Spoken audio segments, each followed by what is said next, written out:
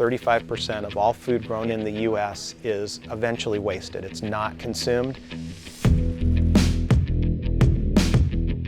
Worms convert what's in that waste into microbes and things that plants can use to regenerate themselves.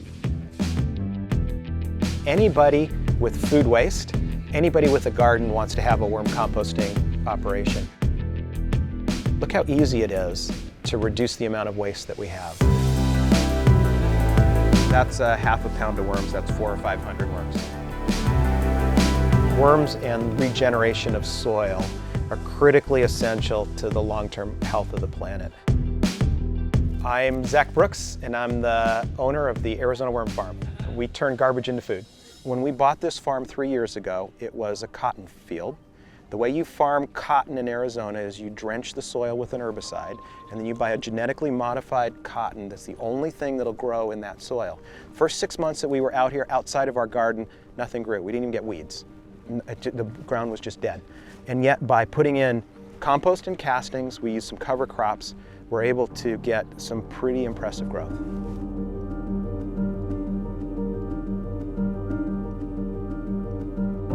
Vermicomposting is the process of feeding decomposing material, feeding it into a worm, and producing fertilizer as the culmination of that process. We take food waste and we put it in with the worms, and the worms do everything else.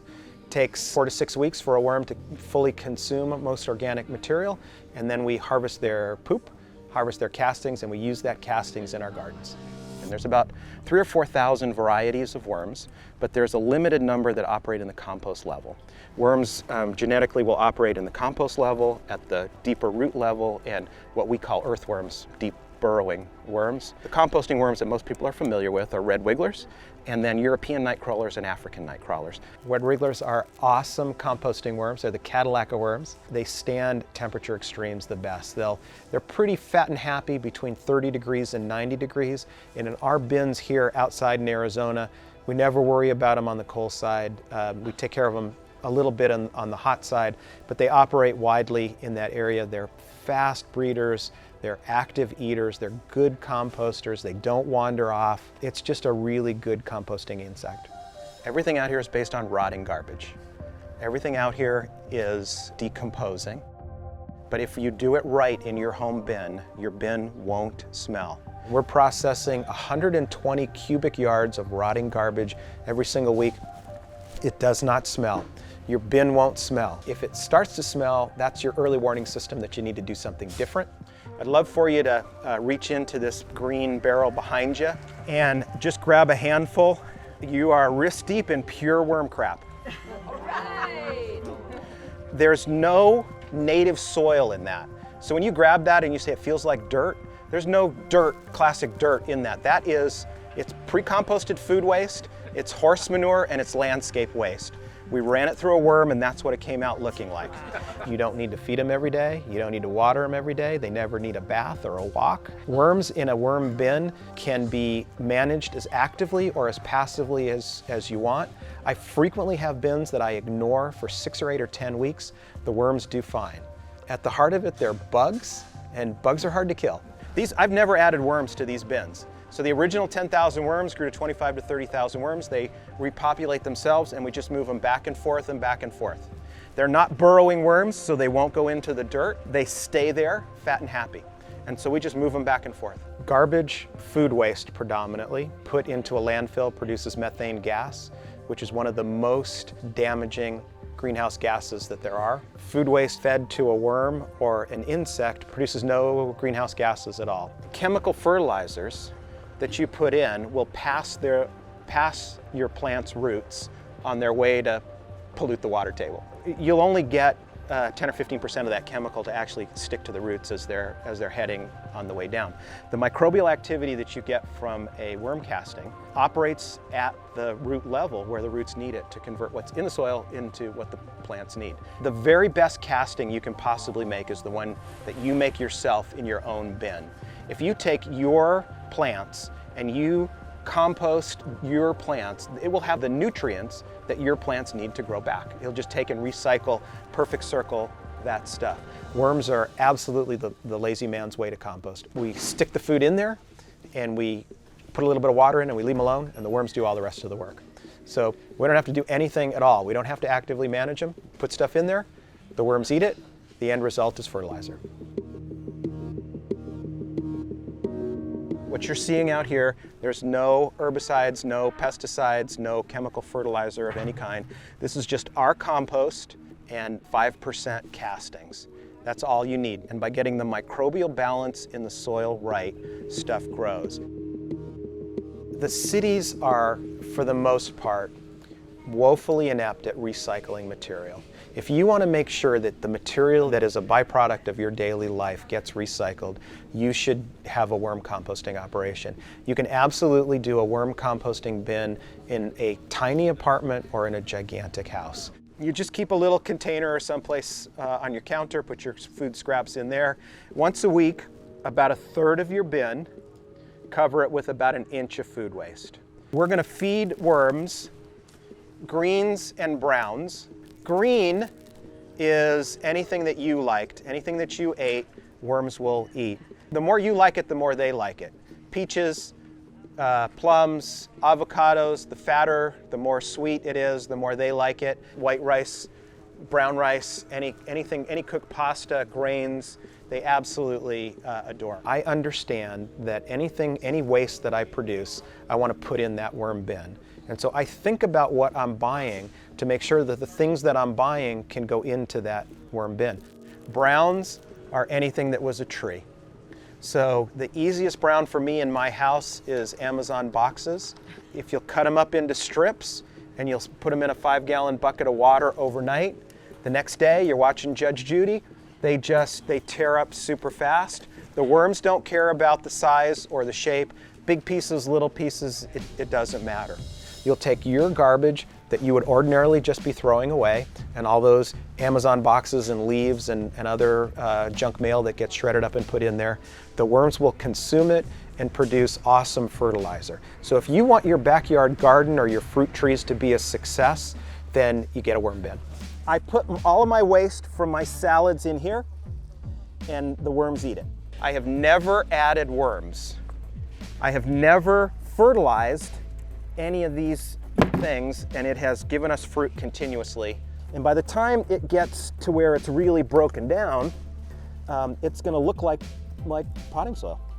Vermicomposting is the direct way to prevent food from going into the landfill and instead converting it into something that can be useful in your garden.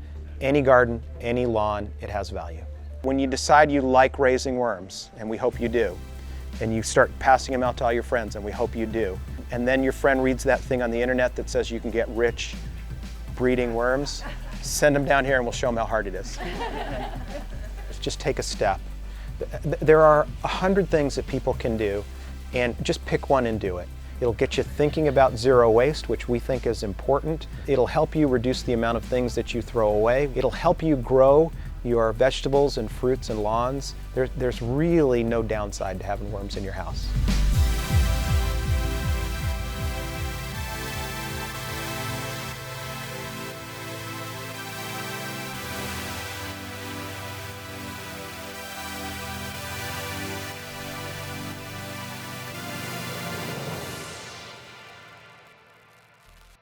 These herbs, it just makes me hungry. Across planet Earth, we're running out of areas to grow food, and we're running out of fresh, clean water to feed those crops as well. Your biggest issue here is what? Weeds? I mean, those weeds are tenacious, right?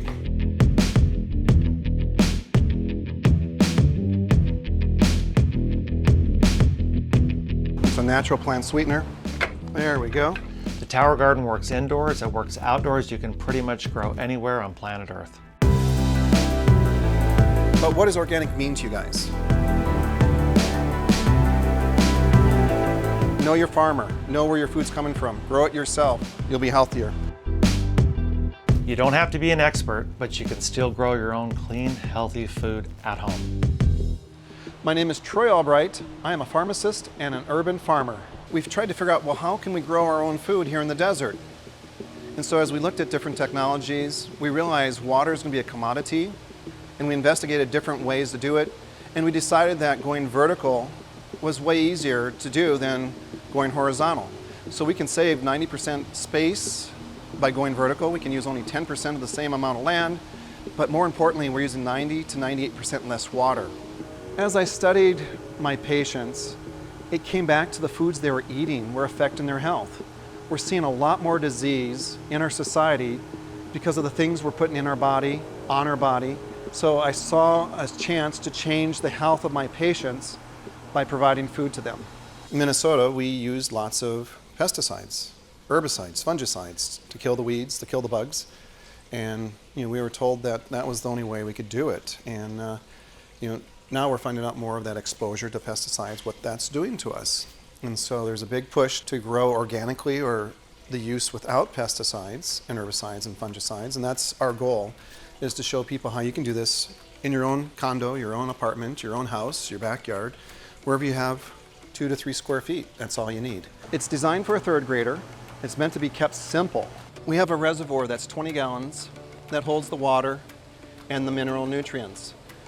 The water solution contains 70 plus essential minerals and nutrients, and the only moving part is a pump. That pump pumps that water nutrient solution up to the top, and then it rains down, and it hits each port, and we get faster growth. And we can have a full head of lettuce in 21 to 26 days from a 2-inch seedling. Beautiful root structure. You can tell the quality and the health of your plant by the roots, and a beautiful bib lettuce. Chefs come into my greenhouse all the time, and they'll say, well, there's no way you can grow enough food in this 5,000 square feet for me. Well, how many heads of lettuce do you go through a week? Oh, 50. I go, that's one of my commercial towers. I have 320 towers at maximum production in here. So I've got 1 tower a week for you, so that leaves 316 more towers. What else do you need? So we don't realize how much more you can grow vertically than horizontally. Look at this. Look at that beautiful pak choi. On the same tower, we're also growing some starboard kale. Again, I never really liked kale until I started growing it. This is the starboard kale. It's the sweetest of all the kale. Curly kale is another name for it. It has a lot of flavor as well. This area, we're fresh cutting for our restaurants. I mean, it's just so potent. The oregano is just incredibly potent. You'll never have E. coli on this romaine. Beautiful romaine lettuce here. Nice and crunchy, got beautiful leaves. Really, really tasty. This has become one of my favorite lettuces, the mirror. You can just taste the freshness. Green onions, oh my gosh. Just this little piece of stevia, this is what stevia looks like, is enough to sweeten your whole smoothie. If you grow your own food, you're gonna be healthier, and that's what we're encouraging you to do. You know what's been sprayed on it, you know where it's gone through, how it's been handled. That's the exciting part about growing your own food. My name is Tim Blank. I'm the co-founder and chief technology officer for the Tower Garden Company. My degree is in horticulture, and I had the privilege of having a 12-year career with the Walt Disney World Company at the land at Epcot. And it was clear to me, after having this rare opportunity to work with food crops from all over the world using every hydroponic system imaginable, that the future of food was growing up instead of out. Tower gardening really gives us an opportunity to garden in many cases where we couldn't have a garden. Indoors, on your patio, in the backyard. So it's really a complement to modern gardening. And they automatically will fit in. So if these weren't in right, they wouldn't line up here and it wouldn't snap together. As we put these sections together, we create an area where a tube that the water is going to come up through. So we've got our 4 sections that we grow 16 regular pots, and then we have 16 baby green spots here. Now we're going to put the shower cap on, and everything fits nice and tight.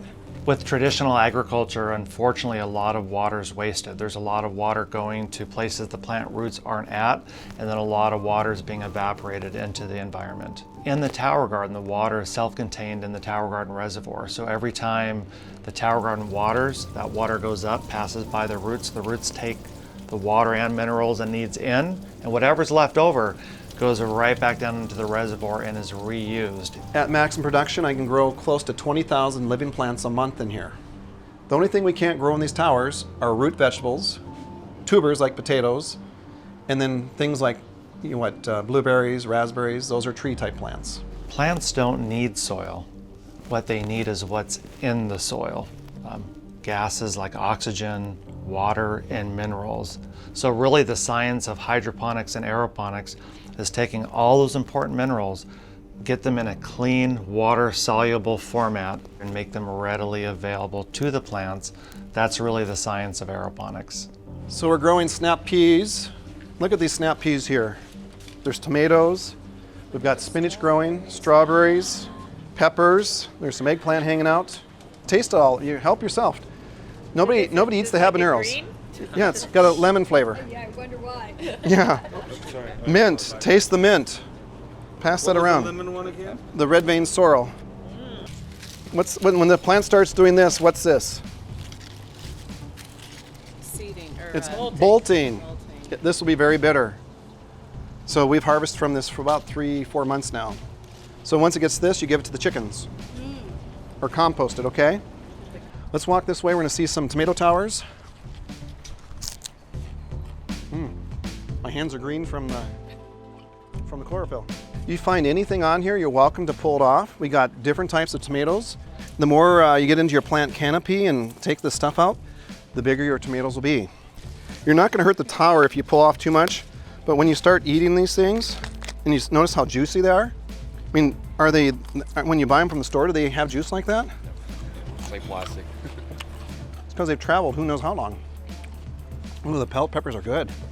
When you don't take care of your towers like this, they still produce, but they won't produce as big of a fruit. Oh, look at this. A red bell pepper. Who wants a red bell pepper? So there's different ways you can grow with your tower. Indoor, outdoor, grow the things you love to eat. Here's just a little sampling of all the different seedlings that we offer. You got your flowers, your fruiting crops, more of your herbs. And this is fun too. What is it? You'll know as soon as you taste it. What is that? That's a stevia? Stevia. Did you get some? That is good. So when you buy it in the store, it's in a liquid form or powder. There's always a bitter aftertaste. Why is that? Process. Yep, they're extracting with chemicals. No, there's no bitter aftertaste, is there? No. A natural plant sweetener. Those are actually 9 feet tall. They're commercial. The residential will come 5 or 6 feet tall, depending on if you buy the extension or not. When you think about it, you got 32 grow spots here, so one tower can produce quite a bit of food for 2 people. The home tower is designed to where it's right there in your kitchen or right there close to your kitchen, so you can just come and harvest right off it. You always harvest from the outside and you come in. The goal is to make sure you don't let them get so big that they start going to seed. And that's one of the biggest issues I see with people that own towers, is their tower is just a big hedge. And they're like, I don't want to eat off it because it looks too pretty. You gotta harvest your produce. If you love to eat kale and lettuce and celery, grow those things. You're gonna be so much healthier than the stuff you buy in the store. Once you try it, you'll never go back. I mean, you're already a grower. You already understand the basics, how a plant grows. This is just so simple. Yeah, it's compared to what you've done, this is easy. You're gonna be like, why isn't everybody doing this? Take control of your food supply.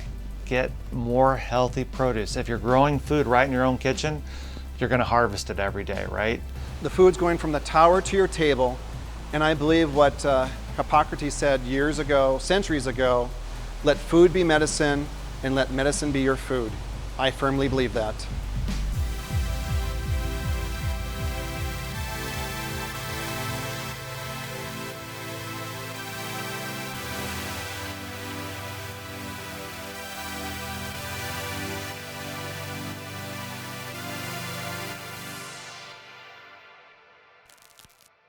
And this one is ready. We got more bread ready to go.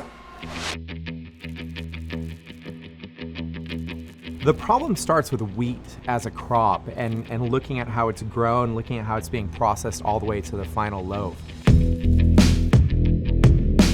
And see all the shine. Even buying the whole wheat bread at the grocery store, you're not really getting the same product that we're making here. It is totally okay to pop the big bubbles if that gives you a little bit of joy in your day. You don't really want high fructose corn syrup in bread ever. You see that on a label, run away. We're just learning and also learning to respect the earth around us. Sourdough bread is sort of endless with what you can do with it. We're just trying to make it the way we like it, really.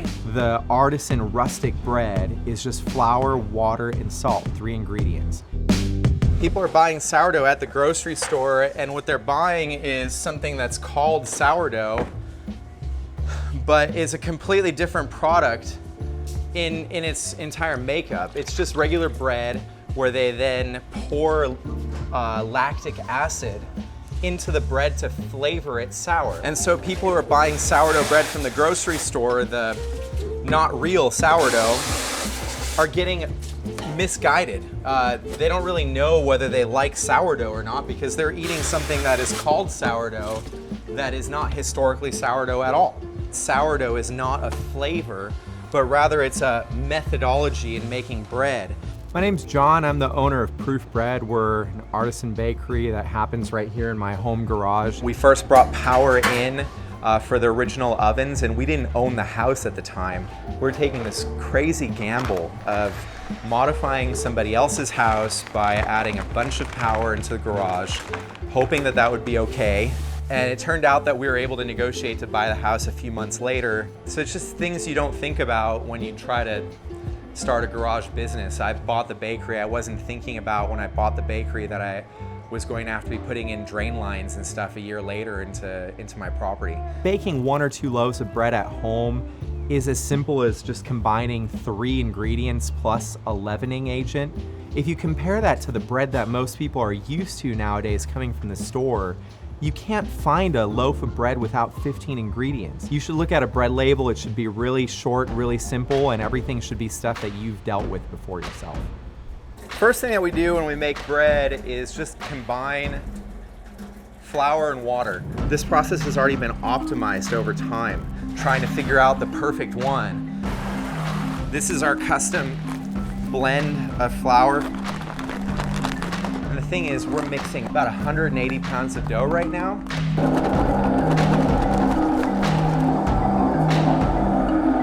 The dough is transforming kind of in front of our eyes every couple seconds, so now it really is starting to come together, and you can start to see the beginnings of gluten forming as the dough hook grabs the dough and starts to pull on it and stretch it more and more. I'm not really trying to go much past this stage, so this is about the time where I'm going to cut it, and the auto-lease now happens passively.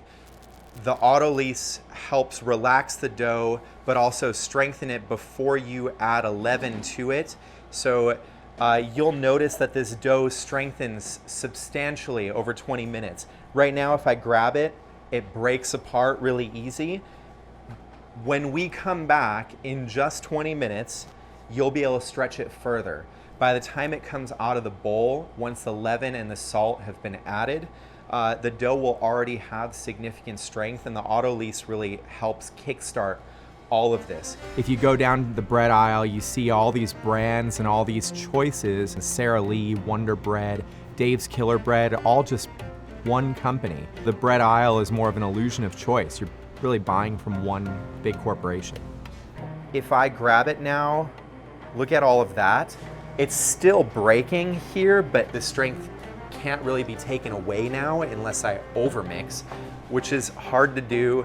A lot of people are constantly worried about overmixing, and all of those people need to calm down because it's really hard to overmix. Bread gets a bad reputation because we have changed it over time into something that is different from what it was historically. We also make whole grain sourdough croissants. The flour blend that we're using in these is a blend of Arizona heritage grains, including white Sonora, which has been grown here since the Spanish introduced it to the natives hundreds of years ago in this region. By using heritage grains, we're part of a solution where we're not robbing the earth of nutrients in the wheat that we're putting in our bread. Wheat itself has all of these sort of anti-nutrients in it. Phytates, lectins, gluten itself is tough and hard for our bodies to digest. When it comes to bread production, at an industrial level, there just simply isn't the time in order for the wheat to ferment out and neutralize all of those sort of anti-nutrients.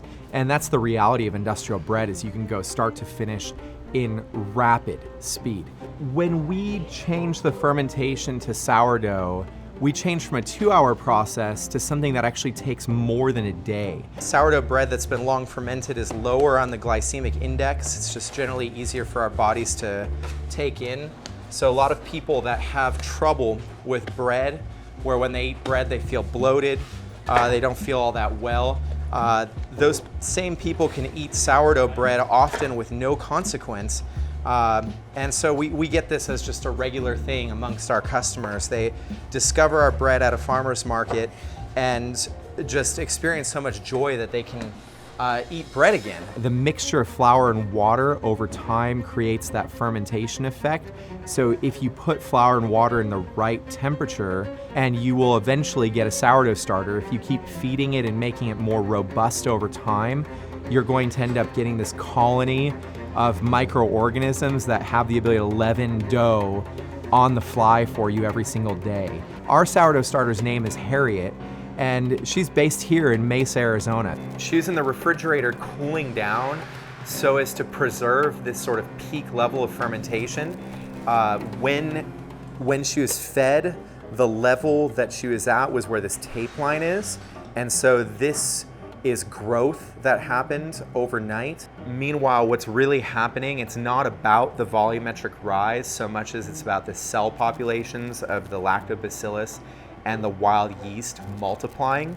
As the sourdough starter rises and becomes more bubbly, as the smell is right, and you can just, working with it daily, know that it's the right time for it to go in the bowl, we try to trap it at that level by cooling it down as it's hitting that level. This is sort of an investment in a pet. That's why Harriet has a name. There is a fair amount to know about managing a sourdough starter. You have to know when to feed it, you have to know when to mix with it when it's peak maturity, and you have to have the discipline to continually care for it even when you don't feel like it on a particular day. So that makes it challenging to keep a sourdough starter just purely from that standpoint. We're dealing with a living product in our loaves of bread, and it is completely alive, chock full of microorganisms all the way until it hits a terminal temperature in the oven, which is 135 degrees for yeast. So the bread really is alive that entire 30-hour process. Those edges that lift up into the ear singe a little on the sides, create a little char, and we find that to be a really excellent flavor. In bread, anything that isn't quite this dark loses its crust, loses the caramelization, loses a lot of flavor. I understand not everybody is for crusts, and there is bread for that. There's croissants for that. There's anything soft for that. You'll eat some of these things and you won't even realize that you're eating sourdough products. We don't label everything sourdough, but we're not shying away from the fact that everything actually is sourdough. This is a sourdough croissant, so it doesn't have any yeast. I'm going to cut through it really gently so you can see the structure of the pastry. You can see the chocolate. You can see the honeycomb separation of all the layers. So all that this pastry has is flour, water, sourdough starter, butter, some sugar, and salt. Let's go for a bite. Turned out really nice. I do think that there are people, though, that would trade local whole grain flour for white flour in their bread just so that they can have an open crumb structure. And I think that's the point at which you have made a decision more for your own pleasure as a baker than for the resulting bread that we have to remember is a form of nutrition. Water does play a really significant role in dough. The more water we create in dough, the more dough mass, actually the more ionic activity in that dough. And so that sort of helps along fermentation in its own way. It has a scientific process. There's a reason that dough production has taken on more water as a whole over time. But I'd like to caution the home baker from getting too obsessed over the size of the holes in the artisan loaves that they're creating and refocus to the quality of the flour that's being used. That should be a much bigger discussion that doesn't happen. Are you buying flour from your local mill? Do you have a local mill where you are? Can you figure out if there's a stone mill nearby? Can get a little precarious because these flour bags will break. You wouldn't think there'd be so much involved with just bringing flour in, but when you're working at these levels, it becomes a challenge. When it comes to the business side of things, frequency in ordering can mean whether you have money to pay the bill, because these are not cheap orders. You know, we're talking about highly premium flour that comes at a premium price point. We have to buy a lot of it to be able to negotiate a decent price point and have margin. But if we buy too much of it, we lose cash flow too quickly. That has to go to some other investment or just to our operations. So managing ordering, I guess, is one of those things that you should have been paying attention to in business school, but it's so boring and irrelevant in school that it's better just to sometimes learn as you go. We work with our mill, who then in turn works with the growers that are growing from them around the state to better the crop year over year, but we do so while also factoring other considerations other than what the baker wants. So we also have to be influencing the soil positively and doing all these things. By working in smaller supply chains, there's just better overall control from seed all the way to plate. And over time, we can improve the quality of our agriculture, improve the quality of our soil. You know, when we first started a few years ago, my role was just purely in the bakery all the time and just learning how to bake. I'm almost embarrassed to walk in through here. This is still our construction yard. So 2 months ago, what was back here was just a pile of construction waste. We've worked a lot inside the confines of the building. We've learned a lot there, but I think the next phase for us is to grow food that then ends up in the bakery. So we don't have the space on this property to produce wheat. We don't have the space to produce all these like major staple crops, you know, sugar cane, whatnot. We do have plenty of space for tomatoes, produce, and all of that. We could easily feed our family. We can feed our bakery, which means we can feed all of our customers with all the specials that we produce through just the 1/3 of an acre that we have here. It's plenty of space. If you go into any of our local grocery stores right now, I would think you should find mulberries. Will you find any mulberries in the local grocery stores right now? No. Part of the problem is they age pretty quickly and mold really quick. So they're really meant to be eaten right away or preserved. Well, our grocery stores aren't in the business of preserving food. Instead, they're more in the business of throwing it away often. So there's just no way that a mulberry can make it from the tree to the grocery store to the person in time before it spoils or becomes jam. Yet this tree, this one tree, will give hundreds of pounds of fruit every year. They're abundant, they grow super fast.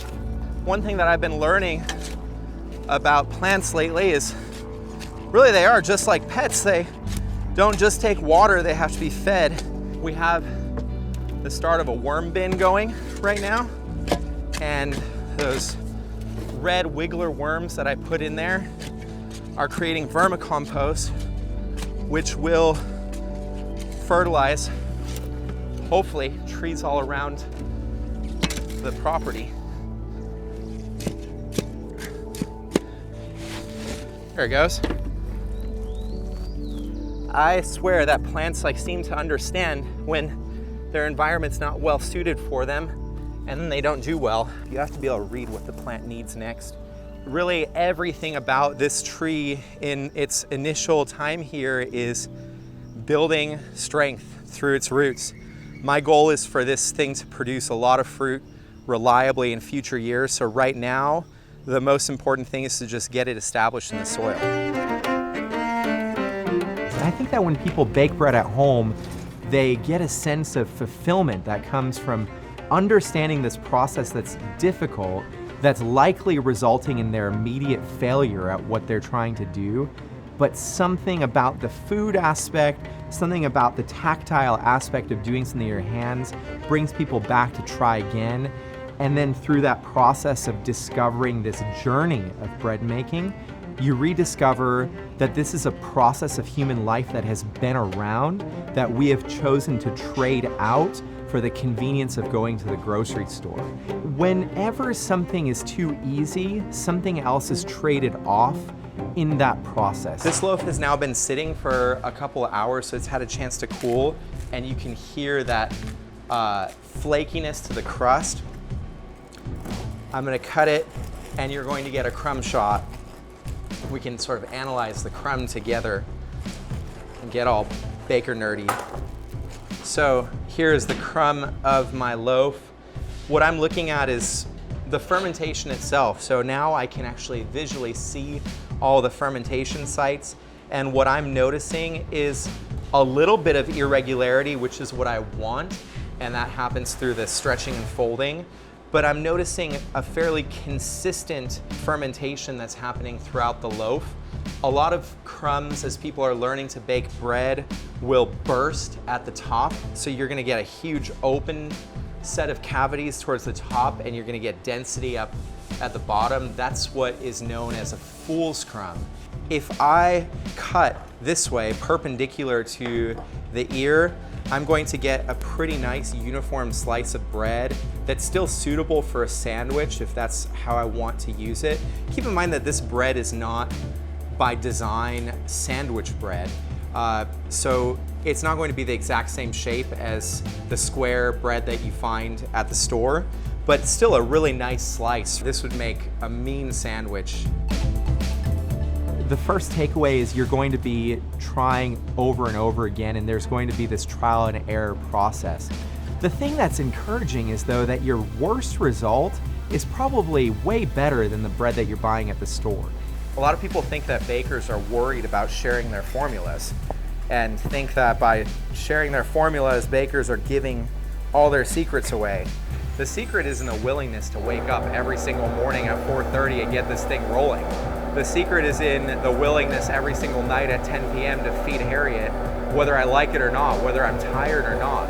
The secret is in every single day working on getting better. My equipment was not always the way it is today, and my process was not exactly what it is today when I had different tools. So there's the laminated croissants. You can just see how nice all those layers are in there. 81 layers of dough, butter, dough, butter. I really hope that more people venture out of their homes and deciding to look at the farmer's market from a different lens. Take off the grocery store lens, the perception of price that you have. You're buying to gain a relationship with the producer of that food. You might end up paying $1 or $2, whatever more per pound for that produce or for that bread, but that person who's selling you that food is going to start to recognize you. You're going to start to build this interesting relationship where you're heard, your wants and desires are appreciated by the person who's producing the food behind the scenes. In fact, we're going to probably obsess over the feedback you give us. And the thing is that industrial food producer does not care about you. They don't care about me. They just care about the bread or whatever it is they're producing moving off the shelves fast enough at the grocery store. You can sort of make a huge impact in your local food economy when you choose to enable people to grow and produce food locally.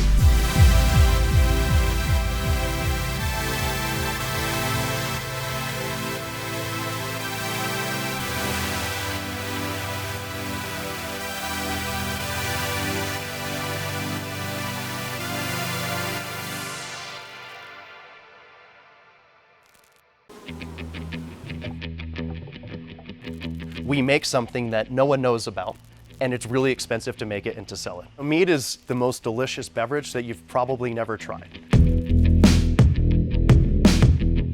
You can see the honey mixing in there with the water. No better way to drink than get to the source right here. I'm so excited about tasting.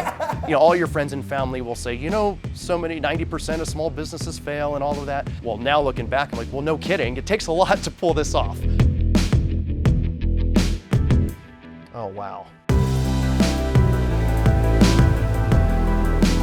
It's not beer, it's not wine, it's not cider, it's its own category of beverage. We have a warehouse in Phoenix, we have a warehouse in Sweden. We are sending mead all over the state, the country, and the world, but it's all made right here. So basically right now we're just going to be recirculating this water while we pump in honey so it mixes all together. It's all homogenized. For the recipe, it's basically like 2 parts water to 1 part honey. All right. Let me start this big guy up. This is our honey pump. And this guy does all the heavy lifting, essentially. So you can see the honey going through here. It's going to be going through this hose over into the 3-way valve over there. And that 3-way valve is also pushing water through as the honey goes through. So it's mixing it in line as well as in the tank while it's circulating. So if we just had, put in a bunch of honey at the bottom of it, it will still ferment, because it's going to eat up that sugars, but it's going to be way too high of concentration of sugars at the bottom for a healthy fermentation. So you want to really get it to that target gravity. Gravity is a fancy term for the sugar content, basically.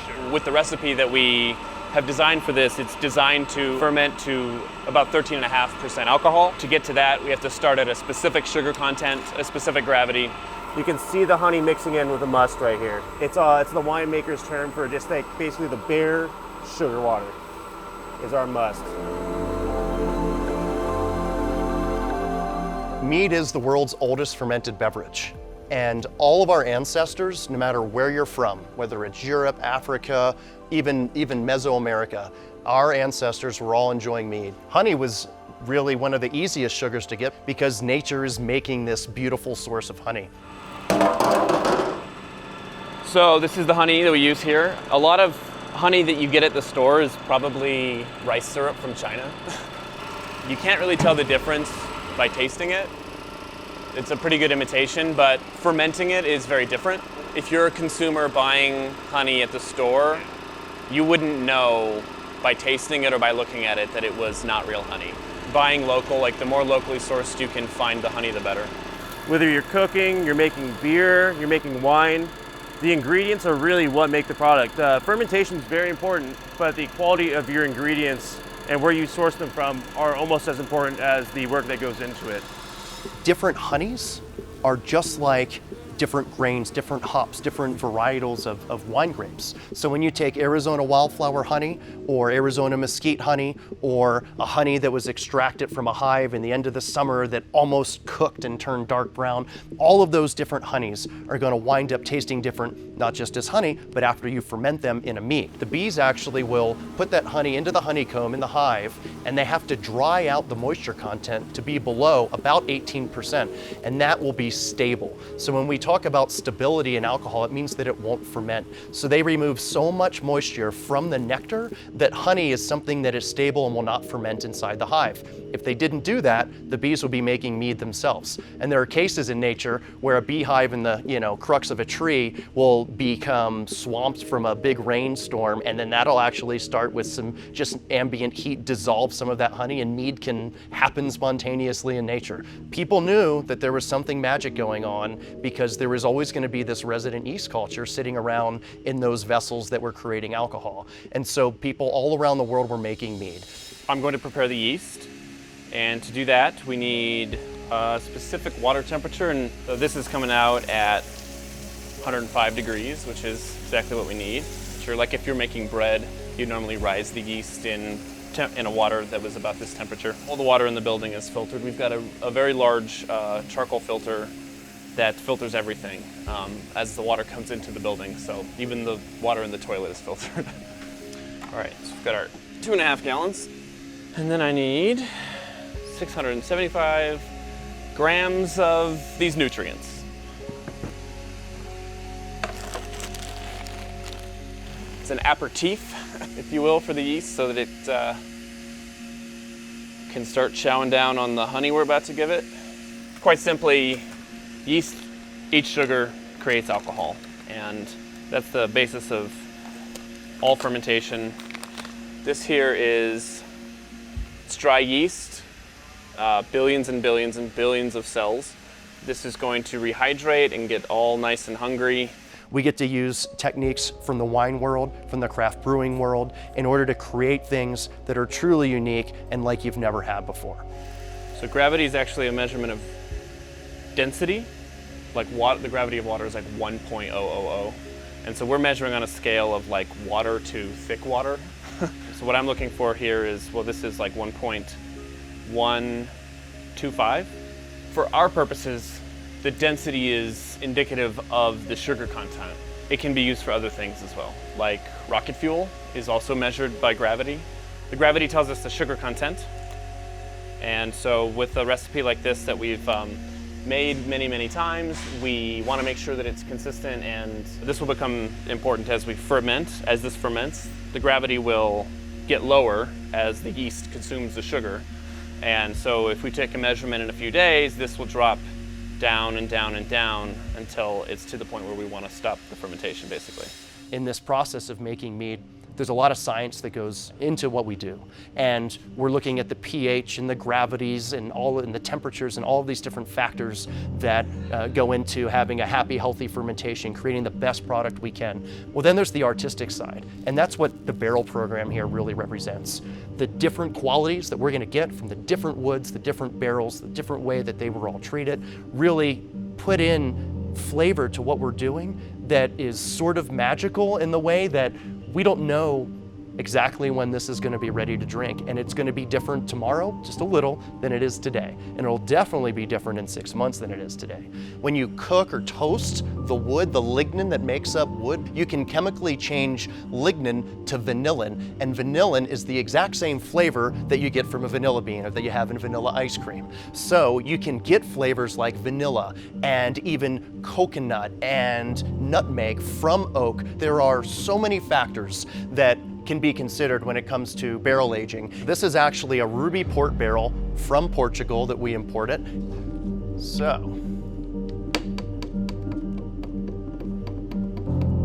gotta get this just right.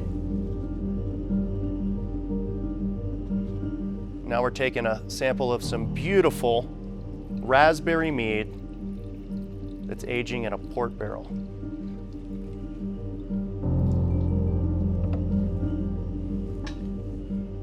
That is something. So the first thing we want to do is evaluate the appearance and the aroma. And it is just this beautiful garnet red color, so that's spot on. And it's just everything honey and raspberry busting out of that nose. Oh, wow. Wow, this is just one of the best things that we've ever made.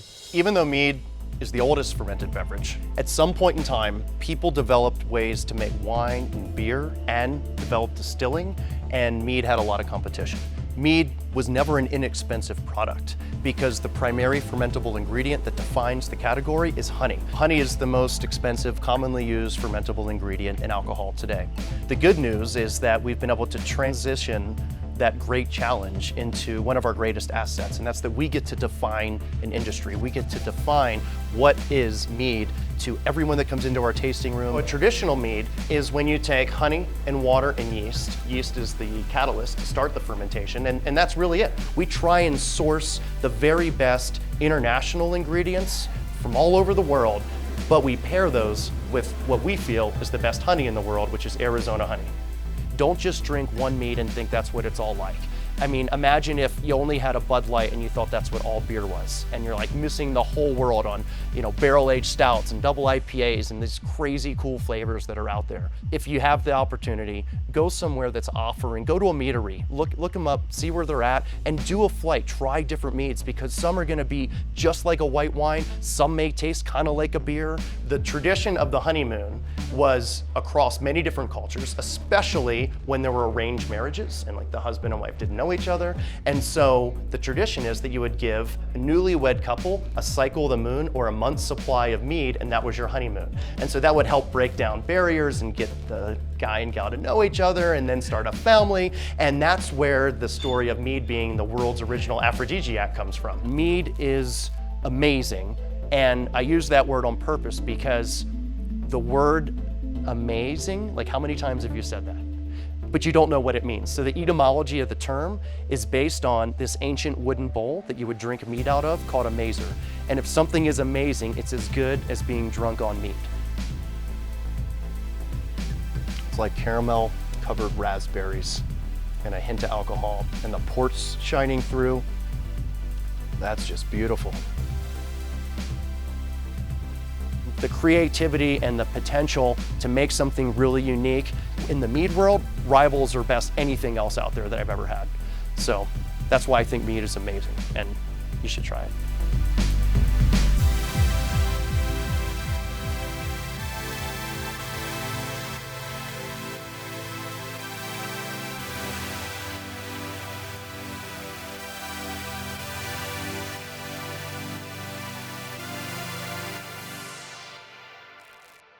A day and a half ago, this thing was the size of the tip of my pinky. There's been stories of toxic waste cleanup by mushrooms. Without mushrooms, we would be overrun with waste. There would not be any life on Earth. Ganoderma lucidum cinci stricto. It's known as the mushroom of immortality. They're antiviral, antibacterial. It's been shown to shrink and terminate tumor growth. Yeah, we do about 180 bags per cycle, and we do that 3 times a week. Yeah, this used to be done in my house. Yeah, we have some shiitake mushrooms right here that are ready to go. There's thousands of ways that these guys can save our world and make our environment that much better to live in. Cultivating fungi and mushrooms is like a balance between science and art. Gonna be taking a look inside of my, this is the spawn incubation / culture media room. And I'm just gonna select out some cultures for today and take a look at some of my spawn. Today, I will be taking little pieces of tissue from these plates and dropping them into nutrient media broths to basically expand the mycelium. Yeah, my name is Michael Crow and I own Southwest Mushrooms. Here we cultivate a wide variety of gourmet and medicinal mushrooms.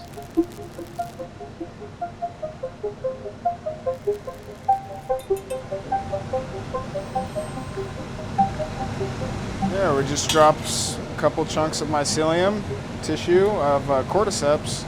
Mycology is the study of fungi and basically the growth of different fungi. People don't realize that there is such a wide array of different mushrooms out there. Molds and fungi starts from spores rather than seed. 2 compatible spores will mate and form mycelium. The mycelium starts out, we plant it on a petri dish, and from there we transfer healthy sectors of mycelium into bags of sterilized grain. Here we have organic wheat berries that we use. From there, mycelium will spread and devour whatever food source that it's working with. Full colonization occurs. You'll see a big, nice, healthy bag of white mycelium. This can get broken up and utilized to inoculate anywhere from 20 to 30 of our production blocks. Without good spawn, you don't have mushrooms. A lot of people that will try to get into growing mushrooms because they've grown like a lot of plants before think that, you know, it'll be basically like kind of similar, but it's definitely totally different. You're germinating spores on petri dishes, you're growing out the mycelium, you're doing transfers into like sterilized grain substrates as opposed to soils. Yeah, this is our production area. This is where our substrate gets made. We use a blend of oak hardwood sawdust plus added supplements like organic wheat bran and certain seed hulls to basically formulate our substrate to get the maximum efficiency from our mushrooms. Bags are filled up to approximately 10 to 12 pounds, and then from there we make our way into the sterilization area where the substrate will be sterilized for a prolonged period of time to make sure we kill off any microorganisms or competitor molds or fungi. Nothing's needed, it's all sterile, so you don't need to use any kind of like pesticides or any kind of fertilizers or additives. You have to really take a lot of care into making sure that you're only growing the fungi that you desire. This is the sterilization room. This is where we sterilize all of our substrate. In here we can sterilize up to 1,600 pounds of fresh substrate at a time. And basically steam comes through and and sterilizes at a high temperature, about 212 degrees. If it's not sterilized properly, you'll take it in to inoculate and you'll run into a lot of contamination problems and molds outgrowing your mycelium. We have our spawn right here. This is a California reishi. So we'll take our spawn and just kind of break it up, separate each individual grain, and allow that to become a vehicle for our mycelium. So I'll take a scalpel and then I'll heat sterilize it.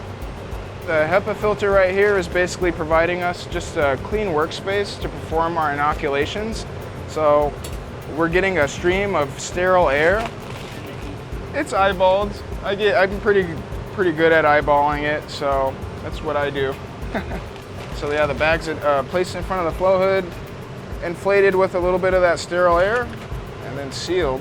All right, so now our bag's inoculated. And then we're just gonna wanna shake it up. All right, that bag's done.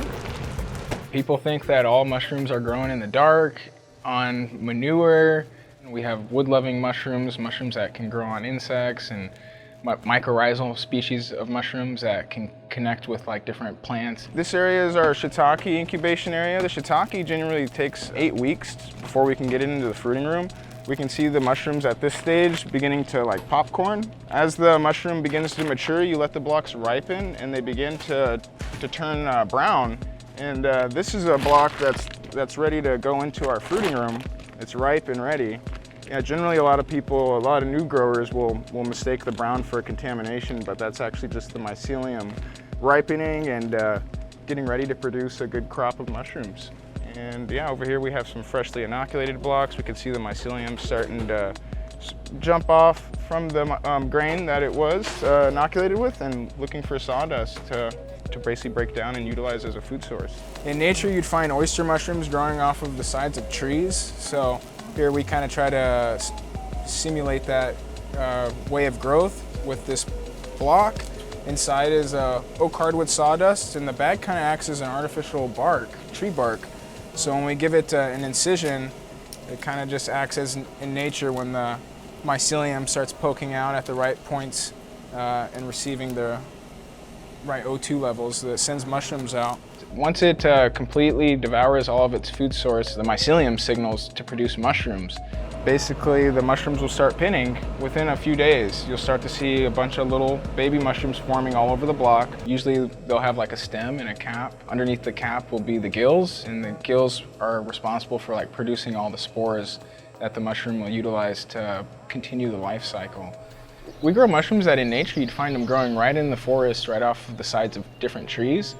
So we try to give these mushrooms a little bit of light stimulation, kind of just similar to what you'd get in like a shaded part of the forest.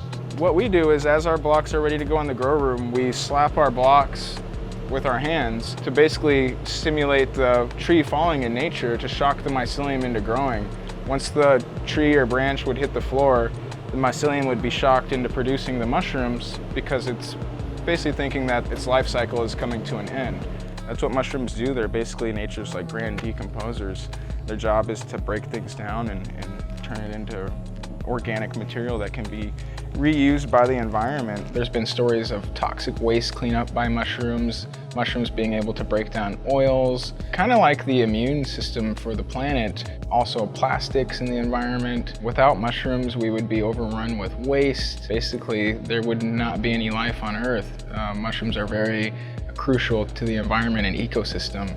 I started when I was about 15. I just got interested in mushrooms, picked up a couple books, and was just really fascinated by the whole process, how something can just start from spores, something that we really can't see with the naked eye, into just being able to devour things at such a fast rate and produce these mushrooms. And by the time I was 16, I was growing mushrooms as a hobby and just became really hooked on the process. So I started this business after selling some stocks and cashing out my 401k. So I wanted to continue working with mushrooms as for life, I guess, and kind of make it a career path. So and I'll just harvest the mushrooms just by simply cutting as close to the base of the block as possible. And then from there we can go ahead and pack everything in the next warehouse and get everything to the desired weights. Creminis and button mushrooms and portobellos, those are secondary decomposing mushrooms. So those mushrooms desire like manure or compost-based substrates.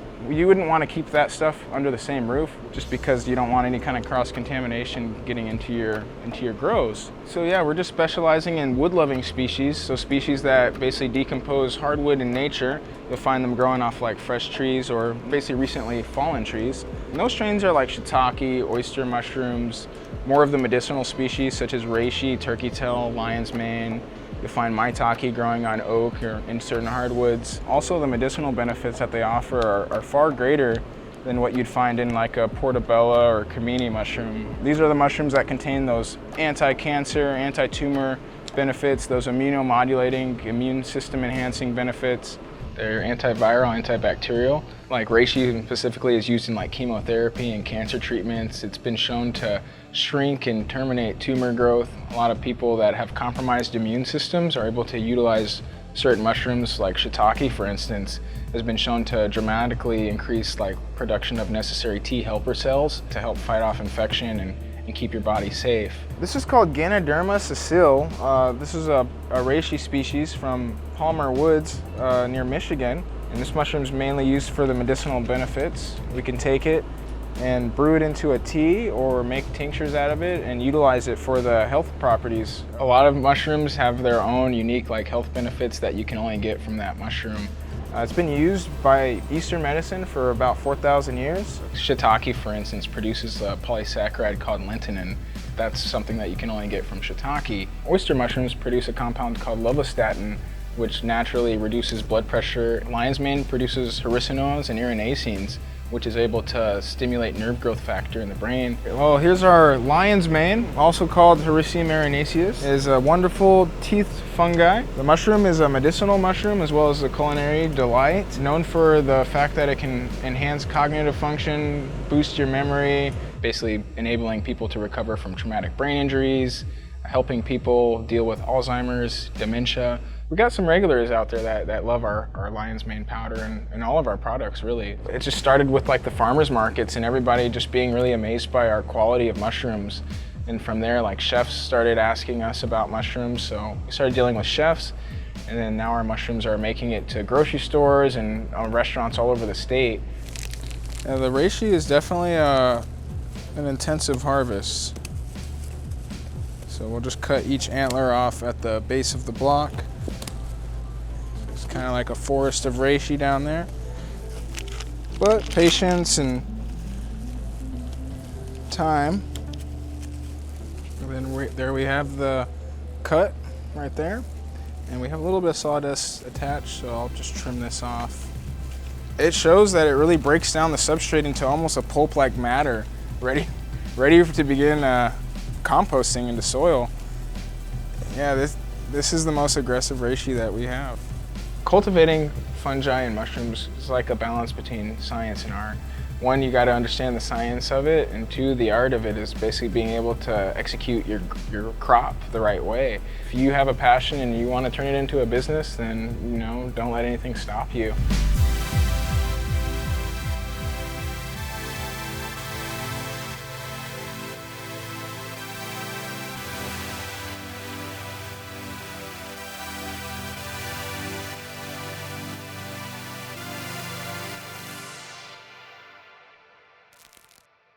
There's a lot of people out there producing goat cheese and goat milk that aren't very good at it. They don't know how to produce a good milk. You get a lot of bad rap on goat products because people have had bad ones. Goat products are really on the way up. People are finding out how much more healthy they are for you than the cow products. Goat milk is the most drank milk in the world, and goat meat is the most eaten meat in the world. Fresh is good. Good to be a mammal. On any dairy animal, they have to be the most important thing in your life. People tell you this is the best cheese I've ever eaten in my life. It's just fantastic. I mean, it makes it all worth it. My name's Wendell Crow. I'm a dairy farmer.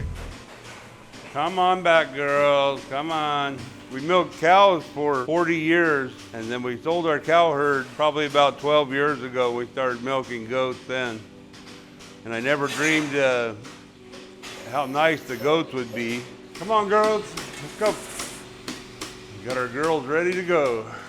When we milk the goats, we make cheese out of that milk that day. If you hold it for days, it loses the flavor, it doesn't taste as good, and your cheese isn't going to be as good. I can make chev today and have it in a restaurant in 48 hours. The chefs love it, and you can tell the difference in the flavor when it's that fresh. When they come in, the first thing we do is we spray them with a light iodine solution. You gotta wash off the teeth on them. Bacteria can swim, but it can't walk. And so if you have a wet udder, all that water and stuff will end up down around your teeth cup on them. So you need a really clean, dry udder. You take a squirt of milk out of them, you make sure the milk looks good before you start, and you hook up the machine. Takes about maybe 4 or 5 minutes. These are Nubians, are what we're milking. The sweetest milk and highest fat of any goat. We make cheese out of all of our milk. So we want high protein and high fat milk, and that's what Nubians have. But their butter fat will run around 6 to 7% fat. Whole milk is 3.25%. So these girls are practically giving half and half. So they do about 1 gallon a day, half a gallon per milking. Cow milk, you only get 1 pound of cheese per gallon, and on goats I can get 2 pounds of cheese per gallon. So a lot better yield. Milking 200 a day, about 200 gallons a day of milk. They produce close to 400 pounds of cheese a day. A lot of the big cheese plants, they'll get their milk from 350 dairies. And so you're gonna have 350 dairymen. Some of them know what they're doing and some don't. You're gonna end up with an average milk and you're gonna end up with an average cheese. We milk the goats and produce the product and deliver it to the restaurant. We do the whole thing all the way through. Only use the best milk we have. If you're using an old milk, it loses the flavor. It'll start tasting goaty. If you make it every day, just as it comes out of the goat, which is what we do, it makes all the difference in the world on the flavor. When we're finished milking, the ends of the teats are open, and you don't want them to lay down out in the corral and get bacteria up in their udder. So we dip them in an iodine, it's a thick one. It puts a protective coating over the end of the teat. It takes it about, 10 minutes till it closes up good on their own. So they're washed when they come in and dipped when they go out. Most important 10 minutes out of the day for these goats.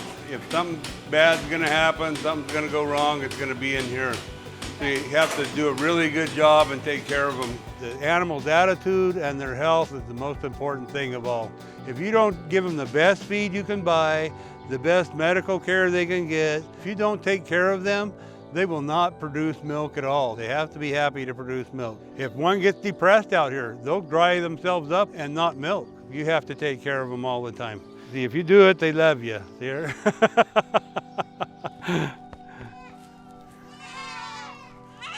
Oh, hello, girls. Group of kids out here. They're waiting for the moms to come back. We let the moms raise the babies, which is fantastic. They're a lot better at raising kids than I do. Very few dairies do that. It makes the mom happier. Her transition into having the kids goes better. She's not stressed out. The kids grow like crazy. It just works out great for everybody. Come on, girls. Come on down there. Even though we let the moms raise their own kids, some of them don't take care of their babies, so I end up feeding some of them. Some of the moms out here, they want to claim every kid that's born. They'll try to steal it and feed them, and then every once in a while you'll get some that just don't want to have anything to do with their kids. But I get to be mom. The kids that were raised on their moms, they are a third bigger than the girls that I have to raise on a bucket. They can get up and get a drink at midnight anytime they want. It's available 24 hours a day. The girls I'm feeding a bucket, they get fed 3 times a day and they still don't grow anywhere close to what the others do. We started with 16 head about 10 years ago, and a goat herd is pretty easy to double. They average 2 to 3 kids regularly. 5 has been the most. They have a lot of babies. Talk about babies and pregnancy a lot. That's the name of the game when you're dairying.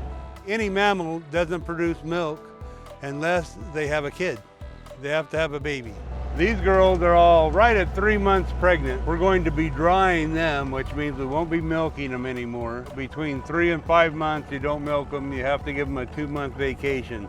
If you just milk them all the way through till they have their baby, you'll burn them out. At 1 year, they have to be bred to have their kid at 13 months. We breed them once a year. We have some that'll milk up to 2 years in between breedings.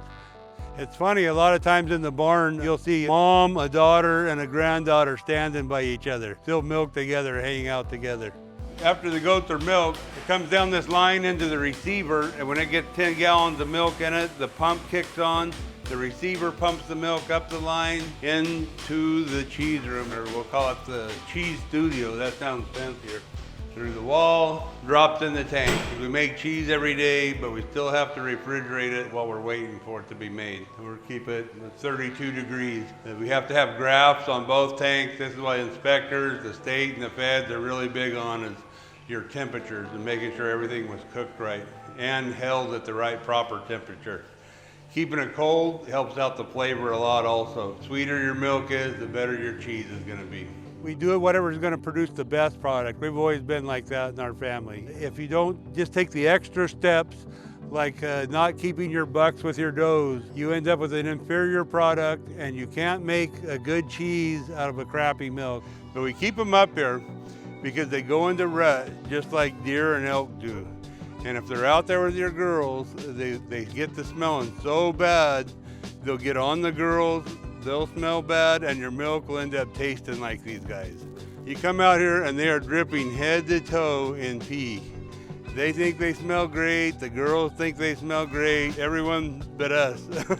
That's why I warn everybody about petting zoos. That yellow beard on that goat, it's not supposed to be yellow. If I was producing for a large creamery, I wouldn't separate my bucks because it's a lot of work doing it this way. I would just let them run with the girls. But you end up with a bad tasting milk. And that's why when a lot of people get goat milk that doesn't taste good, they're running their bucks with their does.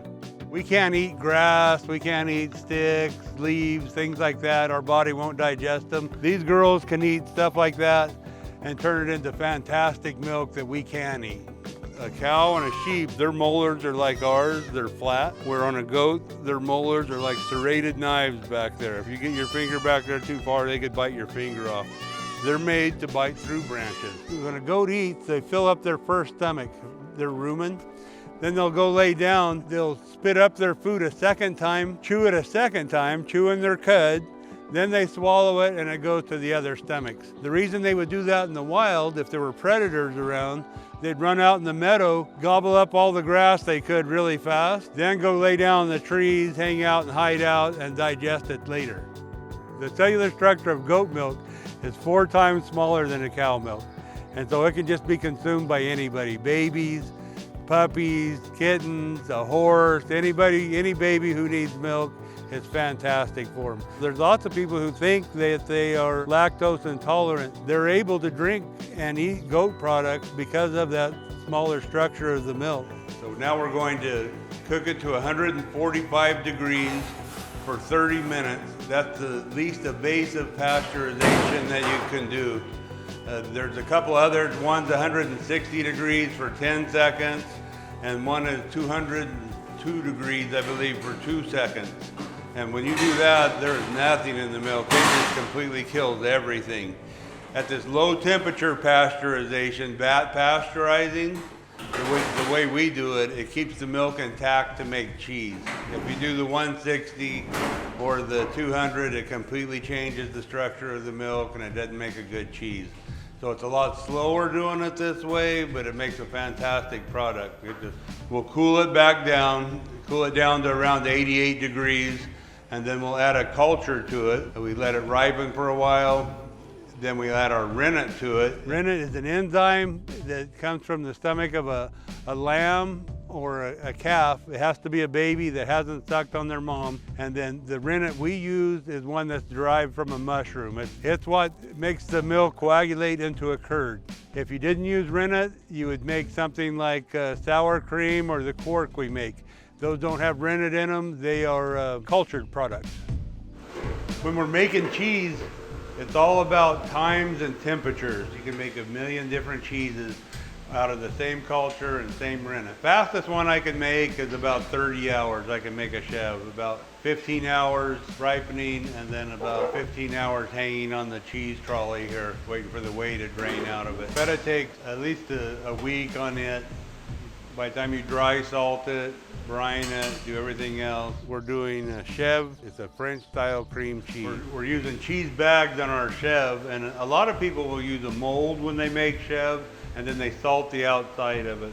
What we do, we just add salt and blend it into the cheese. It's a lot more uniform tasting product, preserves it better, and salt is a big part of cheese making. We use lots and lots of salt, probably a couple 100 pounds a week of salt. You gotta come up with different ideas. This was the sausage press that we fill the containers with. A regular piston filler can cost like $16,000 to fill cheese with, and this one is like an $800 machine. And then we make cork, which is like making Greek yogurt, but a buttermilk culture. And I bag up the buttermilk into a bag, leave it in here. It takes about a week. You flip the bag over and the curd stays in the bag, and then it collects the whey in the bottom. We have 2 vegans that buy my cheese, but they know we treat our animals well, and so that's why they still buy some cheese from us. They buy the peppercorn feta. They make me swear not to tell anyone who they are. But they call it their steak. It's really a creamy feta. It's not a hard one. The chefs just love it like this. Man, it is good. And so what we do is we make a lot of feta and we save it for the winter and sell the feta in the winter time. It's one cheese I get a pretty good shelf life on. The chev, the cork, they're all 30-day shelf life, but the feta we can get up to 6 months on it. I do the deliveries myself. It really helps that I'm standing in that chef's kitchen twice a week. They're wanting to know what's new, what's going on. And I enjoy it more than when I was milking cows and I just shipped milk off. The benefit of buying local is we're doing small batches. We're more precise on what we're doing. You get your local flavors. We feed our girls some mesquite trees for a snack. Our hay is grown right across the river from us. We only use alfalfa and barley is what we feed them.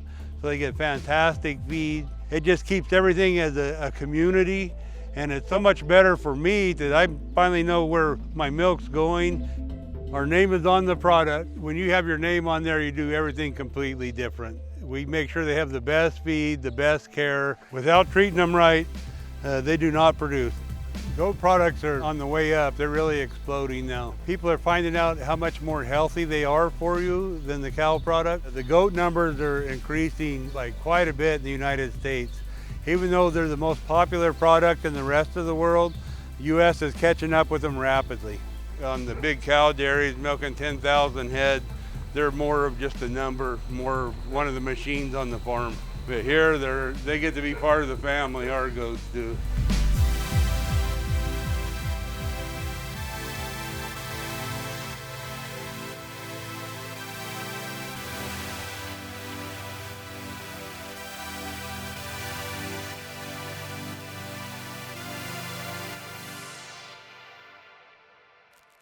These are truly man-eaters. These are going to be the largest, most aggressive crocodile species in the world. Herpetology is the study of reptiles and amphibians. Getting them off you if they bite you is nearly impossible. And there's our black mamba. This snake will actually learn your patterns. We've seen snake bites cost $730,000 for treatment. On any given day, there's well over 1,200 animals on this property. Grandma's the oldest living false gharial in captivity in the world known today. A snake, pound for pound, is 8 times stronger than man. If you get bit and don't go to the hospital, you might as well play Russian roulette. It's the same thing.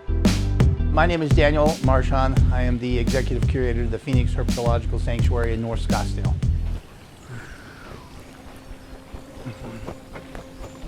These are South American black caiman. Right now there are only 13 black caiman in the United States and I possess 9 of them.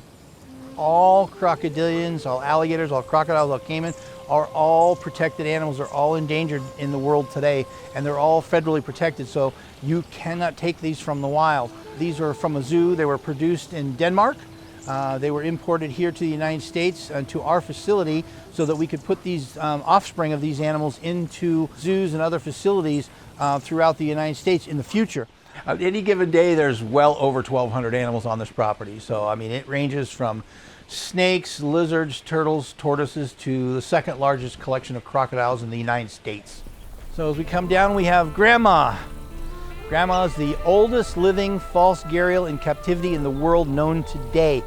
She's approximately 87 to 89 years of age from records and information that we have. There's only about 38 of these in the United States on display currently right now, and we have 6. So I actually grew up on the property, purchased by my family in 1967. It was just desert all around. There were no homes, there were no streets paved and all that.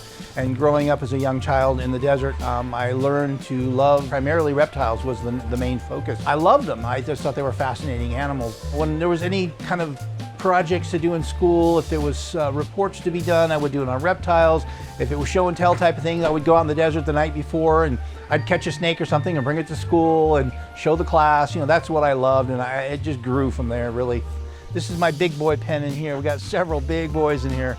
This African tortoise just came to us the other day. Probably weighs about 225 pounds. So when you buy this in a pet store, you will never believe what you're going to end up with. This is typically what you see in a pet store. You see a turtle or a tortoise like this. It's the size of a 50-cent piece.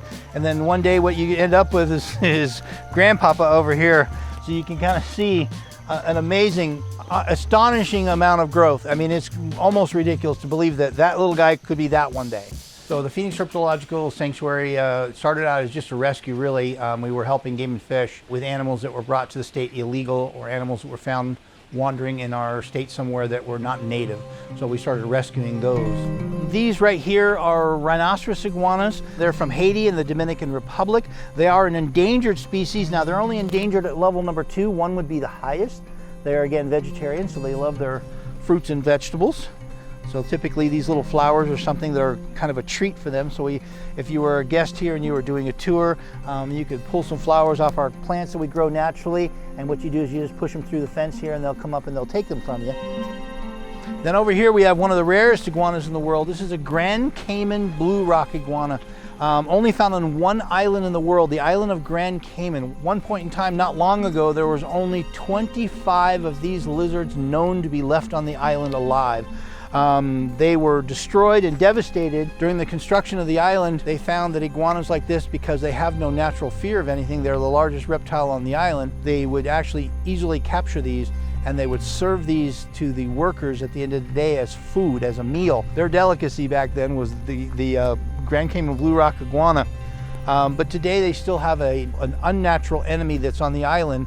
And it's not man anymore, it's what man brings with him to these beautiful islands, and that's in the form of cats and dogs. The last number I heard, there was about 250 to 300 living naturally. So we're trying to repopulate the island and get it back to where it once was. They don't understand. They don't understand that cats and dogs are not their friends. So right now, this is what we call our main building, our barn building. This is where animals, when they first come to us, would come into, and they would be examined and then evaluated and then placed where they need to in proper locations on our property. So we have green anacondas. Now the anaconda is the largest or heaviest bodied snake in the world.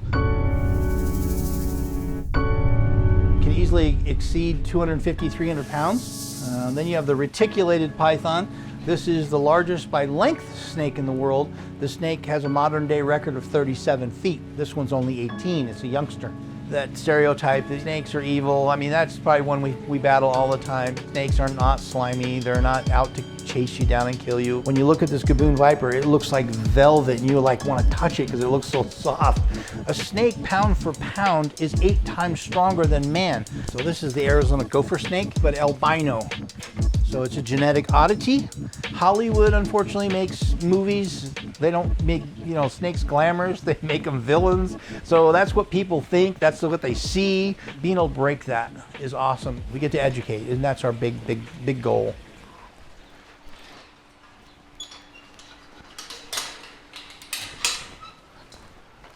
Hey, come here, big boy. So, in the world of lizards, very interesting and unique thing. There's just shy of 6,000 different species of lizard that you can find in the world today, and there are only 2 lizards that are actually recognized today as truly venomous lizards. One is the Gila monster that lives in the Arizona Southwest Desert, and this is the other one in the world that is truly venomous, the beaded lizard. Poison is a chemical. So if you go under your kitchen sink and you grab some Drano and you clean the drain, that's a poison, it's a chemical. Venom is what an animal has, and venom has to be injected into your body through the way of a bite or a sting. When these guys bite, they do not let go. That is true, that is not a myth. Getting them off of you if they bite you is nearly impossible. So their venom glands on a Gila monster are these little puffy pouches right here on the bottom of their jaw. Rattlesnakes would have it on top. So again, we're very careful when we handle him. These little beads on his body are all little pieces of bone that is actually in his skin, which gives him a very durable coat of like armor, we call it. And that way, because he lives primarily underground, these guys can spend up to 80% of their life living underground, but very unique animals. Maybe a year and a half, 2 years ago, there was no anti-venom available anywhere here on the West Coast. There was one anti-venom bank, and that was in Florida. We created an anti-venom bank on the West Coast. If you're more on the west side of the United States and you get bit, most likely you're gonna end up calling me.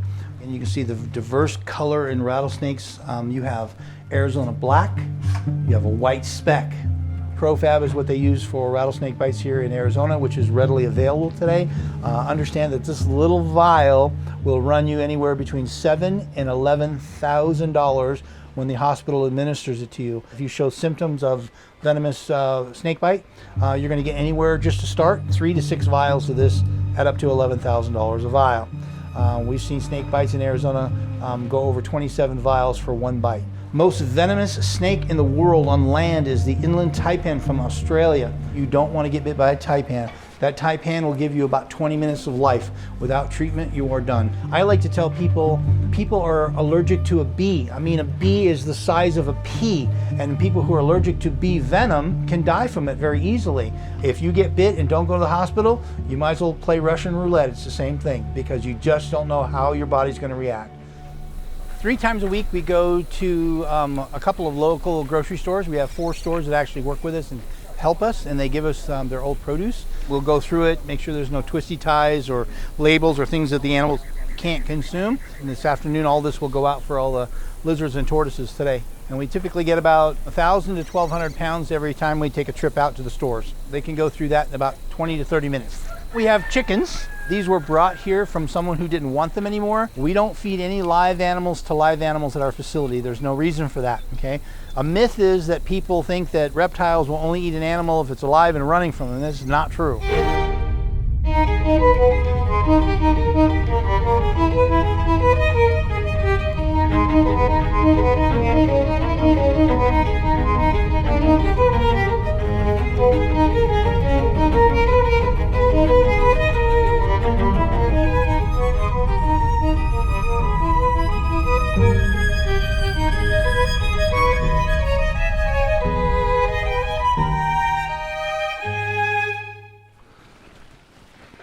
We have an alligator snapping turtle in the pond here that weighs about 140 pounds.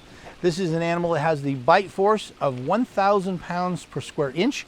So when this thing bites you, it will remove your finger. Now the only nice part about that is it will remove it so fast, it won't hurt until you probably look at it, realize it's gone. It'll come off that fast with these guys. There are a number of animals that are here today that are illegal to own as pets. And Arizona Game and Fish had no choice but to euthanize these animals because they were danger to the public, danger to our natural wildlife. We started working really close with Game and Fish, and we said, hey, you know, we'll do this. We can house the animals, because when an animal first comes in, if it's brought into the state illegal, it has to be held as evidence against that person. So in the past, what they often would do is they would have to euthanize the animal and freeze the carcass, and then if the case came to trial and they disputed it, they may have to bring that animal frozen to the courtroom and say, this is what we took from this gentleman.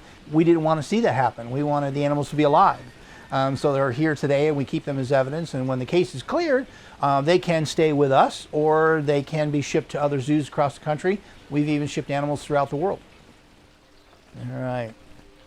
So we're going to go to a section over here where we actually have some mammals. Sedona. Most of the mammals we have are nocturnal, so they only like to come out typically after dark.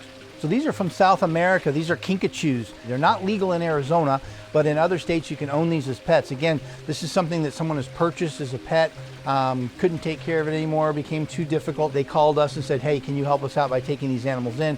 So we give them a place here. Knowing that I can save an animal from a situation and house these animals correctly and give them a good life makes me feel good at the end of the day. And then this is our small clawed otter. His name is Mr. Chow. He's the big favorite on the property.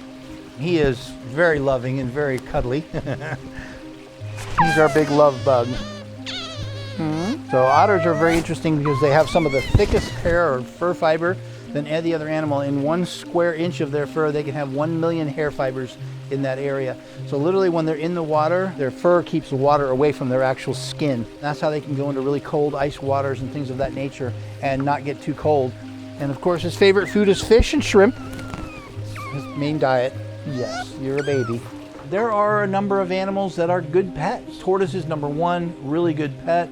This is Big Max, and he came to us because he has outlived his last owner. This has a lifespan of 100 to 150 years. I have snakes here that have actually killed individuals that have had them as pets and were bitten by the snake and then unfortunately have died. And there's our black mamba, the 3rd most deadliest snake in the world, found in Africa. The snake is extremely intelligent. This snake will actually learn your patterns.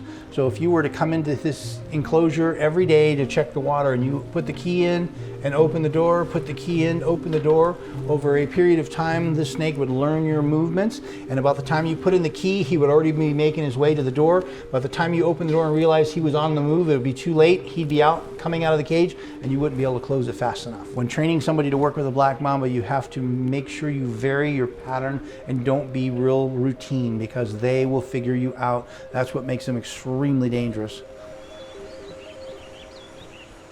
Brad, come on, Brad. Brad. So these are Australian saltwater crocodiles. These are the bad boys of the crocodile world. These are truly man-eaters. These are going to be the largest, most aggressive crocodile species in the world. The record for the saltwater crocodile is in the 27-foot range and weighed about 3,200 pounds. The length of this pond is 24 feet across. When he's full grown, he can be the length of this pond. So that would be very formidable as an opponent if you ran into him in the wild. He can clearly see me. He can hold his breath for over an hour. He has the ability, and all crocodilians have the ability, to come out of the water at 40 to 45 miles an hour. So I couldn't react with that kind of speed. So that's why animals like crocodiles can easily ambush prey that comes to water's edge. But in a conventional zoo setting, sometimes animals are far away, they're difficult to see. Here it's a little bit more intimate and a little bit closer, but very safe. Come on. Don't be scared. Kids come out here and get to see animals behave more naturally up close. Yeti, big boy. Great little story. When going to one of our programs, Mom was with her son and I saw her looking in the cage and she was describing to her son the animals. And I was trying to figure out what was going on. I then realized that the young boy was visually impaired. And Mom was describing the color, the possible, what she thought might be the texture. I walked up to her and I said, would you mind, is he afraid of reptiles? She goes, oh, he loves reptiles. So then I started taking out animals that we use for education. He can now feel them. He was interacting with them, holding them. Never had this experience in a zoo atmosphere ever before. The lady was tearing up. The boy was ecstatic. A week later, she wrote me a letter and she said, he's still talking about it. He can't tell you how much fun he had. When I get to work with a visually impaired child and see the smile on his face, nothing better. It's just nothing better than that.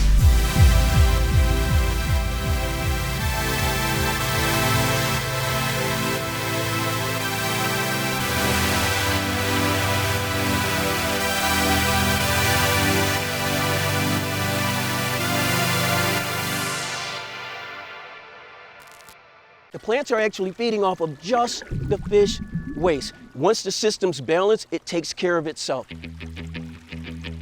You can take care of a goldfish, you can do exactly what we're doing back there. A lot of times if people want a garden, they grow in spite of the desert. We chose to grow with the desert instead. And that's it. That's how you transfer a plant in aquaponics. My family's never been closer. I wish I would have started this when I was a little kid. Think big, don't be intimidated, think big, and think outside of the box.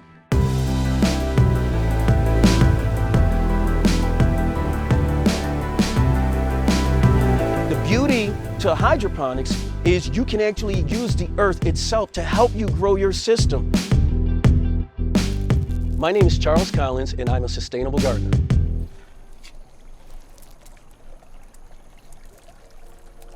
Now, these are all raised from fry. This is about a 350-gallon tank. We have roughly 100 tilapia inside the tank. And right about now, I think it's time we feed them. We feed them once a day. They produce the pee to poop. The water flows through the system, and gravity brings it through this pipe here. It then comes out into this upper grow bed, which is about 12 inches deep. And we use 3/4-inch scoria lava rock because that brings a really good substrates and a really good surface for the bacteria to grow. The nitrates and the nitrites in the fish poop get broken down by bacteria. The bacteria makes their little colonies within your substrate. The substrate then makes that food for the plants. The plants in return use their roots to clean out all of the hard and solid waste from the fish waste. It goes through your entire system and gets put right back into the fish tank fresh and clean. As the water makes its way through the first grow bed, it then comes out into the second grow bed. The plants are actually feeding off of just the fish waste. The nitrogen gets broken down, which is what the plants are actually eating. Once the system's balanced, it takes care of itself. Now you might be asking yourself, why fish? Fish are a sustainable form of protein. And in our case, we use tilapia because they're fast growing and they actually self-control their populations in the tank. So it's never too full, plus they are delicious if you grow them correctly. They've got a bad reputation, and I really want to work towards helping clear that up because, guys, it's something that we could all be doing at our homes. We don't want to rely on the big markets and the big box stores and things of that nature. We want to know where our food source is coming from. Grow, be a part of the desert, not in spite of it.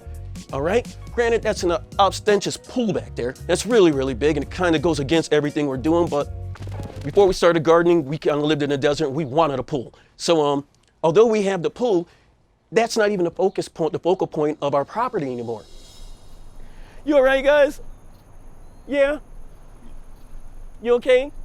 Hey, Kevin. Before you say, okay, how can you be best friends with a pig? Have you ever hung out with a pig? All right, now hang out with a pig and then come back to me, all right? And we'll discuss it, because pigs rock.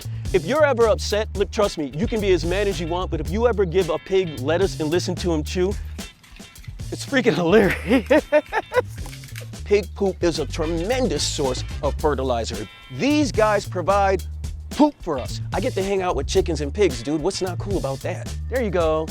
I just knew that they were the closest cousins to Tyrannosaurus Rexes, so if I could have a little T-Rex walking around my yard, why not? It's awesome. Chickens are the gift that keeps on giving. On average, 4 to 5 eggs a day. They also provide us a rich source of nitrogen for the soil. These can be stored and refrigerated for up to a year without being treated. The chicken waste, we scoop that up, we put it into our composter for the soil. I got a pig named Kevin and Kobe that live in a house with me. I watched Justice League with these guys, the Zack Snyder cut. It was awesome with my pigs.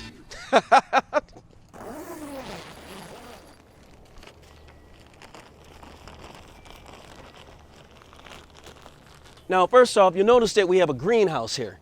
Why have a greenhouse? Well, we have fruiting vegetables, fruiting plants, and they've been fruiting throughout the entire winter. Most of these plants are about 2 years old, or they're clones from plants that were 2 or 3 years old. We have a variety of peppers, which are prolific growers in the desert. We have our ghost pepper right here. We have Thai peppers, chili peppers, long peppers in here. These are Ukrainian peppers right here. These are shishito peppers, and right there we have a dwarf bell pepper plant. The idea is you have a limited amount of space, so you don't want to grow really, really big fruit.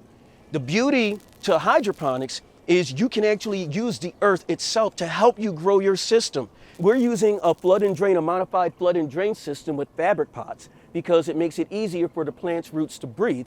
We've also incorporated a buried reservoir system. That way the water stays at a nominal temperature between 70 and 74 degrees. Now, if you take a look at our growing substrate, we use hydroton, which are the clay balls, and we also use a mixture of cocoa coir, which is basically the hair from a cocoa plant. Leave the rest to nature and you're good to go. I wish I would have started this when I was a little kid. Every day I wake up and I'm like, I wish I would have just done this earlier. It's giving me a new perspective on just my life, a new perspective on health. My family's never been closer. This is my boy Malik, this is my little girl Charlie, and this is my son Devon. We work together as a family. My daughter takes care of the chickens, she takes care of the pigs. My son has basically planted almost everything that you see over there. He actually built this entire enclosure over here. Without them, I'd be nothing. With them, I am everything. So thank you guys. The best part of all of this is absolutely giving back. We want to give back in every way that we can. I want to have one of these in every single yard. You know, when you leave this world, man, you leave people with memories. And I want them to remember that I never gave up on them. I never wanted them to give up on each other. And that, like, literally, we can make a difference. It's time for us to transfer some plants out here. We're going to take some starters right here, and we are going to set them into the aquaponics rig. This is a handy tool that I use. I'm really giving you guys a tip right here because no one knows about this. It's a piece of PVC, and when you're going to use it to move lava rocks, reach inside, move these lava rocks out the way. Now, here's the beauty to aquaponics. There's no soil, guys. There's no soil whatsoever.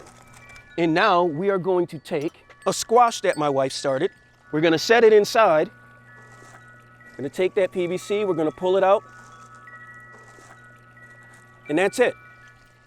That's how you transfer a plant in aquaponics. This all started because we had a power issue in our house, and it cost an awful lot of money to get the wiring and everything else fixed. The fear with me was we had fish, we had plants, and they relied on a steady power source. If not, they could just die. Really set my mind to thinking, how can I possibly prevent this from ever happening? Use the power of the sun. This is an 800 watt 4-panel power station. We draw about 4,600 watts a day, which is about 4.6 kilowatts a day. Now the average household uses about 120 to 126 kilowatts a month. So this tiny little power pack system right here could actually power our house if we wanted it to. You're also gonna need to be able to conserve that energy during the night. That's where a battery bank comes into play. Now, a lot of people get solar and they're grid tied. What people don't realize is when the power goes out, your power's still out even if you have solar. So we chose to do an off-grid method to where we actually store our power so we have it in reserve when we need it. It just offers you so much of a sense of freedom that you really aren't aware of until you do it. I was so bad when we first started, I couldn't grow old in an old folks home. I'm not even kidding, man. We were just awful gardeners. So the first thing that we actually successfully grew was basil. Got it from Lowe's, of course. Lowe's or Home Depot. Because we were nervous, we were scared. And we got traditional gardening, in-ground gardening. We did that for 2 years. We got pretty decent at that. And then I started looking into hydroponics. We ended up getting a cheap hydroponics rig for $50 off of Facebook Market. None of the crap worked on it, but it gave me an idea of how the systems work. Fast forward a month after that, I built my first hydroponic system. Fast forward 6 months after that, we started growing things from seed. Everything you see here, except for the ornamental plants, is all from seed. Plant that first seed. Like literally, depending on what you want to do, I would always recommend start with traditional gardening. I mean, a good test if you actually want to garden or not are mung beans and quick sprouting plants. Because if you can't change the water out 3 times a day, maybe gardening is not for you. It's so easy, and it's a super green. It's a super green, it's so healthy for you. If you actually want to do it, and you got that spark in you, just take that first step. Literally take that first step. You don't have to do it on a large scale. Like I said, not even an estate, not even a huge yard, not even a patio. I just showed you how to do it on a countertop. If you can grow a basil plant in a cup on your kitchen counter, or in your windowsill, you can do everything that we're doing back there. Don't be intimidated, think big, and think outside of the box. What's up, y'all? Little bit of onion action going on over here. I know a lot of people mistake them for leeks, but they're not. These are actually scrap onions. We got these from the grocery store. I think these are 2 or 3 years old now. They've been transferred from traditional gardening to hydroponics, and now they have their final spot in the aquaponics garden. We have some tatsoi over here, Asian cabbage, and this is very, very, very delicious. We also have the super green kale. My wife likes to make her little kale shakes and you know, her green shakes, her smoothies. And this comes in handy. Also, I love making kale chips, but that's a whole different video. This is our super green, and this is New Zealand spinach. Well, in New Zealand, it's just known as ice plant. And if you look at the backside, you'll actually see crystals on it. When it comes to aquaponics, it's not about how much stuff you're growing, it's about how much space you're taking up when you're growing it, because you have a very limited amount of space. This entire beautiful New Zealand spinach plant only takes up about this much space in this aquaponics tank. Literally less space than one of these onion plants right here. We get to the lower grow bed, and here's where we'll actually have our starter plants. The beauty of aquaponics is the plants grow about 3 times as fast as they normally would, and they grow 3 times as big. Just take a look for yourselves. I was born and raised in the ghetto. It was kind of rough where I'm from. I think we got like 38 or 40 cleared nights a year, so the sky's always gray. Raised by a single mom, she raised me and my brothers. I love my mom to death. She fostered my imagination because there wasn't much. If you were to get into anything on the streets, chances are if you grew up with me and you got into the streets, chances are you're either dead or you're locked up and you're not coming home anytime soon. We didn't have much for opportunity, so it was all on imagination. And I always wondered what it would be like to live on the moon and to live on Mars. And plus my mom always fostered my imagination with astronomy. She got me my first telescope when I was 8 years old, got me my first atlas of the sky when I was 6 years old, and she took me to the library, children's library, when I was like 5 and a half, 6, and it changed my life. It made me think outside the ghetto. It made me think outside the hood, and I've basically never come back to Earth since then. I want people to dream, man. I want them to dream. I want them to know that things like this are possible. I'm 50 years old and I'm as much a kid as I've ever been because I get to play with some really awesome toys back here, man.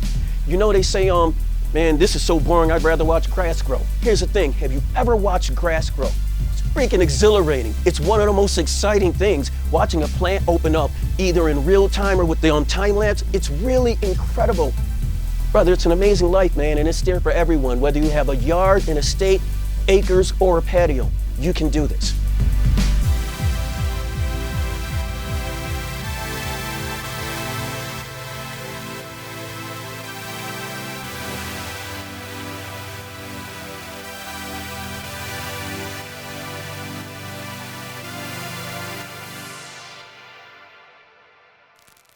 I've always thought alfalfa smells really good, and I think the cattle do too. They really like to eat it. It's kind of ironic, some people that are against corporate farms, but then the family farms, like the little guys, are often the ones that get hammered the hardest. And a lot of people that don't really know where their food comes from, they don't really think about it that way. Most of us that are involved in the food supply chain, especially in the beef side, like we care about what we do. Learning things that a lot of people don't have an opportunity to learn, and seeing the way things work, and seeing some of the harsh reality of caring for animals, which is animals get sick and sometimes animals die, and it's about as real as it gets out here.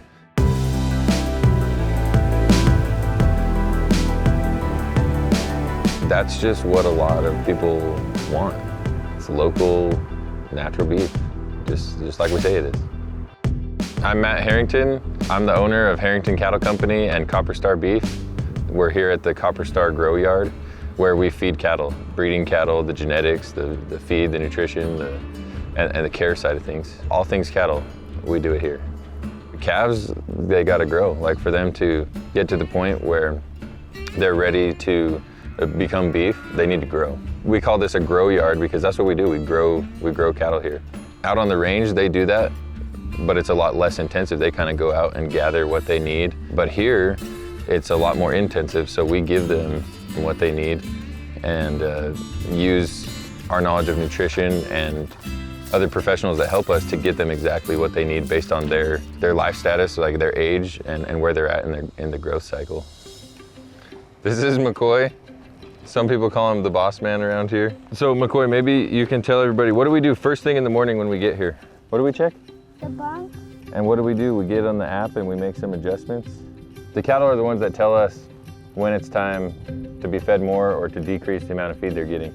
So when we come first thing in the morning, we check the bunks, and if they're just like real slicked off, then we know that they need to be increased just a little bit. The main ingredient in our rations is this oat hay. and it comes from not too far away, just on the other side of the mountain.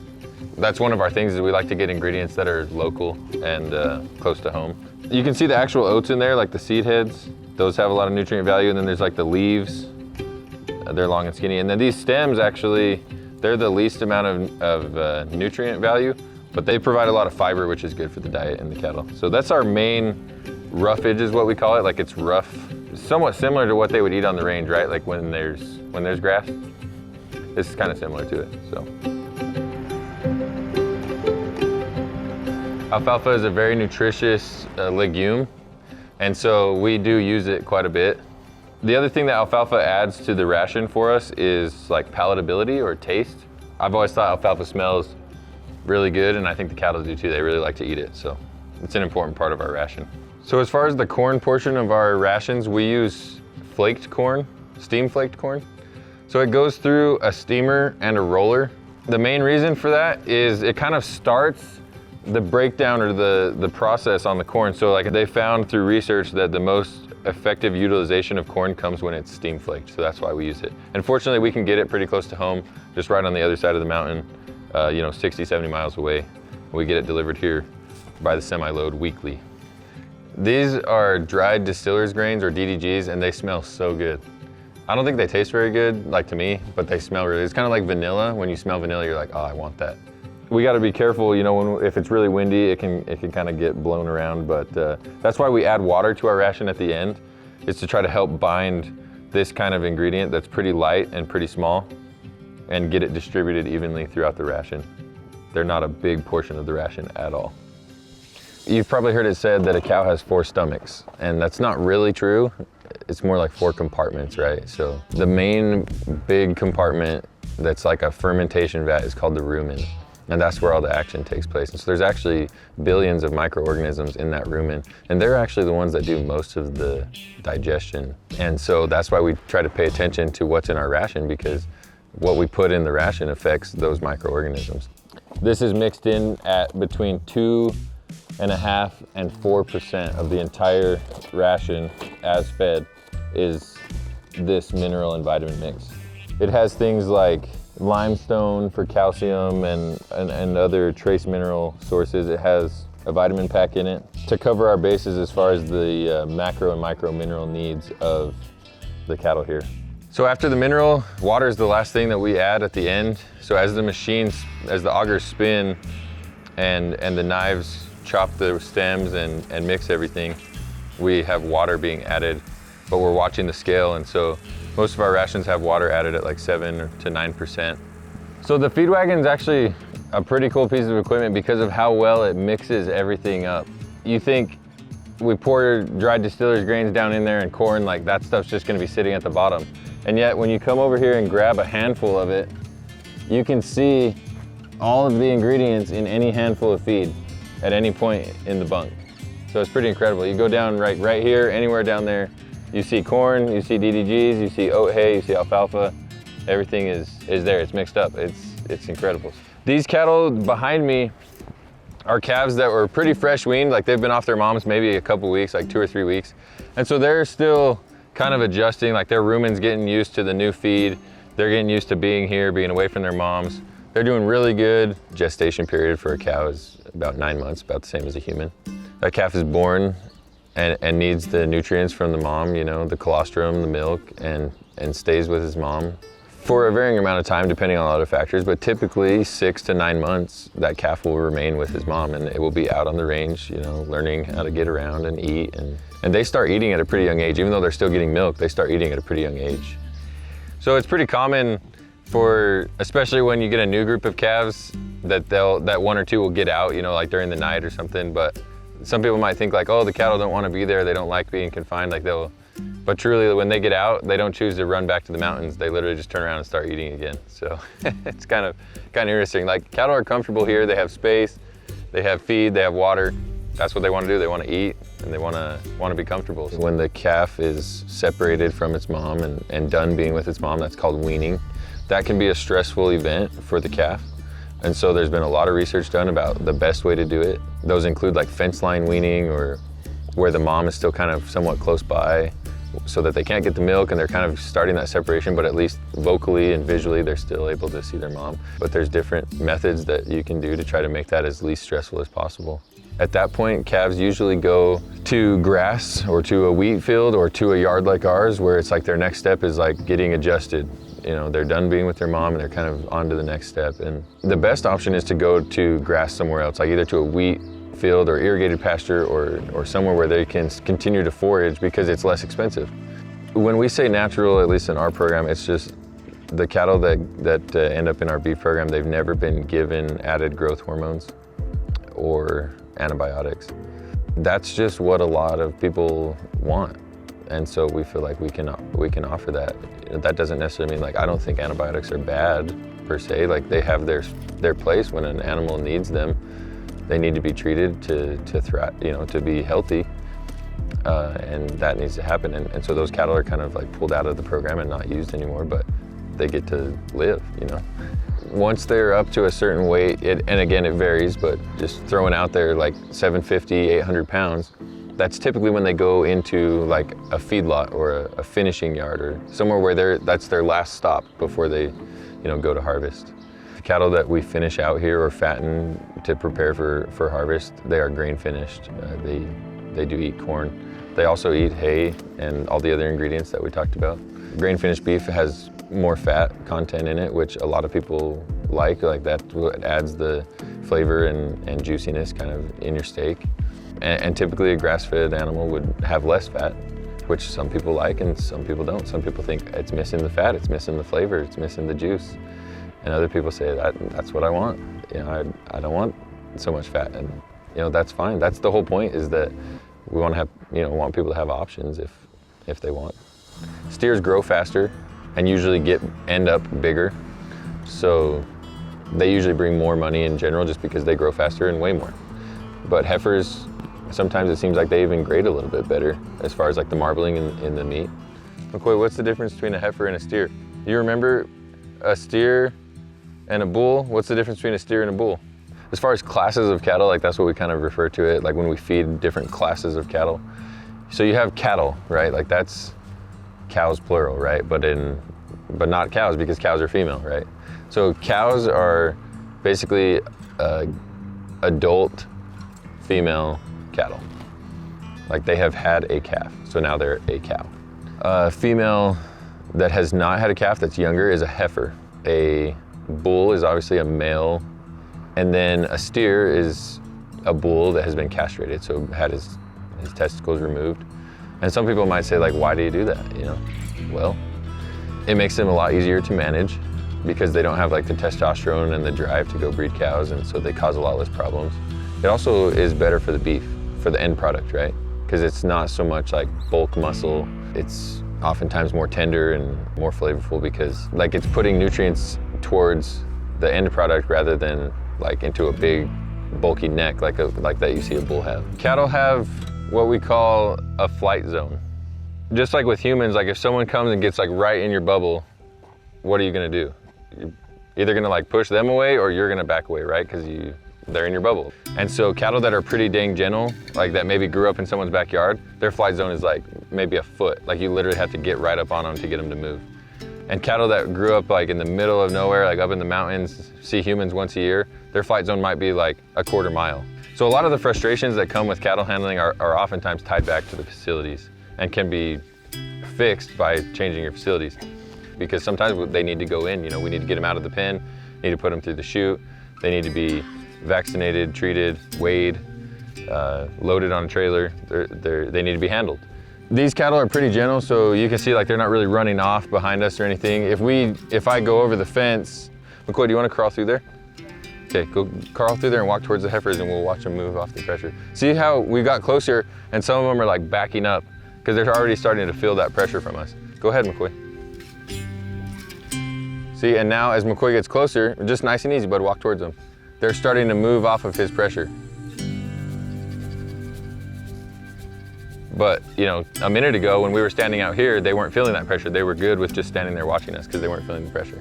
I think it's important for humans to remember this too. Like everyone feels pressure, and if you just drive people nuts, pressuring them all the time. Like, what are they gonna do? They're not gonna act good. They're not gonna respond well to what you want them to do. So give people space, work with them, and that's the same with cattle. Just give them space, understand why they do or don't do what they do, and then work with them accordingly.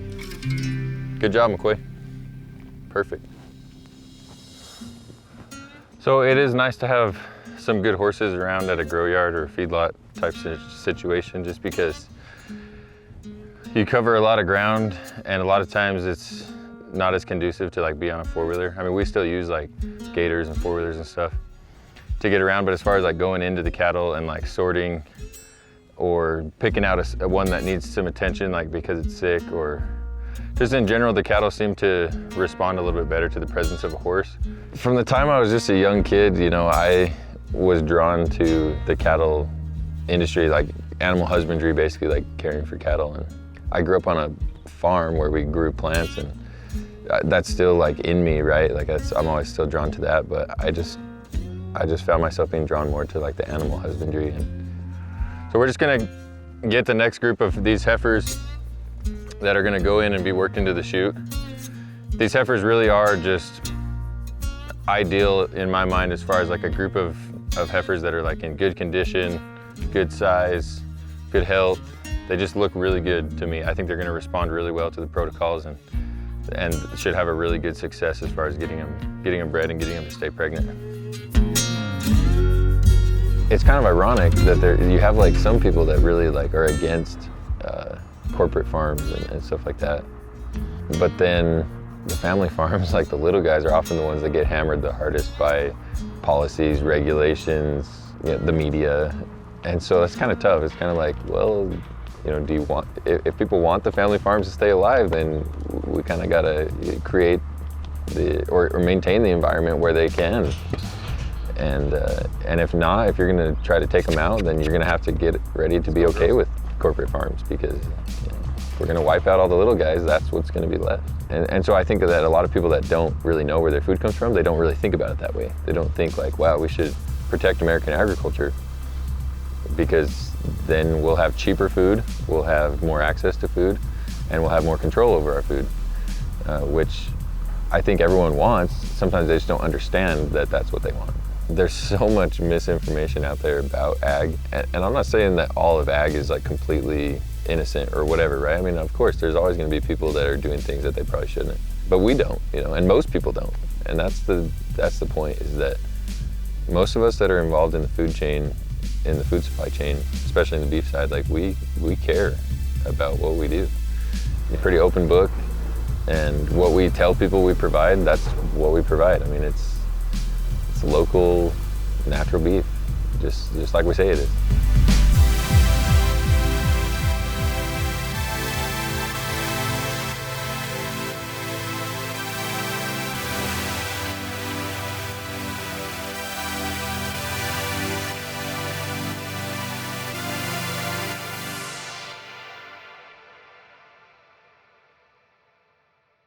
You know, when you're driving out to a place like this, you can see land for miles and miles and miles, absolutely forever.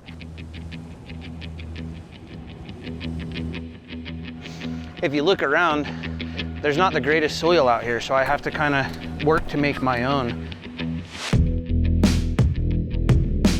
I've lived in this van for over 2 years, and I've loved it. 50 miles to the nearest town, and something goes wrong, well, I got to take care of that. That's what I drink every day. It's probably better than the water that you have in the city. The government's gonna come kill me, bro, for telling people. Like, do you know how many people have actually moved out here because of me, dude? It's crazy.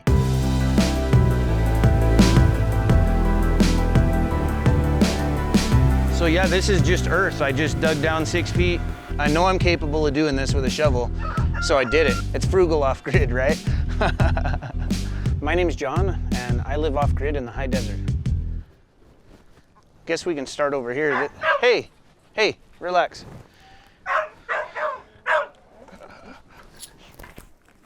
Come here. First thing in the morning, I get up and feed the animals and whatnot, kind of check out the homestead, make sure things are doing okay. You guys are hungry, I can see it. There you go. Hey, buddy. You want to say hi, Nugget? This is Nugget. He's a Rhode Island red rooster. He's a big guy. We could see if there's some eggs in here, possibly. Oh, yeah. Guys, look at all these eggs. Hey, watch out, Stapes. Careful, buddy. So there's, let's see. Here's 2 eggs. There's 5, 6, 7, 8. And then this other mama. Watch out. Let's see if you got any eggs for us. No, you're just chilling. So there's 8 eggs in here right now we could grab and throw them inside. If I had $6,000 to my name, I had a van, a trailer, and then I picked up 2 water tanks. And that's all I came out here with. You guys want an egg? Want some eggs? I get a lot of eggs, actually. These never get old. You know, when you get eggs, when you buy them at the store, they're about 2 weeks old before they even show up on the shelf. And a lot of people keep them in the fridge for another month, but you know, I'm getting almost a dozen every day, so this is like a week's worth of eggs, you know? And I'll just grab the oldest ones and feed some to the pigs and dogs and keep circulating them like that, you know what I mean? I mean, there was a group of guys that came out here a few months after I did, and they were set up. They had generators and RVs and a bunch of manly men, and they gave up after like 2 months. So it's not about being a manly man, I don't think necessarily. If you're passionate about this and you're happy with this, then it'll probably work for you if you put enough effort into it. It's actually extremely simple to make one of these. So this is basically like a Berkey water filter, only it's just 2 simple buckets. This is a food grade bucket. I'd recommend getting another one, but I just don't have one for now. And then on the front side here, there's just a spigot. It's just got a little bulkhead. I put a hole in there and screwed it in. And then in the top here, there's a few different layers. There's probably 6 or 8 inches of pea gravel. And then below the pea gravel is sand. And then I actually did more gravel and then a layer of activated charcoal. So I'll grab some water from here that was harvested from the roof. It's just rainwater. I'll pour it through here and it'll filter through the pea gravel and it'll grab any large items, you know, hair or chunks of dust and dirt and stuff like that. The sand will get finer things, and then the activated charcoal can actually remove things like bacteria and contaminants. So that's what I drink every day. It's probably better than the water that you have in the city. I've learned that it works well for me to be frugal. You know, and I grew up really poor, like myself. I just got used to it, living a certain way, and I guess I like it now. I thrive on it almost. I was out here for about 6 months, sponge bathing and whatnot, which was, you know, kind of roughing it. And I finally decided, hey, I'm gonna set up a shower. So I'm able to pump water from the IBC tote that's rain harvested water. It runs into a propane heater, and then I have endless hot water in there. And you know, I don't ever shower more than a few minutes because I don't want to waste a lot of water, but it never gets cold though. For the most part, life out here has been a lot more calm. I got more time to think, and I just find so much more happiness out here. If you look close enough in here, there's several garlic. I started in October, and then there's another bunch of them back here. It's kind of a mess, but it works for a barn and for starting all the plants and whatnot. Pretty wild to think that just a few hundred years ago, people were coming out. There wasn't technology, they didn't have internet, they didn't have phones. So probably the first week when I came out here, I started digging this hole, this area for the greenhouse.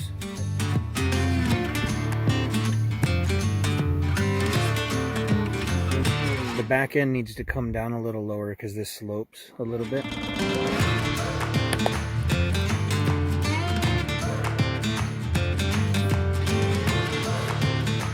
So by digging down deep enough, I went down 6 feet with a $4 shovel, and I put in 200 linear feet of pipe. There's about 3 feet of dirt on top of it right now. I put an inline 12-volt fan inside of the tubing, so it's pulling the hottest air from the very top of the greenhouse, pumping it down through 200 feet, and then it comes back out in the middle. So just to get things tested, this isn't how it'll be, but I brought over one of my 100-watt solar panels, and I just hardwired it in directly into the fan that's inside. And you can hear it running right now probably. And if I get in the way, it'll shut down for now. But once I get a battery set up on there, then we won't have that problem. The power will be there, and then even at night, it can sit there and pump air, which will, at night, it'll actually work to warm it up, because where I'm at, it's, you know, last night was 30 degrees and it's gonna be over 70 today. So I've got to kind of regulate it constantly. I've set up an irrigation system and it's running to 32 pots. So I think I'm gonna start 4 different items in each corner to see where things grow the best. So this is all dirt that I've shoveled out, you know. It actually has a few benefits, because if it was to ever flood at all, there's no chance. People always ask me like, oh, what if it floods in there? It's just not even possible, because the water would have to get 3 feet above the ground. And I don't know if you could imagine, but 3 feet going out for a long ways, guys, it just would never happen. I've never showed up late. I always do more than I have to do. And so if you're that guy, you never fully get paid for that. You're actually feeding all these other guys' families, because you're carrying all their weight. And so in a situation like this, it's great being that guy, because I don't have a problem doing 75 different things. And then I get to capitalize completely on it. Just gotta grab some gloves real quick.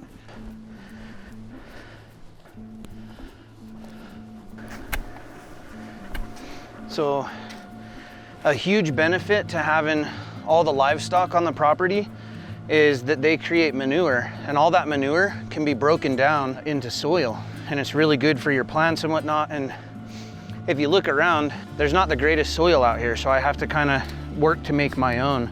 Almost everything you see on top here this is all pig manure, and below it I have straw, and then there's a lot of chicken manure. I can actually see some right here, and it's important to come in every now and then, and you got to stir this, as hard as it might be. So you got to stir this, and then, you know, keep it moist if you can and whatnot, and this will all decompose, break down. The 32 pots that are inside the geothermal are full of soil that I made, so I know roughly how much nitrogen, phosphorus, and potassium is in it. Sometimes it's like, oh, I only had to really work for 4 hours that day. And I think someone else would see that and be like envious. But there's a lot of 16-hour days, you know? Even if I'm sick as a dog, well, I gotta come out and feed the animals every day, no matter what. They all need fed and watered, and if something falls over and needs fixed, it needs fixed, period. So the goat pen now used to be the outdoor garden, you know? I did successfully get corn and whatnot growing last season.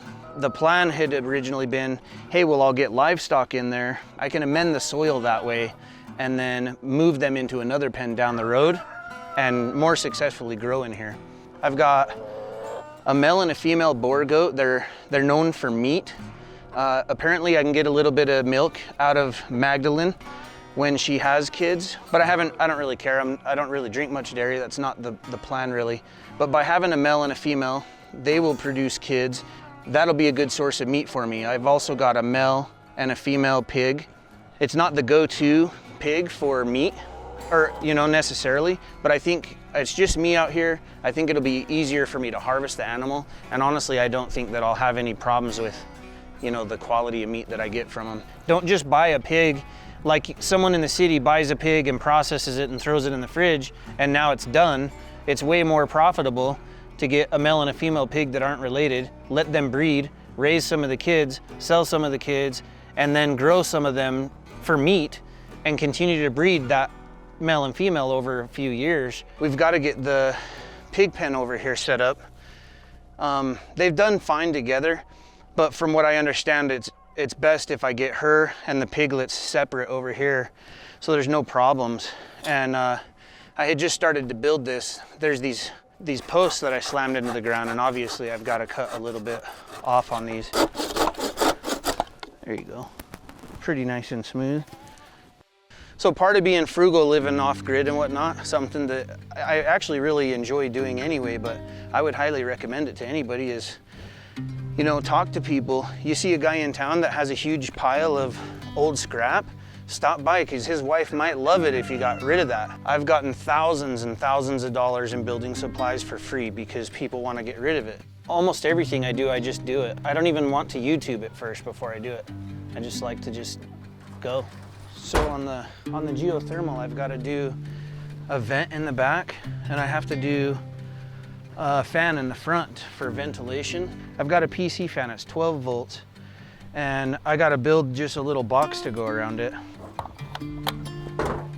And that fan is going to pull the hottest air out of the pinnacle of the geothermal and blow it out the front. And it's a 12 volt for a reason, because I've got a little solar panel that'll run it just perfect, or I could run into the other existing solar panel that's over there. It's all really just utilitarian for me. Like, this box doesn't need to be really pretty, you know, and it doesn't have to last 30 years. It just needs to hold that fan in there, so.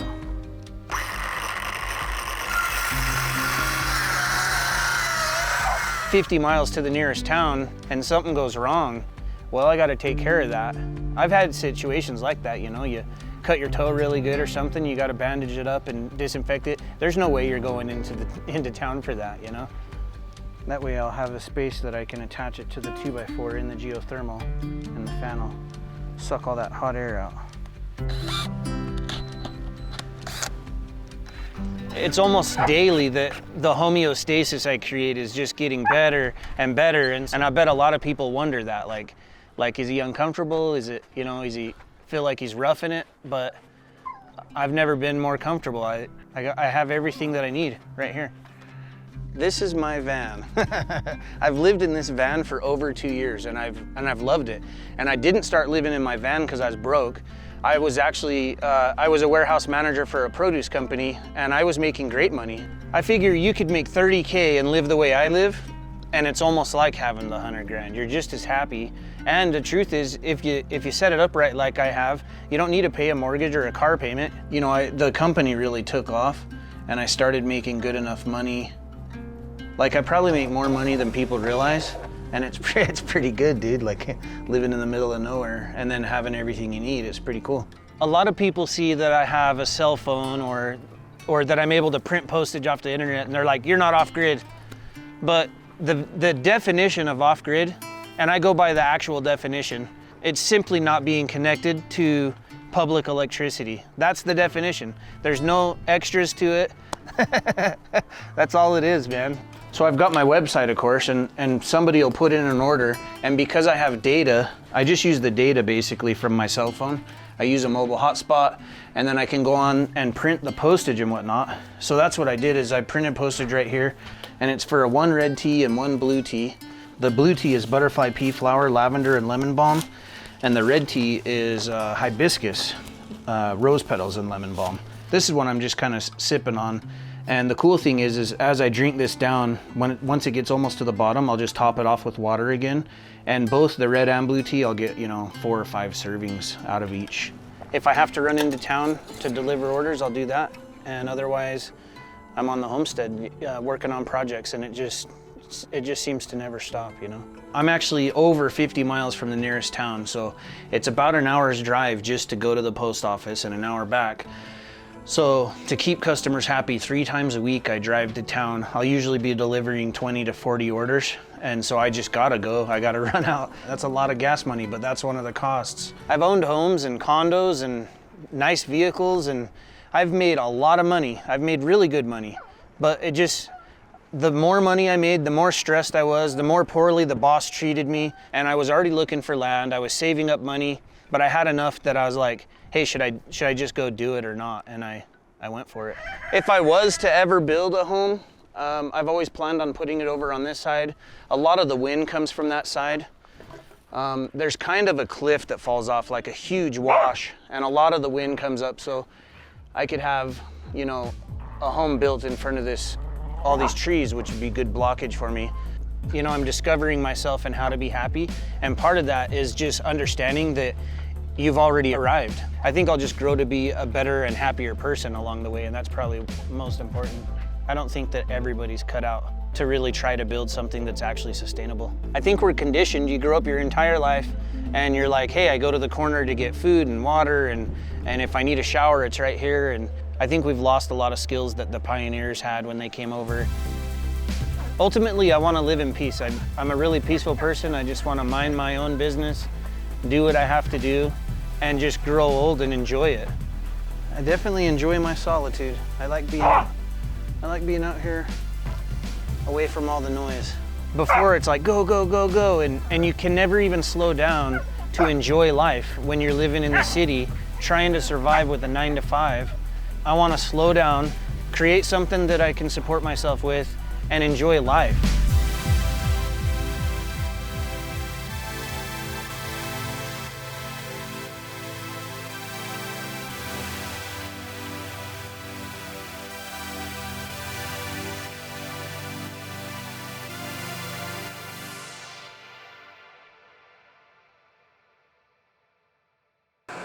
They see foam at first and then liquid. That's what we want. We make beer the same way everybody makes beer. Malt, water, hops, and yeast. With a few exceptions, every beer uses those 4 ingredients. Creating a good beverage, it's all about balance. It's all about counteracting flavors with other flavors that when combined, they create a rounded palate. These were harvested yesterday in Oregon, dropped on a Southwest flight, and they're here. If we didn't use them, get them into beer today, they would mold and turn to crap. They're super perishable, but when they're fresh, nothing tastes quite like a wet hop does. A lot of the flavor compounds are actually contained in these little buds down in here. It's a thick boy. When going after world-class beers and making the best beers that we can, we have to use world-class ingredients. Today we're brewing a wet hop IPA, which is kind of a special beer for us, kind of a passion project as a brewer because it's not the most efficient process for us. We're using hundreds of pounds of raw hops that have been harvested and overnight transported from the Pacific Northwest down to the Southwest, thousands of miles. To say that we did that beer is kind of just something we take pride in. My name is Brody Kaufman. I'm a brewer here at Oso Brewery, and I'm the barrel program manager. From a beer perspective, me, Josh, and Garrett are in charge of producing the beers. So we take raw ingredients and put them through the process of the hot side of brewing, all the way through fermentation, and then packaging, and then inevitably into the hands of our consumers. These are Idaho 7 wet hops, meaning they were just harvested. Hops are usually dried, pelletized, and a lot of the vegetal material is removed to make them shelf stable and to remove a lot of the unwanted parts. A lot of these leaves and stuff are not really giving us much flavor, and also in a beer they're going to soak up a lot of liquid, so it's kind of an inefficient ingredient as is, but we're being inefficient today and we're kind of going for the full Monty here. They were harvested yesterday, so about as fresh as you can get in Arizona. We're using them on the cold side today, the rest we're using on the hot side, so we're kind of pushing the limits of their versatility here, seeing if we can use it as a wet dry hop, which means a secondary addition for us. Basically, it's going to go into a fermenter at cold temperatures, so it's a little bit different of a compound extraction at different temperatures. So the cool thing is hops are harvested over about a 1.5-month period in like late August to basically the end of September, and all of the hop harvest in the northern hemisphere happens just during that 1 month time.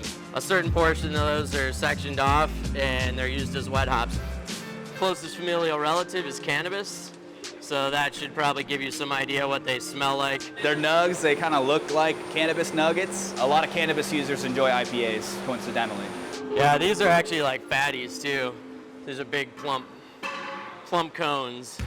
So what we're doing here is we're turning our mash tun into a giant hop back because it takes a large amount of these hops to mimic a smaller amount of pelletized. So this whole kettle will be full of about 200 pounds of fresh, wet Idaho 7 hops. And this is what Idaho 7 looks like when we normally use it every other time of the year. So it's about 50% lupulin, the essential oils, the alpha acids, beta acids, and then a little bit of the plant matter. Pellets are much more friendly for brewers to use. They're concentrated. They kind of isolate the compounds and the flavors that we want in beer and get rid of a lot of the vegetal matter, the leafy parts of the hops that are really not contributing flavors to the beer. So they create a more concentrated version for us. Typically hops are used in much smaller amounts. A typical batch of beer on the hot side might use somewhere around 20 pounds of hops total, and today we're gonna be throwing 200 pounds of hops into this batch of beer. Normally we start with a mash, and this is our mash tun. This is where we convert starches into sugars, make mash, and then it goes over to our boil kettle where we pasteurize and concentrate the solution. Today, because it takes such a large hop load of wet hops, we're filling our mash tun then and using it as a giant hop back. So once we're done with our boil, we're gonna send all of our wort back on top of all of these hop cones. We're gonna move 300 gallons of hot sugar water onto all of those like 200 pounds of hops to start isomerizing alpha acids and extract the hop like terpenes aromas. Get all those hops extracted and then just start knocking it out, which is basically chilling down the wort to fermentation temperatures and injecting oxygen into it so the yeast grow and start fermenting. But yeah, I'm gonna start moving it over now, and then it'll start smelling good.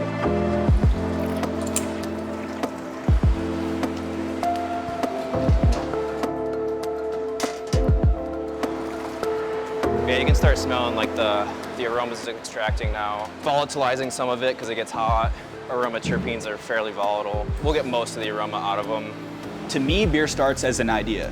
For other people, their process might be different, but for us, we kind of start with ideas. Typically, sometimes it could be from a name. We have a thread in our Slack channel that's just for beer names, and somebody's like, hey, I think we should make a beer called Cranable Nectar, and it should be a cranberry nectarine sour. So we start from the name and build the idea around the name. What type of beer is it gonna be? How are we gonna execute creating that type of beer? And then how are we gonna introduce those flavors that we want into that beer in a way that's gonna come through in the final product. We do it to kind of expand and broaden what the definition of beer is to people. I mean, for 20, 30, 40 bucks, you can make 5 gallons of beer in your house. And it's also a great hobby to have if you have a scientific mind or that kind of blend of art and science. There's an infinite amount of information available online in book form. The resources are there for everyone to learn and understand beer. So why not do it?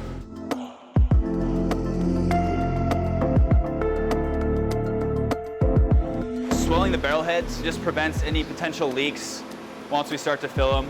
They're typically the part of the barrel that tends to dry up the fastest. Barrels actually aren't held together by anything but basically what you see. It's literally wooden staves that have these metal hoops on them, and those hold them together. If they get dry, you can just kick one and it'll fall apart.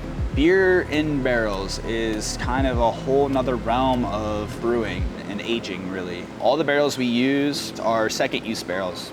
So out of that barrel, you're looking for a little bit of the character that the barrel contributes, tannins, vanillins, like different compounds that exist within the wood. The char contributes some flavor. Most spirit barrels are charred to an extent, so we're looking for both a combination of the barrel and then whatever was aged in the barrel prior to the beer going into it. So whether it's a spirit, whether it's wine, we get maple syrup barrels where they're literally aging maple syrup in a barrel, and then we're taking it and putting a wee heavy and making a French toast inspired beer. These come sealed from the distilleries that they originated in. So kind of the first step is pop all the bungs and give them a quick inspection, make sure everything looks good inside. You don't see some type of mold or something else that looks off inside of the barrels. Everything looks good in there. You gotta give the bunghole a little sniff. Make sure it smells good. This is actually a mezcal barrel from Mexico. And it is wet, meaning that there is a little bit of mezcal in there, so we'll dump that out before we fill it. Beer goes in a barrel basically to continue to develop the complexity of that beer. It also helps to drive down the heat, we like to call it, or like kind of the alcohol presence. Those beers are typically really high alcohol, which getting to that point is another kind of process that's a little bit unique. So CO2 gas is actually more dense than oxygen. So naturally, when you mix the two together, CO2 is gonna settle to the bottom and push oxygen up.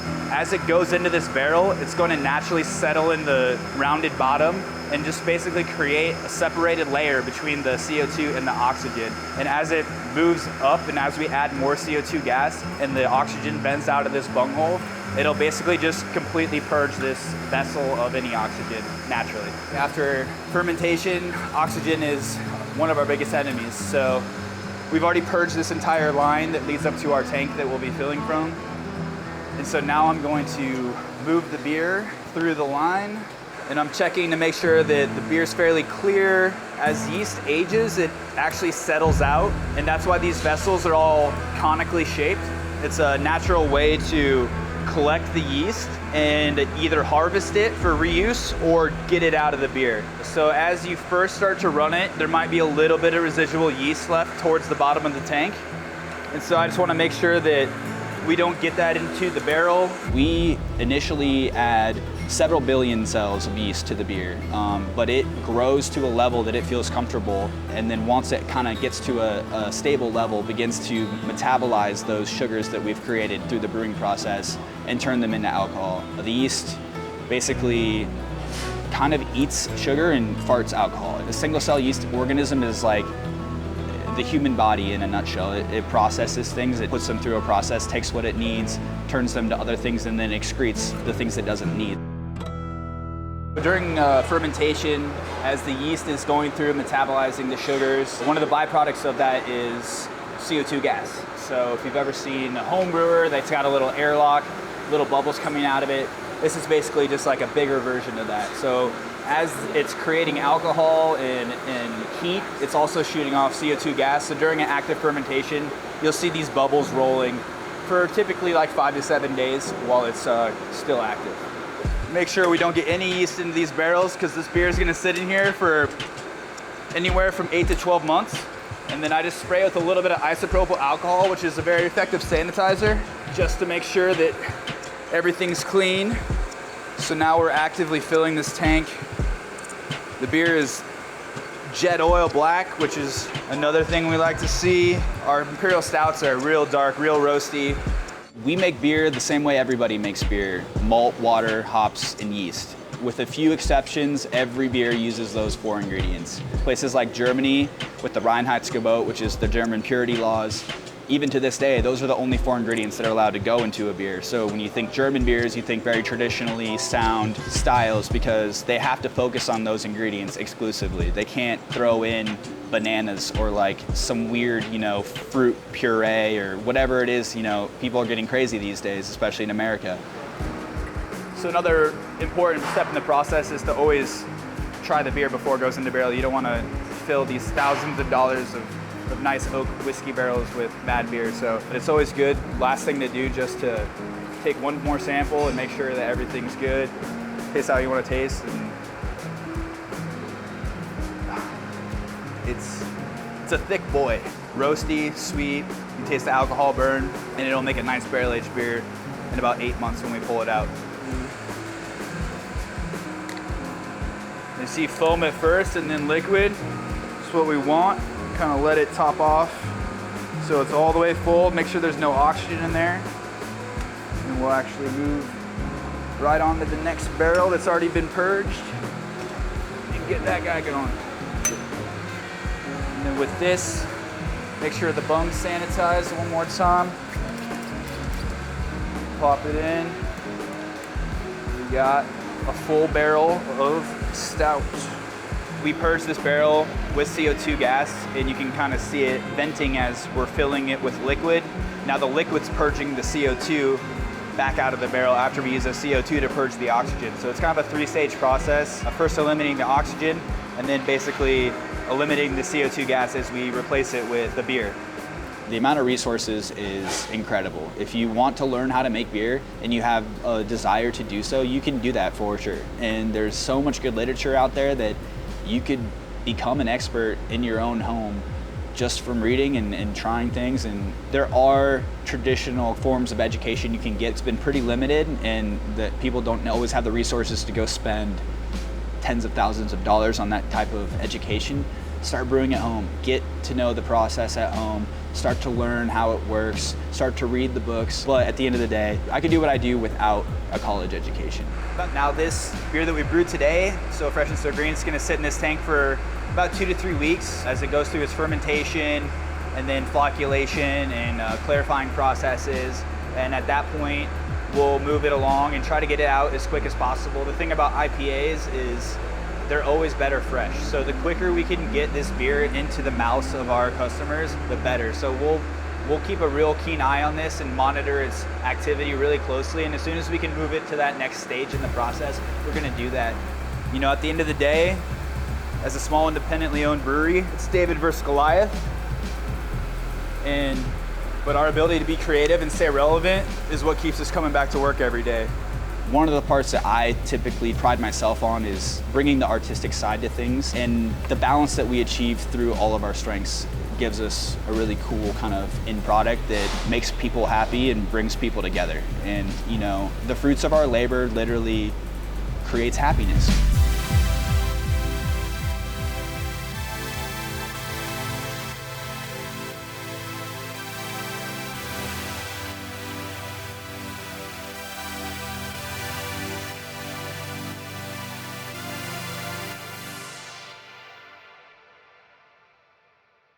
So the rootstock is actually a type of almond tree. From here up is our nectarine. There's a lot of reasons why it's important to know where your food comes from. We really like to encourage life. So this is a mix of a nectarine and a plum.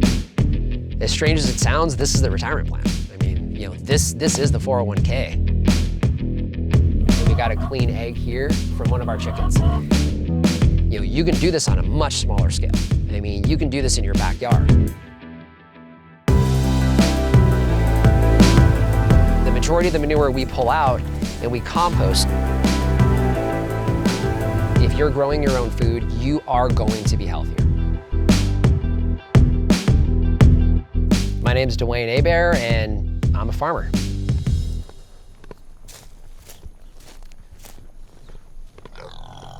Good morning. I know, girl. So these guys are probably about 7 to 8 months old, and we've got a few different types. So we've got these white pigs here. These are Chesters. We've got this one here is a Hampshire, and then the 2 black ones are Berkshires. So we're trying to figure out the best breeds for us to raise, and these guys here, these are actually all sold, so we're raising these for other folks. So we raise them for we get them about 2 months old, and then we raise them for about 6 or 7 months so that they're basically butchering weight, and then we bring them to the processor, and yeah, they're for other folks. So it's kind of tough because we get pretty close to them, but as bittersweet as it is, it's the cycle of life. It's the reality for us. So, you know, we try to integrate all of our animals with the farm itself and the growth on the farm. So what they do while they're in here is they do like any other animal. You know, they're gonna go to the bathroom, and so they'll urinate here, which is a great nitrogen source for us eventually on the ground. And then the majority of the manure we pull out and we compost. So you'll see this here, this is unfinished compost. So this is just pig manure and wood chips, and then this compost down over the next few months. And then we'll use this to fertilize the 170 or so fruit trees we have here on the farm so far right now. We have 170 fruit trees at current count. When it comes to fruit trees, they're pretty easy. Apples, peaches, pears, plums, pomegranates. Each one of these flowers turns into a pomegranate. Citrus, multiple types of citrus. Mandarins, grapefruit, pomelo, some oranges, lime, lemon. We're trying out some guavas. We're gonna see how those do. This tree, when we planted it, was about the size of this branch. We have mulberries and blackberries that you may not have even heard of before. Got 4 Shangri-La mulberries, 2 contorted mulberries. And guess what? They're in the middle of the sun all year long, and they thrive in it. This is a specific type of nectarine tree that we have growing here. So the rootstock is actually a type of almond tree, and then it's your base, and then from here, that graft point where the rootstock is, from here up is our nectarine.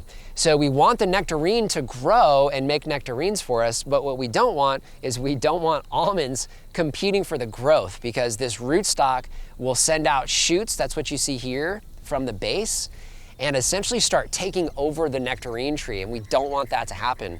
So when I see these little guys growing from the bottom or from the rootstock, we basically just pull these off. If you let those keep going, eventually this will actually take over this tree, will turn into a random almond tree that probably won't produce fruit for us. This tree is still establishing a canopy, which is where the branching and leaves are at the top here. And you'll see that we have this painted white. And everybody always asks us why the white paint. And the main reason why we paint these white is we're trying to protect this trunk from sunburn. So we have intense dry sun, and it'll actually burn the trunk and potentially kill the tree. So this white tree trunk paint that we actually just buy from Home Depot will actually keep the trunk protected until the tree has a big enough canopy and can protect the trunk on its own. So that's the reason why you see this white paint on these trees. A couple years from now, when these are just nice, big, beautiful, massive trees, we won't paint those trunks anymore. So I think it was 2012. We're still living in the city on a 5,500 square foot lot with an 1,800 square foot typical house in a planned community. And we decided, okay, let's start planting fruit trees, you know? And we started a little garden bed for the first time that failed miserably. We killed our first apple tree because it was up against a block wall, you know, not knowing any different. We're like, yeah, let's stick a tree wherever we can. But we got our first production of apples the following year. It was just these amazing apples that tasted incredible. You know, I start looking at the space thinking, okay, we've got more space, but you know, what else can we do? So we've got all these fruit trees, that's cool. You know, let's get a garden going. So we start growing vegetables in a little garden bed. Again, not knowing what we're doing, we killed a bunch of stuff. We're still killing trees, but some trees are doing well. We're figuring all this out as we go. So, you know, we've got all these different challenges that, you know, we were having to try to figure out ourselves. So the underground irrigation that we run is a PVC irrigation. It comes from a Wi-Fi controlled control panel. You have this water that you drink. Okay, well, where did that water come from? We have a protected aquifer. So we use well water. What's in that water? The water that comes out of this bubbler head and just kind of pours over the bubbler head. Are the things that are in that water gonna help you to be tomorrow? We have the rocks in the center, which we learned from one of our viewers. And so if I can make that tomorrow me better than today, I'm gonna do that. And the way that I do that is I farm. So you guys saw the peach trees back there. So we've got basically all of our different types of stone fruit are in this western orchard. So like this tree here, you can see this is actually a hybrid, and that's not GMO, it's not some type of weird, crazy thing. A hybrid just means it's a mix, a natural mix of two different types of fruit, but both of those are stone fruit. So this is a mix of a nectarine and a plum. So they basically mixed those two together when they were pollinating. So they mixed the pollen from one type of tree to the flower of another, and they came up with this hybrid. And you can see the leaves on this newly leafing out tree are totally different. It's purple, and that actually comes from its plum parentage. So this is a nectarine and a plum, but the purple leaves are from the plum. The fruit itself will look something like a mix between a nectarine and a plum. So it's pretty cool. And then you can see this cage. So we attract a lot of life. And the first thing that we attracted was rabbits. And when we first planted these trees, we noticed pretty quickly that the rabbits were immediately attacking the trees and basically started munching our trees down to nubs. So what we did is we started using this hardware cloth around the tree to protect the tree and the tree trunk specifically from those rabbits. And since we've had those in, we haven't had any issues with the rabbits getting to our trees. So we can allow the rabbits to come onto the farm because the benefit to rabbits, well, they're putting manure down for us, and rabbit manure is fantastic fertilizer for your fruit trees. So we want the rabbits, but we don't want them eating our fruit trees.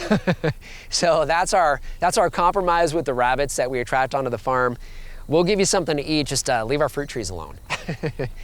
I think if this is something that would interest you in any degree, the biggest thing for you is to realize that there's nothing that I'm doing that you can't do. You know, you can do this on a much smaller scale. I mean, you can do this in your backyard. Don't tell yourself all the reasons why you can't. I can tell you a lot of reasons why you can't. I can tell myself a lot of reasons why I can't.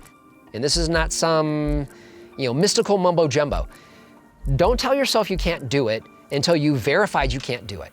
So say, hey, can I do this thing? How can I do this thing? And ask yourself those questions instead. So if you want to do this, ask yourself how. Don't tell yourself how you can't. You can give yourself plenty of reasons. And so if I can do that, you can do that. It's not any different.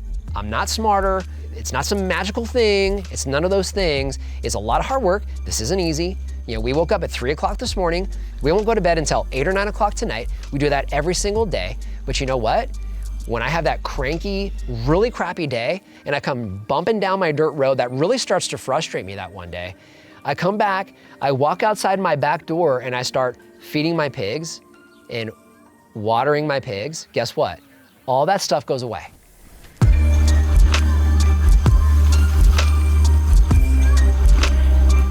I'm just a city kid from South Central Los Angeles that didn't really know any different and doesn't really know what he's doing still. But at the same time, we're able to produce all these things. And I don't have a college degree. I don't have a farming background. I mean, shy of having some fruit trees when I was a kid that I took fruit from, I'm not a farmer. And I say, if we can farm on the edge of nowhere, so can you. So we started incorporating livestock. We started raising laying hens. We started raising broiler chickens. And so we have our laying hens that we let out onto the pasture, but we also keep them protected. Instead of just slapping that chicken on a sandwich or grabbing it in the McDonald's drive-thru, think about that for a second. We have a rain barrel watering system that we designed. These cups fill with water automatically, so the chickens always have access to fresh water. How is that animal treated? It's gonna become you tomorrow. It's the cells that are gonna divide and become cells tomorrow and in the future. So all we need to do to grab an egg is open this lid here, and we got a clean egg here from one of our chickens. I never tasted eggs like that. I've never tasted chicken like that. I didn't know chicken actually tastes like chicken. And we have yet to lose a chicken to our summer heat. And we've been raising chickens now for, I believe, right at about 3 years. You take this real thing, you put it inside you, and it becomes you. It is closer than anything else on this planet, shy of probably air. But you need to think about these things because they become you, they are you. They're the reason why you do things, you're able to do things. So the question is it going to give you the best you tomorrow? Or is the best you yesterday? Come on, girls. Go around.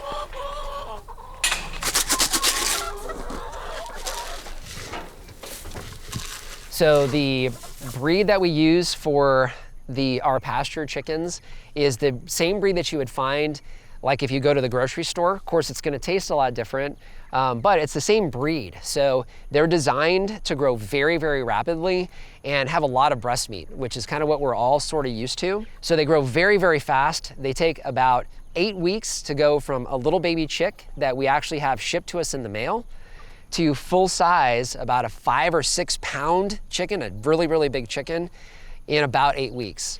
We keep them in this tractor. These are called chicken tractors. All that simply means it's a mobile pen, and we move this every day. So what happens is we have the chickens in there now. They'll eat a lot of food. They will put manure down on the ground. So this looks dead, but you give it a week with some water, and this will come back and just be this amazing, strong green color. And then in the end, we have the chickens that we have for ourselves and for our customers. So I think if you were to say, what is your typical farmer, you probably wouldn't describe me. So I'm from Los Angeles. I was born and raised in Gardena. If you know where that's at, it's South Central Los Angeles. So maybe not the nicest neighborhood, and it was a little rough, but I always knew when I was a kid I just didn't fit into the city, even though that's where I was stuck. So when I was just out of high school, I moved down to San Diego from Los Angeles, and I was 19 at the time and got diagnosed with stage 3 lymphoma with Hodgkin's disease, and went through 6 months of chemotherapy. And something like that when you're young really changes the way you look at things and kind of shaped how I look at life. But the reality is, 100 years from now, you will not be here. So what's gonna be here when we're gone? We're all here together right now for a reason. If we realize that and we live our lives that way, how different this place would be.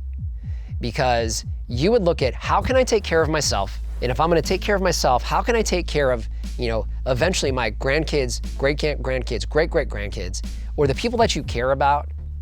What can we do today to make sure that when we're gone, those people have something better than we have today? You won't always be here. This thing that we call life is much bigger than you. It's much, much bigger than you. It's much bigger than the group of us. And if you bring it back down to, I'm gonna eat this thing today, I wanna live till tomorrow, I want other people to live till the next day. So when I eat this thing, what am I gonna do with that? What am I gonna do with that time? That's giving me time. It's giving me energy. So what am I gonna do with that? Am I gonna make things better, or am I gonna make things worse?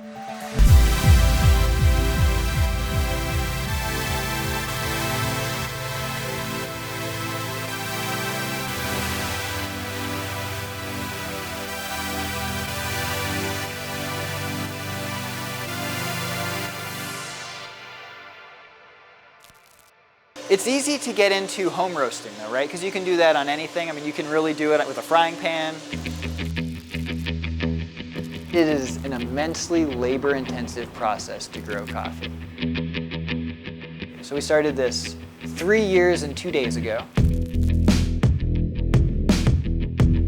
This is the seed of a cherry.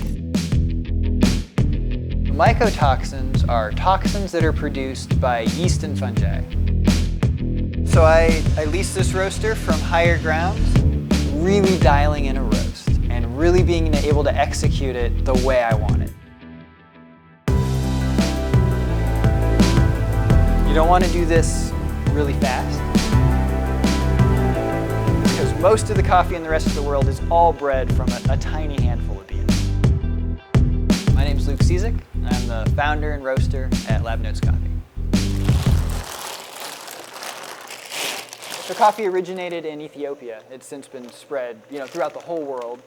But originally, a lot of European countries, I want to say like the Dutch and the French, really started exporting coffee out of Ethiopia into Europe. But they really wanted to maintain their monopoly and not let other people grow coffee. So there were export rules saying all the beans had to be boiled before they left the country, so that nobody could actually plant these seeds and grow their own coffee. Most of the coffee that's available in countries outside of Africa are all descendants from literally one handful of coffee that a Dutch person smuggled out in the 1500s. I believe it was 1500, somewhere around there. And at the time, doing so, I believe the penalty was death. You could get killed for smuggling out unboiled coffee. It is an immensely labor-intensive process to grow coffee. All right, the cherries, generally speaking, are picked by hand when ripe. Every cherry has 2 coffee beans in it. So think about how many coffee beans go into your 1 cup of coffee that you drink in the morning. So much work goes into growing that plant, picking all of the cherries, then processing the cherries, and ending with a green coffee that someone can roast. And I think just general awareness about that is important. People need to realize that the people growing the coffee are the ones really doing all the work. Think about anything else you buy and how big it is and how much it costs you. To be able to get a pound of green coffee for under $2, that's wild.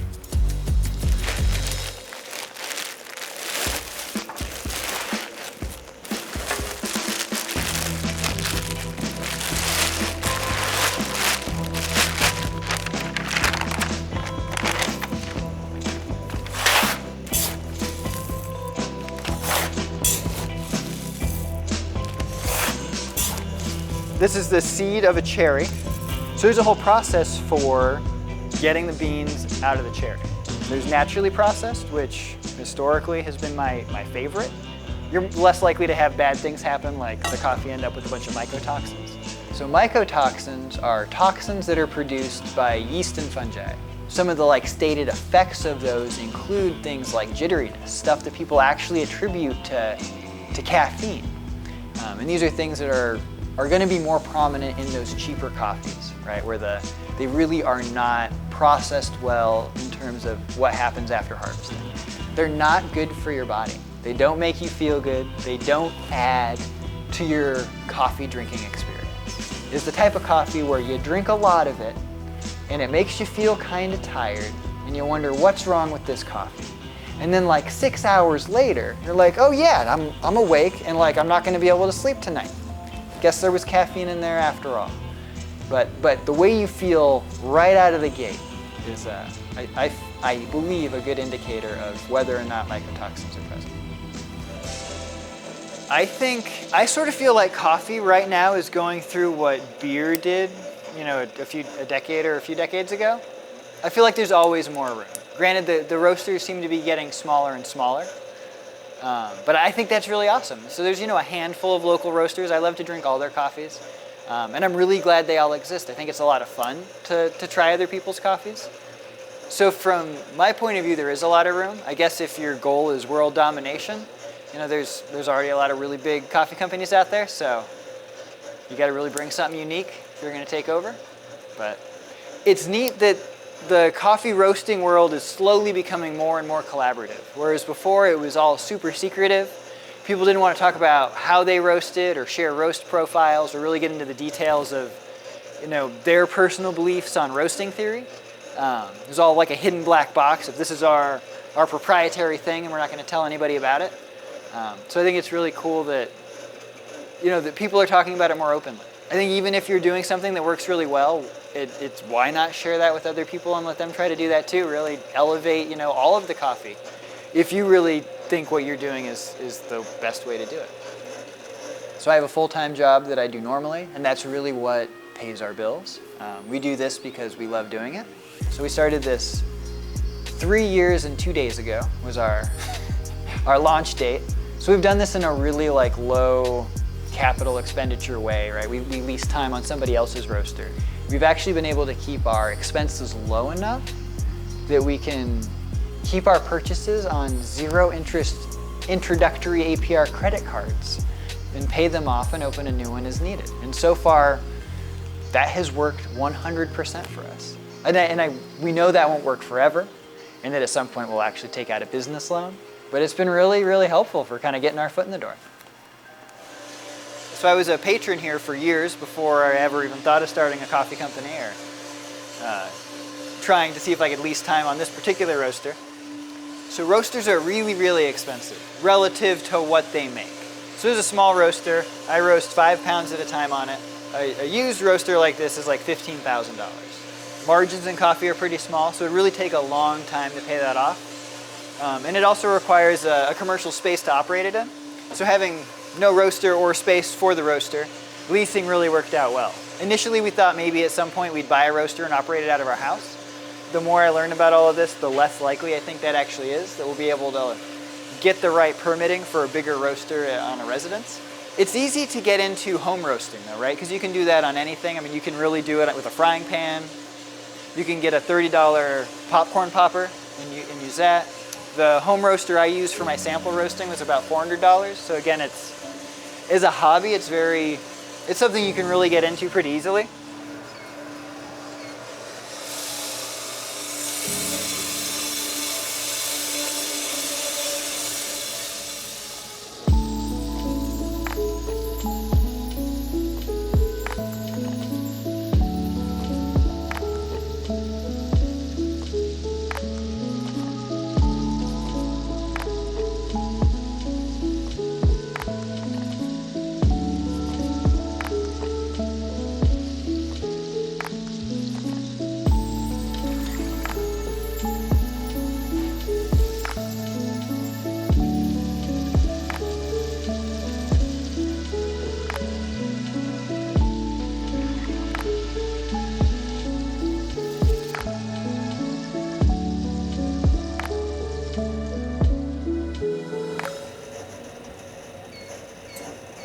So this computer makes its own graph, but there's no way that I'm aware of, at least, to get the data out of this graph.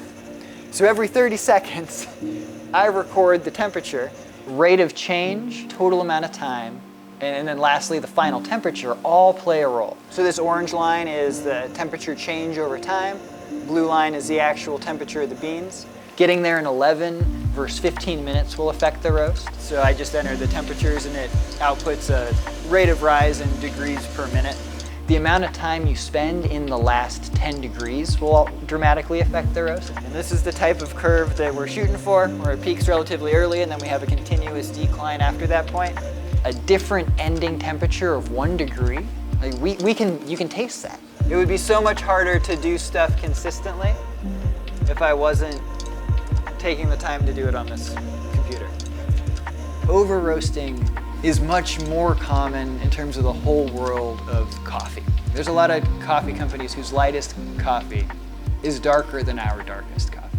If that's the cup of coffee you like, I have no problem with that.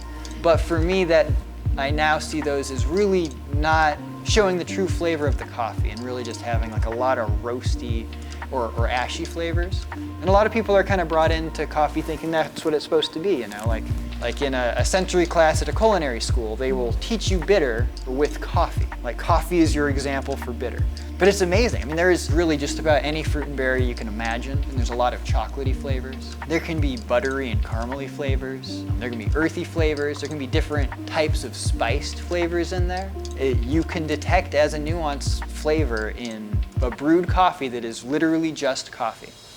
So we're gonna brew some coffee in a French press. First step is grinding it at the right size. This is just a regular Capresso coffee grinder that you can buy for your house. I like to use the finest of the coarse grind sizes. Generally speaking, for French press and cold brew, you want to go with a coarse grind. For any new coffee I brew, I always start with a water to coffee ratio of 16:1 by weight. I always weigh everything. If you can weigh everything, you'll be able to make the most consistent cup of coffee. So for a normal French press, just any French press you would buy at a store, you can generally brew 880 grams of water. It's just a little bit less than a liter. For that, I'll use 55 grams of coffee. I always like to use water that's 200 degrees Fahrenheit. Some people like to go up to 205 or as low as 195. I feel like 200 is the perfect starting temperature to use. So I target a total brew time in a French press of 5 minutes. When I'm adding the water this way through a relatively slow pour kettle, that means I'll set a timer once I'm done adding the water for 4 minutes. If I was using a different kettle that adds the water all at once real quick, I would set the timer for 5 minutes. And usually about halfway through, I'll stop and just kind of swirl the coffee, make sure all the grounds are saturated. And now set a timer for 4 minutes. All right, time to press the coffee. You don't want to do this really fast. That extra pressure will extract more out of the coffee, generally in a bad way.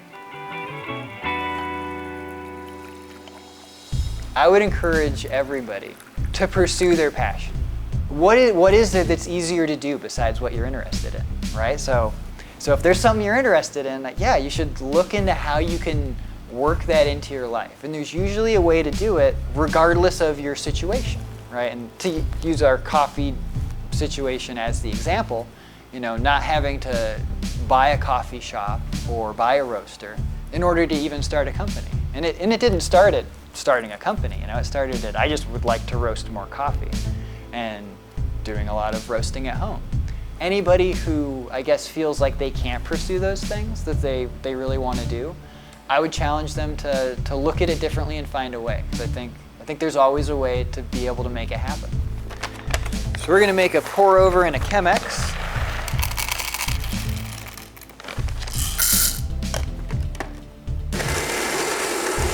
While the coffee's grinding, you can wet out your filter.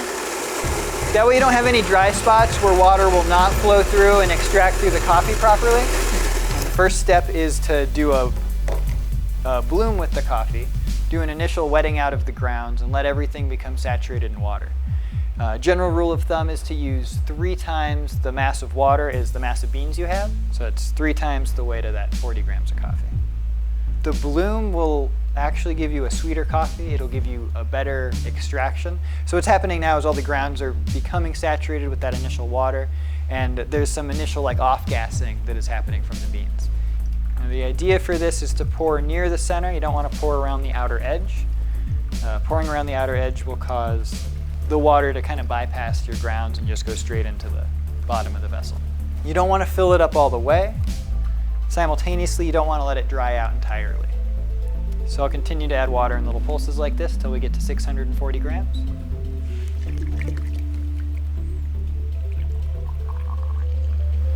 Really dialing in a roast and really being able to execute it the way I want it, right? So there's just that like personal satisfaction there with it going the way I want.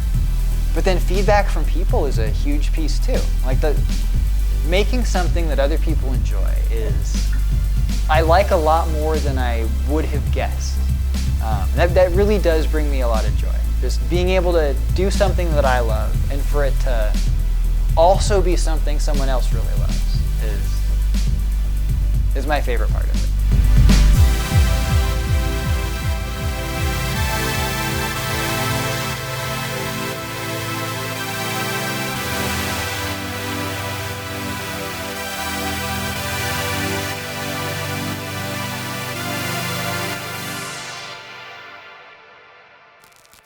You do that reverse sear, it takes all that guesswork out. All day long we hear people who come in and they've bought for the first time. What's the difference? Why is this so much better? Pretty much every cut we sell, it's like a 5-star restaurant quality meat.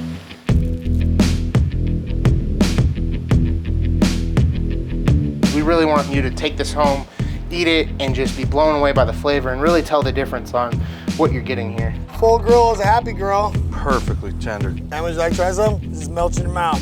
Carnivore candy. You like to see people enjoy what you're doing, you know? When you go to your butcher, you should be looking for quality. If you think you've got something, just hustle. It's on your shoulders. We're trying to do the best we can every day for a good product. But at the end of the day, it's just gonna be quality. That's how you can stamp this whole thing. I'm Jason Lee. I own Lee Bones Fine Meats and Lee Bones Meat Duster. These wings have already been seasoned, but I figure we hit them a little bit again. That's a mainstay in the shop. We usually have those on a daily basis. What you buy in this shop is not what you buy at a grocery store. When you go to a butcher or somebody, you should be looking for quality, not just a piece of meat. You can go anywhere and get that. A lot of what you go and you get in a grocery store as opposed to a butcher shop is all highly processed, highly touched, and pumped out. What you get at a shop like this is something that has a lot of love and care put into it. It gets a lot better nutrition, it gets a lot better feed, it gets a lot better care on its day-to-day life, and the meat shows. These aren't coming from mass processing slaughterhouses where it's get them in and out as quick as you can. We really want you to take this home and really tell the difference on what you're getting here. So this is your bone-in ribeye. So what we're gonna do is we're gonna cut right across the seam here and peel off the backbone. Bone-in ribeye, now taking off the backbone. It's your beef back ribs, all ready to go. We're gonna take our ribeye, and we usually cut our steaks about 1.25 inches, a little bit thicker than most places. If a lot of people will come up for a ribeye and they want spinalis, that's their favorite part. So spinalis is this part right here. It's the most tender part of the ribeye. It's got the most marbling, it's the cap of the beef. So that part right there is gonna basically melt in your mouth, and this part starts to turn into more of a New York. See, if you can tell, it's not as speckled as that. But if you were in the know with ribeye, this is the cut you want. So if you look, that top spinalis is almost this entire piece of meat. You should go visit your local butcher, whether it's me or anyone else. You're gonna get a little more attention to just you, what your needs are, as opposed to they need to clean up in aisle 4, you know, things like that. This is a hanger steak, hanging tender, ugly steak, ugly hanger steak, whatever you want to call it. This is the piece of meat that started everything. This ugly monstrosity right here, it comes off the belly of the cow. What's so unique about it is it's near a lot of the veins that are near the organs. But what that does is it gives it a very intense, very strong beef flavor. Imagine beef amplified. My favorite piece of meat that leaves here is that hanger steak. A year and a half ago, I didn't know what a hanger steak was. I had never heard of one. I found out what it was. I had a new favorite steak that I didn't know until I was 46 years old or whatever. Now this is one of the more rare cuts. There's a few steaks out there that people will be like, oh, that's a butcher's cut. What a butcher's cut was when a cow was broken down, the most tender parts of the meat, there's a couple pieces of. So with this, for example, there's only one per cow. So what the butcher would do is after he broke down his cow and sold everything else, this was the piece of meat he took home. And in a grocery store, for example, customers don't want to buy the ugly stuff. They want the nice, pretty, bright red meat. And the hanger is very ugly. That's why it's known as an ugly steak. What's crazy for me is I spent about a decade in grocery stores being a meat cutter, manager, all that fun stuff. Never saw one of these until about a year ago when I got into the actual butcher shop industry instead of grocery stores. It's the cuts of meat that you can't get in the grocery store, like the hanger steak, the picanhas. And this, you might be looking at, well, what's that chunk of fat right there? This is your picanha. This has become extremely popular in the last couple of years. Now, a picanha and a top sirloin are the same piece of meat. The picanha is the top muscle of the top sirloin. So if it was a whole piece of meat, it'd be about this big, covered in fat, and you'd have to peel this off, and it would be probably about twice that size of just fat. And once it's all cleaned up, that's what it looks like. So a picanha is interesting. There's a lot of things you can do with it. You can whole roast it or you can cut it into steaks. Contrary to everything else, all the other steaks we've cut, you cut against the grain. With this, you want to cut with the grain. Super marbled, and it's got this giant chunk of fat on it. We don't take that fat off. And what you do is when you cook it, you reverse sear it. So you set it off to the side on your grill, let it cook slow, and then you sear it at the end. This crisps up and all that flavor of that fat melts into the meat. One of the most popular steaks in the last few years. I've been in this industry almost a decade, and picanha only blew up in the last few years. I make no qualms that I'm not the pro, the expert, but I knew I needed one. Charlie's kind of quiet, doesn't say a lot, but once I got him talking, found out we had a lot of stuff in common. We have a lot of the same likes and stuff, and he comes in here to work. You can go to a trade school and learn this, but I learned it just kind of being tossed into the fire. And there's actually a pretty big rivalry between meat cutters, which is what I am, and breakers or traditional butchers. We're both important. The main difference is butchers and breakers work in a warehouse generally, and they just have to tear down the meat and then send it to the stores, where we have to take what they do and process it and make it as pretty as possible. You want people to come in and see a good piece of meat. You don't want to look like somebody's been hacking and sawing on it. You want the meat to look nice and presentable. It's an important part of it. Everything has to look a certain way. You might be asking, why am I not using the saw to cut through this? A saw with boneless meat tends to turn it really fast. That meat is gonna turn dark at a much faster rate than it would if I hand cut it. We hand cut almost everything here. Only a few items do we ever put on the saw if it has a bone in it. And if we can work around the bone, then we work around the bone. You always want to put paper between your meat, because if meat touches meat, it starts to turn brown. And what that means for us is it's a lot harder to sell. Nothing's wrong with it. That doesn't make any issues, no problems. People don't want to buy their meat if it's not bright red. And unfortunately, in our world, the darker meat turns, the browner it turns, the more flavor it has. If you've ever seen dry aged beef, it's a very dark, almost ugly color. And it's super flavorful. I think a lot of people get caught up with, you have to do something this way, you have to do something that way. You know, there's a lot of people, you should never season a steak. You should eat the steak. You want to taste the steak. Well, I like my steak seasoned. But I think it's important that you let everybody do what they want to do with their food. Today we're going to hit the hanger steak, one of these filet mignon, both of these ribeye with steak seasoning. Make sure all the meat is just covered, basically. You don't want to pile it up on top of it to where all you taste is the seasoning. You just kind of want the seasoning to add to the meat. Give it a nice balanced flavor. I've somehow created something that people like. As far as the seasoning and then the butcher shop, I had always been putting stuff together, trying to come up with my own little mix. I just kind of wanted to where you go to a barbecue. I always thought it'd be kind of cool to bring your own thing and see if people would dig what you were doing. Once we started making it and handing it out to people and seeing if there really was a market, we started finding out that people were putting it on everything. When we first started selling that stuff, I went up to biker events that go on. So you can only imagine most of the people came up to the table and like, why are you here? Then they would taste the seasoning and go, now you know why we're here. That's it. 90 to 95% of all that seasoning has been somebody holding their hand out. We shake it in, they lick their hand, they hand us money, transaction over. It's just flavor. This is where I'm different than most. A lot of people say you should rub it in, push it in, something like that. I usually don't. I just let it set for like 10 or 15 minutes at room temperature. The meat will kind of start to absorb it a little bit. Then I flip it over and hit the other side.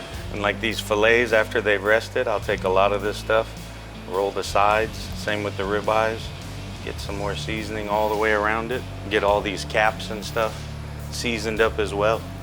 These are the easiest things in the world. Deep fry them, air fry them, barbecue them, just add heat. That's all you need is just to cook them, and they're good to go. Again, all this stuff's an accident for this guy. I've got other professionals that work in here, but I'm not one of them. I know what I like to eat, and I guess it turns out I know what a lot of other people like to eat too, maybe. And I always feel like it takes a village. I think it takes all of us to pull it all together and make it all happen and it all work and look and do what you want it to, you know what I mean? For me, I would say if you think you've got something, you just gotta go out there and push it and hustle it and then try to get people on board with you to try and push and hustle with you, you know? We're gonna eat, brother. We got Fat Ox Barbecue with Saucy Luke and Ty out there doing their thing, serving up all the things you can buy in the store and go home and cook. I can cook decently, but I thought it'd be a better idea to have the pros come and do it. We're kind of giving a test run so people can check out what we're doing and the quality of meat we're selling. Great opportunity for me. Why not be a great opportunity for them as well? They're in a hustle just like I am. If I can help spread that in some way, I absolutely will every time without question. Full grill is a happy girl. Let's get this thing shut up. You got to start working. As much as you want to like always keep checking it, if you're looking, it ain't cooking. Say for a competition, we have a 6-hour cook on something. If we're checking it a lot, dude, that 6-hour cook could easily turn to 8 hours. That's one of the hard things with this is a lot of times you don't see the end thing. You know, we get the meat ready, we prepare it. At the end, you go home and then it's a mystery to us unless you come back and tell us about it. I think it's probably one of the most satisfying parts when somebody comes in here, buys a piece of meat, buys a seasoning, we see them a week later, 2 weeks later, and they come in and explain to us how that was the best meal they've ever had. And it came out of our little shop and all they had to do was add the heat to get everything hot. That's really satisfying. This is what they call, it's a traditional offset barbecue, offset smoker. Starts at 300 towards the front, 275, 250-ish on that back burner. So it's a pretty consistent heat. Depending on what we're cooking, we adjust the meats where we want them. Kind of find our hot spots, whatever we need to find. Chicken wings, we're running them towards the hot side. Chicken typically gets a little rubbery when you smoke at low temp, so we like to do it on a higher temp just so that skin can crisp up a little bit. Chicken, you know, we usually get it done about 165. Pork is about 145 to 155-ish. But we run the pork and the chicken towards the hot side. So back here on the end, we got more of our beef. Our cuts that we were looking for like a medium rare finish. That's the hard part with thick cuts of meat, those really thick ribeyes, prime ribs, everything like that. Sometimes when you do them too hot, too fast, it doesn't get cooked through the middle, so you have like extreme rare. That's what the reverse sear kind of helps with that, because you get that internal temp up, then sear it off and you get a really nice cut. So now we're gonna give a quick little sear on them on the firebox. These picanhas have a nice fat cap over the top. You get a good sear on these. You get a little cap. You do that reverse sear, it takes all that guesswork out. What we always try to tell people is like, trust the time, trust the temperature it's reading. Filet mignon, carnivore candy. And would you like to try some? Just melts in your mouth.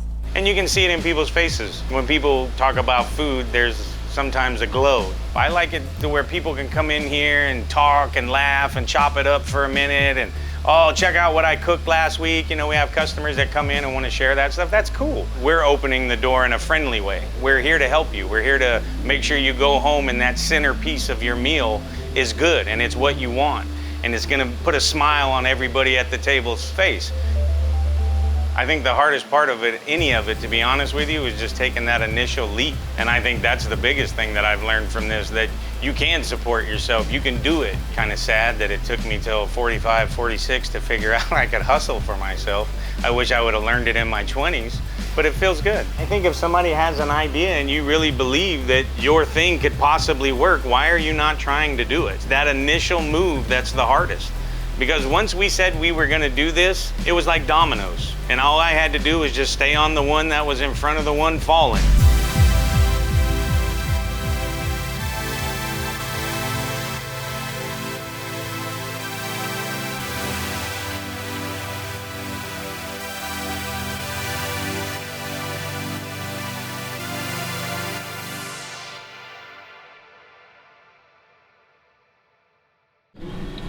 What's this big hunk of meat? What am I doing today?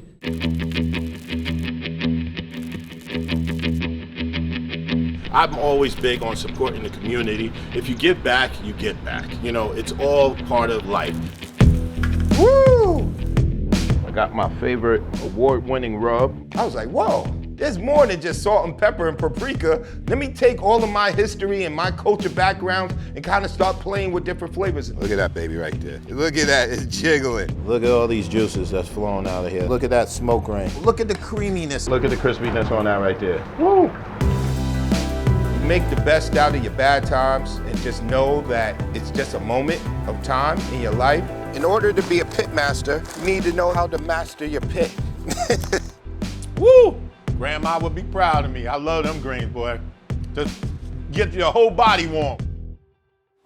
Then you just take some of these peaches and drizzle that right on top here with the sauce. See, it's all about presentation. You know, when you see things, let it start with a 10, right? Like let your eyes get hungry. Let your stomach get hungry through your eyes. And then you go into the taste. So this is a perfect plate right here. I love it. All right, I'm gonna cheat, and I'm gonna take a little piece right here off the side. Yep. Here, you know what? I'm gonna put this nice little, the bite, the savory, the sweet. That's a good pork chop right there. Fill the grill, baby.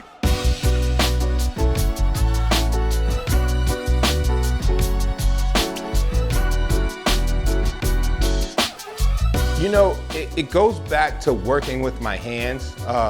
My uncle taught me kitchen cabinets and how to build, not just kitchen cabinets, but finished furniture. And being able to build something and step back and say, wow, I built that. Oh, and then just watch the oohs and the ahs. It's the same thing for me for cooking. You know, when I cook a plate or I cook a dish and people are like, wow, this is awesome. This is the best thing I ever had. And, you know, that just makes you feel better about yourself, and it just helps you with your passion to grow and just keep moving forward.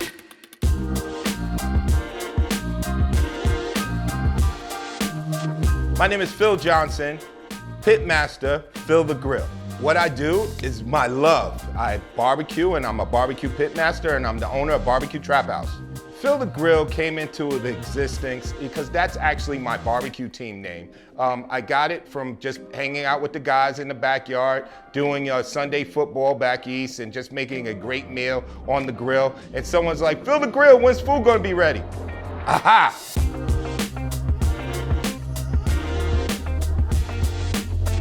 You know, I started knowing that I was a good cook as I started getting my older years. I would say about 20, 27. You know, people would come over and they would say, you know, Phil, are you gonna make a certain dish? And then when you would get invited to people's house, they had you bringing the main dish, the appetizer, the dessert. And I was like, whoa, I think I got something here. But I really started getting a lot more notoriety and putting it into a business when I got to Arizona. Mac and cheese. Everybody likes some good comfort mac and cheese, don't they? So this is my hack. I add a little liquid smoke. So this is an apple smoke liquid that I put into the water and have that boil into the noodles.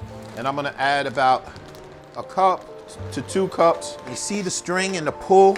Look at the creaminess of that mac and cheese and the cheesiness. And don't remember our little hack, the smokiness. Woo! Look at that skillet mac and cheese. You see the bubbles around the side? That means it all blended together for me. We got some nice smoked pulled pork butt. That's saying something. Then we top it off with a little bit of barbecue. That's our mac bowl at the trap. Trap is an action word, first off. I did spell it different than the regular trap, T-R-A-P, and I put an extra P, and then I put houses, the German way too, right? So, but trap could be wherever you work. So if you're a banker, your bank is the trap. That's where you work. That's where you get things done. That's what you do for a living. So it's barbecue trap house. But also, it's just being trapped in a house with some good food at the end of the day and good people. My biggest accomplishments in the community is being able to open my doors to give a feel and a place to go just to eat and spend time with other people's families. In life, my biggest accomplishment is my daughters. They actually lost their mom at an early age, and my youngest daughter just graduated high school, and my older kids are already doing their thing as a family. That was my biggest life accomplishments. My rub that I kind of put together, rub me all over, fill the grill. It's my own flavors that I grew up with. It has smoky paprika, some smoked salt, garlic, some sazon. It has a lot of different flavors I have in here that I grew up with. That's what makes me different from everybody else. You see how heavy I'm going with this? That's fine. It's not gonna be salty because it's a rub. So it's supposed to go on heavy and really adhere to that meat, because this is where you're gonna get your bark from. It's got a nice mahogany color to them. Look at that smoke ring. That's a nice smoke ring that went around there. That's where you get that cherry. That cherry wood is really showing. Some nice ribs right here. Slab Saturday at the Trap House. Everything's gonna have challenges. Everything is not gonna be, handwriting on the wall. You have to kind of problem solve and figure it out and come up with your own solutions, for the problem. And so long at the end of the day, you accomplished that day, your next day will have its own set of problems or its own accomplishments.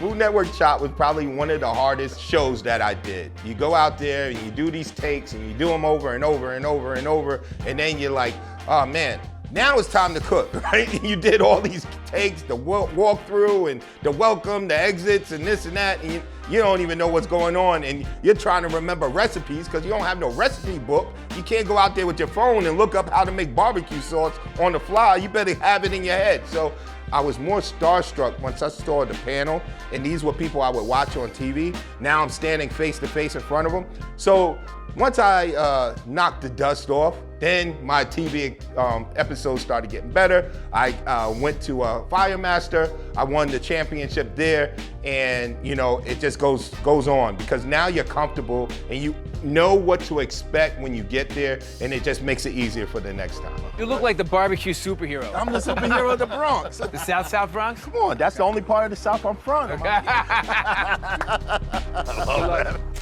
But these are nice dinosaur bones. If you want to add some sauce, you could drizzle some sauce on it right now. Look at that baby right there. Whew, it's like Jell-O. I'll eat a baby back, but I prefer short ribs, and I'm gonna show you why right now. Look at that baby right there.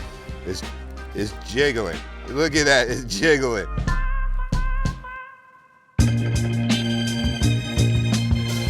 It's a funny story. I was out at a barbecue comp, and I was just playing East Coast rap, and I had it up a little too loud, and somebody told me, hey, will you turn that crap down over there, right? So I was like, okay, I turned it down. Then at the award ceremony, I started winning awards. And when I started winning awards at the end of the ceremony, the same guy was like, I guess we need to call you the Jay-Z of barbecue, and it stuck with me. And then basically all I want to do is sweat that down, get that going for a little bit, mix in that seasoning. I got a little bit of chopped garlic that I'm gonna throw in here. Using the actual onions and garlic will give you a better flavor, and you'll taste that, and you'll love that more at the end. Just take it out the water, shake them out, put them in, pop them in the pot. Greens is a slow cook. Let it take its time. Let all those seasonings marry together and become one, Woo! 45 minutes more, but look at the consistency of that. It's all like that dark hunter green. You know, look at the juices. This is good stuff right here.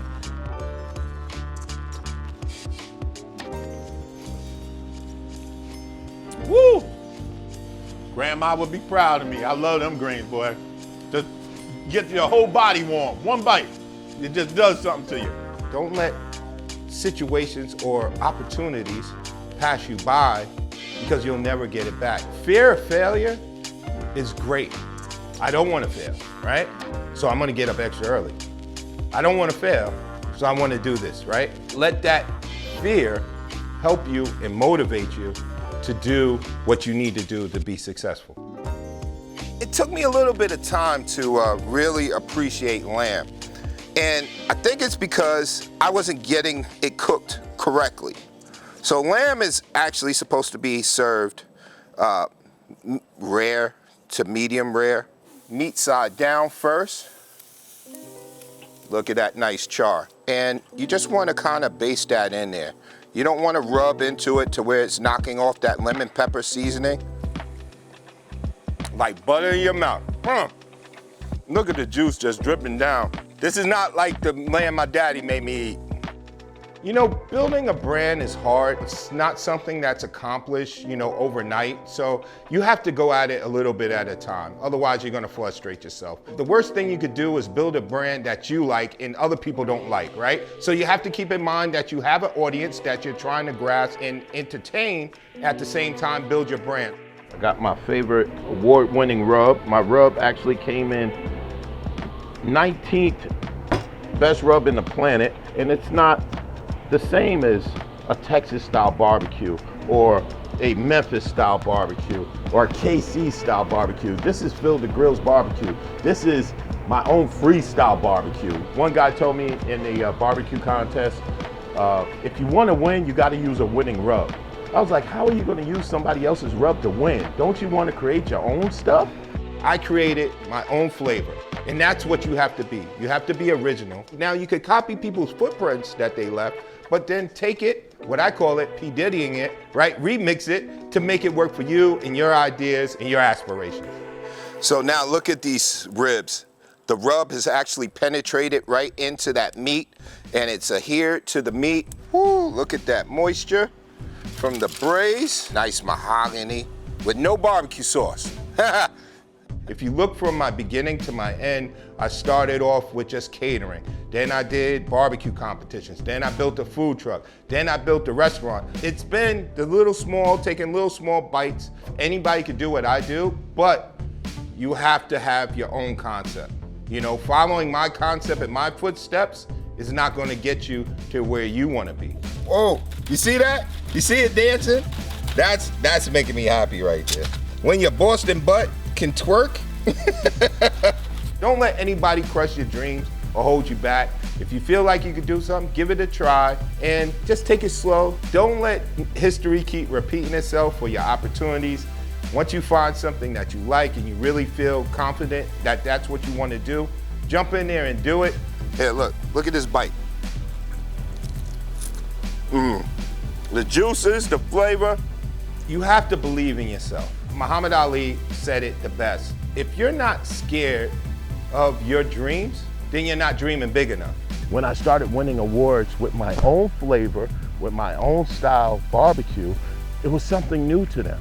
You have to take risks to be successful. If you want to see change, you have to make change. If you're going to bet on anybody, let it be yourself. You haven't let yourself down yet. You know you're going to strive hard and put in 110% on anything you do. So go ahead, you know, take that chance.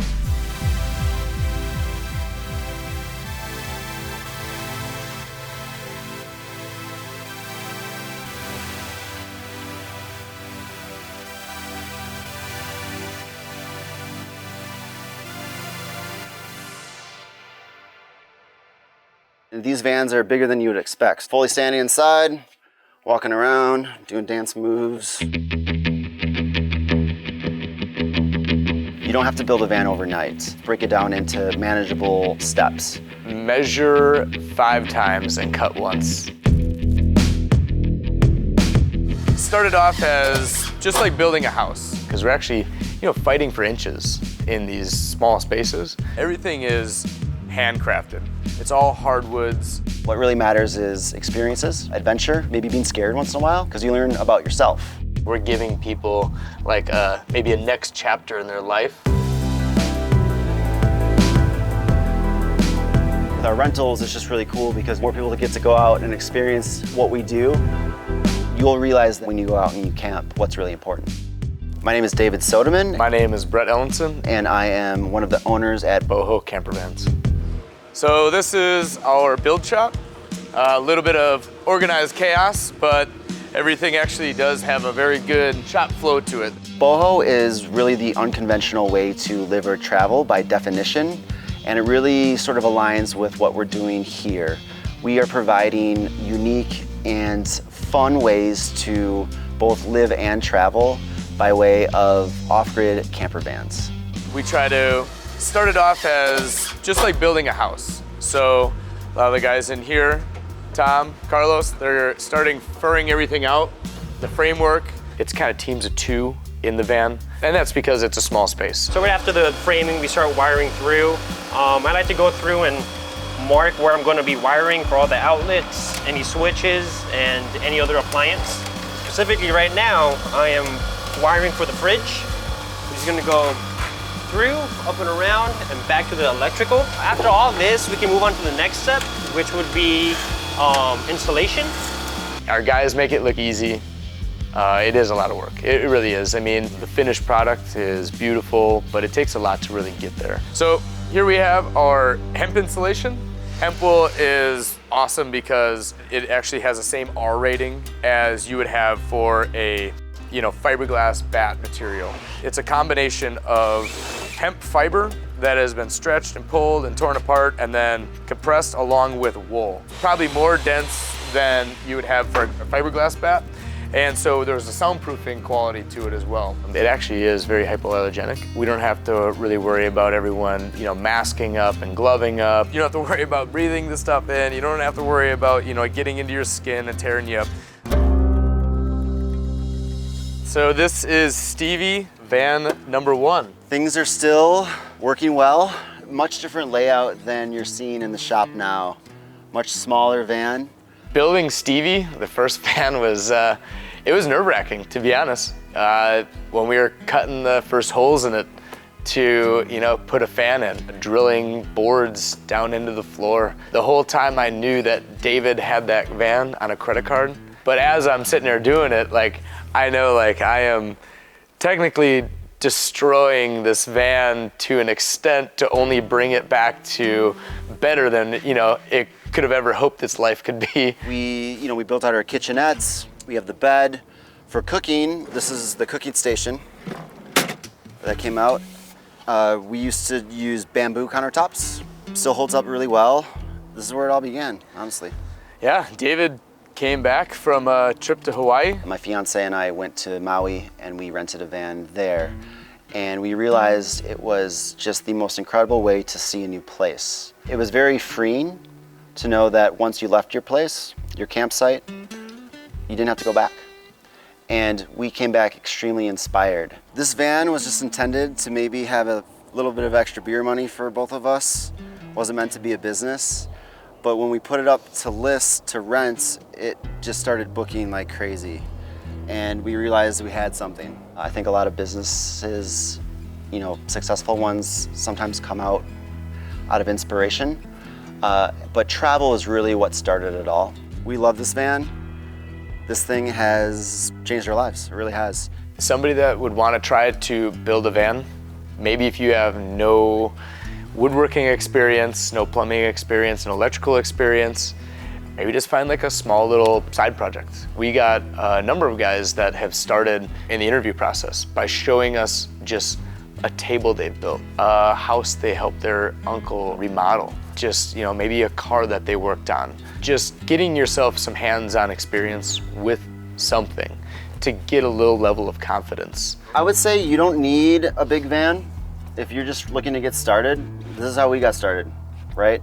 We found a van we could afford, or thought we could afford. Just the simple things, right? Running water, a place to cook, a place to sleep, an engine that runs well, and that's really all you need. When we first built our first van, it was how cheap can we make this? Over time, you realize cheap isn't always the way to go because it's going to be more expensive in the end. All the vans have solar simply for the fact of trying to be able to get off-grid. People want to go out camping, and it's, trying to make the van as green as it can be. If people want to go out in the wilderness and just get away and escape. We are on the top of a boho van, and you can see right here we have two 200-watt solar panels from Rich Solar. And this is what's generating most of the power for every system inside the van. They provide everything you need to power your systems off-grid, from your fridge to your lights to heaters, AC units.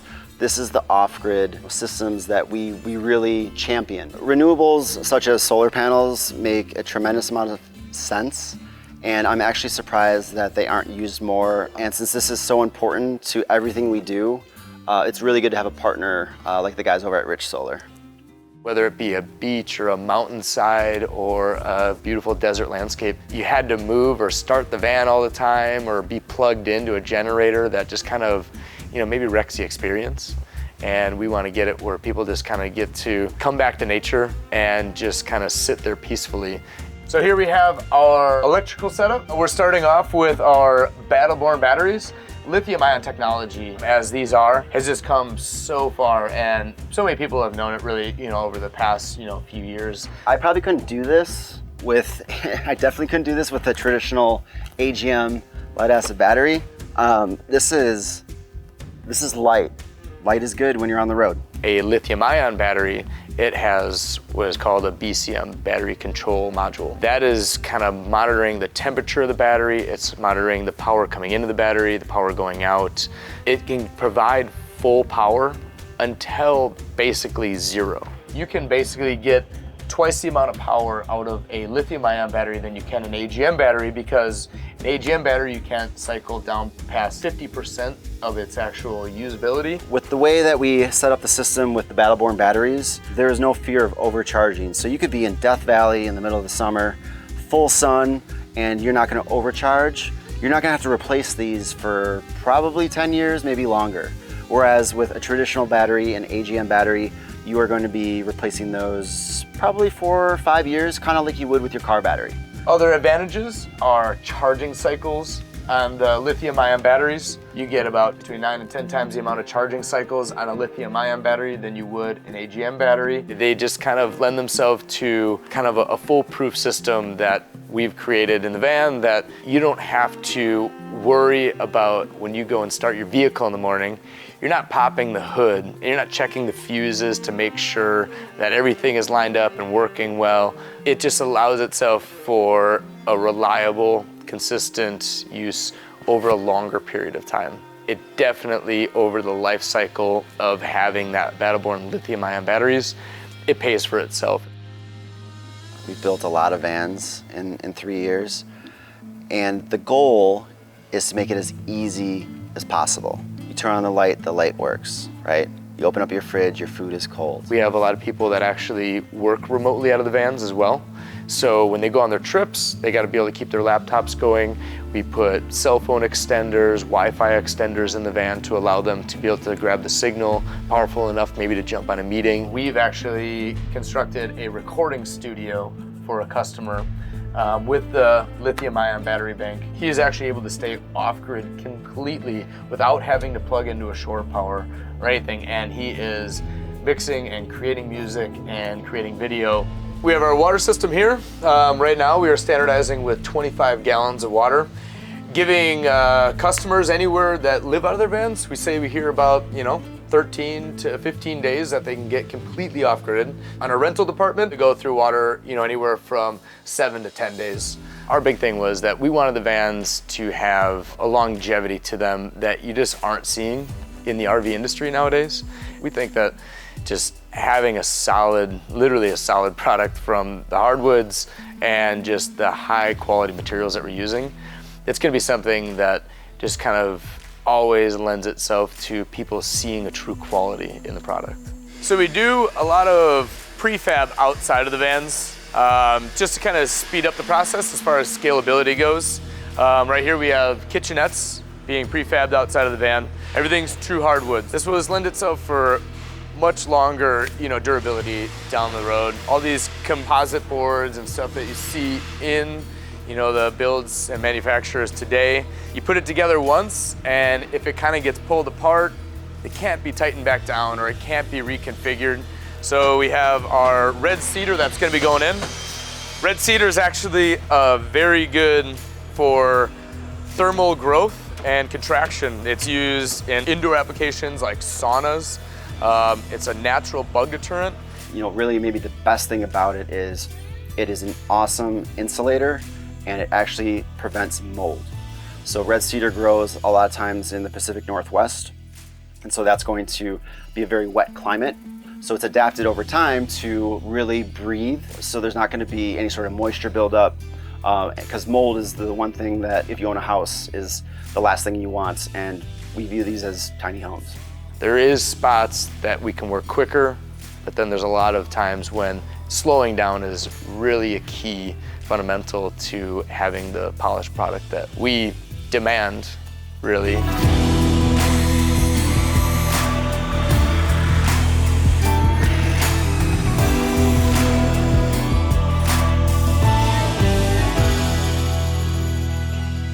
So this is definitely one of the custom projects that we've done. The customer for this, they had some things going on with health concerns and stuff like that, and we told them that maybe a larger RV would be better suited for them with all the features that they wanted, and they said no, they wanted something smaller. Gone are the days of the really big RVs. Maybe you can't park everywhere, maybe you have to take a different route.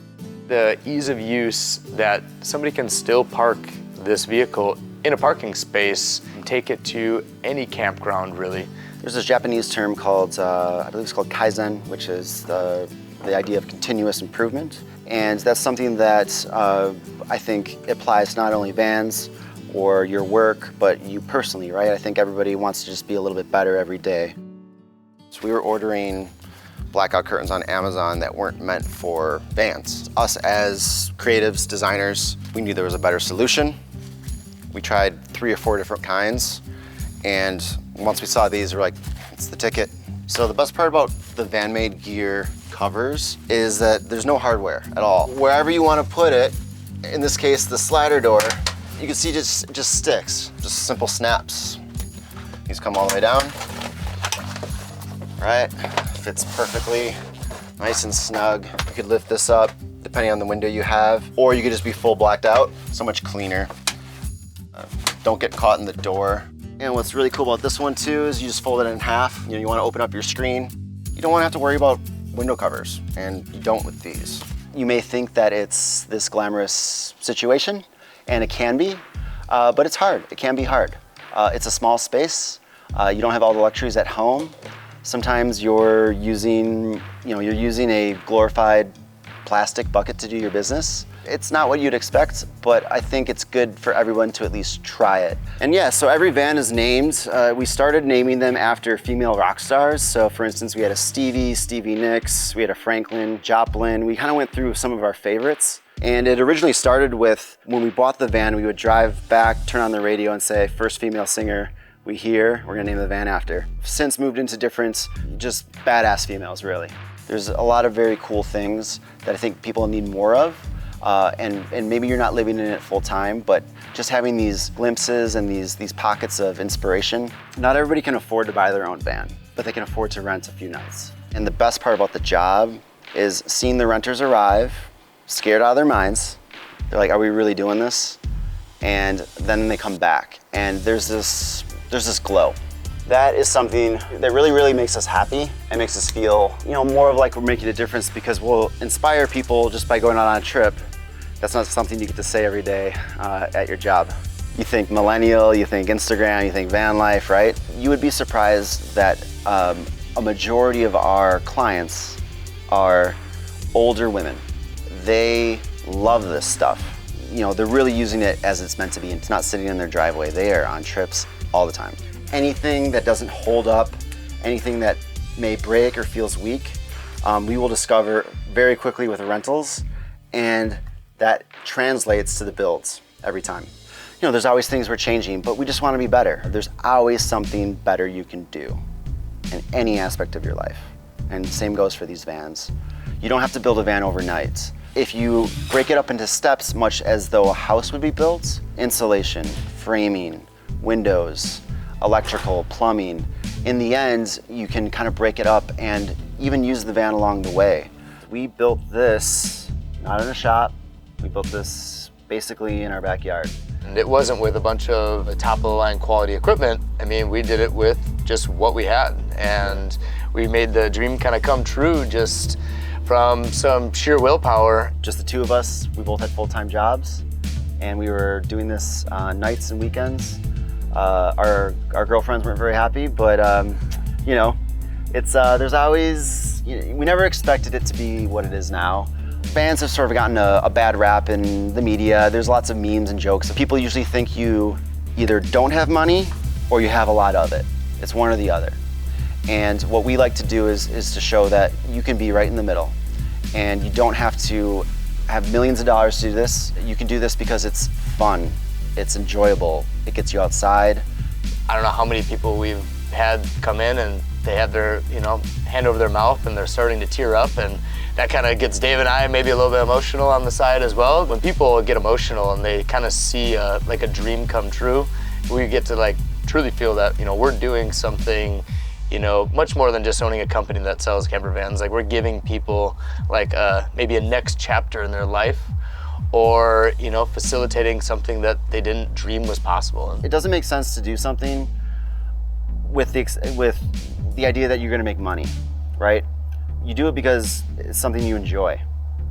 And this is what we do on the weekends, right? We camp, we hike, we go mountain biking. And this is just a facilitator for it.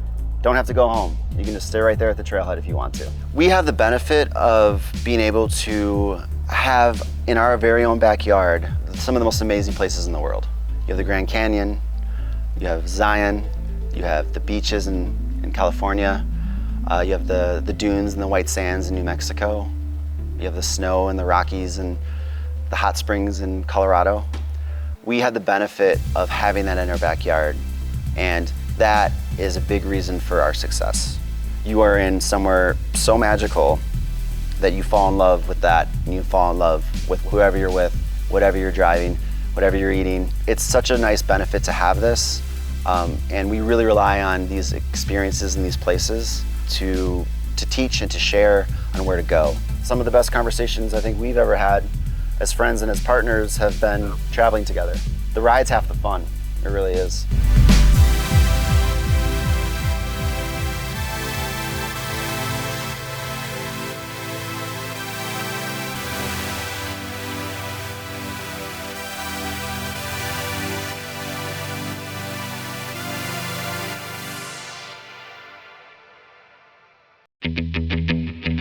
You run into some really sketchy people, but you also run into some super cool people. Live for the next generation too. Inside this shed, we have a sewn-in battery bank.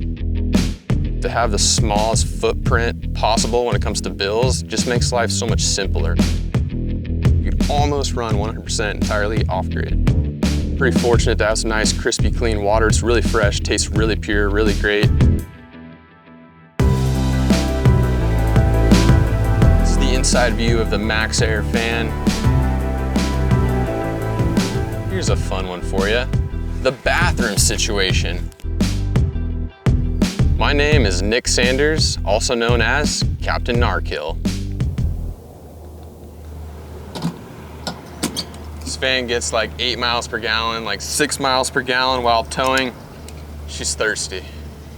I wanted to live in my van because I was just tired of paying astronomical prices and rent to just some landlord for some tiny square box. And at the same time, my lady and I were also looking for a place to relocate.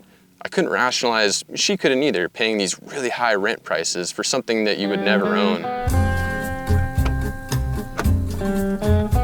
It's glorious. Got a little carbon filter here. You can hook it up to any hose, any spigot in a park or a business that you frequent or wherever, It's just so much easier than just throwing quarters in one of those water machines. I carried 2 6-gallon jugs with me, so that was 12 gallons. This is one of my jugs. It's pretty handy. It's got a pretty easy spigot on it.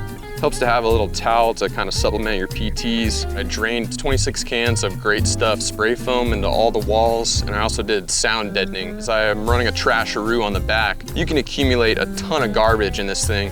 I got 2 gallons of water that just wash my hands with it, or do the dishes, stuff like that. It's pretty handy. It's just a pesticide sprayer. You can get them at Home Depot or Lowe's or any hardware store, really. I'm sure there's a lot of people that think my van's really basic. There's a lot of people that have these like extravagant kitchen setups. This is essentially the kitchen.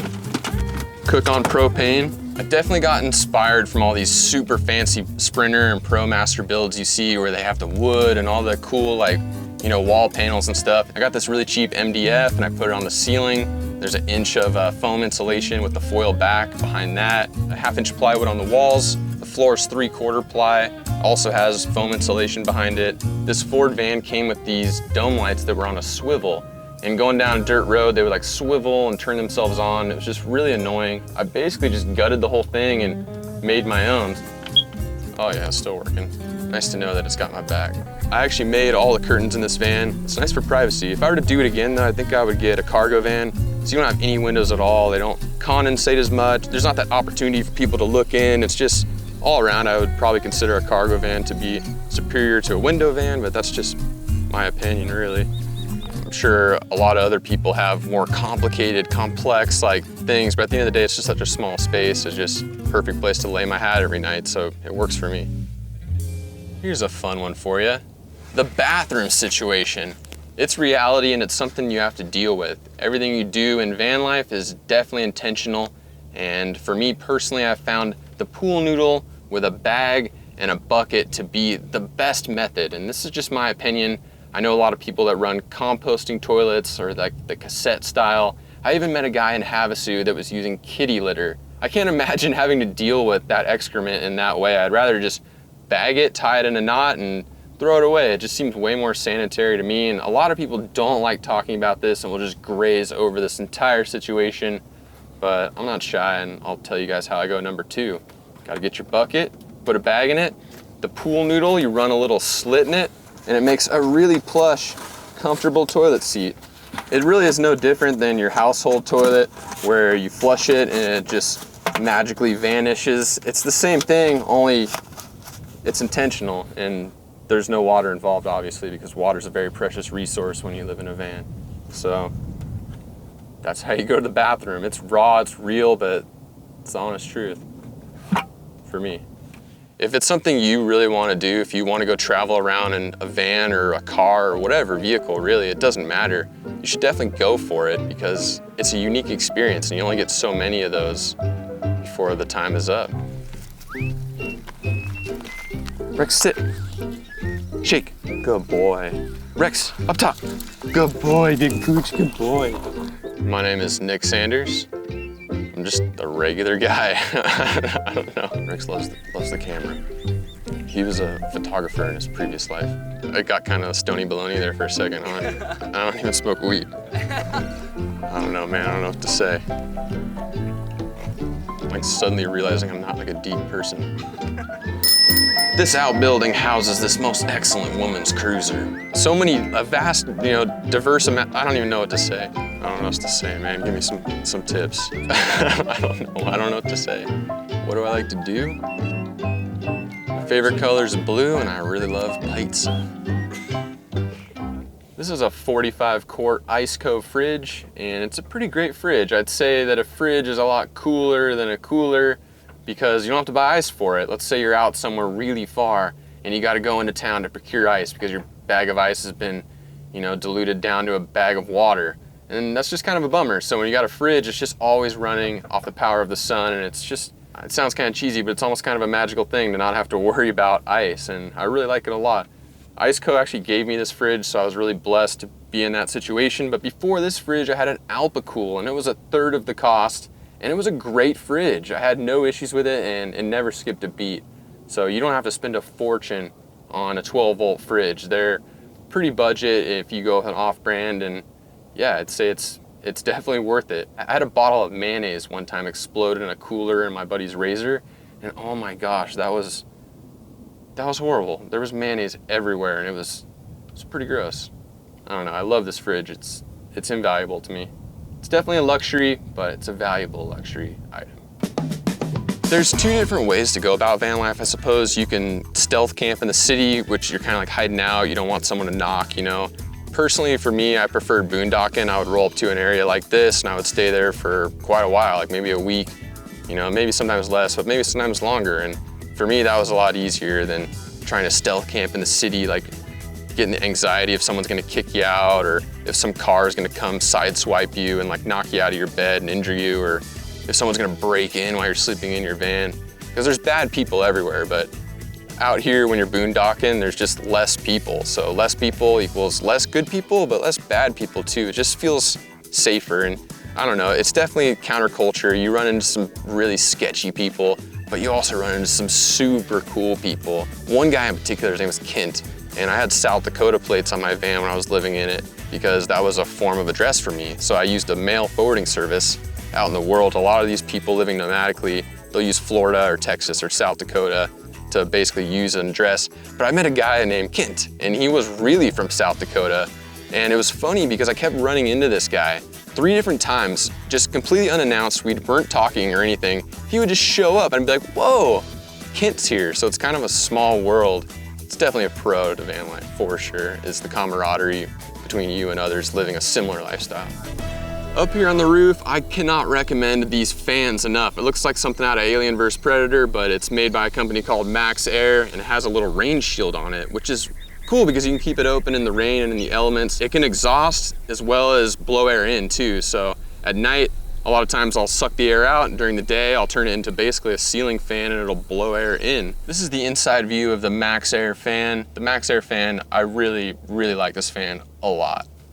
Having a house was always kind of a dream. It was almost like an unattainable dream. It was like the carrot on the stick type of thing. It was like something we always wanted to get, but we couldn't. It was like out of reach. And we realized that we couldn't afford a house where we grew up in our home state. So we just looked over the horizon somewhere else that we could afford. And it was a goal that we wanted to achieve, so achievement unlocked. Just a manufactured home was cool with us. It actually has axles under here behind the skirting that you can't see, but it's essentially just a trailer. It's on a well. It's a super deep well. The water's really pure. We can drink it. It's an 80-foot well, and pretty fortunate to have some nice, crispy, clean water. It's really fresh, tastes really pure, really great. It's providing us 2 out of the 3 things that we need, shelter and water. Inside this shed, we have a sewn-in battery bank. At the end of the day, it's a battery bank and an inverter, and it's just juice in the sun. And I love the location too. I love it out here. This is an awesome place to be. It's got 19 kilowatts of solar, and for us, that was something that was really important, and we settled on this place.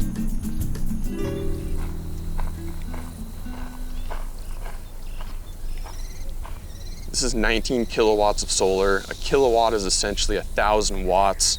I'm terrible at math, but that's a lot of power for this tiny little manufactured home, which is one of the reasons why we bought this place, was just for sustainability reasons. This house could almost, now we have a lot more stuff running, it could almost run 100% entirely off-grid. Whether it be for a house or a van, you can expect to pay about $1 a watt for a solar panel. So your average 100-watt panel is gonna cost around $100. But something really critical to point out, this is just my opinion, is it's better to own your panels. If you have a sales guy come knock on your door and tell you, hey, do you have a meter that looks like this? You could be eligible for a solar incentive. Well, next thing you know, you're gonna get a monthly payment, and that kind of just dilutes the savings. So it's better to save up and get a system completely paid for, because then you 100% own it and all the power is yours. One of the biggest misconceptions I think people have about solar systems is that they're super complicated and you need a professional to install it. And yeah, the one at my house is a little complicated. I understand a large majority of it, but there's some stuff that's a little over my head. But when it comes to 12-volt vehicle solar systems, it couldn't really get any simpler. There's a black wire and a red wire, and it just comes through this orifice, goes through the roof, and it comes down into this 40-amp MPPT charge controller. This runs down this wall, goes under the bed into a 310 amp hour AGM battery bank. And from there, it just splits off all over this van like a spider web. All you gotta do is just put the panels in parallel and then run that into a charge controller. and run that into a battery, and basically you're just harvesting the energy from the sun and you're storing it. I would definitely consider this a luxury, but if you're really serious about living in your car, your van, your truck, whatever, it's pretty important and it makes life so much easier. This is just my personal opinion, but to have the smallest footprint possible when it comes to bills just makes life so much simpler. Like, you could finance all kinds of wild stuff, but then you're gonna get, you know, at the end of the month, all these bills just unloaded on you, and just makes life so much more complicated and difficult. If you can just, you know, live within your means and not reach outside of that, at least for me personally, it made things so much simpler. And that's why I have a 40 Econoline and not a Sprinter. That's why I have a house out in the desert in Arizona and not a mansion in Malibu. You go for what you can afford and try to finance and have the least amount of bills possible is something that's been really helpful for me in my life. Got some totem pole cactus, some aloe V, got some elephant succulent. Hopefully in a couple years it'll grow together and look like something, I guess. This is pretty cool. This is our well box. Everything to run the water for this house is inside this box. But inside, there's a little pressure reservoir. It kind of maintains pressure and holds enough water so that way every time you turn the water on, the well doesn't have to kick on. It kind of saves the motor. But even bigger than that, we have this giant 2,500 gallon tank behind it. And this is cool because if the well ever went out of service for whatever reason, it broke or something bad happened to it, we'd still have this 2,500 gallon tank. You don't necessarily need to bury it in the ground. It might stay slightly cooler that way, but it just kind of is better than having this giant tank blocking the view. It's just some crystal clear, pure water, so nothing really to worry about with it. Very little maintenance, if any at all. I think it's important to not only live intentionally, but to live for the next person too. I saw a kid in California a few years ago slam dunk a bunch of fast food wrappers into a storm drain. And I don't know why that stuck with me. There's just certain little things that stick with a person, I guess. He lost sight of the bigger picture. Like, yeah, it might not affect him personally, but if everyone did that, what kind of future would we all have? So I think it's really important to not only live intentionally, but live for the next generation too. So it doesn't affect you, but maybe it affects the next guy or the next guy's kids or the next guy's kids. And it's just really important to plan for stuff like that because at the end of the day, it's a pretty small world, like this place we're in right now. This is a free, open area. It's on federal land, and if we didn't take care of it, it could be taken away so easily. So be happy with what you got. We're pretty thankful to be here. This is a beautiful place, and it's because we're taking care of it. Hopefully it stays open, and public lands are just that, they're public. So take care of the next guy's kids too, if you can.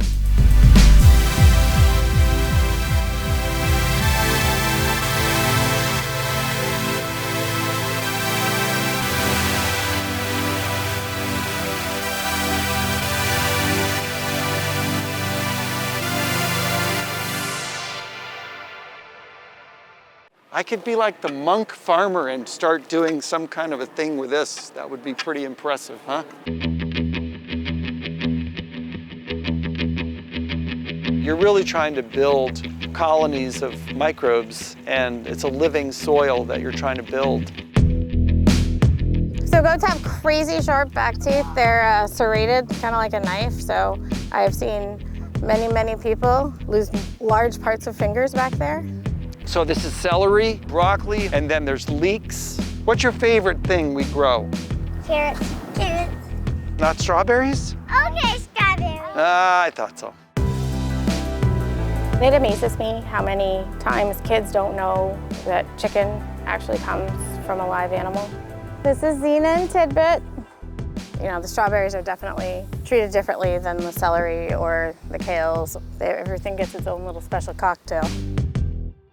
It's not like you can just open a book and it'll tell you exactly how to do it, but there are underlying principles of agronomy that if you understand them and apply them, over time you will have success and you never stop learning. And just when I think I know something, you realize you don't know everything, and it's humbling. But that's also part of the satisfaction of it, is that you're always mastering some other part and always tweaking your system. My name is David Vos, and I'm an organic farmer. We till the ground, make compost, spread compost, make beds, plant beds, take care of them, spray them, water them, harvest them, repeat. Yeah, I mean, the desert actually has some incredible advantages in some ways. Less rainfall, therefore greater control over access to the fields. We have more sunny days typically than most places. It's flat, not the side of a mountain. Not that you can't grow a lot of great stuff on the side of a mountain. I would say that I came to understanding what I do know of agronomy later in the game. I started out just farming, and I was fortunate enough to be farming on really good ground that was very forgiving, so I really didn't need to know exactly what was going on. It was only when I went into some very marginal ground that I really had to learn what the hell I was doing. We make our own compost, we buy materials, we'll compost that with our own green waste out of our own processing, because we always have leaves, and you know, when we take a cauliflower, we trim off those outer leaves. We try to save what doesn't end up in the field, ends up out of our packing shed right in our compost piles. And then we have animals, and so all the straw and the manure that comes out of our own animals goes into our compost. And then after we make it, we're doing lab testing of the soil to know where we're at with each field. We'll add various forms of micronutrient, like we'll add minerals, iron, zinc, manganese, and then we blend all that together and spread it very uniformly on the beds that we're going to grow in. So, you know, over the years I've read a little, but mostly it's applying principles, building the soil, not over applying, but applying enough materials, and having a very keen eye to noticing when things are changing in a plant. You're really trying to build colonies of microbes, and it's a living soil that you're trying to build.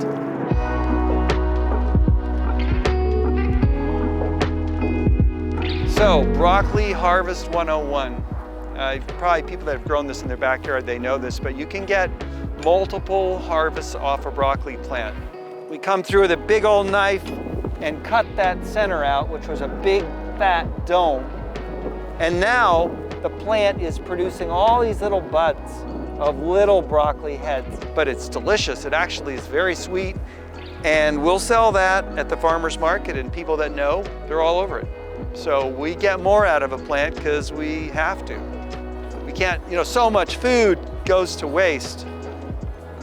You know, left on the plant, left in the field because it's not the right size.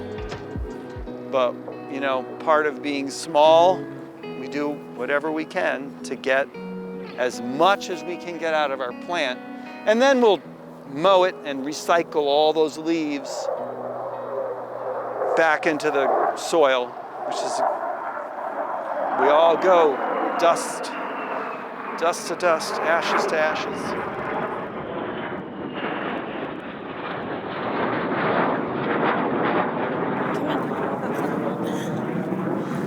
Hey, you gotta go back. Come on.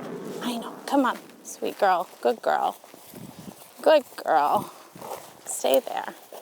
I don't think I've ever met an animal I don't like. All right, go. Thank you.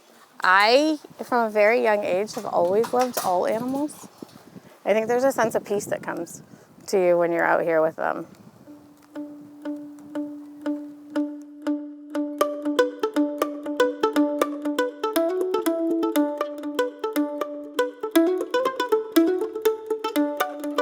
There's something about a goat that just instantly puts a smile on everybody's face. Just have to smile when you're around them.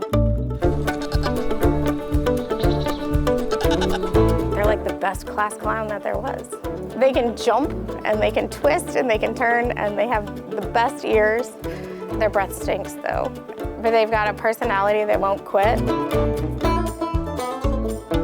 My name is Sarah Dolan, and I am the General Manager of Blue Sky Organic Farms. We are an organic farm. We grow on about 45 production acres, and this year we are growing approximately 90 different varieties of fruits and vegetables. We could easily produce enough produce on this farm to feed 20,000 people a week. The goats here, I mean, we breed goats and we sell goats. We do milk for personal consumption. Every year, it seems we end up donating quite a bit of milk to rescue organizations that are feeding litters of puppies or horses that have lost their mothers. But we don't focus on milk production, really. We do send goats all over the country. We sell them. Some of these guys are rescues that we took in, and they're older or they're sassy. Some of the boys back here, they're neutered, and we brought them in from bad situations. But everybody's loved, everybody has a name.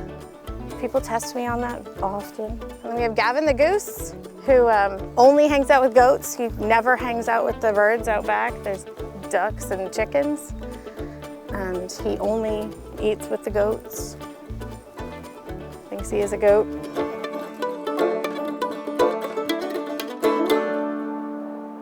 We're not a couple acre farm.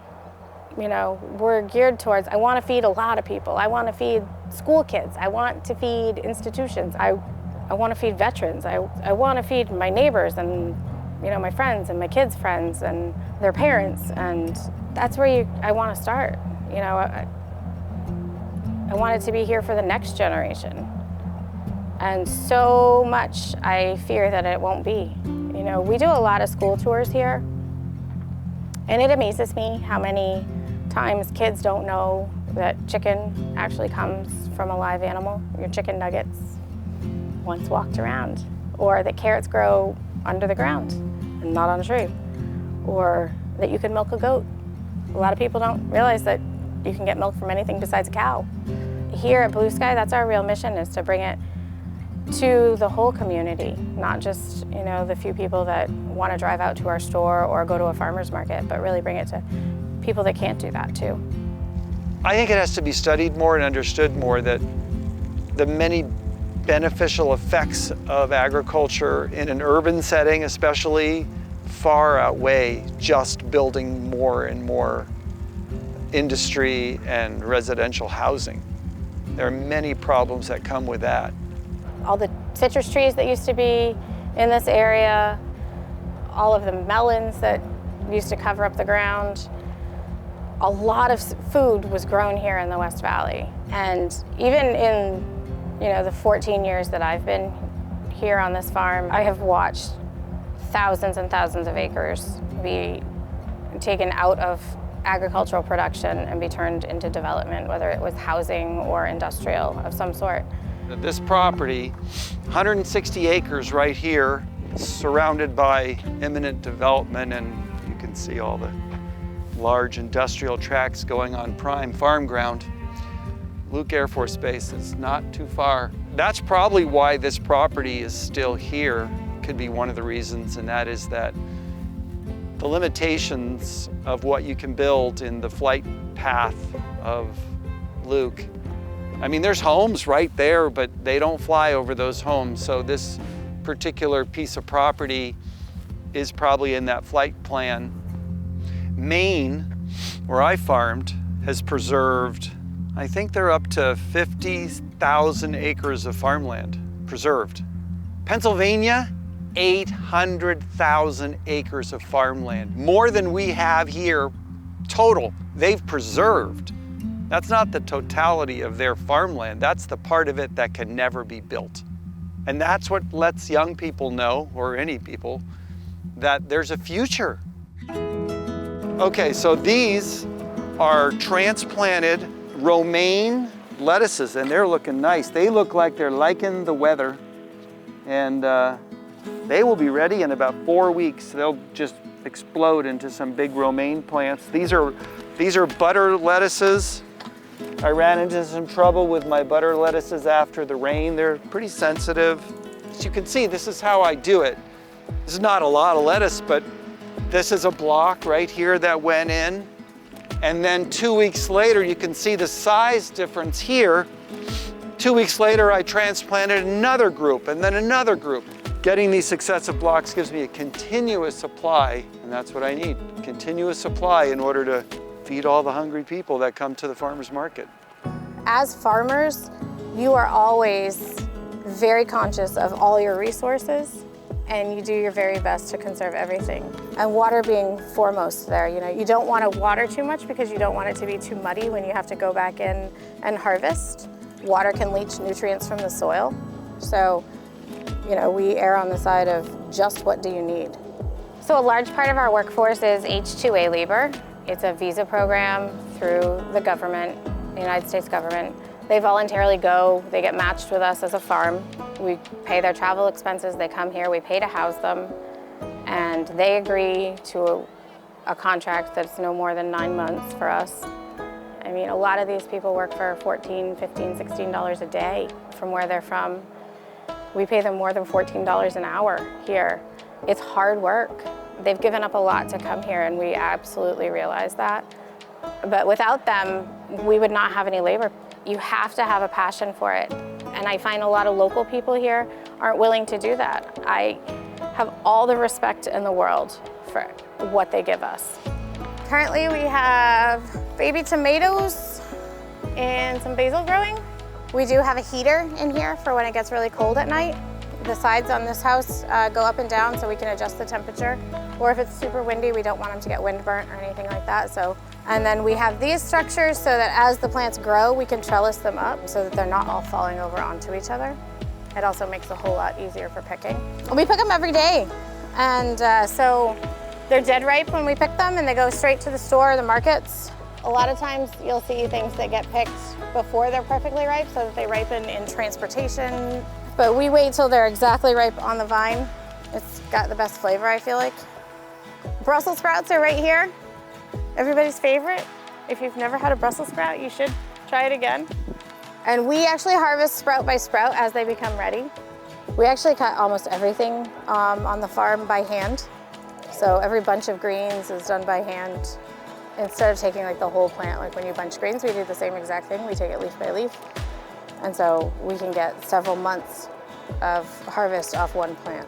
So we do sprinkler irrigation over here, and this also allows us to put out any fertilizers or nutrients the plants need at the time. You know, the strawberries are definitely treated differently than the celery or the kales. Everything gets its own little special cocktail.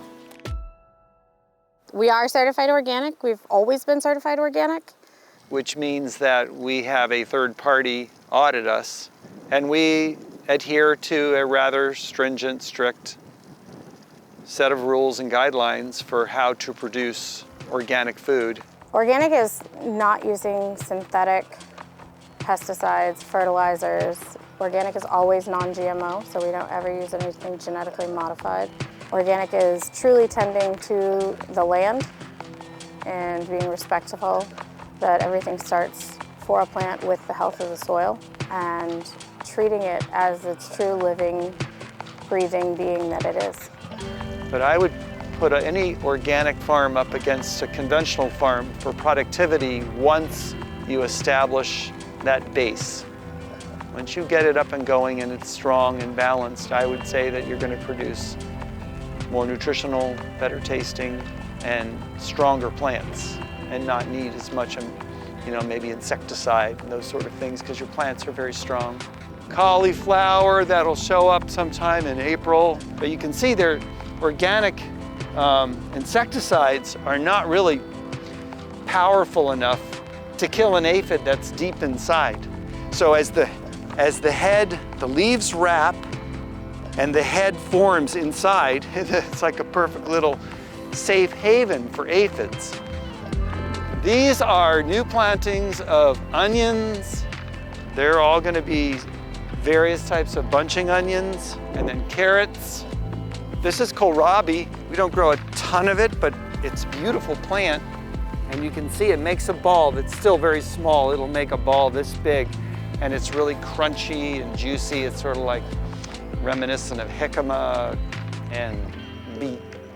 Not everybody knows about them, but people that love them, and they're beautiful. They're striking, the leaf, and you could probably eat the leaves and everything. French breakfast radish. I suppose the French named it. I don't know that I've ever had a radish for breakfast. Still good. Yummy.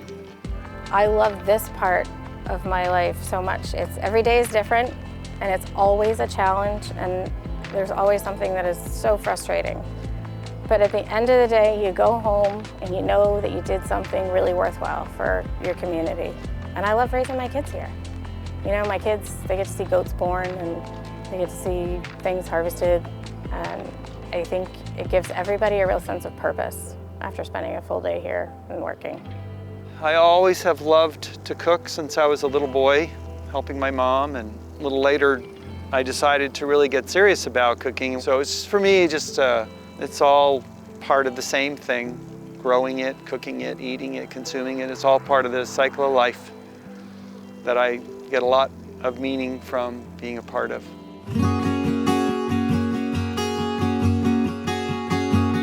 So in here are the cherry tomatoes. You can see they grow in clusters like this. And again, we don't pick them until they're absolutely ripe. There's a lot of mosaic viruses actually, cucumber, watermelon, alfalfa. But the tobacco mosaic virus, especially in a protected environment, can wipe you out really fast because a lot of the air is recycled, and it particularly likes to attack tomatoes. We are a tobacco-free farm, and we always ask before anybody comes into the greenhouse if you are a smoker, and if you are, we ask you to sanitize, or a lot of times we don't even allow you in here. So this is the end results of all the growing and strawberries picked this morning. Cabbage, peas, cucumbers, everything from the fields. And we also sell a variety of local organic citrus from Justice Brothers. We are all about supporting other local farms and building a community of farms. Salad mix, spinach, arugula.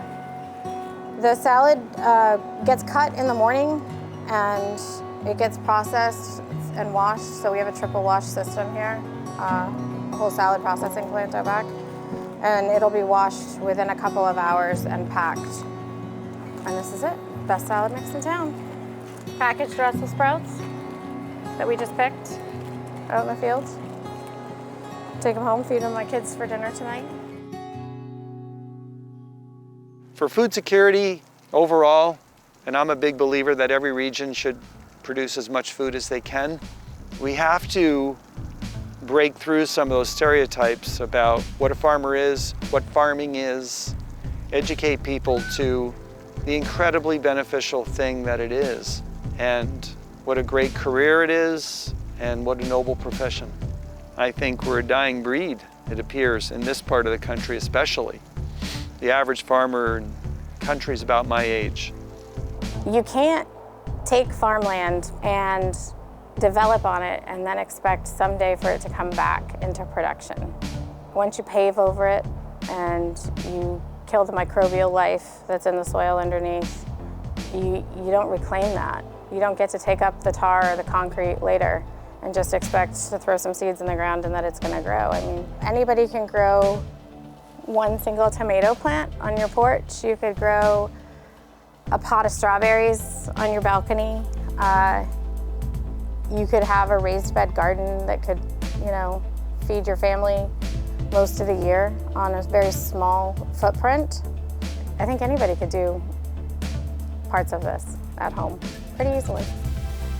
I think it's really important to know where your food comes from and to have that connection to it.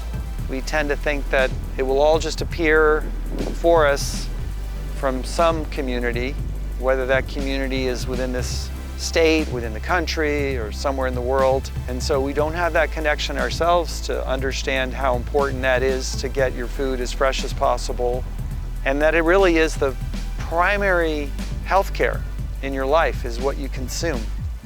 And if you consume healthy food and with awareness, that probably will keep you well for most of your life. And that is not taught. From my field crews who I bring in from Mexico, and they leave their families behind and they come here and they give it everything they've got. And everybody who works administratively here, you know, it's almost all their second careers, and they came here because they have a love of food and they have a love of farming and what we do. And you couldn't ask for a better group of people. I love to come here every day for those people. It really is about giving back, and whether that's giving back to the ground or giving back to the people, but animals play such a big part of that. I mean, they've given everything they have to us, and it's only right that we give back to them in any way. And if that means that a goat is born and only 3 of her legs are good, she gets to stay here forever and have a great life, lay in the sun, and that's what it's all about, you know? I continue to do it now with the hope that somehow I can pass it on. I do it in hopes that it goes beyond me. It's not just about me. It's about my community. It's about the future.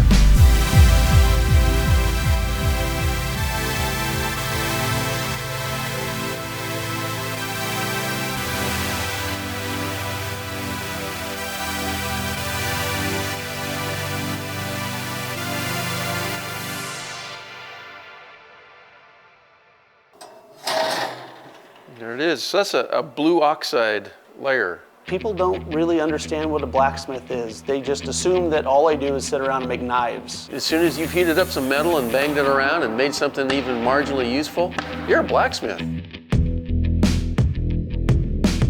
90% of what we do is just heating it up and hitting it with a hammer. Pretty much the rule, once this thing gets fired up, is everything is hot. This is the arduous part. Oop, it's getting very hot. This all day long. Sometimes you really just need a bigger hammer.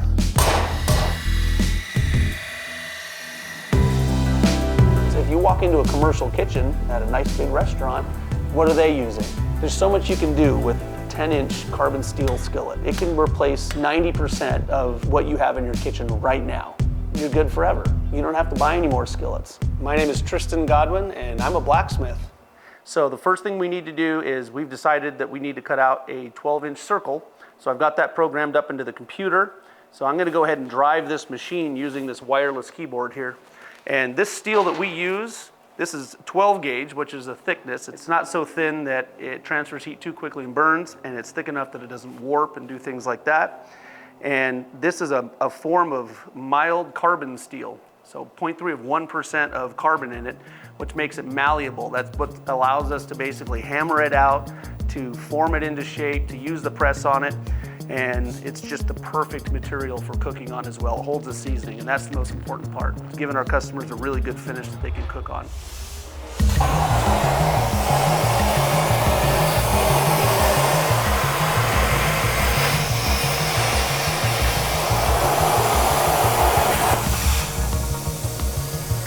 It's like magic.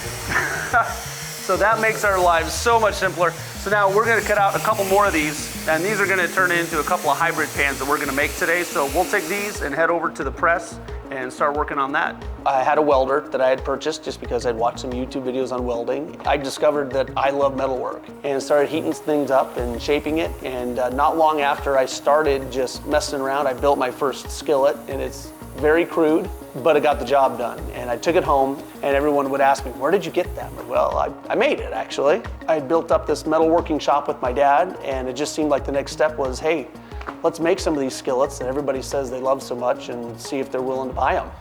And they are. So that's where we are now, is making these skillets and other cookwares. We've cut these out with a plasma cutter, and they've been cut to a specific size. This is gonna be a 10-inch round skillet. So we're gonna go ahead and put this on a blank from below. So that's gonna be the cooking surface size when this skillet is finished. So now we need the bottom to press it into. So we're gonna set this on the bottom. This is the arduous part. So you can see the steel starting to go down where that puck is in the middle. And this gets a little tougher to do, obviously. Right before it pops down into that bottom is when we want to stop. That means we've reached our full depth of the skillet. All right, so there we have the beginnings of a 10-inch round skillet. We're actually in the works in getting a hydraulic press. It's being built right over here that's gonna make this much simpler for us. It's electric hydraulic, meaning I hit a foot pedal and it goes down, and I don't have to do quite as much as this all day long. All right. The CNC plasma cutter, hydraulic press, those are the two biggest pieces of technology that we use here. For the most part, everything else is the same way as you'd be doing it hundreds of years ago. So the next step, now that we've done the initial pressing on these skillets, is we need to take care of these wrinkles. So you can see these form as we pressed them out. So it's always good though, this gets a little noisy, wear some ear protection.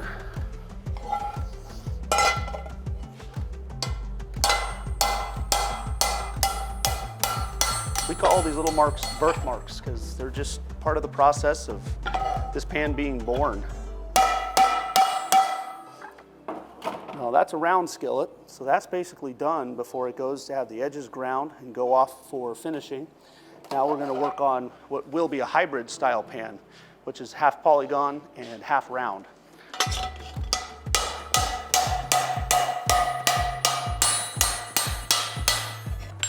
All right, that one's ready to be pressed a second time now.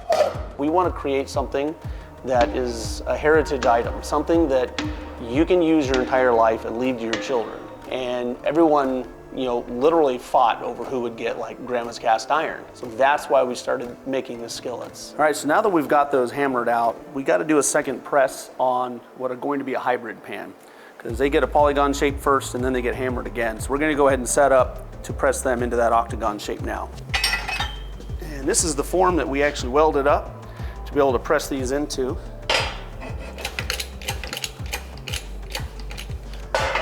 So that's the new shape we have. And now we have to hammer those wrinkles out. You can see that they're not totally the same, even though we press them into the exact same form. And that's what's really cool about our pans. It's not everyone is the same. They're unique in their own way. I think that's what people really enjoy about them. I know I do. And that's why we make these. We want them to be different. We want people to be able to enjoy their skillet and have it for their entire life and just be able to see this as a piece of art as well as a piece of everyday cookware in their home. It's so versatile. You can use it in the barbecue, you know, on a grill, in a smoker, in the oven, on the stove, induction, glass top, gas. You can use it anywhere. You can use it over an open fire while you're camping. So we wanted something that was versatile, something that we personally loved, and that we knew that we could perfect because we know how it should work. So we're gonna go ahead and hammer out these wrinkles here, straighten these out.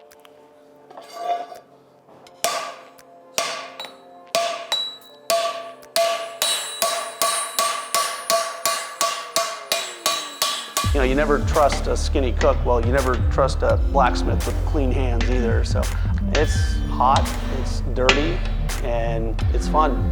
And it's what I live for.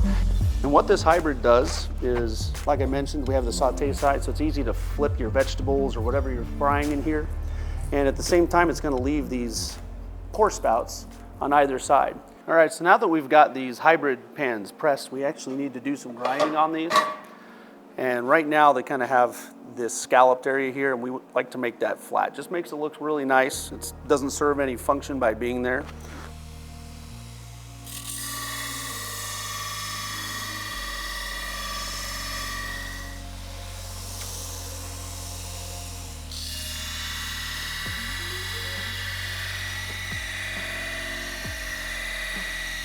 I've just knocked off these scalloped edges, and you can see the difference between the two, and it's pretty pronounced. And the reason we do this is because that extra little piece up here doesn't add any function to the pan, and when we take it off, it looks beautiful, and it also helps to create a better pouring spot while you're cooking. So just that little bit of grinding can make a huge difference in the beauty of the pan. So now we're going to do some finish grinding here, smooth out all these edges. And we're gonna do that using this Fordham grinder. It's got a cool little foot pedal down here. Makes things a lot easier for us.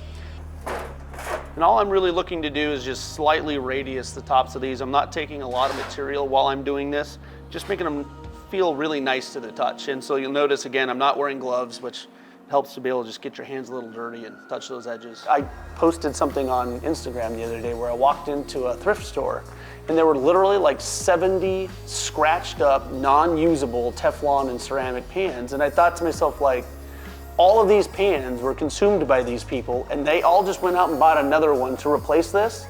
And they could have bought one 10-inch carbon steel skillet and had it the rest of their lives. But instead, they think, oh, I don't know if I want to make an investment, but they'll go spend $50 every 2 years on a new nonstick over at the big box store and then have to toss it out and get another one.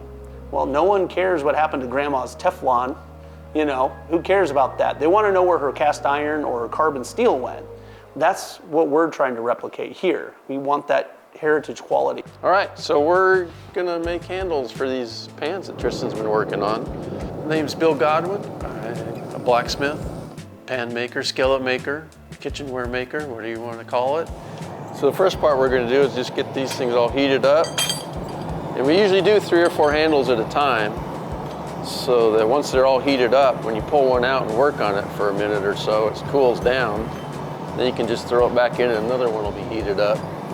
Pretty much the rule, once this thing gets fired up, is everything is hot. So we're just putting a few marks on this to start with. So once it's cooled off, it's pretty hard to keep going, so that's why we've got the others heating up now.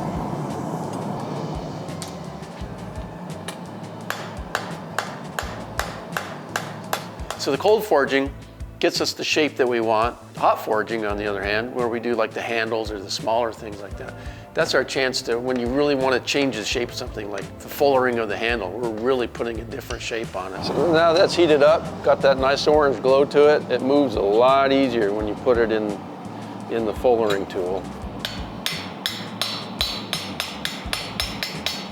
And that's it. So we've got our fuller and our reverse fuller at the top for comfort. And we've got our hammer marks on here, which are there to just make it nice. All right, so we're just gonna take all the roughness and hard edges off these things now and still leave some of the beautiful marks that we worked so hard to put on there. So see if we can pull that off.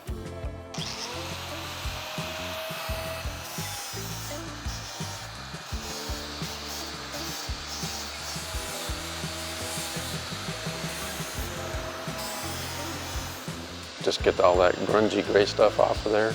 This is the wire brush. Just gotta be a little careful with it. It likes to grab stuff once in a while and toss it across the room. So we'll see how it goes.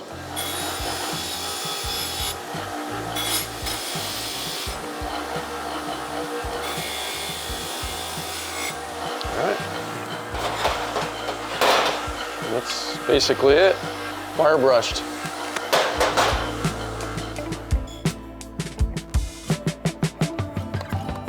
So we're gonna go to final sanding now on these. We go to 120 grit, which doesn't seem all that fine, but go much finer than that, and it starts leaving the pan so smooth they don't really retain seasoning as well.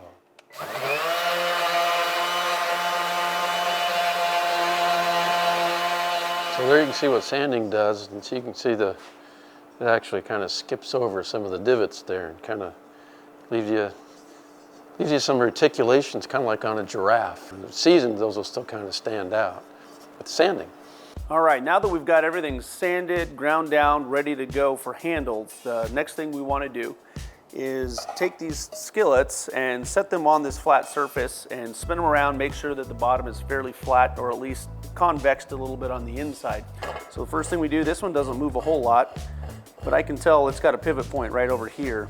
So this is really scientific. What we do is turn it over and then beat it with a hammer.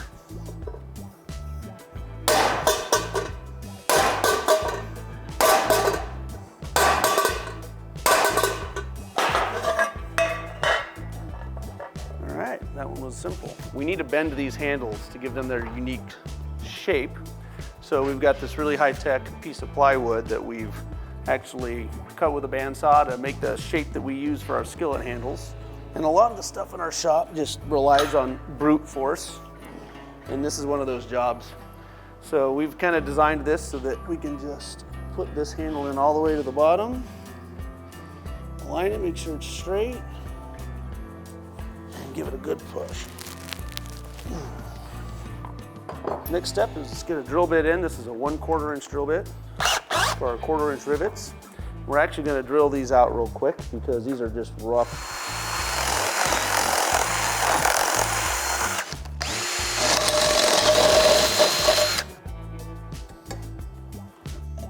All right, so we're going to go ahead and rivet this now. I've got the rivets in place through the holes coming out the backside, and I'm going to cold rivet these. I just put it over the edge of the anvil here, nice solid surface.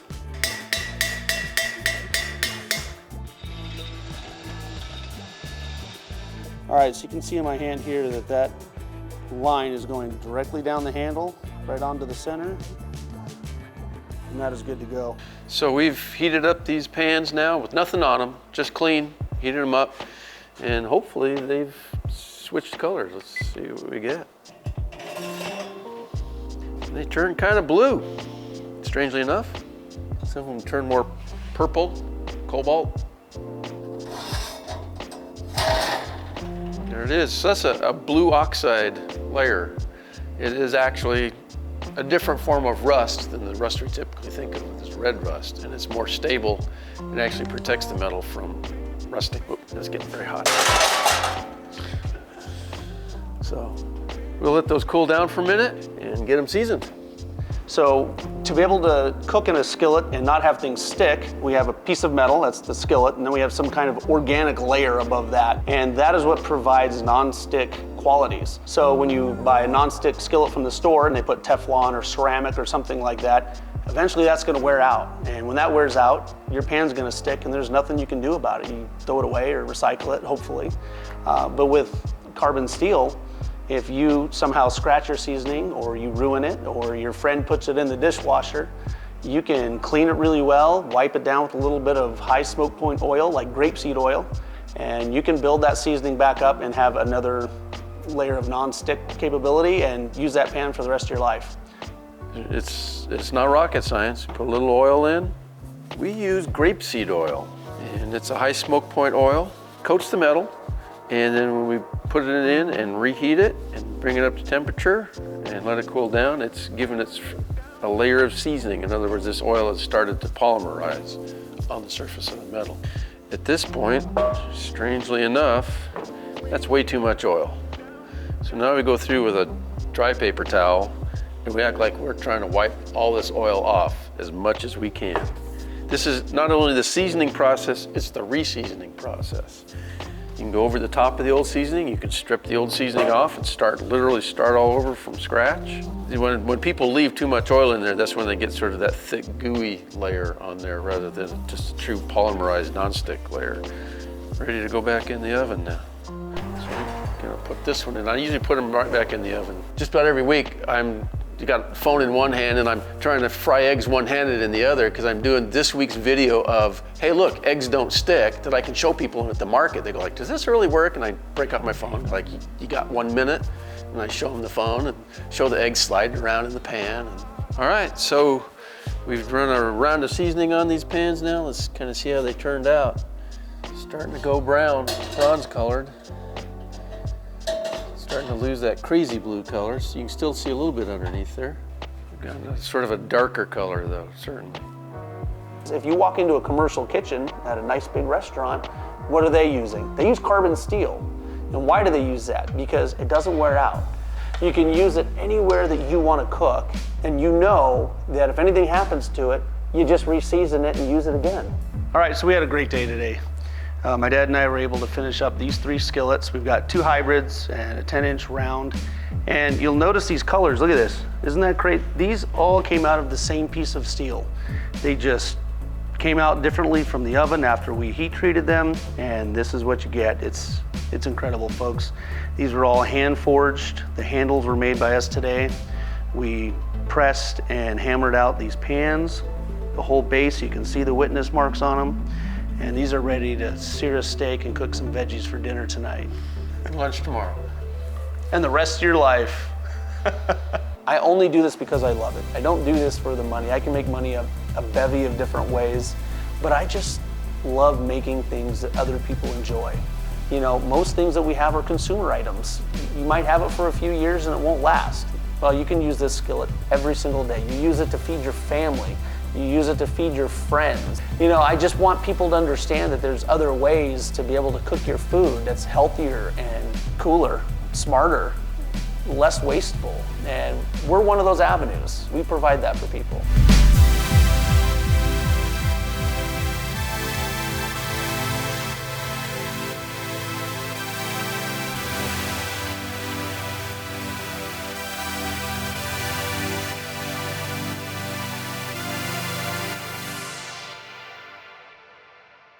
I have only one thing to say to all of you, Huzzah!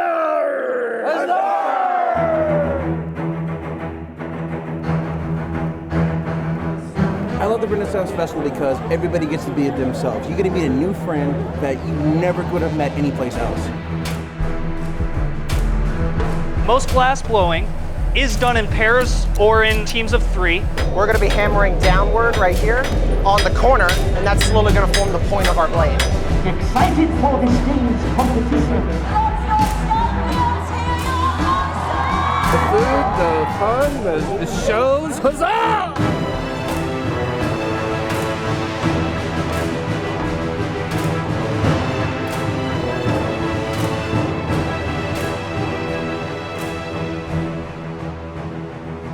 I love the people here, the atmosphere, everybody around here. Just became this wonderful annual tradition. Let's come inside and enjoy our authentic Renaissance cacti. Right, on our authentic Renaissance Superstition Mountains.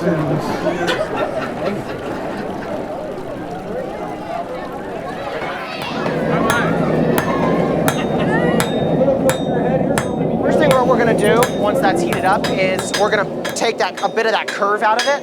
So we're kind of flattening out the center. That's going to be your handle. We're going to be hammering downward right here on the corner, and that's slowly going to form the point of our blade. After we get that straightened out, we'll forge out that point. 2 hands, and hit. There you go, just like that, and stop. All right, I'm going to hit with you. So, hit, just like that.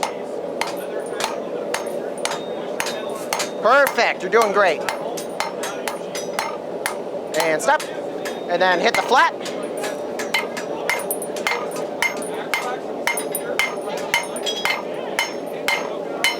There you go.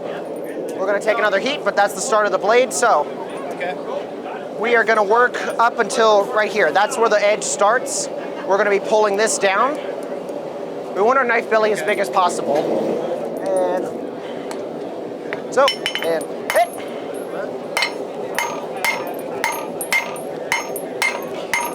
There you go. And stop. All right, a little lighter on this side. And stop. Just gonna.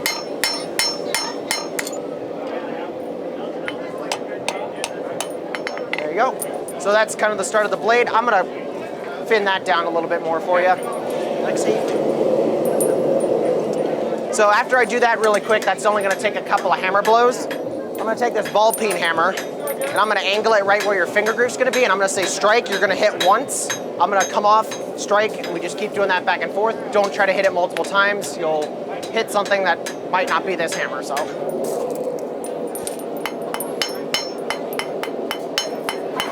All right.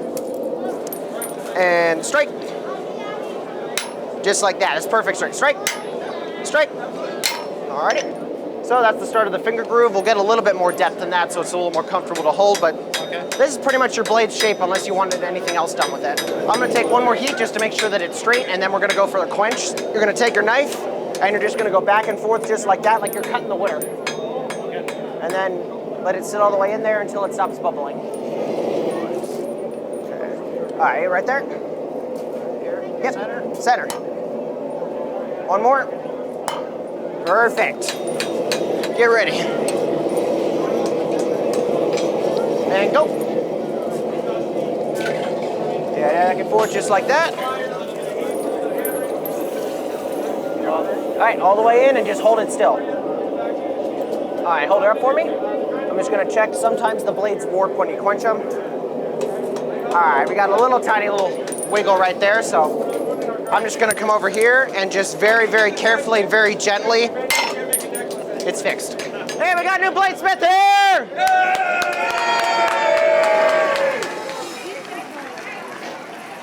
A lot of people think a pirate's favorite letter would be R. That'd be a misconception.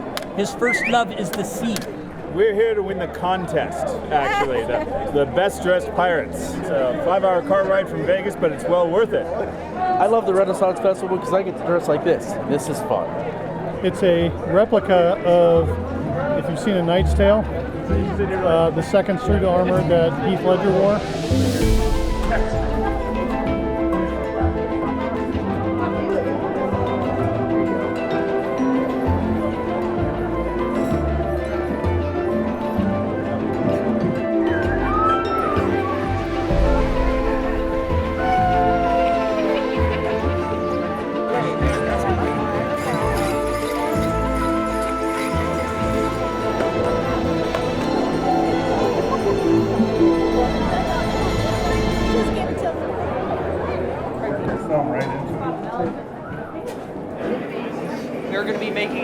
glass blown platter, kind of like what you see hanging up on the wall of the gallery area.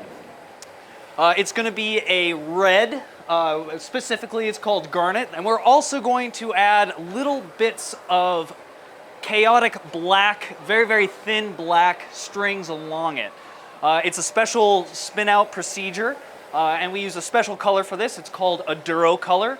It's called Duro because it has actually a high fluorine content, which makes it very, very stiff. It doesn't get hot very easily, so we can blow that color out with very, very small adjustments to that color. So there's a couple different ways we can add color to glass. Robbie is doing one.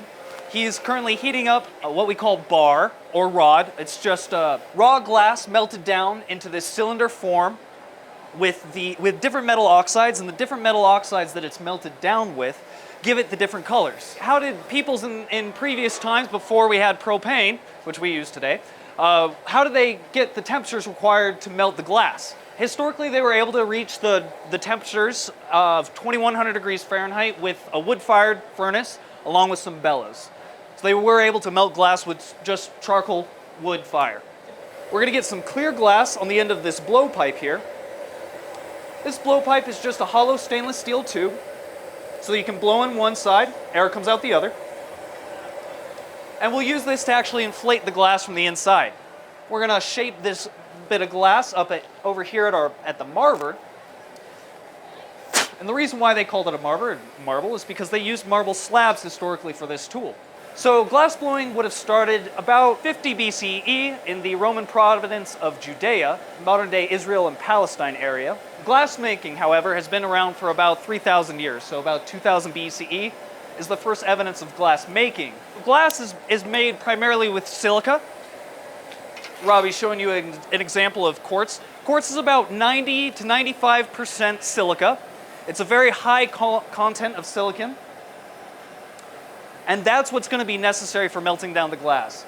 Sand, like you find at the beach, has about a 70% content of silica, and it doesn't create as much of a pure glass it'll kind of give it sort of a greenish tinge if you melt down just sand. Going to bring over the black Duro here. He's going to touch it down and he's going to swing it back and forth as I rotate my piece.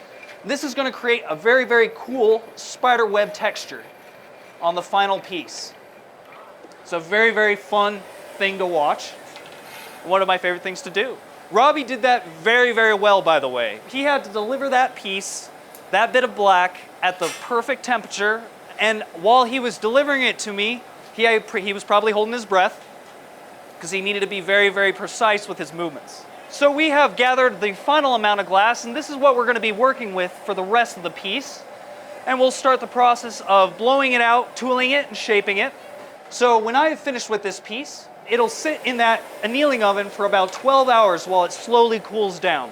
What that's going to do is relieve any thermal stress that is built up in the piece and sort of relax it. So we're about done blowing out the main body of the plate, but we're going to attach a little bit of clear glass, which we can use as a hanging device or even a flat place where we can rest this on the table. All right, so Robbie's got a bit of glass and he's going to cut that off at the marver. And I'm going to try and stab this on the center of the bottom here.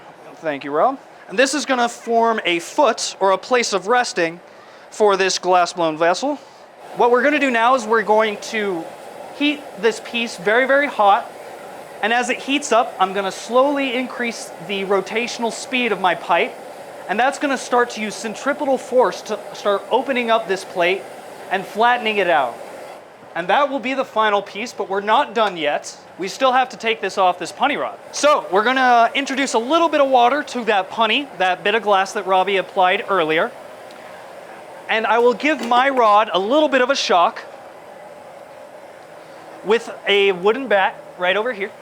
And that shock should isolate the shocks that go down the rod and into this punny mark, making it a clean break at that punny junction.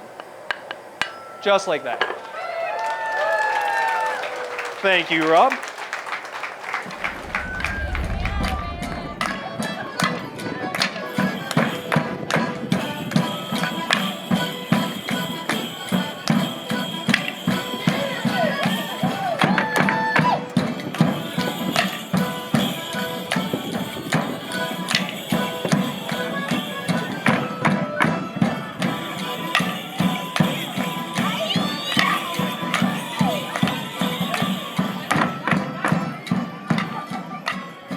No, we love the shows, and all the acts are actually is what we truly love. We enjoy all the different food, and we enjoy the different entertainment, and jousting, of course.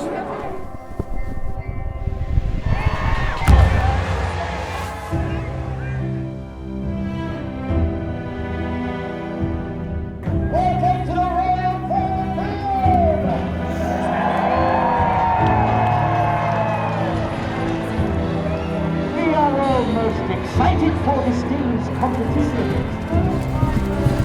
Let your champions hear your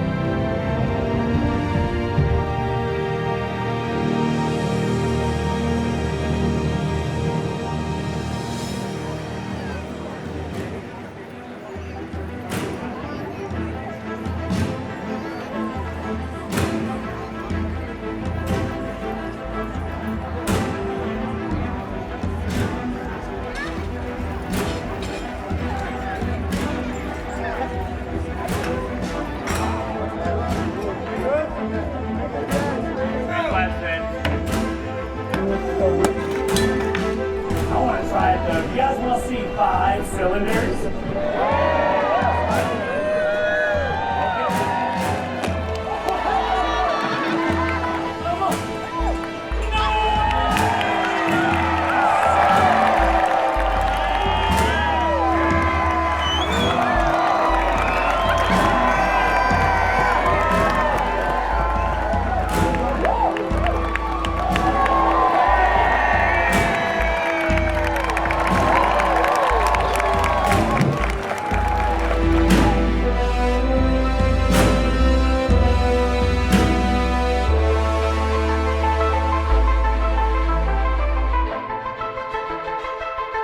Love dressing up, obviously. Yeah, it's just a great time, and we look forward to it every year. It became like a kind of like a family tradition, and I ended up bringing my friends, and they're actually standing right behind you, and they're kind of scary. But it just became this wonderful annual tradition, so it's just part of our life.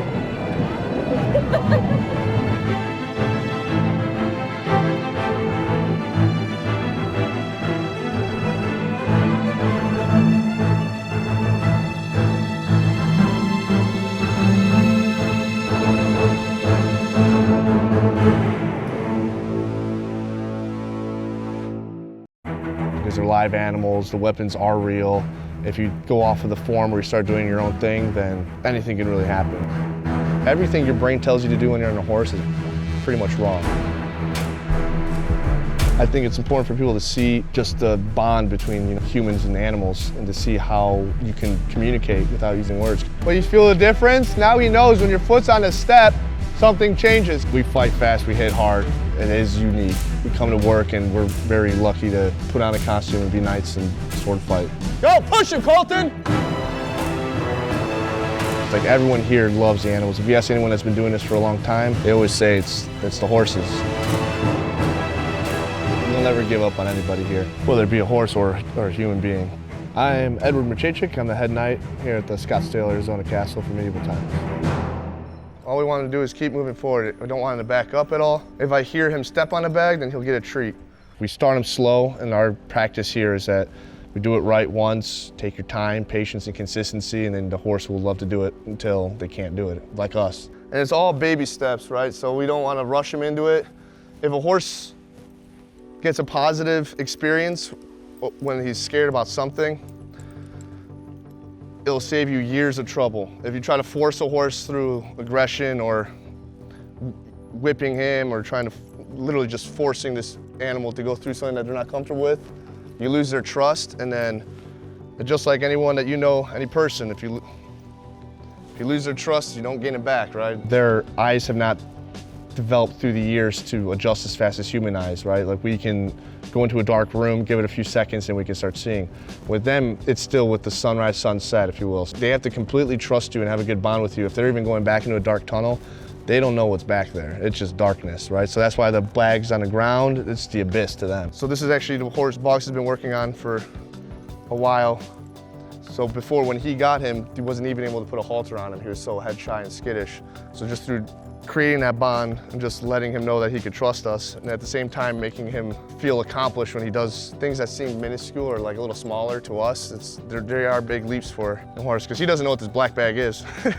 And in a perfect world, if we do this every day, eventually he'll actually search for the bags. He'll seek it out because, one, it's something that's a fear that he got over himself. Good boy, yeah, there you go.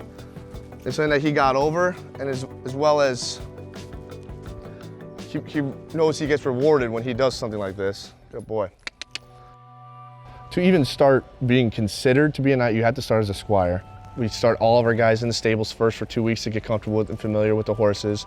From there, they come down, they shadow a squire that's already in the show. I select about 2 or 3 at a time, and then they go into, we call it like pipe training. And we teach them the basics of sword fighting with the pipes. Once we deem that you're physically fit enough to do this job safely, then we do this, we lunge you on his back. But you don't have reins, you don't have stirrups. You could even start out bareback, and you just put your arms out to the side.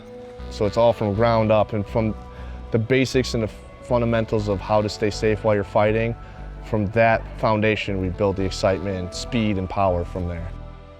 Our weapons are more functional than they are pretty. You can buy pretty swords that we have in the sword shop and everything, but the ones that we use are very functional, just big hunks of metal to smash into each other. We like sparks in the show.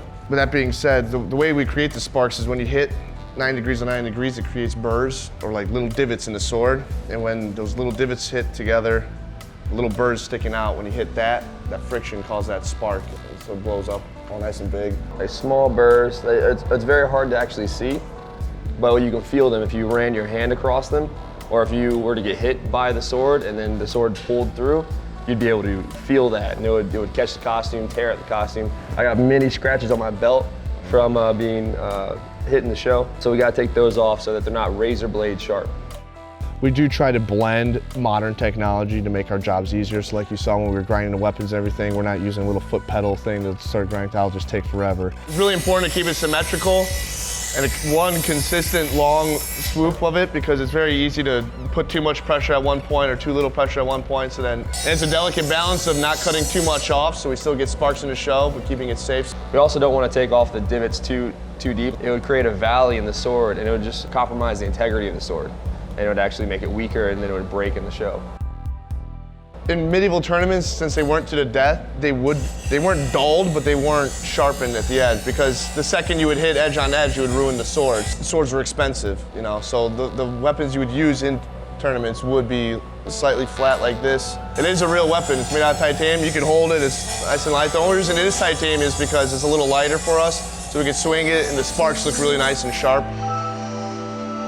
Their eyes not being able to adjust as quick, and especially how much the lights change here, that really is a testament to how much they trust us. That when things happen, like when plates fall, I mean, it's metal plate on metal plate, that's a loud noise. It sounds like a gunshot. They might jump because it's reactive. Oh, yeah, good boy. But then they instantly put their ears into us and be like, what do I do now? When they look to you, and if as long as you stay calm and relax on them, and be like, that was nothing. Like, oh, okay, it's not bad. He's still a little hesitant there, but he's going through it because he's trusting him. You can see his ears are back, listening to him, and they're not pinned back. They're not identifying as like he's trying to attack something or he's nervous. He's listening to his handler, right?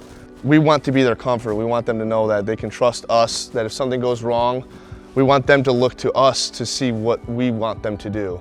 as opposed to the opposite effect of if the horse doesn't trust the rider or the handler, then when something happens, they just run. It's very unique to be around horses.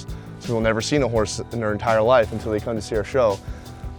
So we have to prepare them for people who do not know anything about them. So some people might think it's okay to like pop out and scare them. So we need them to just look at them, why'd you do that? Their jaw is tight and they're not moving it, then they can't drool. They're tight and they're not relaxing. If they're opening their mouth and just doing that and like drooling all over, that's like the height of their relaxation. They're just hanging out. Yeah, and that's a great sign that when they're tense or when they're nervous, it's just like us. You tense up, you get all tightened. So when he can do that and like, that's a sign that he's relaxing his jaw and he's calming down. They outweigh us, they're stronger than us. If you force the horses to do it, you might get away with it for a little while, but eventually the horse just stops doing what you want them to do, right? You can't force them to do it. They have to enjoy it. We want them to enjoy when we bring them down. We don't want them to be trembling if they're walking down the ramp and like, what's gonna happen? We want them to be like, oh, this is the fun thing I get to do all day. He's not trembling, he's calm, his posture's nice and relaxed. He's going to his main handler all the time.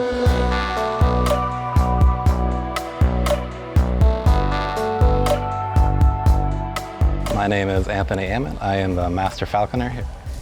Just a kid in high school, needed a job. So I went to the castle. I was doing sound and light for a few years and then retail. And then about 15 years ago, I got offered a position to fly birds and train birds. And I've been doing that ever since. And I love it and I can't imagine myself doing anything else. What we do here is important because it's real. It's a place that you can go and physically see people doing things. I have so many people come up to me every day and they're amazed that this bird is real. They think I'm holding a fake animatronic bird, and then when they realize it's an actual living, breathing animal, they're amazed. And to me, it's a daily thing, but for them, it's something they never see. They don't see it all the time. We're working with other people and we're working with animals. So safety between you and your fellow employees and you and the animals is extremely important, because if you make a wrong move, if you mess up, this bird's life is in my hands every day. So if I do something wrong and something happens to her, then that's on me.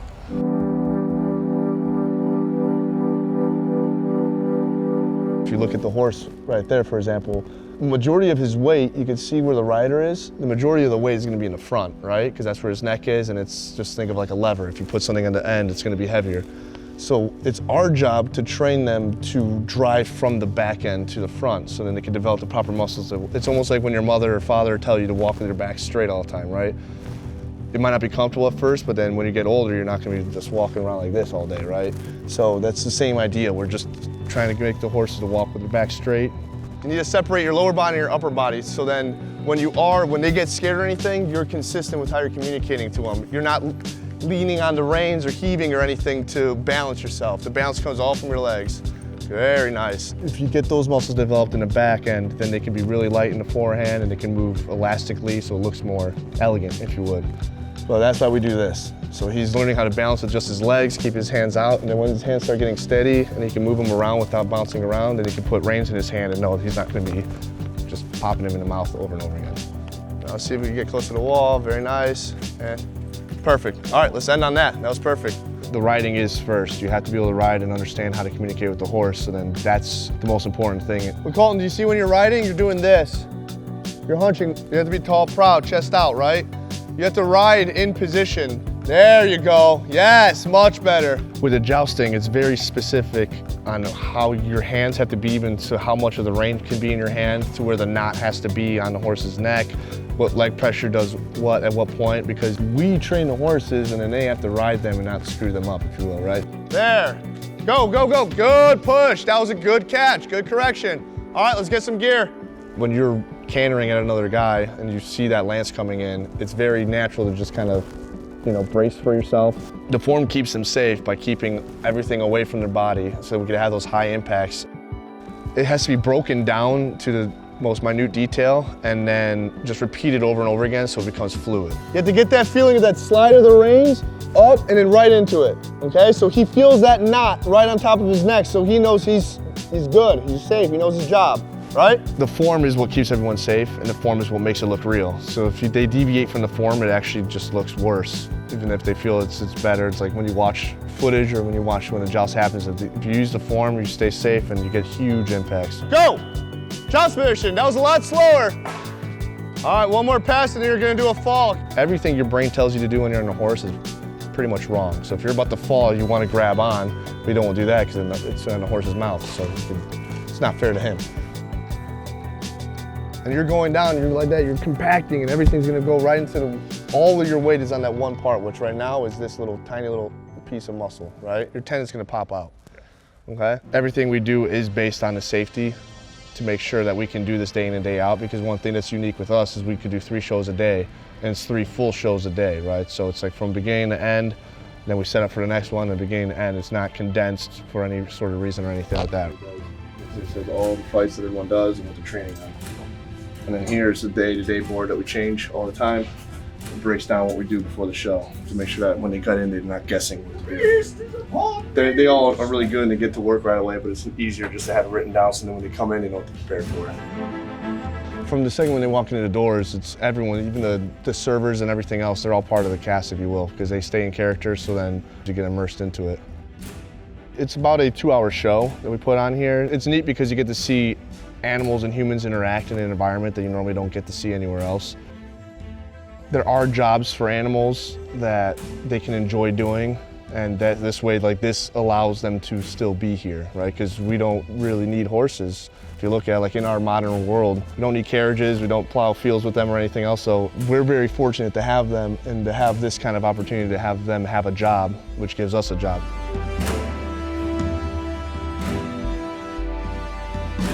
I learned I was very impatient before I started working with horses. The horse doesn't care who you are, where you're from, how much money's in your bank account. It just, if you make him upset, he'll let you know. When you come here, that's a memory that you've created with yourself, that you can create with your family or your friends, like your best friends. And that's something that you can always go back to whenever you need to. Just being immersed in that, it's very different than seeing something on a digital screen. You cover all the senses, you know, the sight, the sound, everything, it's all here. So when you unite more of the senses together, that experience becomes more full, in my opinion. On top of that, it is a live show, so every time you come, it's going to be different. I try to keep the job fun because that's what keeps people coming back. And then when the audience sees that we are enjoying ourselves, then I think that's when it's a more collective experience for everybody.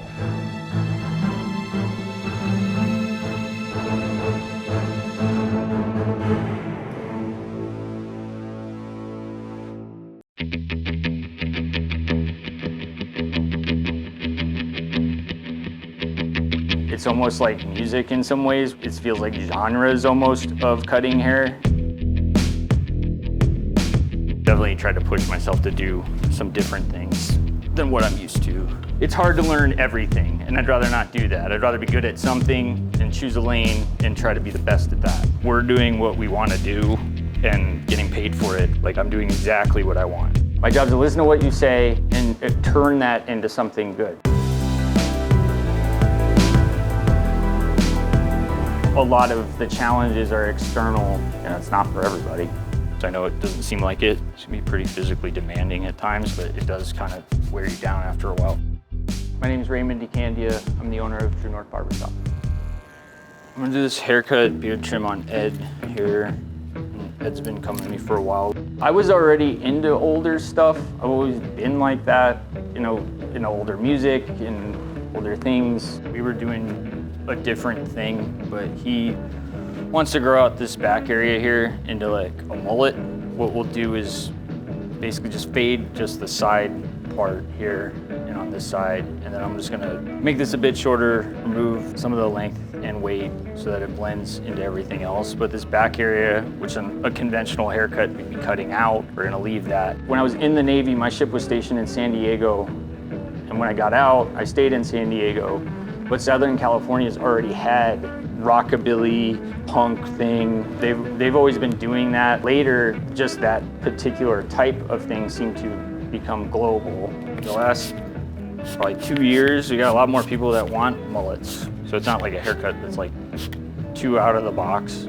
But I'm gonna make this section here, it's like a half horseshoe parting. And then this is called I'm just setting the baseline, which is just where the fade portion of this haircut will end. And I'm not gonna do it all the way back here. I'm just gonna do this side panel here and then try to get it to taper off some longer into this long hair in the back.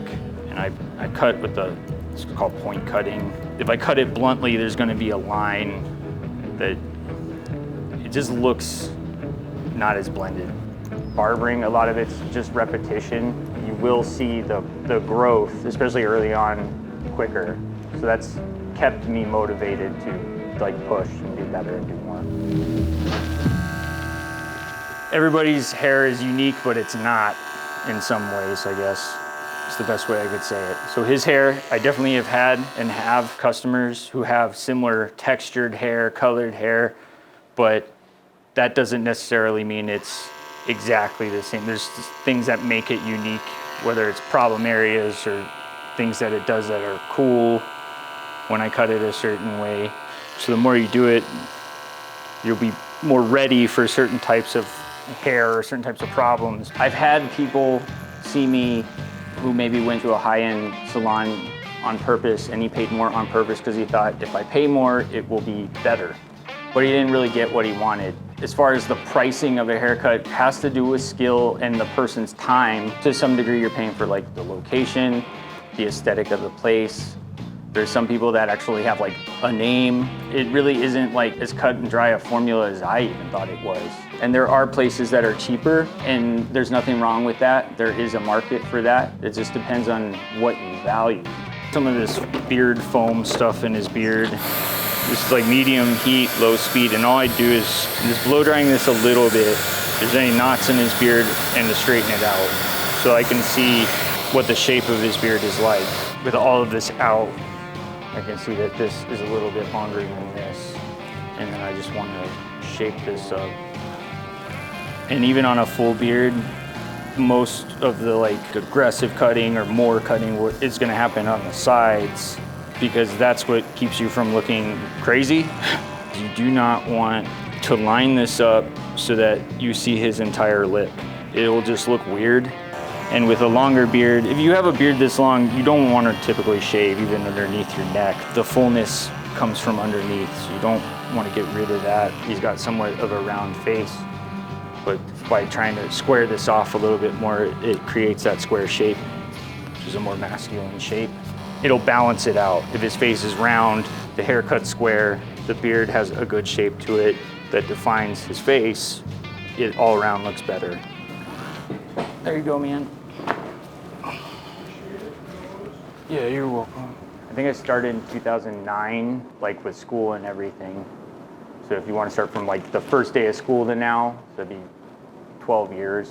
He wants to keep his hair longer, so, you know, I still want to use the tools that I normally use. Like, just because it's a longer haircut doesn't mean I can't use a clipper, especially for the initial part, but a lot of it's just getting some of the major stuff out of the way. Started in cosmetology school and then got the barbering license. I had gotten out of the Navy and I had a roommate who was friends with a guy who wanted to open a barber shop. And there wasn't any barber colleges that would take the GI Bill. So cosmetology school would. So I started there with the intention of just getting the other license when I was done with that. When I was doing school and all this, I was in Southern California, which actually has a massive like rockabilly scene, and I just liked the aesthetic of those haircuts. So I knew I wanted to try to find a place where I could work to do that, but there wasn't a lot of options at the time. I figured the only way it was gonna happen is if I opened my own place. Some places I've been to, they have like a theme, like they had a very thought out way they wanted it to look, but I didn't really have that. It just kind of turned into what it is. I'm not looking for a certain type of person to come in here. It's like if you like what this is, then you will show up and you'll like it also. The advice I kept getting over and over again was make it the way you want it to be and people will show up, which is kind of a scary thing. It is a bet on yourself. I've been having some issues with my wrists, my hands, but to save my wrists and my hands, instead of holding it the normal way, just like this, and then palm to palm, I'm just holding them upside down like this. 6 or 7 years ago. I started to have, it was like one finger started to look weird. And then over time it got worse and worse, and then it started to get painful. I didn't know what was wrong with me. A friend of mine who had just got over breast cancer recommended a doctor who was a dermatologist, and he knew pretty much right away what was wrong, which is I had a severe case of psoriasis, mainly on my hands. It's just an autoimmune disorder. All it means is, for whatever reason, my body is telling, and the specific area is my hands, that there's something wrong there that needs to get healed, but there's nothing wrong, and it just tears up my hand. If I'm doing something where I feel like I can possibly save myself some pain or save my wrists, I'll just do it this way, and that seems to work fine. At the recommendation of several other people, including my doctor, I cut back some on my actual work behind the chair. I'm not looking for sympathy or, all that poor guy or anything like that. And most of the time I can just work through it. Like, the pain varies, but it's always there. Even if you don't own a business, I think everybody's had to, at some point just go, I'm not letting this thing prevent me from getting where I want to go. It's gotten me to at least stop and think about, what else am I going to do if I can't do this all the time? Can this shop, sustain itself with just other barbers, and I can just, manage the place? And how is my role going to change in this place? What else am I going to do? Can I do anything else, contribute anything else to this industry if I can't be constantly working? I can. It's just kind of figuring out what that is not easy. Well, thanks, man. Yeah, no problem. I think it turned out good. Very subtle haircut. Most people have something about their hair they don't like something it's doing. Make a haircut around that. Not only are you using that as an advantage as opposed to a problem, it's easier for you to deal with it. People that don't think their hair could or would do certain things, and that's great, because when you show them what you did, they're very happy, because I didn't know what to do that. If you want a haircut that goes all straight back, but you have this part that just won't stop, there's only so much I'm gonna be able to do to make it go that way. So as opposed to trying to do that, the best thing to do is, we could do something like that, but use this parted area. It'll look better, and also it'll be easier for them to replicate it in the morning when they style their hair. A lot of the challenges are external. They have nothing to do with usually what I do for a living. Is more just running a business, dealing with customers or people that want things from you or want to talk to you or want to sell you things, and then just making sure that the other barbers are, making money and that they're happy here. Honestly, running the shop to a degree takes away from the thing I used to really like to do, which is just cut hair like I'm doing right now. If it's your thing, on one hand, yeah, you have more freedom to choose what you want to do, you have more say, but it's also your thing. So you have to be okay with that, because problems will come up, and then you are the answer guy. You are the person who's gonna try to figure it out. At the end of the day, you're the guy with you have to make the choice. That's hard sometimes. You wear a lot of hats, and it's not for everybody.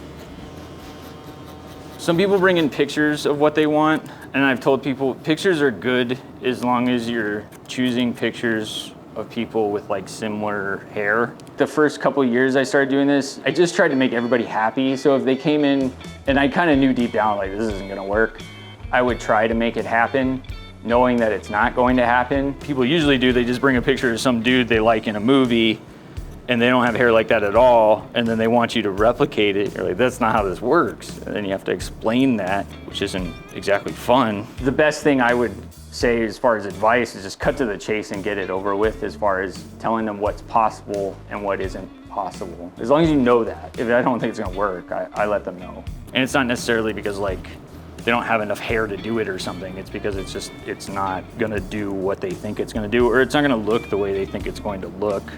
Yeah, you'll see a guy it looks cool on, but he has a certain look to him. Or if you did it on somebody else, they might look stupid. You're like, I don't want to look stupid. So you have to negotiate that. You're trying to make your work look good, but also make the client happy. I said this to my guys before. My job, I listen to what they say, but that doesn't mean that I'm gonna do exactly what they tell me. That's not my job. My job is to listen to what you say and turn that into something good. I'm not doing exactly what you told me. I think if I did that, it wouldn't look good. Certain things I've heard over and over again, and I go, I know what he means by that. If you don't want to put absolutely anything in your hair, you're gonna be limited to what I think you should get. So it requires a little work, you know, and it's okay to ask, you know, I've had people ask, well, how do I put this in my hair? You know, this pomade or whatever. And the truth is I want them to be able to do it as good as they can because, you know, that's how other people show up. You being able to replicate it successfully helps me and it helps you because then you're happy with what you got and you know how to make it look that way. Some guys are not used to putting any effort into their hair. Doesn't mean you have to spend an hour on it and blow dry it and everything necessarily, but you know, you gotta be able to comb it a little and put some product in there to make it look like the way you want it to look. And this is what I think the $1 million question is, at least is when it comes to men's hair, is do you want it shiny or do you want no shine? I like shine. It's got a classic look to it, but nowadays people want matte products. So this is a matte clay, one of the brands we carry. And matte clays or pastes typically work better in dry hair. This is a grease pomade, so this is very, very dated. Grease meaning it's a petroleum-based product. You need to be okay with the fact that it won't be one wash to get this out of your hair. With the people that come here, especially guys that ride motorcycles or have to wear helmets, they like grease because they can take their helmet off, they can comb their hair back into place. Also, these tend to last a lot longer than the water-based products. This is the water-based pomade. Water-based, it's simply just code for like, this will rinse out with water. That's all that means. So like this product, it will take several washes to get it out entirely. This one wash, it's completely out. It's really impressive because some of these have, you know, really fantastic hold. And then to just have it like completely fall apart with just rinsing out your hair. Timeline-wise, this started using greases and stuff that was really difficult to work with at a certain point to something that rinses out after one wash. If you want to do like a very messy, textured, highly textured style, or if you have thinning hair, like real fine hair, or you're losing hair, this is a great styling product, but it's a powder. You want to put it in somebody's hair completely dry, but what it does is shorter hairs will kind of grab onto the longer hairs and push everything up and make it look messy. On one hand, you do want to be like technician, you want to be good at that, so that's your fading or your work with your scissors and other skills that you'll learn as you go or when you start. And then there's another side of it, which is more just how you interact with people. And at a certain point when you establish yourself, most people already know what you're about before they even show up. So then it gets easier and easier. They're like, I already know what these guys do best. I've already seen their stuff. You have to have people in your chair to do the job. So even if you're not really into like being friendly to people, you're having no choice to some degree. You're gonna have to talk to people a little bit. This shop has a lot of different people coming through here just by nature of where it's located. I personally feel a little more connected to like what's really going on out there sometimes. Just asking different people with different occupations what's going on. I feel like that's like the direct source. Anybody can do it. Picking it up and doing it and getting your license and stuff, that's easy. Lasting through this is pretty hard. I think a lot of people will go through school, think they want to do it, and then you get out there and, you know, get your ass kicked a few times and you're done. It's hard, especially starting out. It's competitive kind of in a way. But if you can get settled in somewhere, shop where you feel comfortable and you can start having the right people in your chair, you know, just people will have like faith in you, you will make it. Watch a haircut video and be like, I know how to be a barber now. You have to apply it and do it over and over and over again. And you know, the more you do it, the better you'll get. But then a lot of it's still continuing to grow in it and learn from it and evolve in it. That's all on you to do. When everybody's doing stuff and I like see everything like kind of working, that's exciting. There's a few moments where I've been doing something else, turn around and I see like everybody's busy, having fun, talking. And I'm like, that's cool because I did it.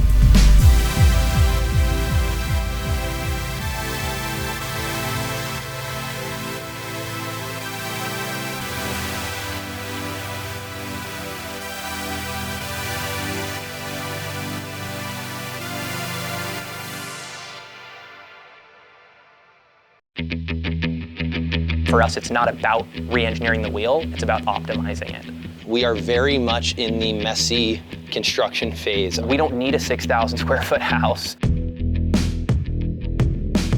Welcome to the bedroom and live. We're excited with where the industry's heading. There's a ton of opportunity, and it's going to be fun to see who sticks around.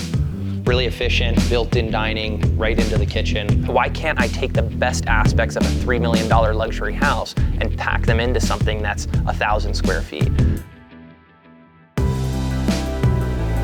All of the paint on these panels have a cool technology. It's not really a mini house, it's just an efficient floor plan, and there's really nothing tiny about it. My name is Jared. My name is Xander. I am one of the founders of Minimal Living Concepts. This is our dwell unit. It's just over 1,300 square feet on the footprint. It's a little bit over 1,000 square feet livable interior space. Right where we're standing, we actually installed a septic system for this client. It was needed for this size unit, and that's something that we design, engineer, and install ourselves. We are very much in the messy construction phase. Our flooring guys are actually picking up more material right now. In an area like this, it costs less per square foot for us to build the unit and to sell it to you than really the home values are selling for in the neighborhood. You can look at some comparative properties on the market. Typically they're dated, they're older, you're not really getting an efficient floor plan or the style and design that you want, and those properties are actually selling for more on a cost per square foot basis. We're trying to be the antithesis of the typical contractor experience, and we're trying to optimize construction. You know, there is a massive shortage of housing. It's making the home buying experience really challenging for our generation. The housing market is almost escaping a lot of people, where they're getting priced out of potentially being able to buy a home at a reasonable price. People who are in their late 20s, early 30s want to go and buy their first home. It's becoming extremely complicated to do. A lot of the workforce is mobilized now, and this really gave people a moment to say, we don't need a 6,000 square foot house. I don't need all of this stuff. I actually want a smaller space. I want to be more nomadic and move around. Why is it that I can't find something that's beautiful, modern, and affordable? Why can't I take the best aspects of a $3 million luxury house and pack them into something that's 1,000 square feet?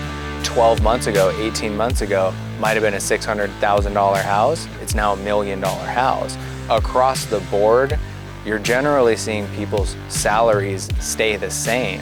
Having your home and having your property, for a lot of people, it's their main way of transferring wealth to their children and them transferring that to their children. That's been a major push, is just identifying this issue, this shortage, and saying, what are solutions for that? We're trying to bring something to the table that helps alleviate some of those pressures. Yeah, so this is our 1-bedroom unit here. It's designed to provide everything that you might need into a reasonably sized and versatile space. This is the kitchen and living quarters of this unit. The kitchen over here provides a space for people to do anything that they might need to do in regards to cooking and eating. All of our kitchens feature this glass window backsplash in them. We try and let light into the unit at every opportunity possible without obviously turning it into a glass box and creating negative results that way. All of our units are built on a concrete slab foundation, fully sealed in this standing seam metal exterior. It's actually a metal roofing material, the same thing that you would see on a lot of new luxury homes that are built with metal roofs. All of our units are priced to be as all-inclusive as they could possibly be of a finished unit. But yeah, we just basically wanted to provide an easy solution for people who want to have something amazing built on their property without sacrificing design and their peace of mind over it. Welcome to the bedroom and live. One of the main features of the space is this vertical floor to ceiling glass panel, dual pane, commercial grade, aluminum framed. This is our TV wall. We pre-wire all of these walls so that if you want to mount a TV, you want to put a big plasma screen in here, whatever you want to do, you're able to do it. It's already pre-wired. You can mount and just open up that drywall. This is our desk workspace. These are our built-in cabinets. They're actually highly functional. We've been super, super happy with these cabinets. Our clients have as well. We have another mini split system. These are highly efficient units. They do an incredible job of heating and cooling the space. These are actually used really around the world. All of the AC units are placed on the walls for both heating and cooling. This is the AC unit itself. They're small, they're pretty dynamic. They can be placed almost anywhere, which is really convenient for us. We try to always use double the amount of what you would need, the recommended need for these spaces, so that we can make sure that they are all very well regulated in regards to temperature. We're kind of used to our traditional HVAC systems here in America, but all over Europe, these are actually used to heat and cool spaces, same as Asia. They're great, they're versatile, they're really energy efficient, and they give us everything that we need to heat and cool the units. Shipping containers are something we looked at. By the way, we think that shipping containers are really cool. For us, shipping containers have some issues. When you're going to build a home with containers, once you start getting into that process, you still have to go through the same process as any other structure. Typically, they have 8-foot ceilings. They're very narrow. So once you install insulation, drywall, those spaces get further narrowed, which creates the issue of managing a floor plan. As soon as you cut a window in, you gotta go through all of the structural engineering, all of the permitting. You have to sanitize the entire thing, cut all of the walls out to specifically just to insulate the structure, and then replace them. A lot of these shipping containers were used to carry toxic chemicals and pollutants, and so you have to go through a process of certifying that they've been properly cleaned and scrubbed. We weren't willing to sacrifice design simply to use a product. Again, not to say that they're all bad. There's a lot of aspects that are very cool about shipping containers. We are 100% open to it. As long as it means the best end product for our clients, we'll investigate it. So. Yeah, so all of our units are 100% site built on a concrete slab. The units are all constructed with 2x6 lumber. They're all insulated with spray foam insulation, and then every unit is sealed in that standing seam metal exterior that you see there. It's actually a metal roofing material. The same thing that you would see on a lot of new luxury homes that are being built. It's an extremely durable product. All of the paint on these panels have a cool technology integrated into them. So though it will get hot, it will not even get close to as hot as a regular piece of steel if you were to take it and leave it on the sun. All of the units have 9-foot ceilings and floor-to-ceiling glass. The glass systems in the unit are all commercial grade, dual pane, aluminum framed, low E, awesome glass systems. If you use poor glass systems or you use poor insulation, you're gonna end up just running your AC or your heat constantly all the time, which results in waste when it comes to the energy efficiency of your home, which is something that we take pride in avoiding. So welcome to the bathroom. In the live, we went with this elongated vanity that's floating. It also has an LED light for ambient lighting beneath it. And we've got this beautiful Vessel Vigo matte sink here. We went with the fixed glass on the shower. All of our units have this tile in the shower. We've got this beautiful edge-to-edge horizontal glass. All of them will have this cut out here for your shampoos, bars of soap, body wash, anything that you might need. Just a pretty normal size but fully livable bathroom that we try to make the most of and make people feel really comfortable in. I've been very fortunate to be around a lot of military guys, Green Beret types. I was a college athlete, and we were mentored by a lot of these guys, and something they would always tell us was that losing a loved one is hard. Setting out to do something like this is challenging. And so I put them into two sort of different categories. I don't look at what we do as hard. I look at it as incredibly challenging. But to be really honest with you, it's fun. It would be really boring if this journey was easy. So we enjoy the challenge, we're up for the challenge, and it makes the end result that much more gratifying. You're already here. How do you want to spend your time? And I feel called to do great things and to do a lot of things. And my partner, I know Jared, feels the exact same way. So that's what drives us sort of intrinsically on a daily basis. There's something really special about showing up to a client's house when a project's completed and seeing them using this thing that was just an idea, seeing them using it and utilizing it. It's just an incredibly gratifying experience. It's something that continues to drive us on a daily basis, and it's something that we want to see more of and feel more of.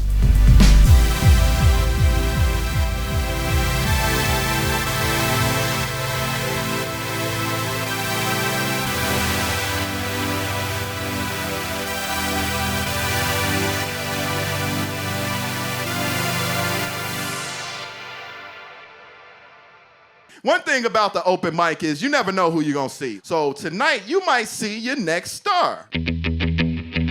I do comedy really because it's like a tool to battle depression, to be honest.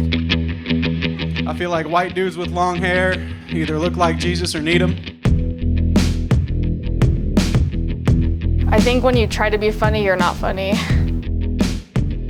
I think I'm gonna leave the poll here so I feel at home. I think everybody is funny to somebody. You guys are the only people that still call into radio stations to tell someone you love them.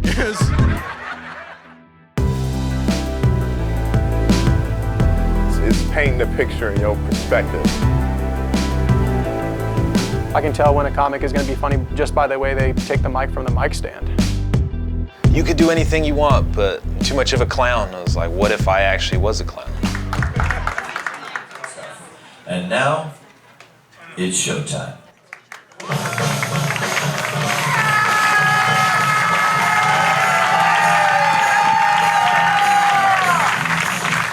Hey, what's going on, y'all? I think a lot of people assume comedians are maybe like dicks or that all comics are like fucked up. You know, people think comedians are assholes, and I get that. A lot of people think we assholes. Alcoholics, degenerates, weirdos. I had this idea in my head that everybody was just kind of that way, especially the greats. And yeah, a lot of those things are true, but not about every comedian. You know, I think people would be surprised to find out that most of us are just like anybody else. I've met professionals and they're just normal people. I think people take it on, especially comics, take it on as like their persona. I always say I'm the least funny out of all my family and friends. I'm just the one with the balls to go up and repeat what I hear. Turns out Zoloft has nothing to do with how fuckable I am. I'm proud to announce I am a certified substitute teacher. That's right. My name is Zaid. My full name is Zaid Muhammad Abed Arakat. Surprise. Don't pay anyone 100 for a quad on any of this shit, okay? You're gonna fuck with the market, that's my bottom line, don't do that shit. If my love life was a sitcom, it'd be Muhammad in the middle. It's just how things are for me. I date older chicks. And I'm not saying they ain't got problems, because they got problems too, but they mostly health. Someone literally told me that like if Kurt Cobain ate sandwiches instead of shotgun bullets. I mean, ladies, oh come on. We'd be so exposed if every time we weren't in the mood, our breasts deflated. And I went from taking shots of Patron with this chick to now a shot of insulin is her boss. Like, you know what I mean? And I like to break stereotypes. Like, I think I'm gonna name my first son Jacorius.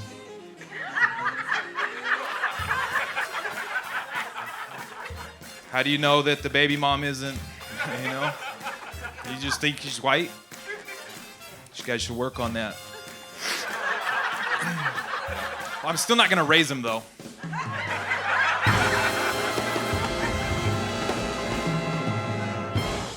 All right, this next comedian coming to the stage, awesome dude, newcomer to the scene, but he's doing very, very well so far. You guys will be the judge. Put your hands together for Adam J.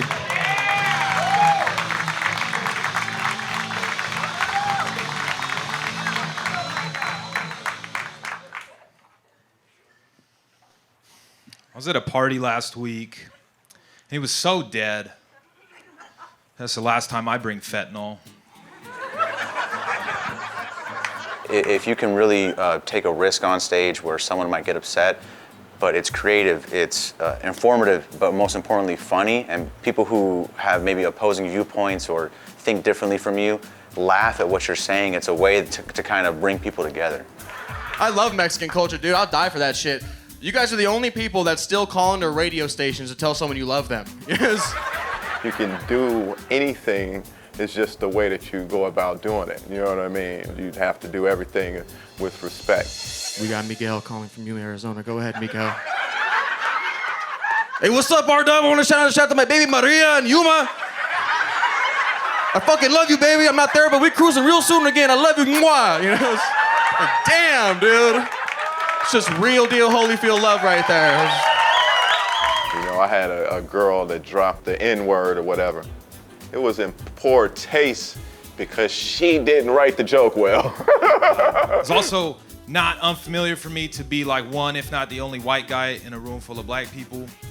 But it's interesting because basketball and out of basketball, they all say the same thing. They're like, he looked like a shooter.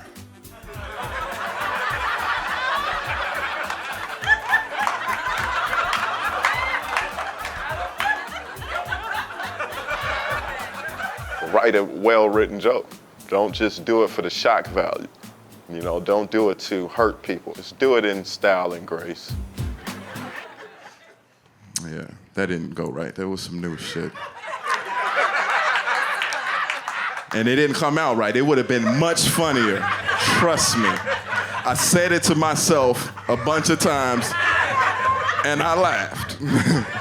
I was at the Comedy Store a few years ago, and I was lucky enough to see Chris Rock do a set, and he hadn't done a set in like 8 months at that time. 20 minutes out of the 30 minutes was truthfully not funny to me. And it was like one of my favorite comedians of all time and one of the best in the world was just out there bombing too, you know? And so seeing that first person, like someone not laughing at a Chris Rock joke, that like lifted so much weight off me, you know? I mean, it doesn't feel good, but it's part of the gig. You take it on the chin, smoke a blunt, dude. Chop it up to the game. You bomb, you leave immediately, you listen to your set and you go, I don't want to feel this again. I don't beat myself up, you know, about it, but I do take it as a lesson learned because it's a way to get better. Failing is just as important as doing well. You just got to get over bombing. It's going to happen, and it doesn't mean you're a terrible comedian, it just means you had a terrible set. That's really all it means. One thing about the open mic is you never know who you're gonna see. Like all of the famous comedians started off at an open mic. So tonight you might see your next star. Or some years down the road, you might be looking at some TV. I saw that guy. And you were a part of history, I would say.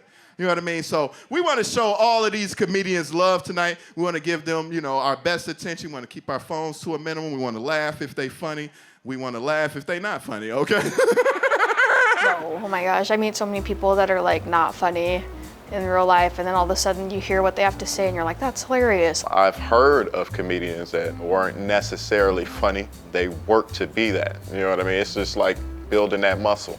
You don't necessarily have to be like a funny person in real life if you can write jokes and you've got that formula down for success. There are formulas, you know, you have to set up a premise and then twist it. There's a number of recipes to get to something funny, but I just mostly think it's kind of organic. These girls want someone who's white and brown. Someone that's gonna show up to a Super Bowl party with Heineken and hookah. A dude that loves golf, but only because he feels at home in the sand trap. A dude that's gonna order the Uber and then drive it. You can try to make up stories and try to be funny and these gimmicky things that you feel like are surefire laughs, but at the end of the day, kind of what makes the room erupt is a real life experience. A good starting point is just to actually be yourself, and people have a really hard time doing that. I think when you try to be funny, you're not funny. It's a lot of work, but I think telling the truth is number one. Every time I have a breakthrough, it's like, the only thing that warranted that big of a laugh was me just being me. And that's like, what a feeling. You know what I mean? What a feeling, so. I feel like white dudes with long hair either look like Jesus or need him. White dudes with a man bun. You know, they're always looking for the 3 C's, cafes, canoes, or Coachella. The 4th C is consent, but that's not their thing. My name is Blair Burns, and I'm a real estate broker. And comedian on the side. And a comedian on the side, yes. We'll do it one more time. I'm sorry, okay, I forgot the comedian thing. That's why I'm here. My younger son, when he was little, he used to tell his friends, my mom's a magician. I thought that was so cute. I never did correct him because I knew eventually he'd find out what turning tricks really means. So I went to high school. David Spade was 1 year under my class. And so when he was cutting his little baby teeth in comedy, I would stand there every week and watch him and laugh. And then I'd go back to my little apartment and write my little jokes. And I just never had the courage to get behind a microphone. Just couldn't do it. So I just wrote my little jokes and I saved the first one that I thought was funny. And when I finally got up the nerve, I used that first joke and I still use it every time. Why, thank you very much. I think I'm gonna leave the pole here so I feel at home. Much like my pole dancing career, the window is closing on a real stand-up comedy career. It just was never a good time, I didn't think. And then once my kids were raised and I was established professionally, I didn't want to embarrass my kids. I didn't want clients to Google me and find that, oh my God, she might be a nut. Finally, I think I was just about 50, and I realized, oh my God, I'm gonna die with all my jokes in a little binder. So I finally got up the courage, and it went really well. So I felt like, oh my gosh, I think I just wasted 40 years. Don't wait forever. Get up there and just do it. Just even if you bomb, that's part of the package. Just get out there and do it. Don't wait. Put your hands together for the staff tonight for doing an amazing job. That's what I'm talking about. Tip them well. Comedy is kind of how I've coped with any type of thing. Like, my dad was in the hospital this year, almost died, and like, just making jokes. I call him on the phone making jokes. I got ADD. Anybody else got ADD? Just a room full of cross-eyed fucks. I was going through a lot, and it was just like an outlet for me to be able to turn some of that tragic stuff into some funny stuff, which helped me to get through it a lot better. My parents like to mix religion too. My mom was a Jehovah's Witness. My dad worshiped cocaine and alcohol. So both of them forgot my birthday every year is what I'm trying to say. Both of them. I do comedy really because it's like a tool to battle depression, to be honest. I've been sad and angry for like the majority of my life. And then the recent switch, like, coupled with comedy, it's like I can't never go back. I don't ever want to go back. There's no like anger in me when I'm on stage. It's just like, I don't know, man, it's just very therapeutic, yeah.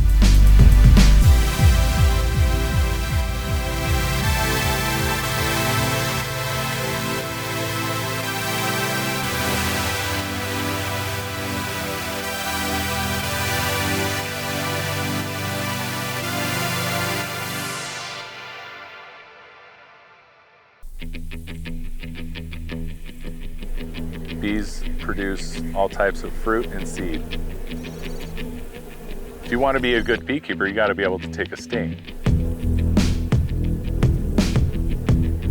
Just one stack is a colony. The royal jelly is really good for you. Without bees, our food would not be as dependable as it is. And also mask the chemical communication within the hive. But each stack should have one queen. One box of honey is about 60 pounds. The nutritional value of the beehive to a bear is the grubs. My name's Dallin Mason, and I am a beekeeper.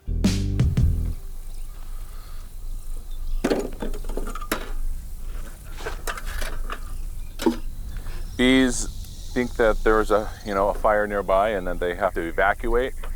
They have to have a blood sugar to fly. So everybody goes and eats what they can. And if they have to escape and evade the fire, then they're ready to fly. And also mask the chemical communication within the hive. Bees make honey to store over winter months to keep their hive warm. The honey is a carbohydrate, and so they eat it to burn energy to keep the hive at a temperature where they require. The third box high is where your honey is going to come in. These two are kind of the brood chambers, and this is what we will take when harvest time comes. I harvest twice a year, in May and then also in September. One box of honey is about 60 pounds. Bees are really good at pollinating, help procreate another season of flowers. The queen will last 1 year, maybe 2 if you're lucky. The lifespan of these bees is going to be 6 weeks. The pollen would be their protein diet and the nectar would be their carbohydrate diet. What defines a colony is one queen, brood and eggs, and just comb. It's really amazing how much a little bee can work and then produce hundreds of pounds of honey. So as this one fills up with honey, I'm gonna come in and add a box and keep stacking it for as high as much honey as they produce. In a nutshell, I move my bees periodically and I go to farmers markets and sell the product in bottles. and also sell honey in bulk to bottlers, honey bottlers here locally.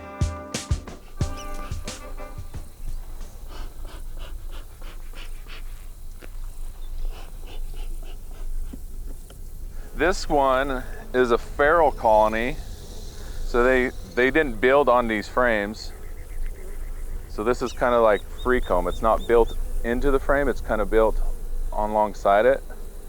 You see how it plays like that? So I see eggs in here. That means that there's a queen. Okay, this queen, elongated abdomen, she has all of her eggs stored inside of her for her life. They can make their own queen if you give them a fertilized egg. The queen's pheromone suppresses the egg production of the workers. So once she's gone, that they can now produce unfertilized eggs to keep the gene pool going. Yeah, they are dwindling. We have less and less each year. It's harder to find vegetation for them to feed off of, and disease and mites and commercial and agricultural practices are making our numbers harder to stay afloat. You know, climate change is changing the environment and changing patterns of foliage and making less and less food for the bees. Our development and progression is taking up their land. And then also our practices in agriculture and just residential living, killing weeds is not good for the bees because those weeds are what the bees are feeding off of. I got an extra hive tool, whoever wants to play beekeeper. If you want to be a good beekeeper, you got to be able to take a sting. You know, unless you're deathly allergic, it's a pain that goes away. I made some leggings, makeshift leggings for him, because he had black shoes and we didn't want to get him stung. You get to feel that pain and lets you know that as I almost got stung right now. They'll start grabbing your hair and pulling on it. Try to get towards your neck, so. If you are allergic, please carry an EpiPen all around with you at all times. Put this down, go behind you, bring it back in front of you. But if you're not, you know, take a bite, take a sting every once in a while. It's good for you.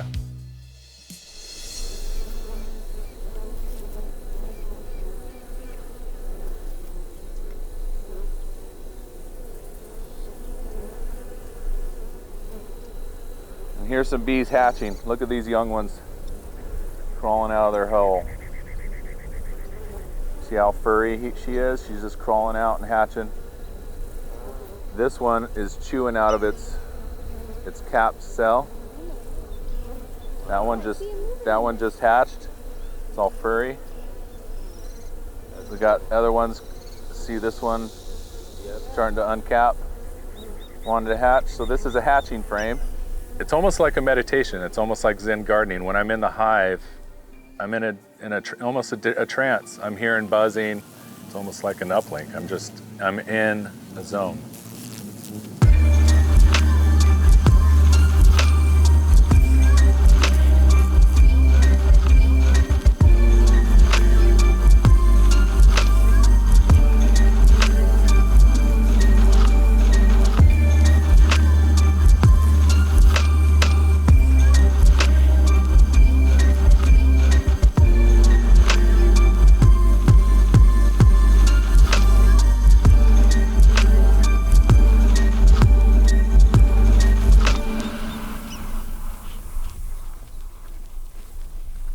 This is what bees are foraging on right now. This is a mesquite grove.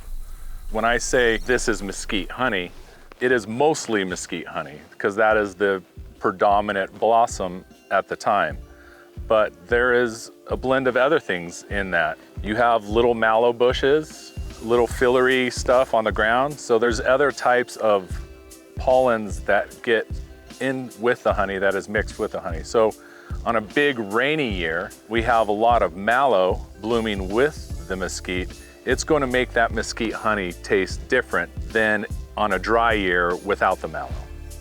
Yeah, the mesquite produced the nectar and the nectar has a different characteristic of flavor. Honey that you buy at the store is a mix of all the beekeepers' honeys. They get big 1,000-gallon tanks and honey from 5 or 6 beekeepers, and they'll mix it together.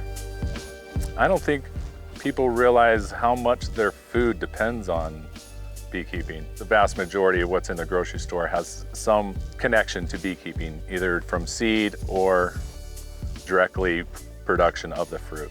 Even the beef that you eat is fed alfalfa, and that alfalfa is seeded by bees. So even the meat that you eat has a connection to the bees. If we can find a queen cell, I can dare you guys to eat a queen cell. The queen larva, that's what they eat in Asia and China. Is it actually good?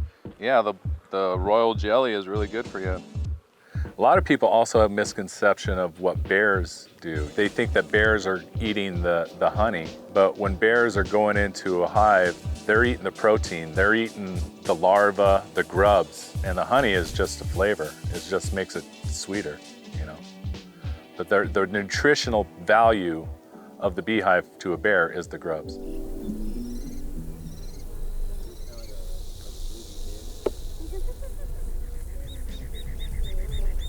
So this frame right here, I'll show you, is a brood frame, maybe. See, there's pollen. You see the pollen colors? That's the pollen cells. Of course, the honey's up here. The honey's kind of the shiny liquid, right? The shiny liquid, yeah. And the pollen's the yellow stuff? The pollen's the yellow stuff, and then the little white specks, it looks like a small grain of rice is an egg. I don't know anything else. It's just something I will always do. If I don't do it professionally, it will also be a hobby for the rest of my life. Being out and seeing the things that I see really makes my life fulfilling. It taught me patience and to enjoy every moment of life.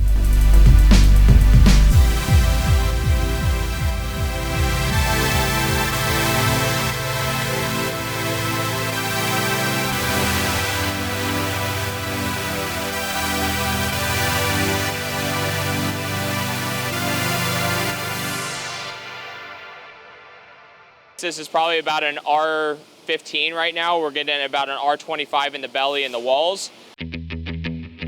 We build everything from scratch, from the ground up. It's a motor vehicle. There's a VIN number and a title. Look at it as an RV on placement, but it's built like a house. So these are 3 of our 10 models that we have on display here. Right here is the Mansion Elite. Then we have the Limited model and the Bunkhouse model. People want the tiny home, but they don't want to be cramped. So they like the tiny home, but want it to just feel like a regular house. It's the freedom of travel, not being tied down to a certain location. You could pick up your whole entire house and leave. Just because you're going tiny doesn't mean you have to be miserable.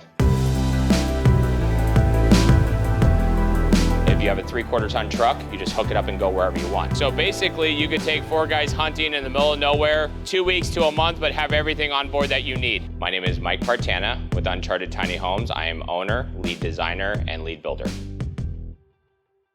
So this is our actual Mansion Elite model, which it has one of the coolest kitchens because we don't have any downstairs bedrooms. So this actually has a full L-shaped kitchen with a little bit of dining right here. Cooktop is a 24-inch cooktop, cast iron, stainless steel. This is basically a chef kitchen for a tiny home. It's crazy how when you're looking at the outside, you don't realize this is inside, but we do full size everything to make it feel comfortable. We took house design and made it into a tiny home. Not making a gimmicky tiny home where you have to put things away and convert things. We believe in just designing it into the space because we don't believe that you need to put your life away every day to use something else. Right above me is a full-size queen bed, nightstands, everything. So what we did USB outlets there for charging. You could fit a king bed up there, 2 twins, but this one will sleep 4 adults. With the couch pulled out, this actually goes into a full-size bed as well. So we have sleeping for 6 adults in this one. The biggest downside of having a tiny home is the size. I mean, realistically, it's small, but it's appealing to a lot of people. Like, we built them for families of 5 and 6, and they're completely comfortable. Everybody has their own rooms and everything. It's a small space. They are in 20 acres in Williams, so that helps out a lot. So this is our other loft space. It's basically the exact same size as the other ones. There were 2 8-foot lofts up here. This does a queen bed as well, so it's a mirror image with the bathroom and kitchen. So we kind of want to make sense of everything. We mainly did the tall ceilings in the middle of the entryway to kind of give you that grand feel right when you walk in so you don't feel closed in. It's more of an illusion of space. It's all about perception, and I always say don't go with square footage. We get a lot of calls saying, I need a 600 square foot. I'm like, okay, what layout do you want? Do you want lofts? Do you know? There's so many questions involved, people asking for costs. I'm like, I don't know, what do you want? What I do is mainly tell people off the model on how it feels, because we have the 18-footer and the flat model, 30 feet long. They're both the exact same square footage. As of this one, we shrunk this 3 feet for the client, so this is actually even bigger in our normal model. We actually have the whole bathroom on one side and this whole 10-foot of walk-in closet. You do full-size front loader washer and dryers, full built-ins, shoe racks, whatever you want. So we kind of heard at shows where we didn't have storage, so I came home and designed a walk-in closet in a tiny home. It's remote controlled, thermostat controlled, so you just leave it on heat or cool, and it will keep this house toasty in the winter and cool during the summer, even in Arizona, especially with this spray foam insulation. It's like a Yeti cooler in here. So it's all fully air sealed, so it keeps the temperature in, so it runs half the time. We're normally about a 2-month build time. However, if it's a highly custom one, we've had one that took up to 5 months to build just because it was so intricate and there were so many options and styling things and custom features that we had to do and design. It took a lot longer. We start with a foundation, which in our case, it's a steel trailer foundation instead of concrete or footers and that kind of stuff. So this is how we start with all our tiny homes. We have a custom built trailer for us. A local trailer manufacturer builds them. It's all raw steel. We just have to do a little bit of grinding, just a little spots, just to make sure like the subfloor lays nice and flat. And we do all our plumbing, electrical, everything. Drain lines are built into the trailer. Nothing is down below. So everything is protected from the elements. We have a belly skin right down here. And then what we do is we actually do a closed cell spray foam. So all your plumbing and electrical is fully insulated from the elements. And this is the foundation of the house. So you can tow wherever you want, park it forever, kind of built to last. All right, so this is our spray foam. We do a closed cell spray foam. So it's 100% air sealed when we do it. So you can hear the difference. And your AC unit is gonna run basically a quarter of the time as traditional insulation.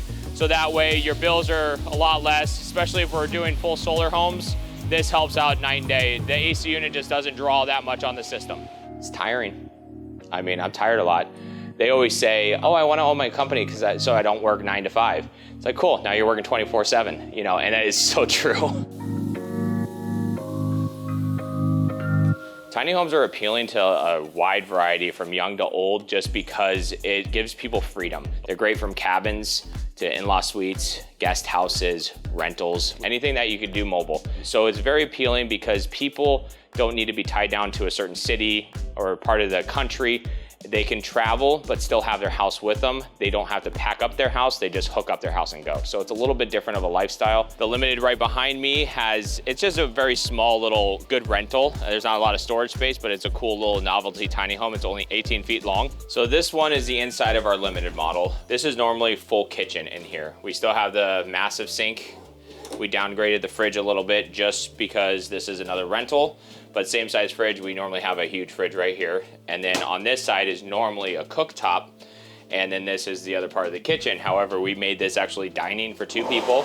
And then you get a little bit extra storage right here. And then we put another window right above it so you're facing outside to whatever you're parked next to. The problems with RVs are usually quality and they just pump them out as fast as they can. Not all RV builders are like that. There's some great quality ones. But we just give people the option to customize more than RVs and get more house features inside of a tiny home. I designed our very first model around a full-size couch because these are small spaces. You don't want an uncomfortable window seat. When you're not sleeping, you're usually on your couch hanging out or outside. So it's very important to give you an actual comfortable big couch. TVs, we do minimum 40-inch all the way up to 65 in our tiny homes. So it's pretty much endless. We have models on display, but they were designed for somebody else. But then you make it your own. So if you don't like the walls or the flooring or the countertops, tell us what you want, you get it. We have 10 different models. And what you see here, say for example, this is 95,000. Your 95,000 won't look like this because we design and build for you. If you don't like this sink, you get the sink you want. If you don't like these countertops, we change them. So treat it as designing a custom home, just a regular stick-built home. Sky's the limit. Obviously, we have to factor in weight but it's all about your budget. It's between you and your wallet. I just help you get there. Once they get past the cost of it, they realize what they're getting for their money, but the versatility of owning a tiny home is where it's very appealing. It's the freedom of travel, not being tied down to a certain location. You could pick up your whole entire house and leave. So it's a huge uptick right now. We're swamped, but it's great. The biggest thing people ask or think I do is live in a tiny home. I don't want to. I mean, I'm just gonna get that out there. I'm in them all day long. I build them, so I don't wanna go home to one. I guess I'm in a 1,400 square foot house with 2 kids and a dog and a wife and everything, so it's a small house. This is our bunkhouse model. This is one of our best selling models just because we have the dual floor plan. We have the loft above us, bedroom over here. We're currently in the kitchen area, which is massive. We're about 16 feet of countertop space on both sides. So massive sink. This is actually like a Kohler Volt sink, so it's a really nice deep sink, single basin. On this side, we actually have our full cooking area. So we do full-size ranges, we do slide-in ovens as well. Right behind me, we have a full-size bathroom. It's basically the size of a hall bathroom in a residential house. We have a 5-foot shower. We did tile on this one. Shower curtain. On this side, we have a full vanity, sink, faucet, everything that you need. And then right above me, we actually have a 12-foot loft. So this is a massive loft. I know it's overkill. So this is kind of set up as like a kid's room. So you have a little kids playing area with games, but 2 twin beds. If it's a full queen bed up there, kind of whatever preference you are, it's just a massive loft. It's kind of cool though. This thing is pretty awesome. It works well for the space, but what it does, it actually folds out into a bed and you can still slide by the stairs. But then when you pull this end down, this is the back of the couch, it's a full bed. But then you can go one step further and put the cushions back here and it's a movie lounger. So you got the best of both worlds. Over here on the staircase, this is kind of like our entertainment center. We normally have a TV here. We have TV prep. We just have a picture right now. But it's a kind of a cool area. You have your ottoman built in, extra storage, extra sleeping. So it works really well for the space. And it's very easy to convert. You just kind of just lift it up and slide it back and it's short and simple. So right now, this is a queen size bed. So it's basically the same footprint as our lofts, just downstairs. So you can use this as an office, a nursery, just storage, kind of whatever you're looking for. These are about a 4x4 window. So we want to make sure it's a lot of natural light. We like our windows just because it's a small space and it opens it up. It kind of expands it with getting the big windows in here. When we do full off the grid as well, this is where we house all your basic computer systems, batteries, charge controllers, and everything on this half of the bed in the storage bed frame. So that way it's easy access, it's protected from the elements, it's longevity, it helps a lot. Then you still have the whole half of the bed for storage. That's with our solar options. If we don't, and we're just plug and play, massive amount of storage underneath here. We do full solar, battery bank, inverter, charge controller, everything for solar. It's basically a power plant on board. We also do composting or incinerator toilets, fresh water tanks up to 150 gallons per house. So we set them up to however people are going to use it off grid. But it's just amazing to have a house that is built off grid to be parked in the middle of nowhere and you still got water, running water, fresh water, solar, power, everything. And it runs the whole AC unit in the house. I'm still amazed to it this day, but it's cool. Owning my own business wasn't really on the table for a long time. I was working from 4 o'clock in the morning to 5 at night with my stepdad for a year, landscaping. Then I started my handyman company from 5:30 to 11, 12 o'clock at night, and I did that for a good year. And it was miserable, absolutely miserable. I had an idea, I designed out the mansion model. It was 24 feet, 2 lofts, that kind of stuff. We found a place in Scottsdale, and it was the back of a cheer gym. And I was building right next to cheerleaders. So we built there for a couple months, and then what we did is debuted it at the Home and Garden Show, and we had hundreds of people in line for all weekend. They had to shut down half of the show. They had security. I mean, there was ropes everywhere. It was absolutely insane. And then we just never looked back. I kind of miss building, but I'm always here. You know, I like little projects like our adventure series. I was building the first prototype by myself with my buddy, just in the back of the shop on the back burner, and it was kind of fun because we didn't know what we were building. We just started and just kept going, and then it developed into something. That's kind of how you do. You tinker around. You figure out if it's viable or not. You show somebody if they like it, maybe they'll buy it. If not, it's kind of what I wanted, so at least I have one. So this is our Avenger series. So this is my take on an RV, but a camping rig that actually is worth something. It's 15 feet long, has a full kitchen, full-size bathroom. It actually has a full stand-up shower, not like the RV showers that are very awkward. We want to make sure it's comfortable. So basically, you could take 4 guys hunting in the middle of nowhere, 2 weeks to a month, but have everything on board that you need. We did all-terrain tires to get it a little bit off the ground. We torture tested our prototype. We couldn't even break it. There's 150 gallons of fresh water available, gray water tank, full solar, dual fuel generator that will push the AC unit, infrared heating. I mean, it's endless. We do spray foam as well. So this is kind of my off-the-grid monster that I wanted to design because there was nothing on the market like that. We have regular dual pane windows, heating, cooling, fail-safe system, so we have backups on top of backups. All right, so this is inside our adventure series. We are actually under construction, obviously, still. You guys are standing in the kitchen right now, which is not there yet. Everything is identical to tiny homes. It's just a little bit more up on heftiness, I guess you could say, just to make sure you could beat the hell out of this thing. The whole entire unit will run indefinitely as long as you have sun because of the solar system, the battery bank and all that stuff, except for the AC unit. You just have to run the generator for that. But we do have an infrared heating system that runs off of propane. That's why we have this tube here. This is all mechanical. So even if you're in cold temperatures and you lose all power and everything, you can still heat the whole place. So we want to make sure we have the fail-safes that are mechanical, not technology in this type of unit. It ranges from $35,000 up to $55,000, just depending on how crazy you want to go with it. I do this because I like to build. I like to build different things. I like a challenge, and tiny homes is a challenge sometimes just because somebody has weird ideas or crazy ideas. I have to figure out how to get that image across. I care about the guys that work here. I care about the clients that come in, unless they're mean. I don't, we don't deserve that. But I always like my work to speak for itself. Like I've had contractors come in here and builders and they're like, you know what? I've seen a lot of tiny homes and your quality is by far the best. And that's all I care about. I go to shows and I'm just quiet. We don't sell anything. We just show the houses and stand there. Do you have any questions? It's just nice to hear the people come out and be like, by far the best one at the show, best ones. Oh my God, these are amazing. Or they freak out, be like, this is the mansion model. I've seen this. It's rewarding because when you see the product come out and people are just amazed about it and just love it. And we appreciate it. We love our tiny home, that kind of stuff. It makes you feel good because you're actually helping somebody's life. It's just enjoyable to just have people appreciate what you do. It makes you want to come to work in the morning.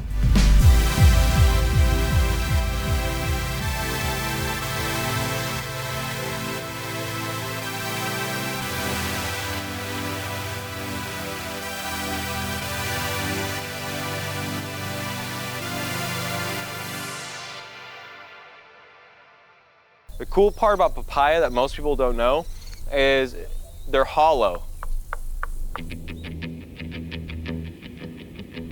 Because if you have a living soil, it works for you and not against you. In about 10 to 15 years, this place will be self-sustaining. We have flowers that are just opening up. Reality is this tree could be worth about $8,000 once it starts fruiting. This one right here tastes like brown sugar and pears. Most people would probably look at it as landscaping. Our biggest goal is to try to produce our own food. You can see right here, we have little bananas. Our 3 main things that we do in this yard is we mulch, we compost, and we use compost tea. My name is Justin Haddad, and I'm a permaculture designer. God, those butterflies.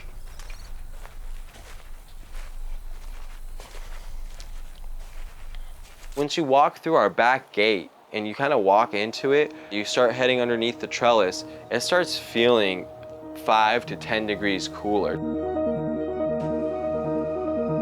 There's a lot of shade now everywhere. The ground feels a lot cooler. You can definitely breathe better when you're back here than when you're out in the city. Some of these trees are actually known to produce high amounts of oxygen. So when you're around them, you're feeling better, you have more endorphins flowing through you. Yeah, it's pretty epic. When you can definitely feel a difference when you walk in. So we've been really working hard on building the microbial life and the biomass. We've been doing this again for about 7 years, and since we've been doing it, we've seen a huge change in our soil quality. And actually, if you start digging down into this ground here, first you start kind of getting into a nice fine mulch. The whole goal of putting mulch down is not just to create humus, it's also to create insulation for the trees. We start getting into what we could call compost or even call it humus. This stuff right here is really what you're looking for. Once you have this in your yard is happy. I mean, there's so much microbial life.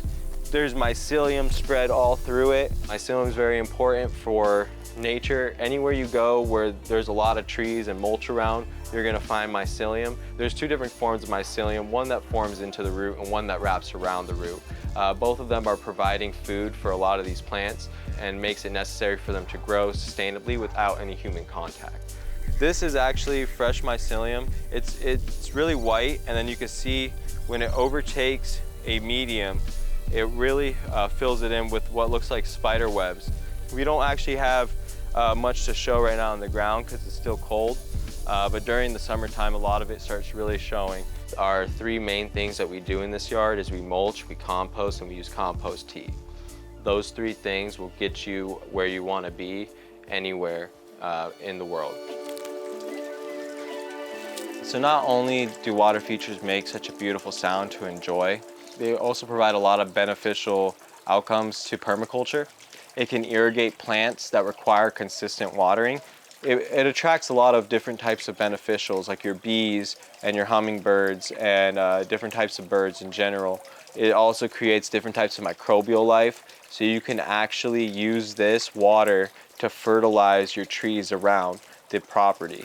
And watch your hummingbirds take baths every morning. It's pretty beautiful. So this property is actually my father's home. He's owned it for about 30 years now. This whole place was rock. It wasn't really enjoyable, and there wasn't much fruit growing, just the orange tree and olive tree that we have on the property. We started realizing, we wanted to grow our own food, and the only way to do that was to do it in our backyard because we don't have a large farm space. So right here is nasturtium. This flower right here is edible, tastes like black pepper. This is like a speckled Roman lettuce, and then we have fresh cilantro. So right here is a lettuce going to seed. There's some beautiful flowers. The bees come to this too. This is a more subtropical tree right here. This is your silk floss tree. Some people consider us a desert. We are able to produce though these subtropical trees as long as we have the right microclimate setup. It's still young right now, but these will get 20 feet, 30 feet tall. Over here we have rosemary. It's a great ornamental plant to have, but then on top of that, you can use it for edible purposes. And what microclimates are just basically small groupings of area that are designated for certain types of plants. And that way you can be able to bring in different types of tropicals in areas that are considered desert, like where we live. This is called Okinawa spinach. This is from Japan. This spreads really well as a ground cover, as well as it has a great taste. So we really worked hard into this and put up pretty much all of our heart and soul, blood and tears, just to make this all happen.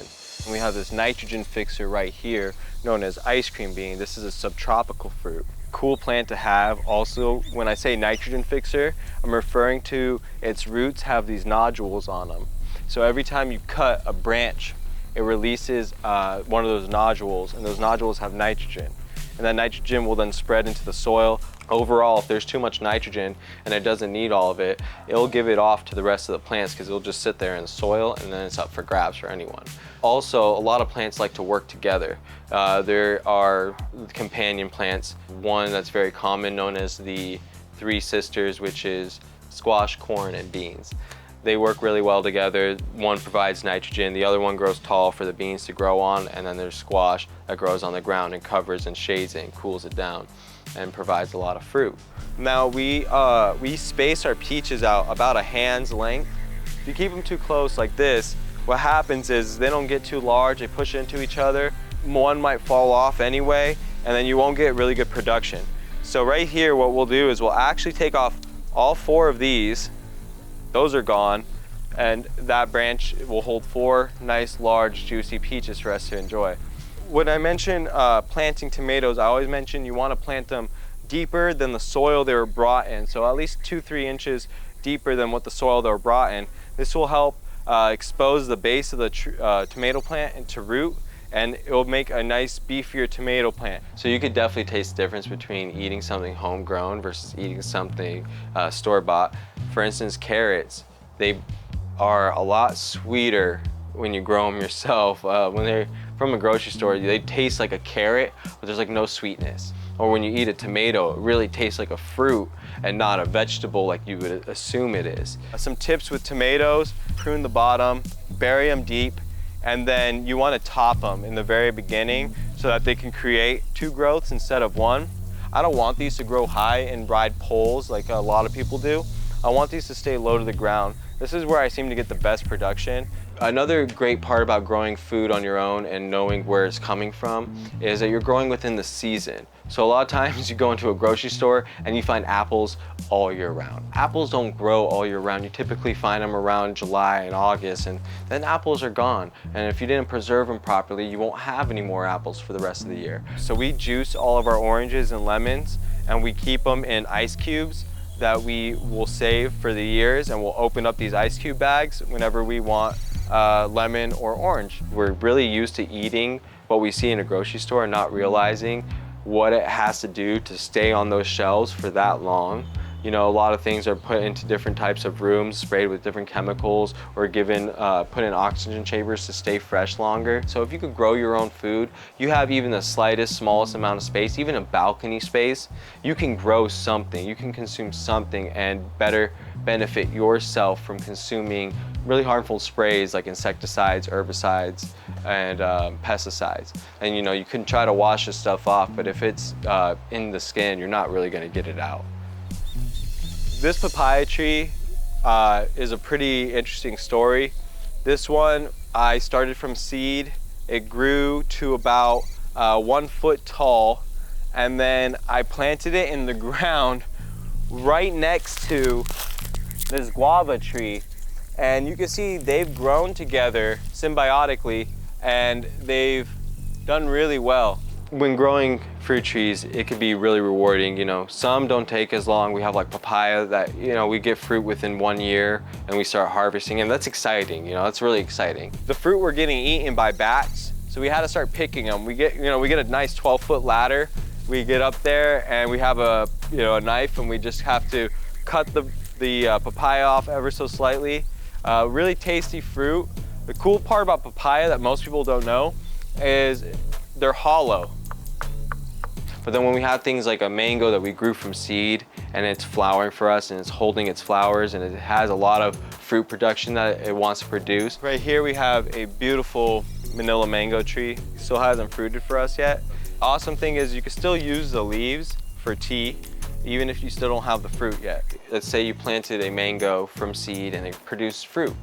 Now if you took that fruit and you started new batches of trees, those are 2nd generation trees. Those have adapted better to your climate at that point. So each seed is really its own genetic, and it's really unique how you can start creating your own byproduct from what you started with, and you end up with seed Z that is completely different after a 20-year span or a 26-year span. So definitely try to produce your own food, and then produce food from the seeds that came from the food that you ate. So there's a quote that said, the best time to plant a tree was 20 years ago, but the next best time is today. Because if you keep waiting another day to plant a tree, you're gonna have to wait another day to see some fruit. And some of these plants might take anywhere from 3 years to 10 years to produce something for you, especially if you're doing things from seed. What brings me joy is being able to provide food for other people, not just myself. So really seeing the smile on other people's face when they take a bite of something that just grew from my yard or grew from their yard. But for me, it really is just growing food for not just myself, but for everyone around me.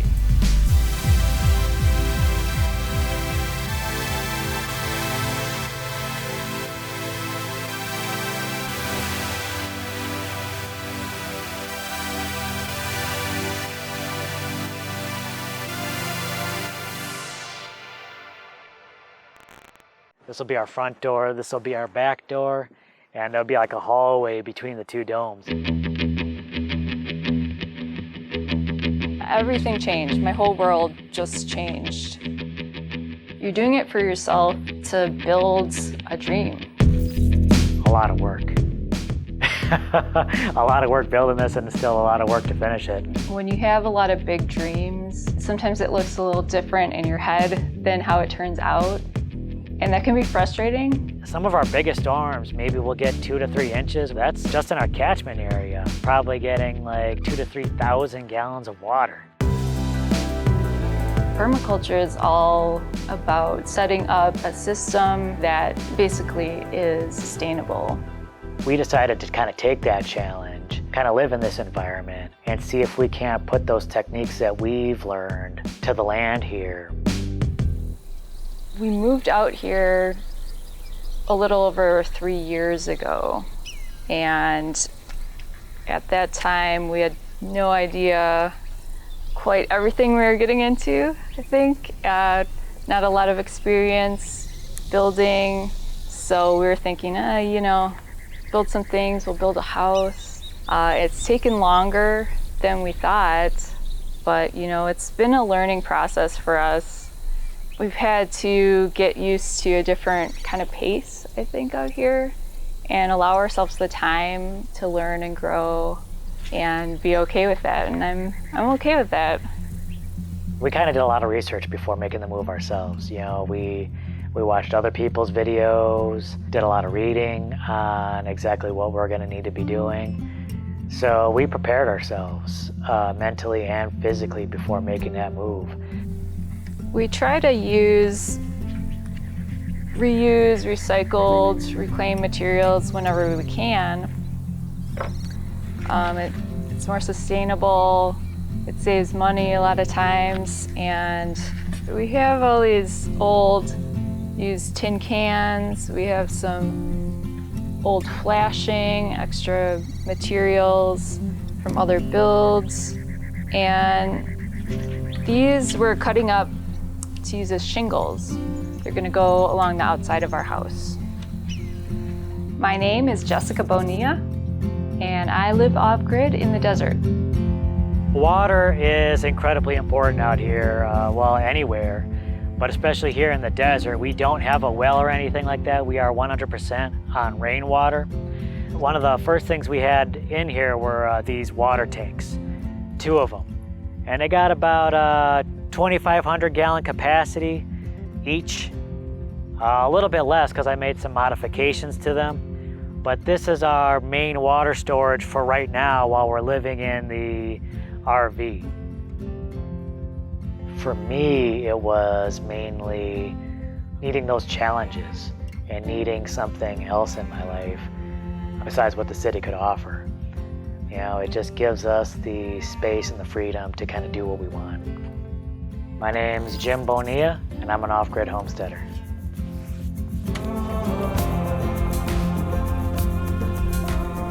Once we moved out here, of course, gray water was a big concern, but also dealing with our personal waste, called humanure.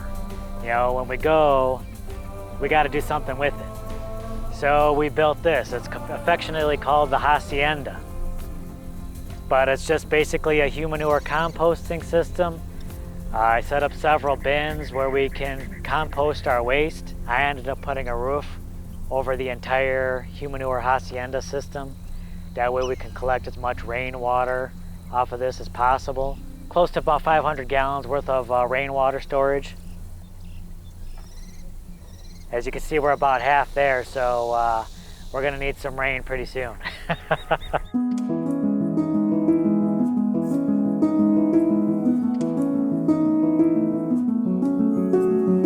Permaculture is all about setting up a system, designing in a way that basically is sustainable, where you're not putting in all these inputs and energies that get wasted. It's investing in the future in a way.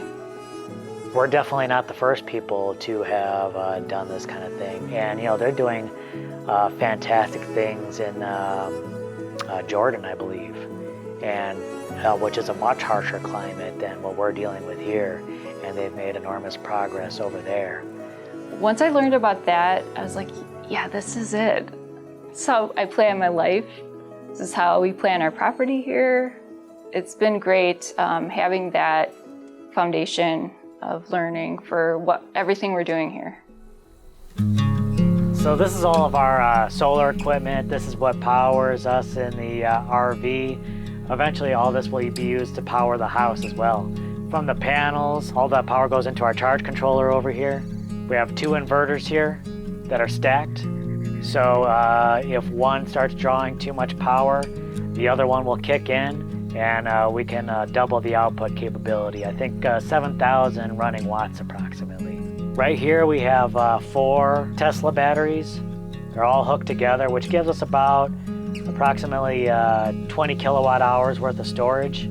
All that goes right here into the combiner box, through the inverters, and then out through these panels over here.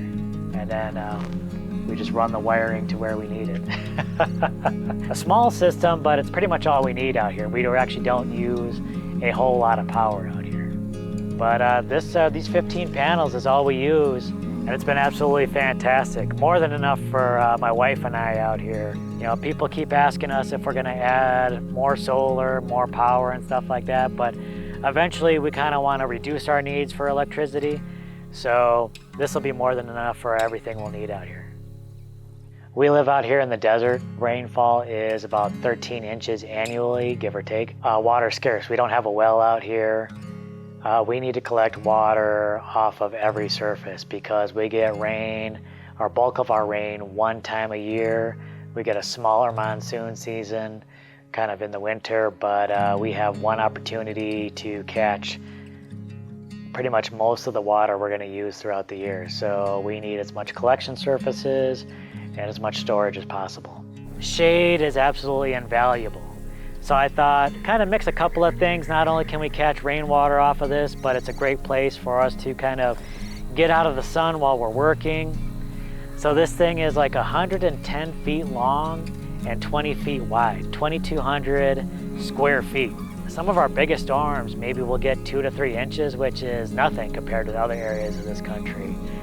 And like, let's say a couple of inches falls, you know, that's just in our catchment area, probably getting like 2,000 to 3,000 gallons of water.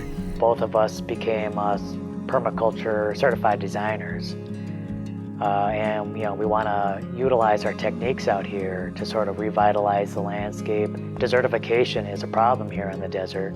We decided to kind of take that challenge, kind of live in this environment, and see if we can't put those techniques that we've learned to the land here.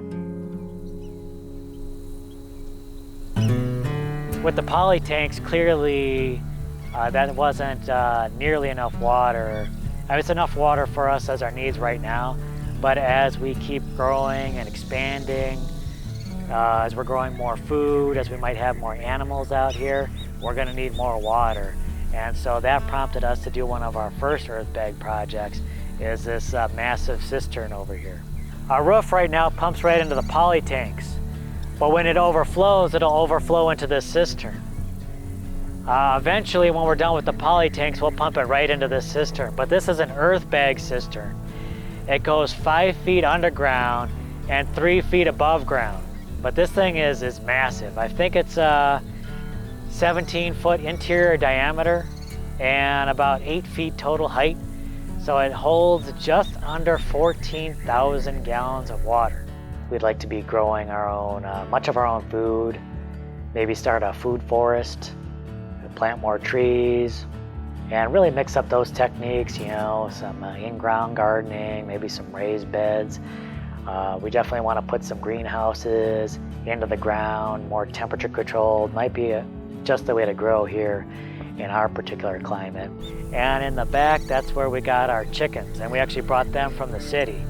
You know, that's called the gateway animal. Usually you start with your chickens and then you start getting more animals. The house will consist of 4 parts eventually. We started with 2 underground rooms. This is our first underground room, and it's actually a root cellar. If you're trying to be self-sufficient, self-sustainable, food storage is an absolute must. We wanted to go underground with that just to keep those temperatures much more stable. And this right here is our first earth bag dome.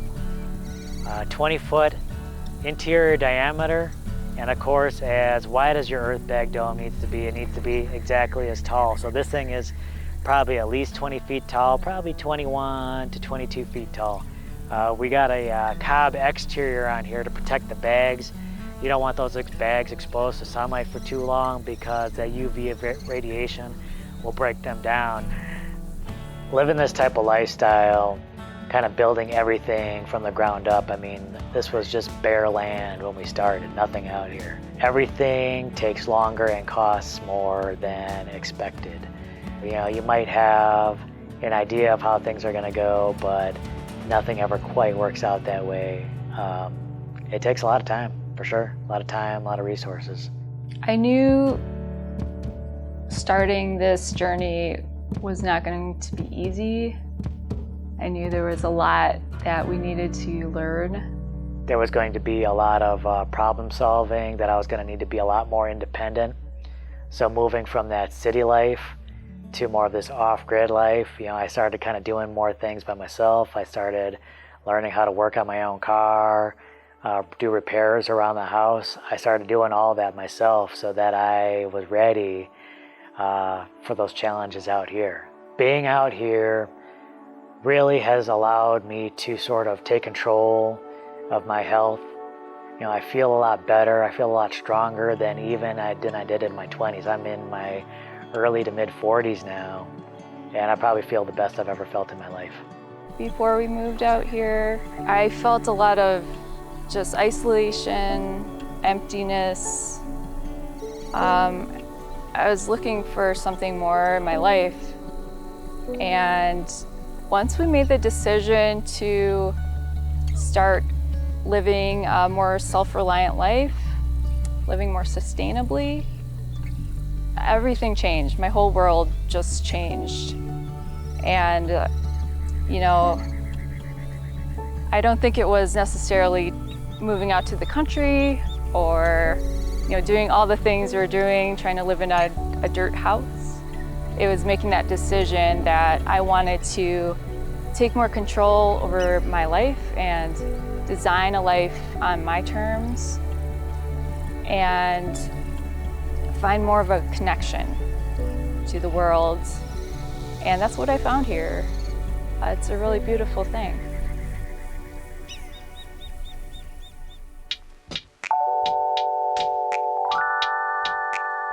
This is our north-facing bottle window. And basically it's just using some discarded glass bottles. We also have some jugs. The larger ones here are jugs. In the center here, those are microwave plates. It's just a practicality thing. We have a limited budget, so we use what we have. We make do with what we have. Sometimes you can find a lot of repurposed things for free. It can be a sustainability thing, you know, reusing things. Sometimes it's just garbage, honestly. Things that are discarded, our bottle windows. She really put her heart and soul into each of these windows and really tried a number of different experiments on these, including painting the bottles to give her just the right colors she wanted. She used glass etching on some of these. And this Gothic window, which is our largest, you know, employs like all the different techniques, the paint, the etching, and then she even added a necklace that her mother made as just sort of this really nice finishing touch and just really made this very personal, her own creation. I love it. Sometimes it takes more time building that way. So you kind of have to compromise time, money. That's the way that we've learned to live out here. Living in a dome is a very unique experience. There's just a different energy, a different vibe to it. The sound is real different, totally different feel to it. We can't wait until we actually get to move into here, but obviously still a lot of work. A lot of work building this and still a lot of work to finish it. With earth bag construction, you can build them in squares or something like that. Really, you can use your imagination. But a round structure is always going to be your most solid type of structure. And then if you build a dome, it's like the most solid thing you can build, especially with earth bags. We've also added what I like to call a floating loft. So that'll give us the advantage of kind of using some of this upper space. I mean, this thing is 20 feet tall. All these boards, they're actually built right into our walls. So it's supported all the way around by all these earth bags on top of here. As unique as the feeling is down there, it's even more so up here because you can really feel sort of like the weight of these bags sort of like right above your head. It might give you kind of an unsettling feeling unless you kind of know the science behind how these domes are built. I think one of the things that surprises people is the fact that it's just my wife and I out here sort of making it on our own by ourselves. I mean, we do a tremendous amount of work out here, and I think it's kind of unusual to see. So this is one of the bags that we've used for our earth bag building. It's made of woven polypropylene. We got these bags from a packaging company. They're all misprinted, and they would otherwise just be garbage.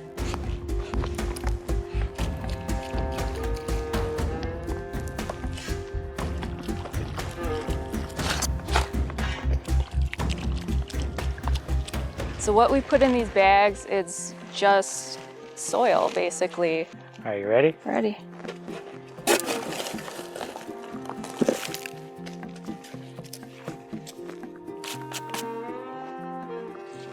Some people that build with earth bags, they might stabilize the soil with either cement or lime, depending on what the composition of the soil is. We did not stabilize our soil. We felt that the soil was very stable on its own. It had just the perfect ratio of clay to sand. And when you have just that magical mix, you just add some water, moisten it, and then when you tamp it, it turns into this hard, solid block that's perfect for building. In order to really get it solidified and turn it into like a brick, that comes to tamping.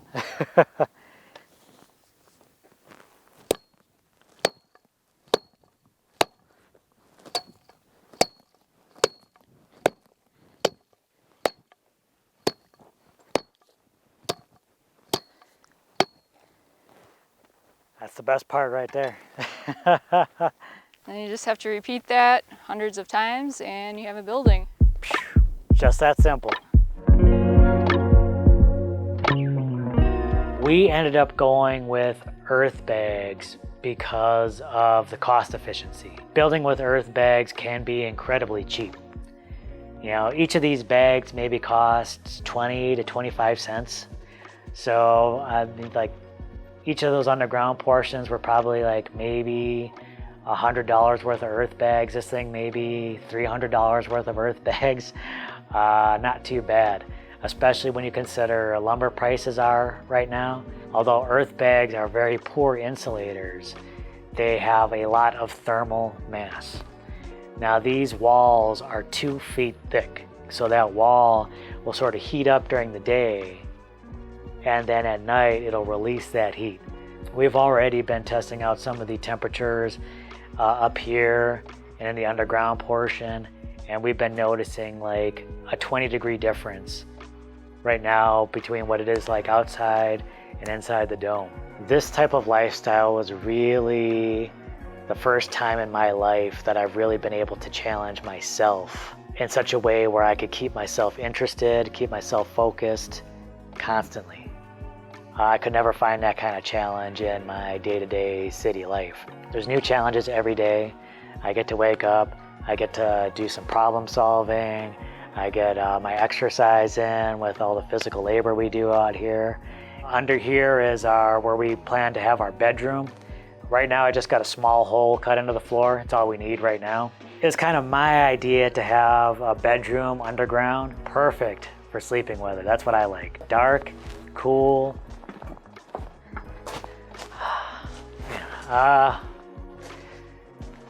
So this will eventually be our bedroom, and this will give you a really good idea of just how those bags are laid. Each course stacked right on top of the next, barbed wire in between. You could say we have some wood boards in here, which that'll be used for putting in like electrical outlets and everything like that, switches. Eventually we'll be putting an earthen floor above the gravel, earth along the walls to cover up those bags. We'll add that personal touch once we finish it off down here.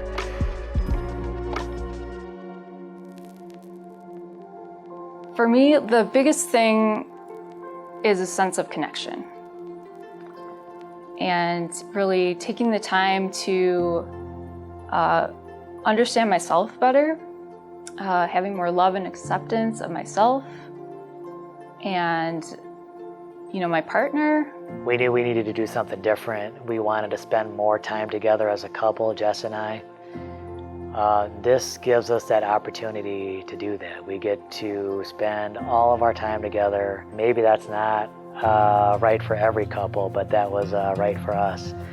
Spending that much time with one person every day, you know, we get on each other's nerves, but learning to really work together and understand each other, communicate, having that closer connection is so important. It's an opportunity to actually live a life together and not just working all the time and then seeing each other in passing. It gives me a sense of indescribable joy and peace. Every day I wake up and I am so grateful for the life I've chosen. I don't regret it at all, even on days when I'm so tired and I'm feeling sore and I'm just, you know, cranky or whatever. I have a lot of gratitude. When we do get a project done, it feels amazing. Sometimes it feels like those victories are so few and far between. And I know some people might lack that confidence to just kind of get out and do what they want to do. But, you know, start small. Start those small projects and get those done. And then every project you do really builds on that confidence. And then pretty soon, you know, an impossible build like this becomes a reality. When I hear people talking about homesteading or living off-grid, and one thing that I came to realize too is it's not going to just solve all of your problems. You know, if you have problems living in the city, it's too noisy, too many people, it's stressful. Yeah, some of that's gonna go away, but there's gonna be new problems, and some of those problems you're gonna be bringing with you. So it's really best to work on issues that you might be having with yourself that you need to come to terms with and solve before you make that huge leap. There are definitely hard times. There are definitely setbacks, things that just get you down, but they never really got me down too much. One thing, it's good to have another person out here with you so that when one's feeling down, you can pick the other person up. We met those challenging times, and we've done it with smiles for the most part.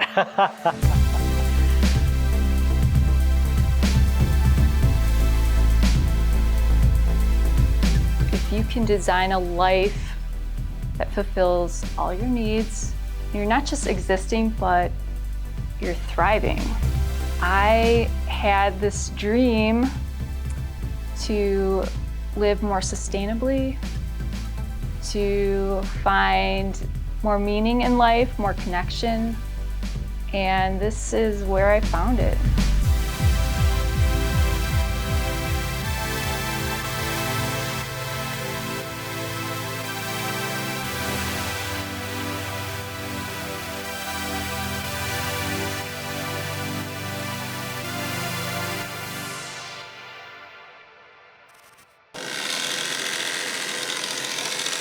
There we go, she's done. can't have a high blood pressure around alpacas. I don't think it's possible. It's comparable to cashmere. They don't have teeth in the front on the top. Llamas are twice the size of an alpaca and twice as aggressive.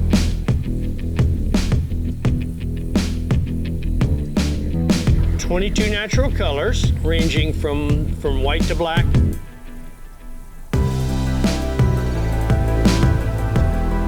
They will run till they die. Corey's actually one of our highest quality boys. My name is Sandy Baxter. My name is Chuck Baxter, and we own an alpaca ranch.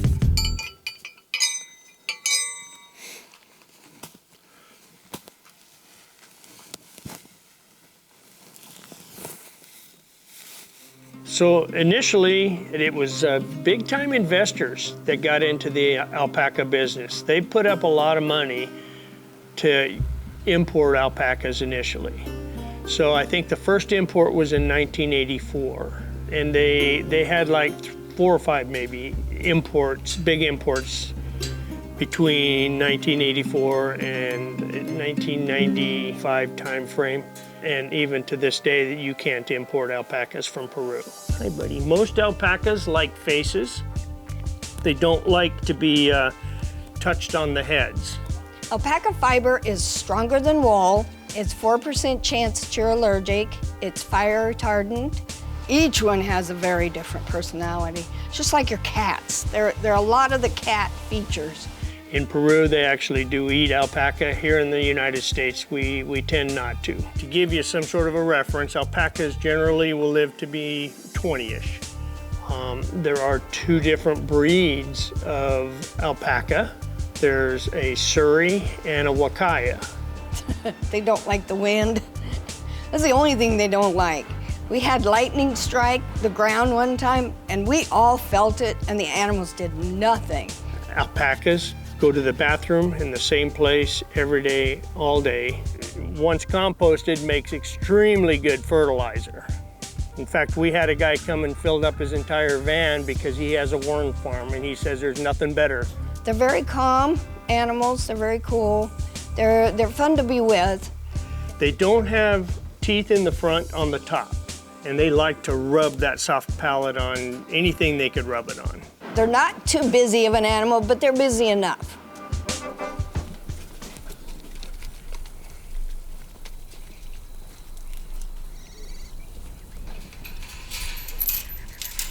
So out here is where we keep our solar panels. But we've got 78 panels able to produce about 100% of our needs for the year. Our electric bill was in the summertime over $900 per month. After solar, that drops down to about $300 to $400. So just doing the math, there was no reason not to go with solar. It just makes financial sense. So we're gonna start with the boys. This is Raphael. Raphael is here for breeding purposes only. The guy sitting next to him that you can't hardly see, his name is Jason. Jason actually has a great-grandfather that sold at auction back in 2000 for $650,000. So this guy is Sir Lancelot. He has been one of our primary stud males for several years. This is Oscar. This guy is Onyx. Him and Leo are both about almost 2 years old now. This one over here is Jerry. Jericho's his real name. We call him Jerry. This guy is Corey McCloskey, the alpaca. Corey's actually one of our highest quality boys. Hi, buddy. Hi, buddy.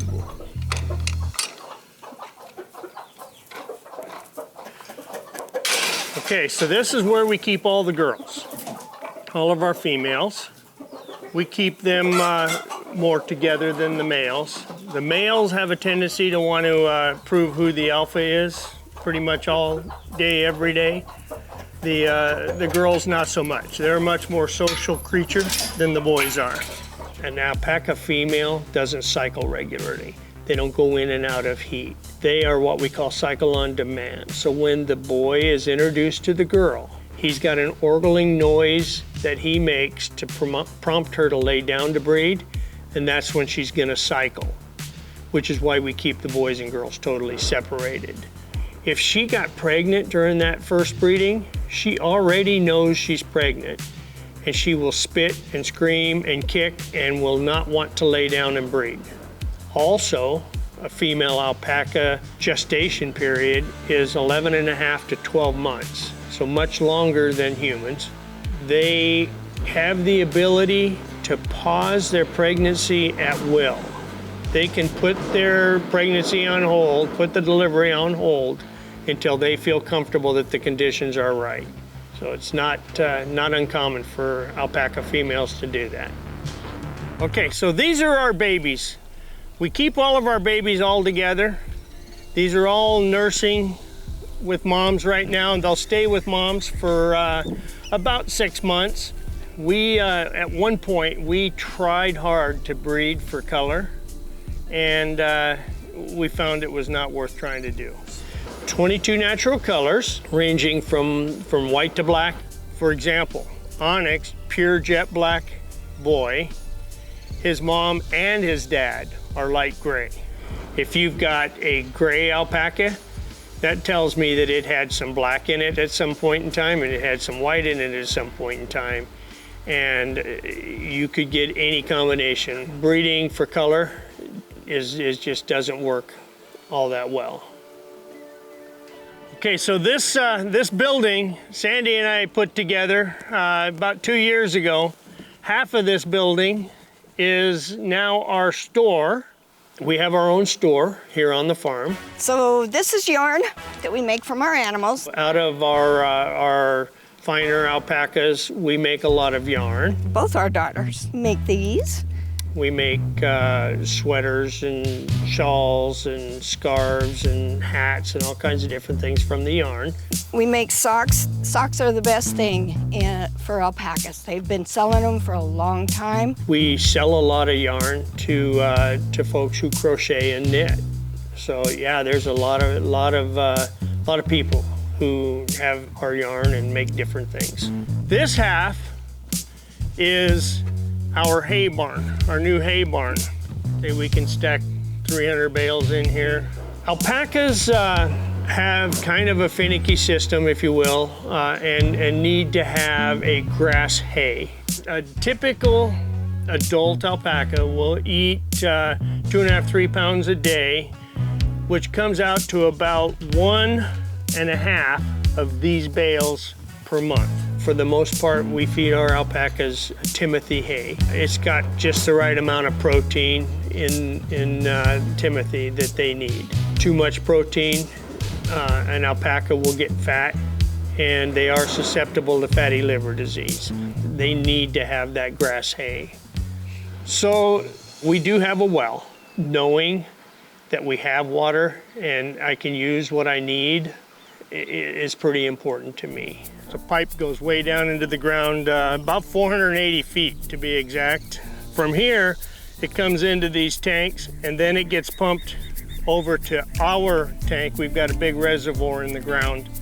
So all of our water that comes to our house comes out of this reservoir right here, and it's a pretty deep reservoir. It's nice to have a well, very nice. This has seniority overall. So we shackle their ankles for their protection, and then we lay them down. While we have them down, we're going to check their teeth. If they need to be trimmed, we'll take care of that. We trim all their toenails, and then he can start the shearing operation. He always starts in the belly. People tend to believe that shearing an alpaca is harmful to them. And we've had people actually come and tell us that. We've had PETA people come and tell us that we're torturing animals. First of all, not shearing an alpaca will cause that animal to die, period. They can't survive our heat with a full fleece. It doesn't hurt the animal. When we shear the alpaca, We put soft shackles on their arms, their feet, and we stretch them out so that they're laying flat on the ground, and then we can shear one side, roll them over, and shear the other side. So by not allowing them to jump around and move, they're not likely to get hurt physically. And so the whole operation is actually pretty friendly to the animal. Once Jason has the belly hair off, he's gonna work his way up, and he's gonna take off what we call the blanket. And that's the most usable fiber on an alpaca. They can pull it off, put it into the bucket. When you touch the fiber, it's almost untouchable. I mean, you got your hand there, but you can't feel it. It's very lightweight. It's very soft to the touch. While we've got the alpacas down, we're gonna go ahead and do shots and our annual maintenance on them as well.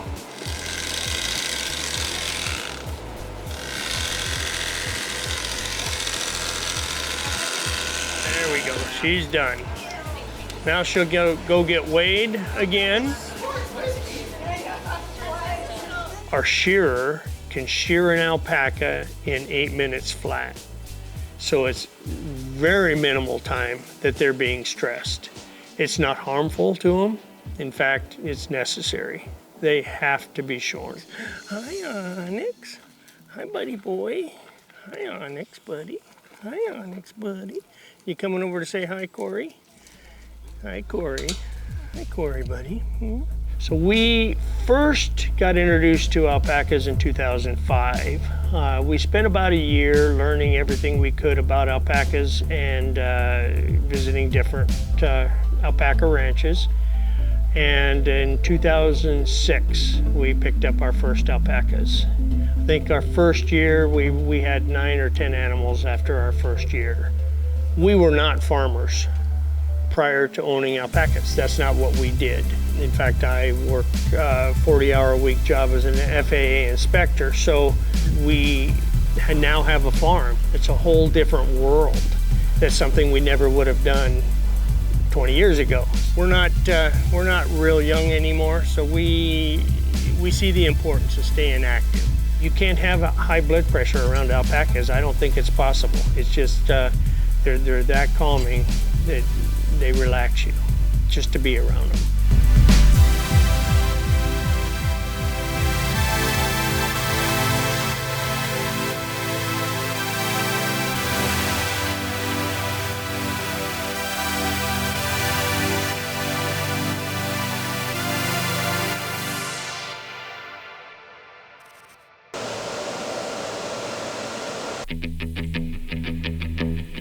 One day, cryptocurrencies will be used consistently for everyday purchases and money exchange.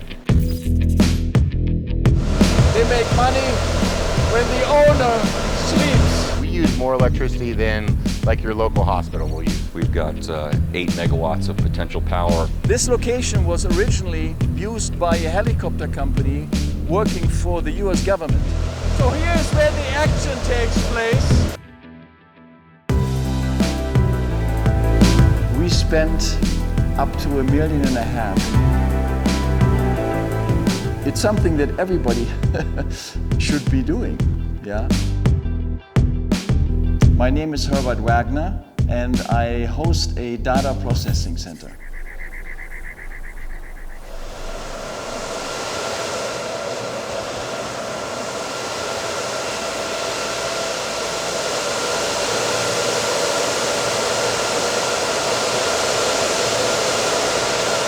About 130 degrees in here, and it's quite warm. We have created a system where we basically have cold aisles and hot aisles.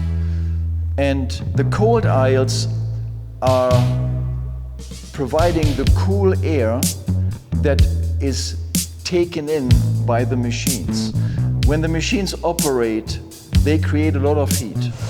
Everything is insulated, so we keep all the hot air in here, and it's sucked up through the fans that are up there. And the cold aisle receives the cold air through our evap cooling system. This is our evap cooling system, and to prevent dust and dirt to be sucked into the facility, we have this blue felt. The evaporative cooling system is a static system. All we do is we suck the air from the outside through the evap mats. We basically wet these panels, and the air is sucked in, and the water creates a tremendous temperature drop. Yeah? But we don't run any air conditioning, any additional cooling other than our evap cooling system. If you have air conditioning, you have to use power. We don't need electricity to cool our building, so we can keep our operating charges very low. It's 8,000 square feet. It's separated in 3 different bays. We have a 8,000 megawatt power supply up there on the roof. This is our exhaust system. It pulls all the hot air that is created from the mining equipment out. Everything is metal. Then we have evap cooling systems. This location was originally used by a helicopter company working for the US government. And they were repairing and restoring helicopters. So the facility was already very much prepared for what we had in mind to do. We provide hosting services for individuals that want their mining equipment placed in a facility that can provide the service and the environment to mine cryptocurrencies. Our work hours are 24/7. The equipment always needs to be managed and controlled. So we have our team working in shifts so that we are there every minute of the day and also at night. There's 3 components that are important when you select a location. Yeah. Number 1 is temperatures. Number 2 is electricity. Number 3 are the weather conditions. Right now, we have rain most every day, sometimes heavy storms and lightning. Our building is equipped with surge protectors that basically save us from any lightning strikes. So these are our 4 2500 amp SESs. So SES stands for Service Entrance Section. From the main grid, our power comes in and hits the first set of transformers. And then from here, it goes into the SES and then into the building. Our facility here, and the average person is going to blow their mind. Yeah? So our facility here, we spend up to $1.5 million a year for power.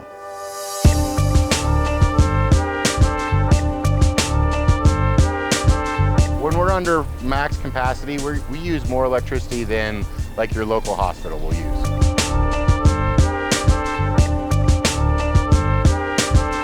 So we use roughly enough electricity to power about 1,200 homes in a month.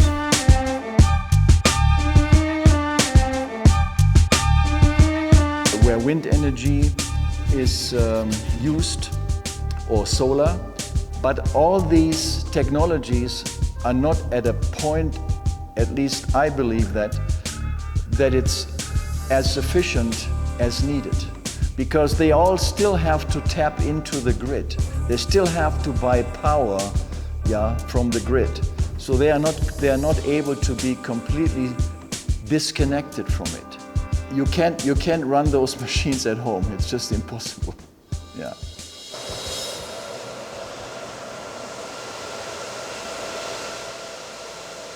Here's an example of a miner that's currently being used. We host currently a couple hundred of these for customers, and it's a 90 terahash ASIC miner. 4 years ago, miners were generating 28, 25, 30, 32 terahash.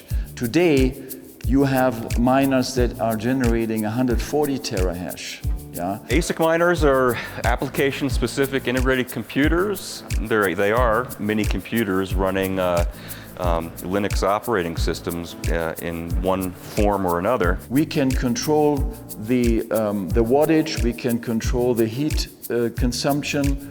We are basically able to customize production capacity for a miner, and we can keep it in a healthy, balanced spectrum.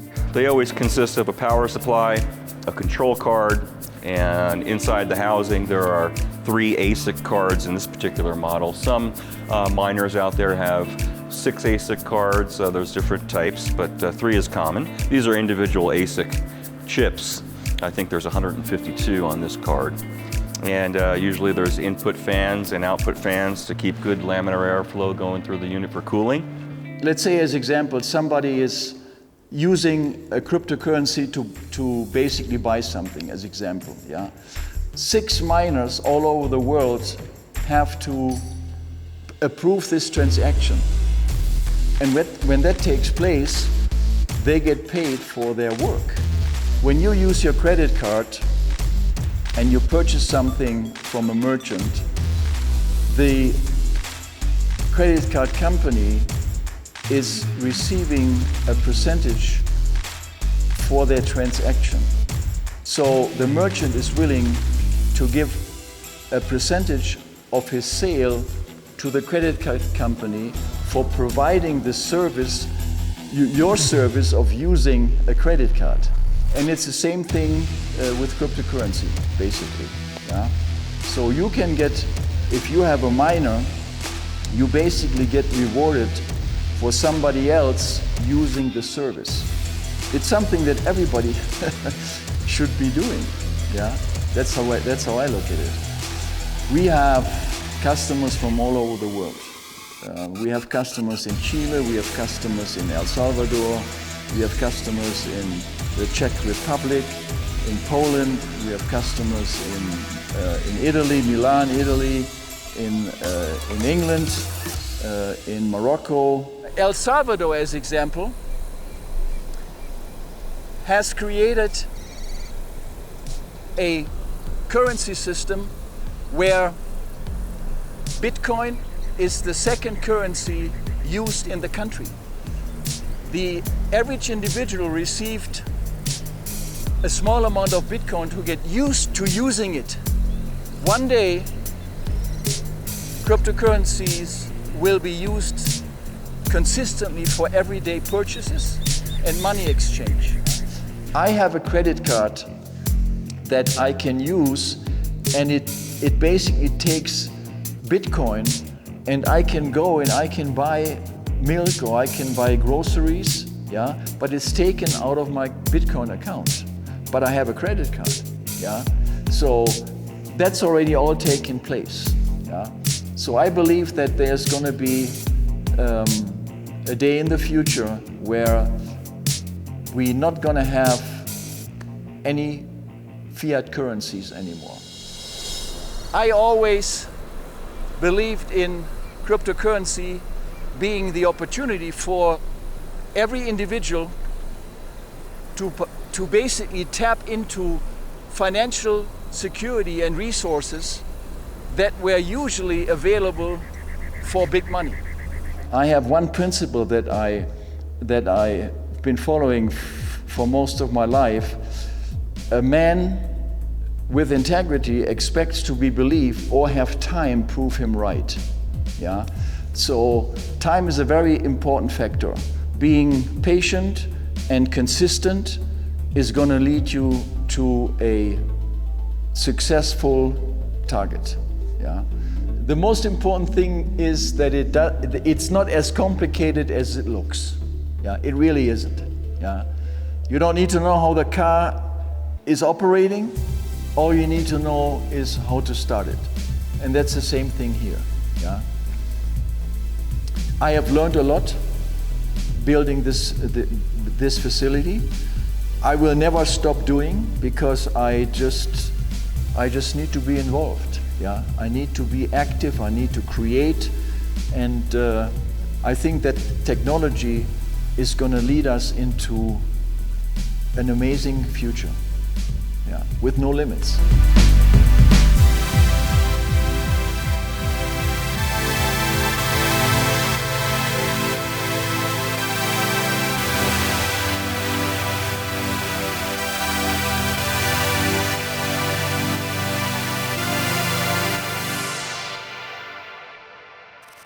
All last week when I picked them, they were tiny like this. But this week we fertilized, and what's happening?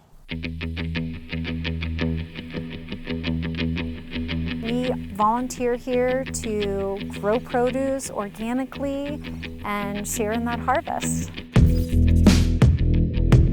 It has 7 different fruit trees grafted to it. This tunnel has 200 tomato plants in it. There's a job for everybody at the community garden. All right, so everybody find an onion that you like. Awesome. It is $40 a year. If you can't find one, go start one. We have planted 3,000. I see you guys have onions coming up. See how they're sticking up out of the ground now? My name is Tracy Kozlowski, and I'm a volunteer here at the White Mountain Community Garden.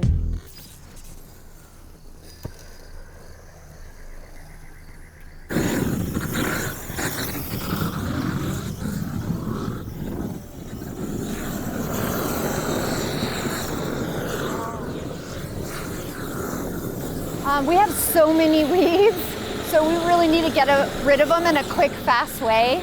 And ash is good for the soil, so after we've burned in this ditch for a while, we will go ahead and cover it up with soil and stuff like that, so it'll amend the soil as well.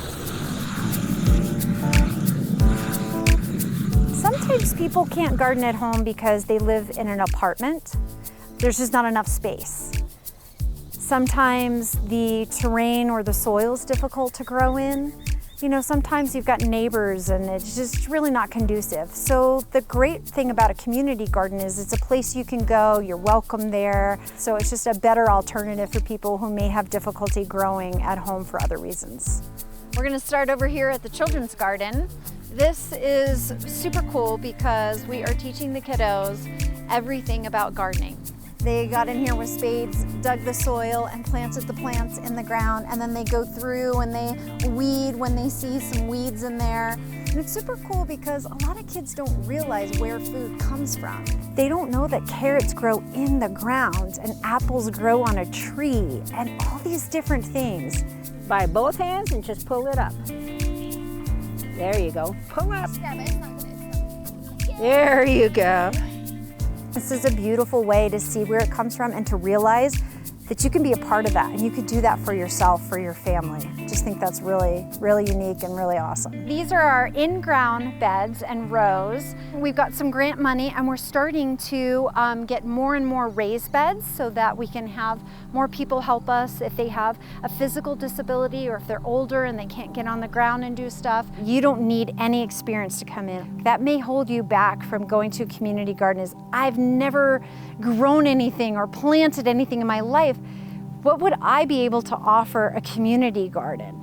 But you can offer so much. There's so many different tasks. There's always something in the garden. You're always having to either fix soil or take off bugs. Plants need trellising systems. We need water lines. There's so many things you can offer that you don't even realize it. I say just go, just show up and ask them, what do you need help with? What are you doing? So these are different types and styles of composting bins. We'll put our food scraps in there, then we'll add some brown material like leaves or shredded paper, and we'll give it a turn.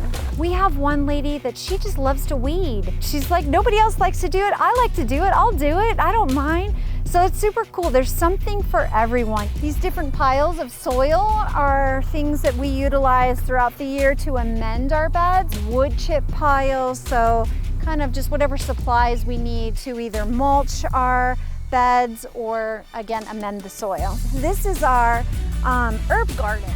which you can see here. We have thyme, we have rosemary, we have the chives. No matter your physical ability, capabilities, we have kids in here, we have special needs people that come volunteer at the community garden. It's a great way to give to the community. The orchard is part of our memorial garden, and so a lot of these trees that we've planted in the orchard, we've actually named after like a founding member or a member who's maybe passed on.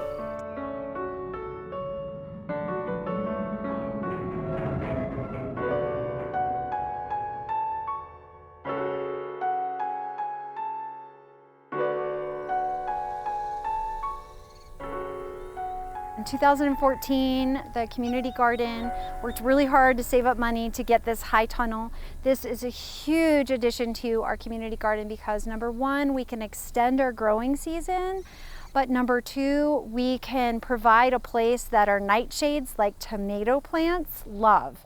So this tunnel has 200 tomato plants in it. We have 17 different varieties of tomatoes in here.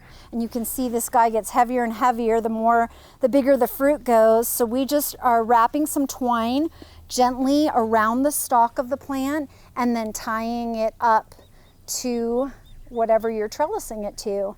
You'll have a tomato plant that maybe will produce all its tomatoes at one time.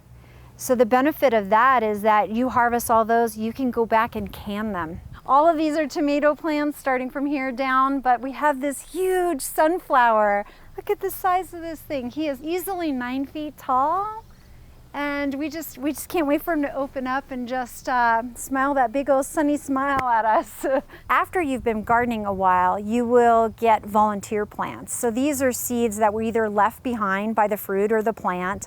And that's beautiful to see too, like what will grow in that soil. You didn't have any intention of having that particular plant, but that's kind of exciting to see it come to life anyway. So some of them are starting to turn color already. Look at this guy. That's kind of an in-between stage, and then he'll get redder.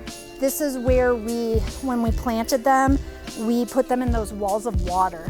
This bag right here has these tubes that you fill with water. You put this around the plant, and what happens is during the day, the temperatures and the sun reflecting off of this will heat this water that's in these tubes up. And then at nighttime, when the temperatures cool down, it keeps that warmth around the plant. It's like a mini greenhouse, and it gives us a longer growing season. We can put them out in the elements earlier by having this wall of water. So this plant is called borage, and this is an amazing companion plant for our tomato plants. The symbiotic relationship between these two is pretty awesome. These beautiful little flowers, little purple blue flowers on them, they seem so small, but the bees absolutely love them. So this brings in our pollinators to come here, as well as then they'll pollinate our tomato plants. The other cool thing about borage is it repels the tomato hornworm, which is an enemy of our tomato plants. They'll eat our leaves, and you can see how the pollinators love it. This is where our honeybees are. So one of our volunteers is actually a beekeeper up here on the mountain, so he knows all about them. If we didn't have those bees pollinating those plants wouldn't grow or produce fruit. We wouldn't have food. So last year was the first year garden members got like a little jar of honey. Honey is just a beautiful example of, again, what they take that pollen and make into, and then now we have honey too. We need bees, and bees need us.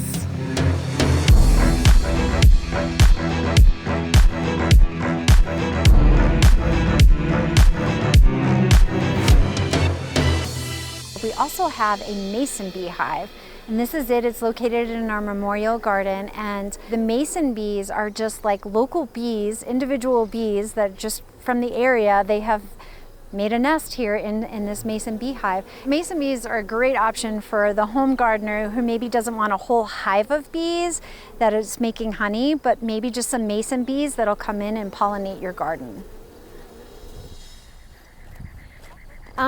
So we got a grant to put in this ornamental garden last year, so it's brand new to us.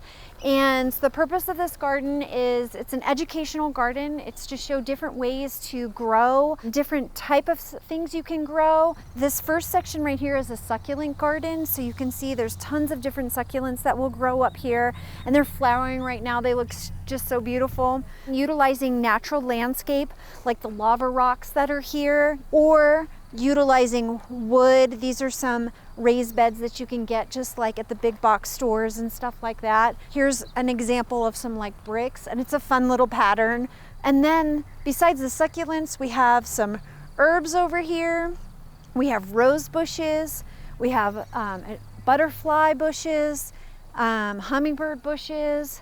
We have this really cool spear tree. I'll take you and show you this fruiting tree that we have over here. This is a cool tree. It has 7 different fruit trees grafted to it. Here's a gala apple right here growing off here. But then here's the Cortland apple, and here's a red Macintosh apple growing here. And so again, you can have 7 different types of fruit. This guy's pretty cool. This is a self-waterer. These are a basil right here, and so you just fill water in here and it bottom waters, and the herb plants like basil just absolutely love that. This is an organic garden, so we don't use any kind of pesticides or insecticides and anything like that to spray, so that's super important to us. And then it's important too because again, those kinds of things, they may take care of the weeds, but then they'll also kill some of our bugs and our insects that we love to have in the garden. So it's another reason why we do that. The food is amazing. It's remarkable how different a tomato from my garden tastes compared to a store-bought tomato. It's noticeably different. Strawberries, it's the same thing. And then the fact that you worked for that, you picked off those beetles and you watered it routinely and you fertilized it and you watched it through the whole process from seed to growth. I don't know, that makes it taste better. It's just remarkable how much you appreciate your food. It tastes better too. I feel like I'm living a healthier lifestyle and I'm a healthier me because of being in the garden as well as eating from the garden. Okay, so this is our worm bed. This bed specifically is just for worms. Worms are cool. We have earthworms. We have lots of different varieties.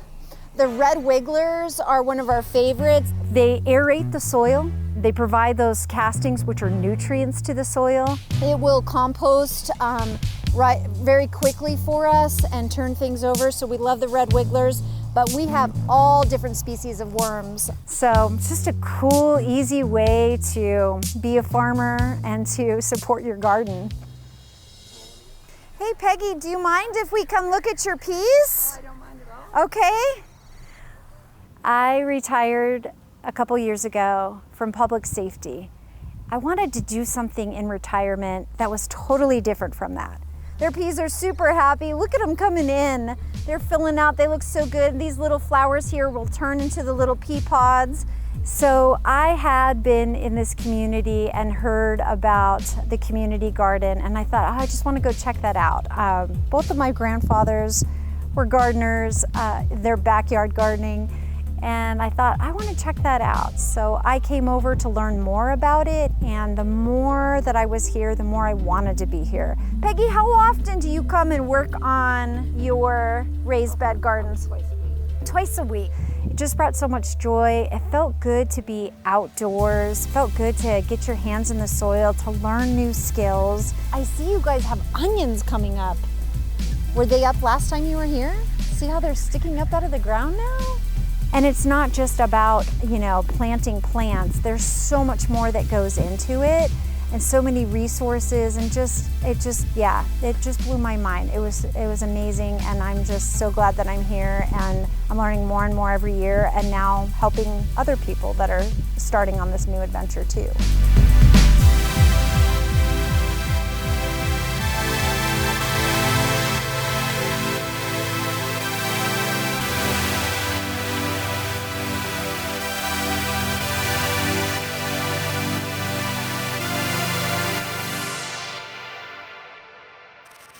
Wow.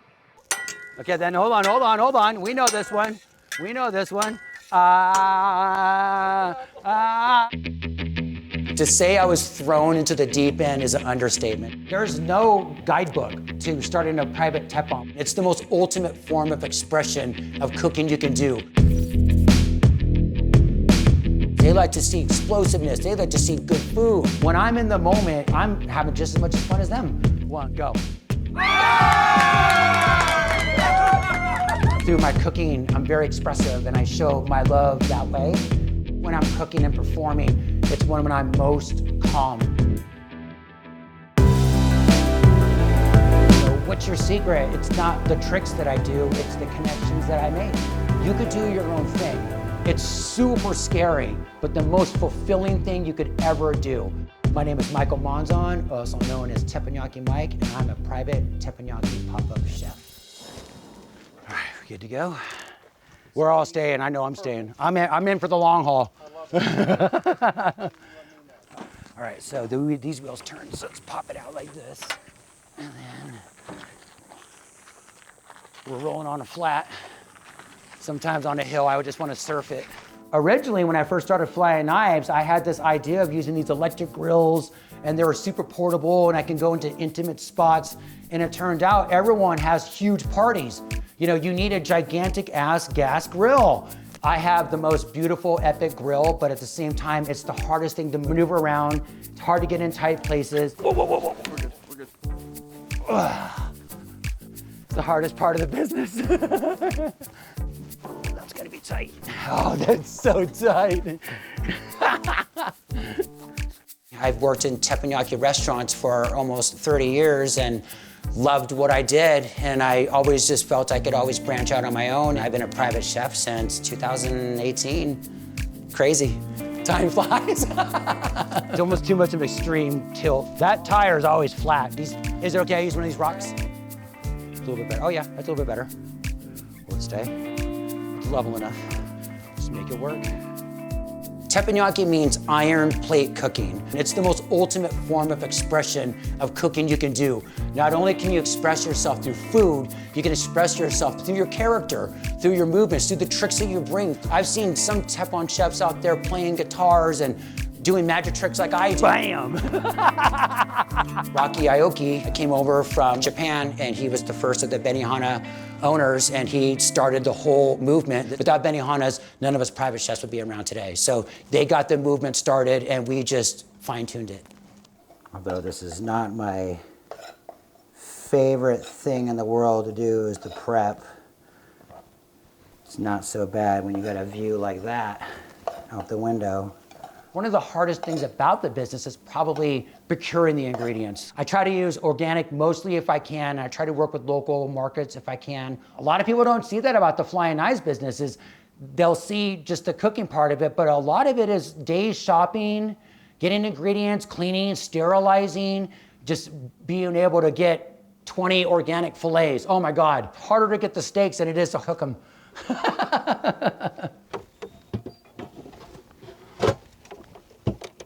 Ready for dinner service, baby. There'll always be one or two chefs that you will always want to request, and those are the guys who are behind the scenes doing all the work, mastering tricks. Usually if I'm working like every day, I mean, that's just, I'm in the moment, I'm in the zone. I don't need to practice that much. But usually if I take like a week or two off, I get really rusty. So you have to look at it from the lens of a customer. What do they like to see? They like to see fire, tricks, knives. They like to see explosiveness. They like to see good food. They like to see the party happening. So that's what defines a teppon chef. So I'll do that table, but I'll do a flaming lemon behind the back, and then I'll throw the flaming lemon in the hat, and then I'll light that on fire. So, but that's hard to do with just the bowl in the hat. That's still a tricky one. Dial yourself in every party. You just sort of figure it out. You know what you failed in, what you did pretty good at, what you could have done better at, you know? And it's just up to you to like work on it, change it, make it better. And each party is its own monster in itself, its own little battle and victory you have to win. Usually it's just kind of mingling with the guests, kind of feeling them out, you know? I usually tend to pick on someone, and that's a good advice I always give teppon chefs. Pick on someone at the table. People like it when you pick someone out and razz them a little bit. Usually I razz the person who, you know, like mama hen, who no one really messes with. I usually try to go for those type people because it pushes boundaries a little bit. That's just the art of just knowing your customer. Reading the group, that's always been my superpower. I could always read body language, people super well. And that's something I really stress to a lot of Teflon chefs. Read your customer, man. You know, they might not want to see these beautiful tricks. They might want to see finesse, cleanliness on the grill. All right, how we doing? So no allergies or anything like that? We're good to go? We'll find out if there's allergies tonight.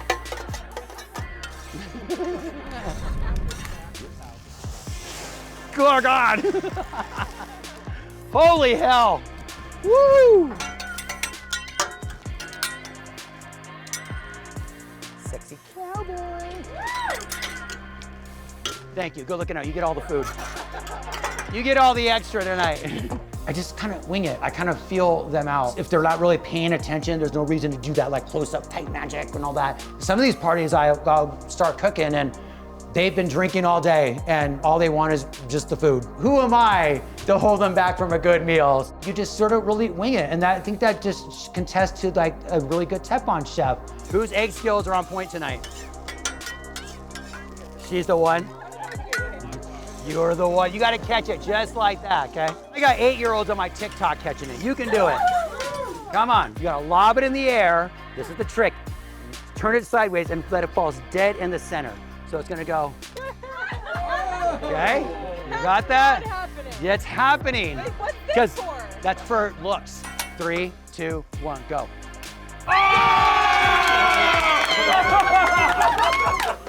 I didn't think you were gonna catch it, honestly.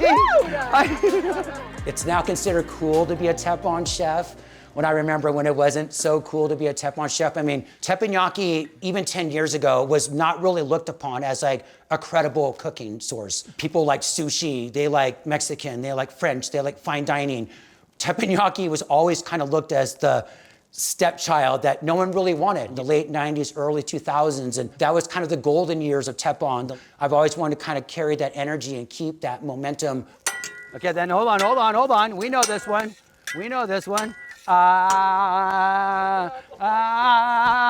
Oh, here, let's do a snowball. Boom, here we go. There it is. If you got nothing to do, you need to bore them with tricks because it's painful just to stand there and do nothing. So I always found just to blitz them with tricks, just overload their senses with flipping and throwing stuff at them. And so when I'm in the moment, it's genuine, like I'm having just as much as fun as them. You know, it's now my party, you know, and you're at my table. Now we're having fun together. What?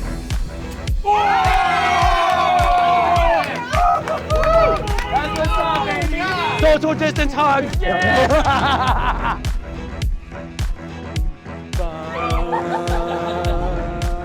We're gonna pick it up together and catch it like that. Okay, together. 3, 2, 1. Oh shit! No. Good job. You got raw seriously. And if you don't like, so that orange sauce is good. This was pretty good too. Okay, it's lit. It's lit. It's lit. Ooh, Japanese choo-choo! Wait for it, wait for it. Liquid hot magma. Hold on. Oh! There's actually a time where I didn't do fire for 2 years. This is why I will never teach Teflon chefs fire tricks unless I'm there watching them. There's a real legit reason for it. So we use this burning liquid, I'm not gonna say the name because I don't want anyone trying to replicate it, to use for our fire show. We use vodka for our onion volcano. That's no secret there.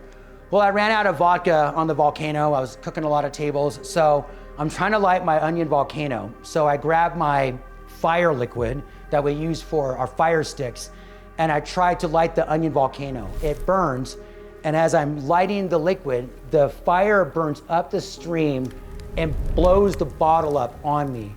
I am now on fire. My whole face is on fire. It's all over me. I'm rubbing it all over me, trying to get it off my body. I'm freaking out. Everyone at the table is going, ah, they think it's part of the show. I'm freaking out. I'm like, oh my God, oh my God. The owner, she runs out of the bar and she has to grab a pitcher of water and throw water on my car and on me and put me out. By the time I get back to the kitchen, all the chefs who saw it, their jaws were dropped. They could not believe what they saw. They showed a picture of my face and I was completely burnt up my arm. How can that happen at a Teflon table? Because it's real danger out there. Real danger can happen. So I would never do fire for almost 2 years. I was literally legit scared. No way I'm gonna do fire tricks, not gonna happen. Literally, it was trial by fire. I had to get back on the horse and just start doing fire tricks. And then once you just break that fear, and again, it was just breaking down fears and just conquering that stuff and pushing through, you know, now I'm a safer chef and I've never really been burned ever since. That needed to happen for me to be a better fire performer, because now I love to do fire tricks. I juggle, blow fire, fire with magic, because who doesn't love fire? I think we all have a little pyromaniac in us, don't we? Whoa, God. That wind is vicious. Oh no. Is it on fire? Is it on fire? Is it lit? Is it still lit? Is it still lit? Stop, drop, and roll. Tell me, tell me, tell me. I've got a lot of weird, maybe ADD, OCD thoughts going in my head, but always when I'm cooking and performing, it's when I'm most calm and still. And actually it's most bizarre because that's when I'm throwing fire and flames and there's a lot riding on the line, but like I thrive in chaos. Big finish, big finish, big finish, big finish. Blow it out, my guy. Oh, oh, oh, come on. Ah. Why I fell in love with cooking was sort of like, it was an indirect moment I had with my father, who was pretty much non-existent in my life. But it was one of those situations where it was bring your kid to work day. And my father was actually the head chef over at the Elks Club. I remember he sat me on the counter and I watched an entire dinner service. And this is back in the 80s. So I'm watching chefs smoking cigarettes, chopping, cutting, and I remember vividly fire. A part of me was like, what the hell am I watching? And another part felt like I belonged there. Just always had this weird fascination with food, flavors. I come from a broken home, so I always had to cook for myself and my sister, you know, and sometimes my brother, you know, we'd always fend for ourselves, so we were always just left to our own devices, and so I'd always create things, feel like cooking is my love language. I might not necessarily be good at showing it, but through my cooking, I'm very expressive and I show my love that way. I've always just wanted to just help people. And out of all the world's suffering that you can see, the worst that really gets to my heart is hunger. Homelessness in my hometown. That stuff really breaks my heart. I was hungry and on the streets. So that's really passionate for me, is just to feed people. And I might not make like a huge difference, but I'm making some kind of a difference. It's great to be your own boss and it's great to call the shots and make good money and all that, but that's not what I think about at the end of the day. I think about what service did I give today? What value was I today? Was I a great father? Was I a great husband? Was I a great chef? Was I a great entertainer? That's all you could try to be. And, you know, and this world's crazy. You know, a lot of people kind of lose themselves, you know, in the material things, and there's nothing wrong with just being really humble and just being just courteous and kind and giving. And if you have a chance to give and feed and give an opportunity, do it. Then, so that's what's always kept me going. Yeah, I got a little emotional there, sorry.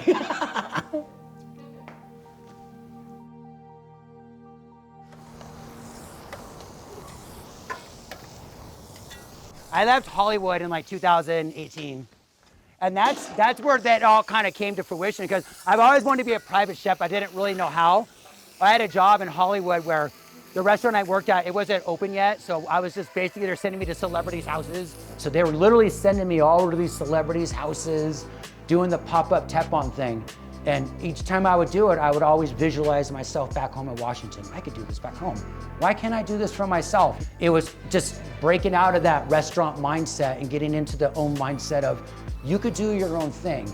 It's super scary, but the most fulfilling thing you could ever do. And it's definitely not boring. Very, very good magician friend taught me this trick a long time ago. Just say stop whenever you want. Say stop whenever you want. Don't let me see this. Okay, card there, take this wire, rub it on the card. Rub it on the card. Yes. Will you just quit making it weird, okay? Okay, did you show them the card? You can show them. You can show them. I haven't seen it. Stop looking. Oh, sorry.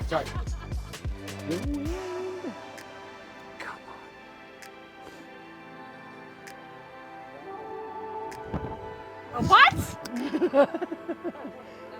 Get that. Is that it? Let's see. Get that. Let's see. Oh, get that on.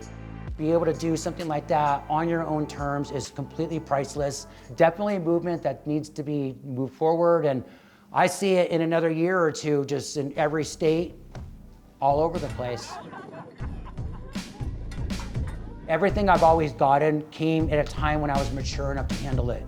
So back in my Hollywood years, this is just 4 or 5 years ago, I seen these memories come up on my Facebook, see that guy on there, and I'm like, there's no way that that guy 5 years ago would be handling the flying knives parties that I now do, that I put into it, because every party is, I'm 1000% invested in it. That's why every party is like a win. And then once it's done, then it's on to the next one. Then you get reinvested into the next one. And to repeat that, doing over and over again, to keep it exciting on that level, it takes a lot of like freeing yourself, and knowing your value, what you can bring to people. And especially nowadays, you don't have to kill yourself, for someone else, kill yourself for you, man, at least reap the rewards for it. Can't stress to chefs enough. What's your secret? It's not the tricks that I do. It's more or less like the connections that I make.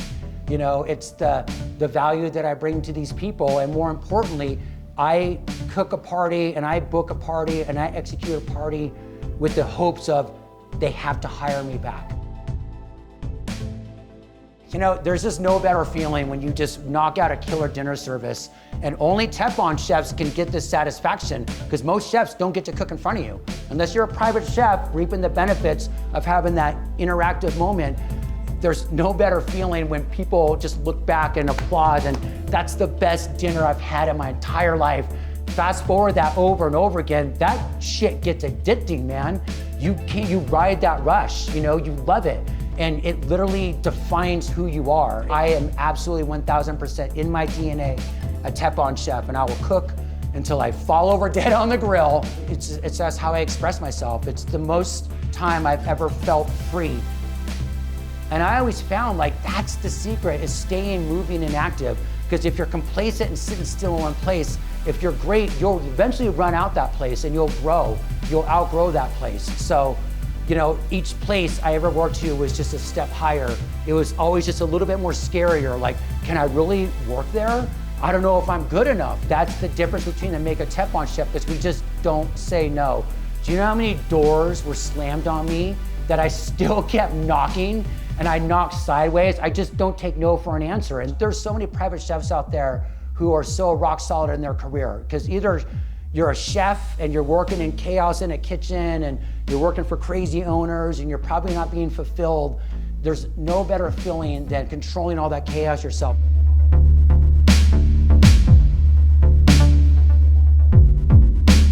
You have to understand that your timing is so finite on this earth. You don't have much time.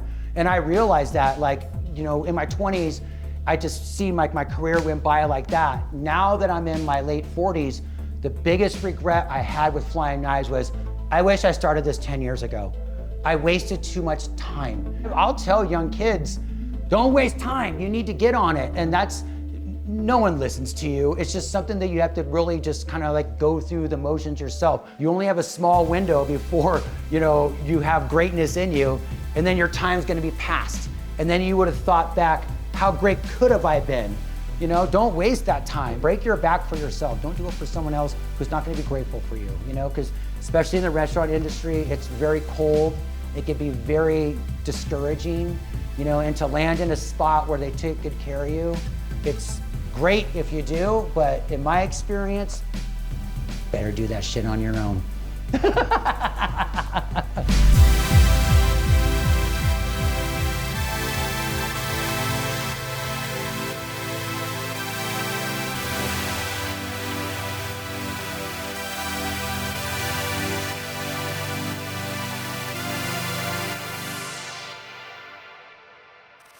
Might just look like a big hole in the front yard, but one day it will be a pond.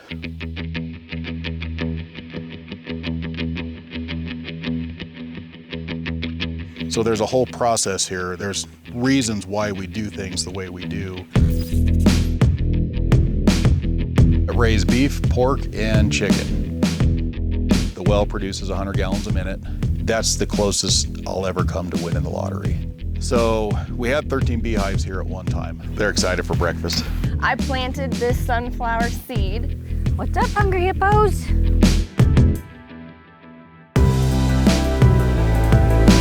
A lot of freedom, get to do a lot of what you want to do.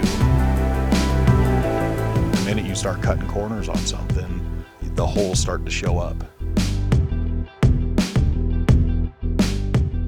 My name is Joel Holmes and I run Fort Rock Farms.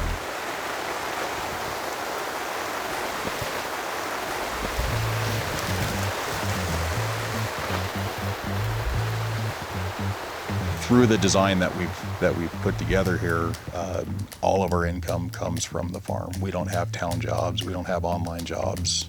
This place provides everything that we need. One day, you won't see anything ready, and you'll come out the next morning and you've got 3 ready to eat. This is doable for anybody on any level, on any scale. The best green beans you've ever had.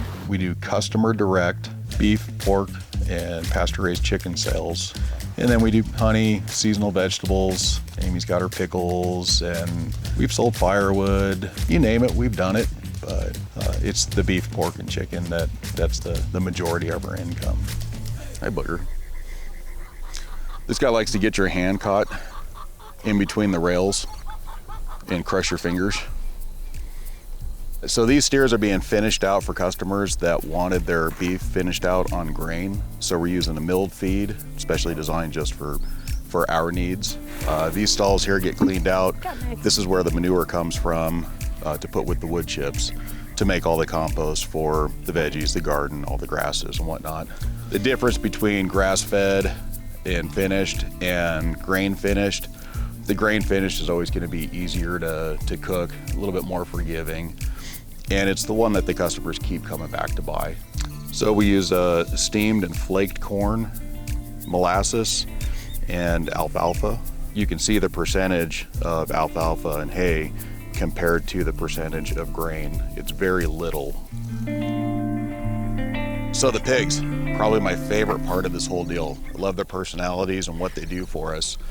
Everything's set up portable. That's electric fencing. You can put them anywhere you want on the property. You don't need big fencing, you don't need big infrastructure. Any of the vegetables that we grow that we don't eat, they go right to these guys. They love it. We don't have any waste. They just turn it right into manure. The pigs get to be pigs. They get to root around, dig around, get plenty of exercise. They get mud holes to stay cool. Typically lots of shade. It's a pretty good life for a pig. So when we started this, we had no idea what we were doing. No clue at all. I'd never run a tractor. I had a little basic plumbing background from a job that I had in high school. We learned all this stuff together. Probably cost us twice as much as it should have, because when you make those mistakes, you have to pay for it. So this place is like getting a college degree. Everybody has to pay for college. You'll find so many people that are willing to talk with you about this stuff when you just kind of walk in and say, look, really don't know what I'm doing. This is what I would like to accomplish. You know, are you willing to help me? We have literally found nobody that said, no, I don't want to help you. Before permaculture, like everybody else, I just fight my way through life. And anytime something presented a challenge, you just fight harder. And you can do that sometimes, and it's still good to do. You got to put the work in.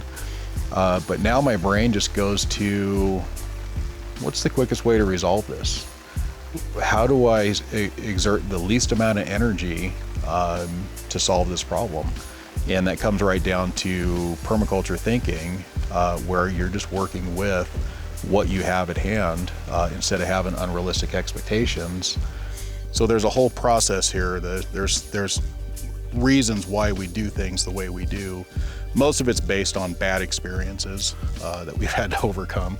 You can be a part of this at a small fraction, or you can go all out, and before you know it, it's completely consumed your life and you're just a happier person for it. Again, if our family can do it, anybody can, because we were not the likely candidates to pull this off, and we've pulled it off.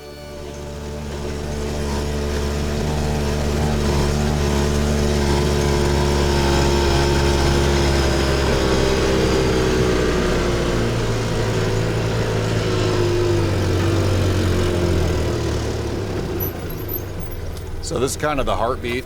This is kind of the heartbeat of the property, is our water system. So this is 20,000 gallons of storage, basically, and it's just a charge line system. So we have a well down at the bottom of the property that pumps the water up in a 2-inch main line, just a quarter mile to get to this point here. When we first bought this property, we knew that there was good water in the area, but there's no guarantee. This is the water that we live on. We drink it, we don't filter it. It's from a deep well. It's 379 feet deep. The well produces 100 gallons a minute. That's the closest I'll ever come to winning the lottery. Finding a piece of property that had a good well on it like that. So all the tanks are set with a laser at the same height, and they fill and drain at the same time.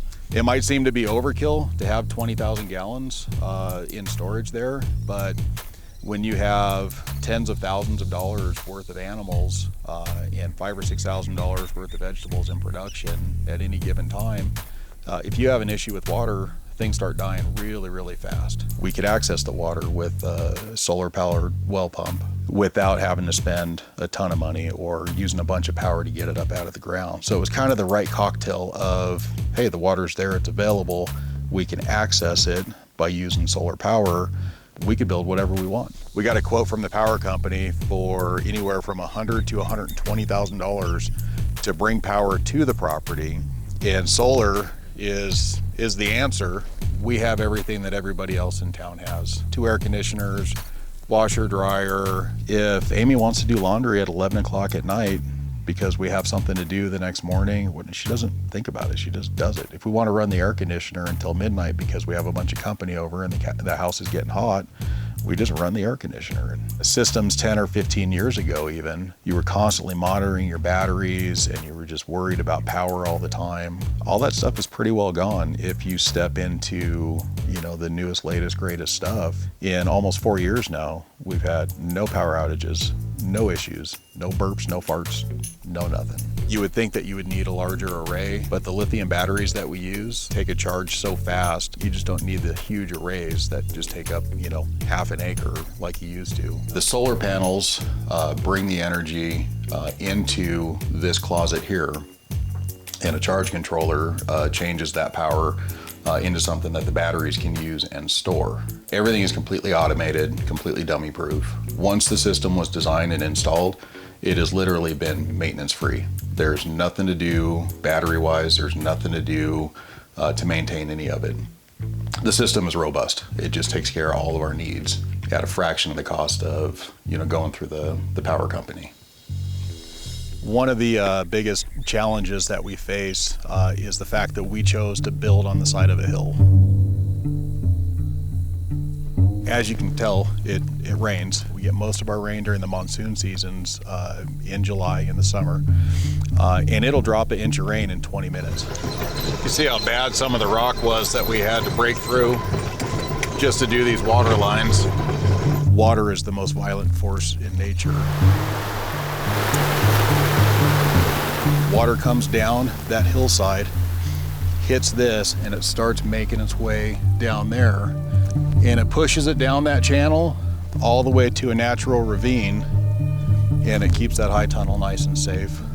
Keeps that water from coming down and just wiping that whole hill out, which it would.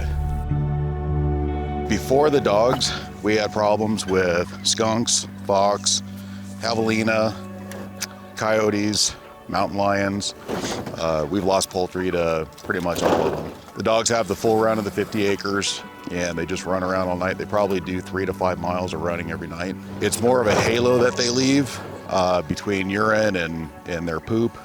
It just kind of keeps things deterred. Our losses have dropped down into single-digit percentages with having the dogs here, as well as the cats that we have. So a lot of people have cats as pets, which we love. We're cat lovers, but the main purpose here for us is rodent control. We have mice and lizards and snakes and rabbits, as cute as they are. They eat the garden. So yeah, we have lots of kitties. We'll never be without cats and dogs. They are our predator control.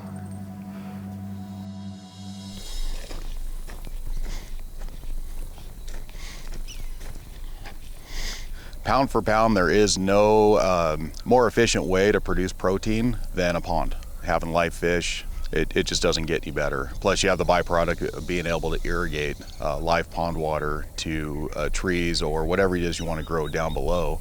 5 foot wide trench, 5 foot deep, fill it with clean clay, compact it, probably still a year away from finishing it. The final dirt work will divert any rainwater runoff around both sides.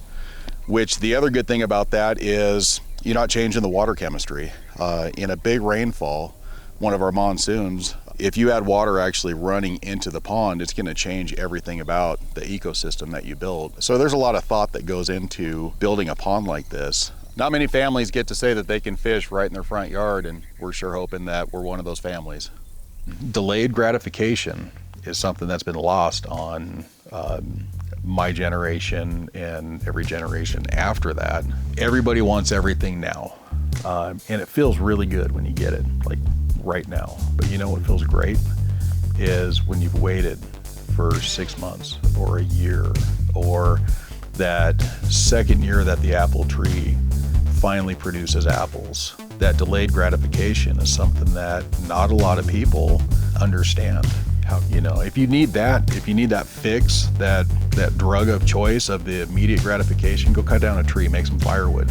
You can make it all happen right away. If you want to enjoy some delayed gratification, replant that tree and watch it bloom, watch it get knocked over by a storm, and you got to shore it back up. Put the work in and then start to enjoy the feeling that can only come from that delayed gratification.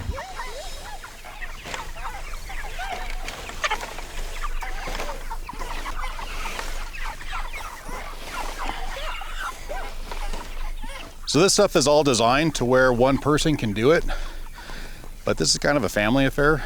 We like doing chores together. Makes it go a lot faster, almost doesn't seem like work.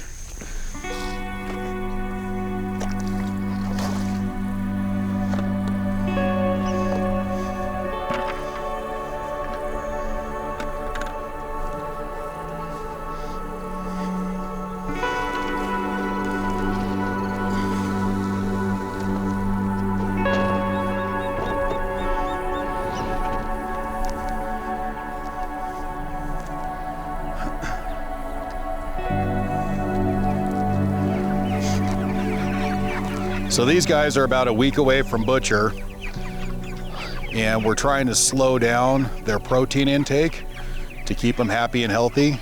One of the reasons that we move them every 24 hours is to keep the pathogens from traveling up through their feet, from standing in a pile of their own manure.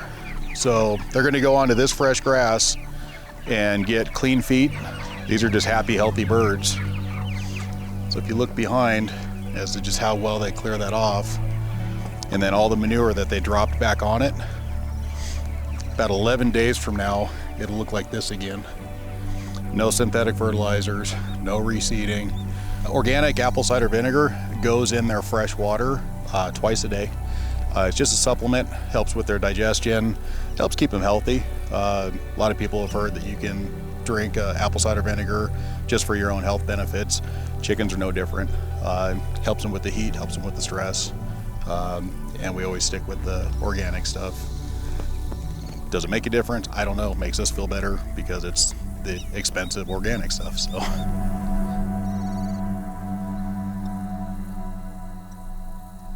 So everywhere around here that you look, these clearings, where the solar is, where the house is, all this was trees. Anywhere there's a clearing, that was Amy and I with chainsaws cutting stuff down. And we figured out pretty quick that it would make really good animal bedding if we could chip it.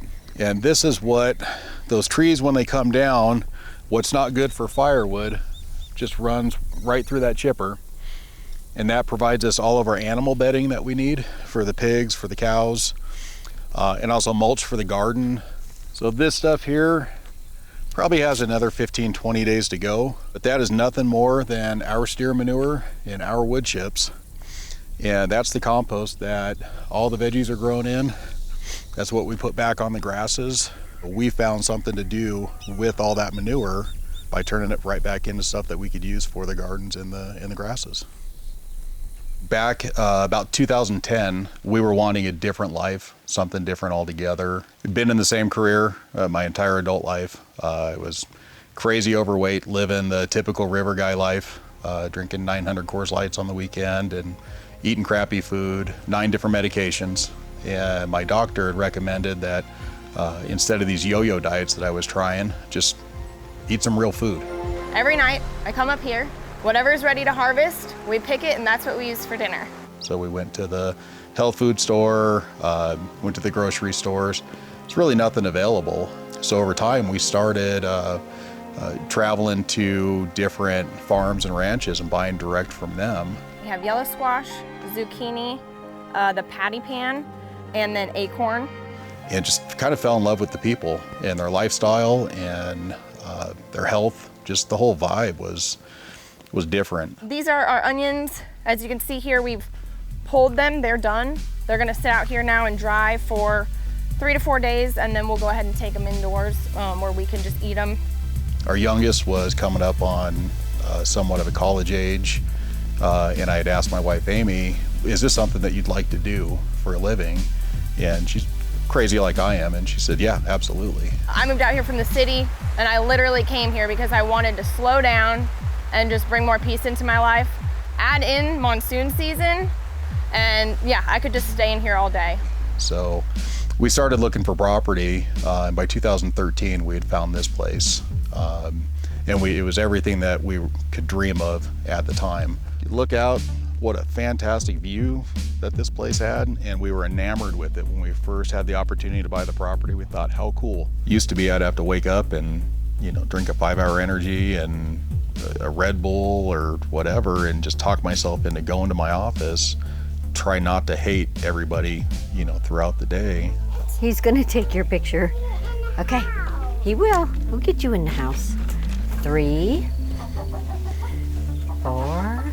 Food healed me. I've been down as low as 185 from 261 just based on what I was eating. We just live a healthy life up here, and it's all based on food. That's what brought us here in the first place, is we wanted to raise good food. We wanted to learn how to do it and do it for ourselves. With fast food and the conveniences and the fact that it can be delivered to your house, a lot of people just kind of get away from that. So we cook together, we grow together, we grow food for other people. We've met some of our best friends because of food. It's everything to us. That's all of it.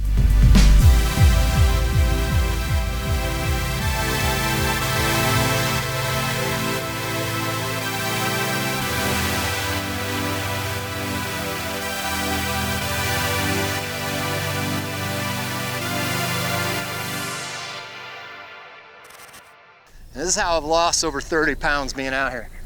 16 months, 30 pounds.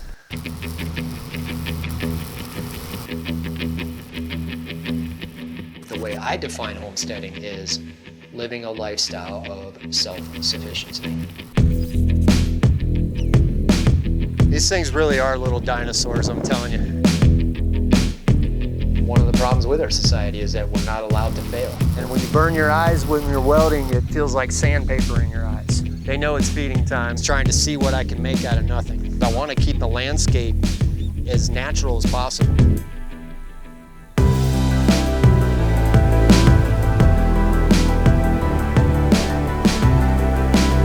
Those cows can consume like 40 gallons of water apiece. My ultimate goal is to have a self-sustainable homestead.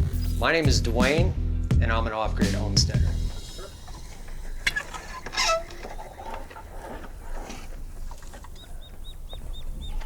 I feed them twice a day, actually, so that way no food goes to waste. And the reason I feed them twice a day right now is because I have birds that come in here and try to take their food. And sometimes I do this, not to be mean, but actually I'll pick them up and just inspect them, make sure that they don't have any issues. But it's very important to handle them early when they're babies, otherwise they won't let you do this. So in the summertime, you'll see these two trays here, and they seem like they're just in here for no reason, but really, chickens cool themselves through their feet. So what you'll do is we'll put water in here, and then they can come here during the day when it's really hot, and they can actually come in here and cool their feet that way. And they'll also dig little burrows in the ground, and they'll ruffle in there, and you'll see them doing that throughout the day too, to keep cool. But now it's cooler, so we don't have it filled with water, but that's what it's for. I am building a homestead from the ground up. I am building completely off-grid, and I tried to build everything with as many alternative building materials as possible. As you guys know and can tell that I like to use pallets for a lot of our structures out here, and when you use the deck boards from the pallets, you get left with all these stringers here. The biggest thing that I've found a use for, which it's not a secret, people have been doing this for a long time, are pallets. A small business will get orders on pallets. They don't have a way to get rid of these pallets, and so they'll be more than happy for you to come and get them. This was also built out of pallets, so you know, nothing goes to waste out here. I call them adult Legos because you literally can use them like Legos. 1,500 square feet roughly, and this is all made out of pallets and just logs, mesquite logs from the property. I actually had to stop taking pallets because I was getting so many of them and I couldn't keep up. I literally used to go to the dumpsters at construction sites and I would pull 10-foot pieces of pipe out of the garbage. I would pull half sheets of OSB. PVC piping and stuff like that was picked up at construction sites. Get tons of these in my wash, and I can make stuff out of this. I'm gonna make a door handle out of these today.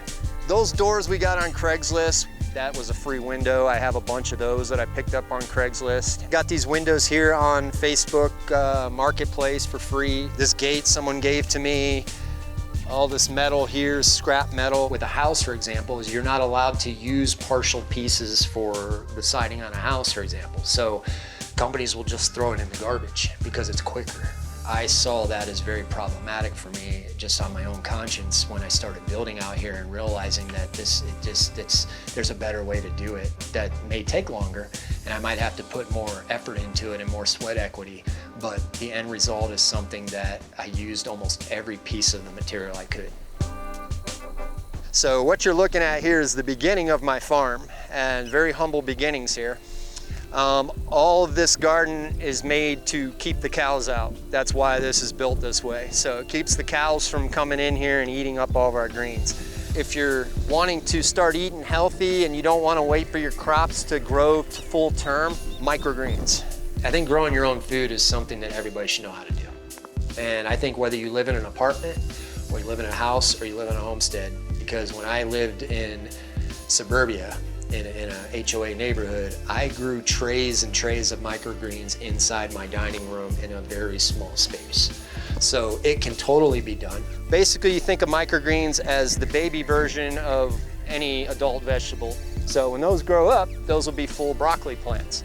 But what scientists have told us is that microgreens contain anywhere from 10 to 60 times the amount of nutrients per weight as the adult version. So you get the best bang for your buck, and they're done within less than 2 weeks. These are ready to go. So what I can do is I can take these into the kitchen, just take a pair of scissors, cut off what I want, and you can see here what I do with these cups, right? All I do is I have the holes in the cups. But yeah, you can see the roots are coming down through here now, and basically these are just little flood trays down here. So they just sit and they'll suck up as much water as they need, and I can keep these growing out here for as long as I needed to.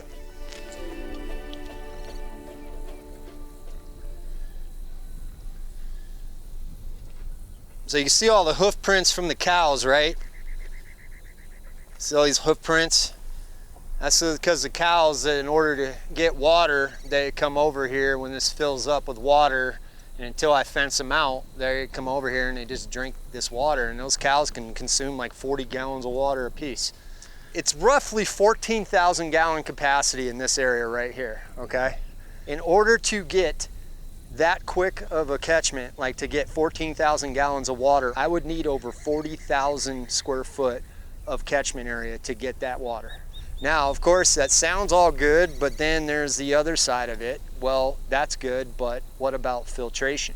This is about a 3,500 gallon capacity swimming pool, but what I've done is I put the water in here, and now the water will eventually be treated with the flocculant and the coagulant.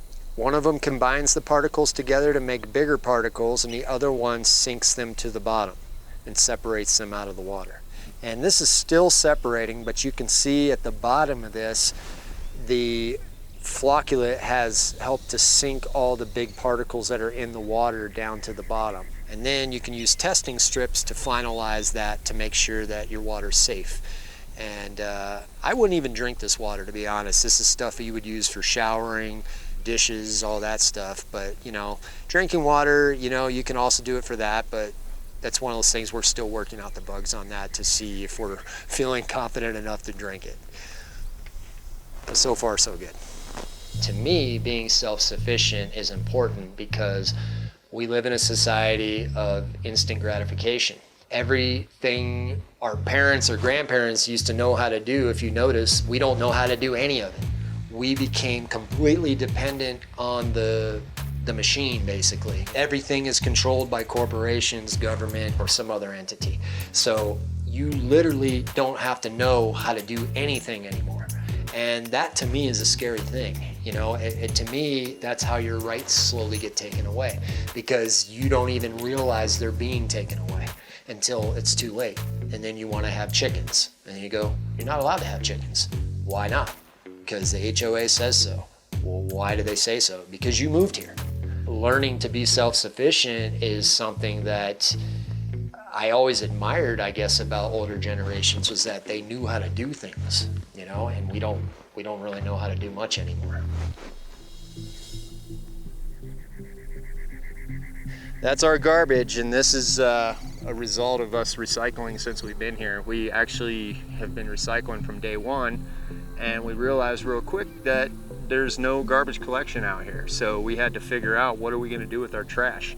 We do have a certain amount of garbage that has to go to the dump, and unfortunately it's garbage because we just haven't figured out a way to reuse it. This is a side of homesteading that most people aren't gonna show you because it doesn't get clicks, but this is reality. Most of this will go to the dump, and I'll have to take my truck, load it up, take it to the dump, and I pay for that, and you get a real intimate understanding of where your garbage goes when you actually have to do it yourself. I'm sure everybody knows it goes to the dump, but you don't actually see the dump, so you don't actually have to experience and see how dirty this process is, and it makes you realize how much garbage we make. Out of sight, out of mind is, in my opinion, probably the biggest problem. I think that with water too, so that's a big one.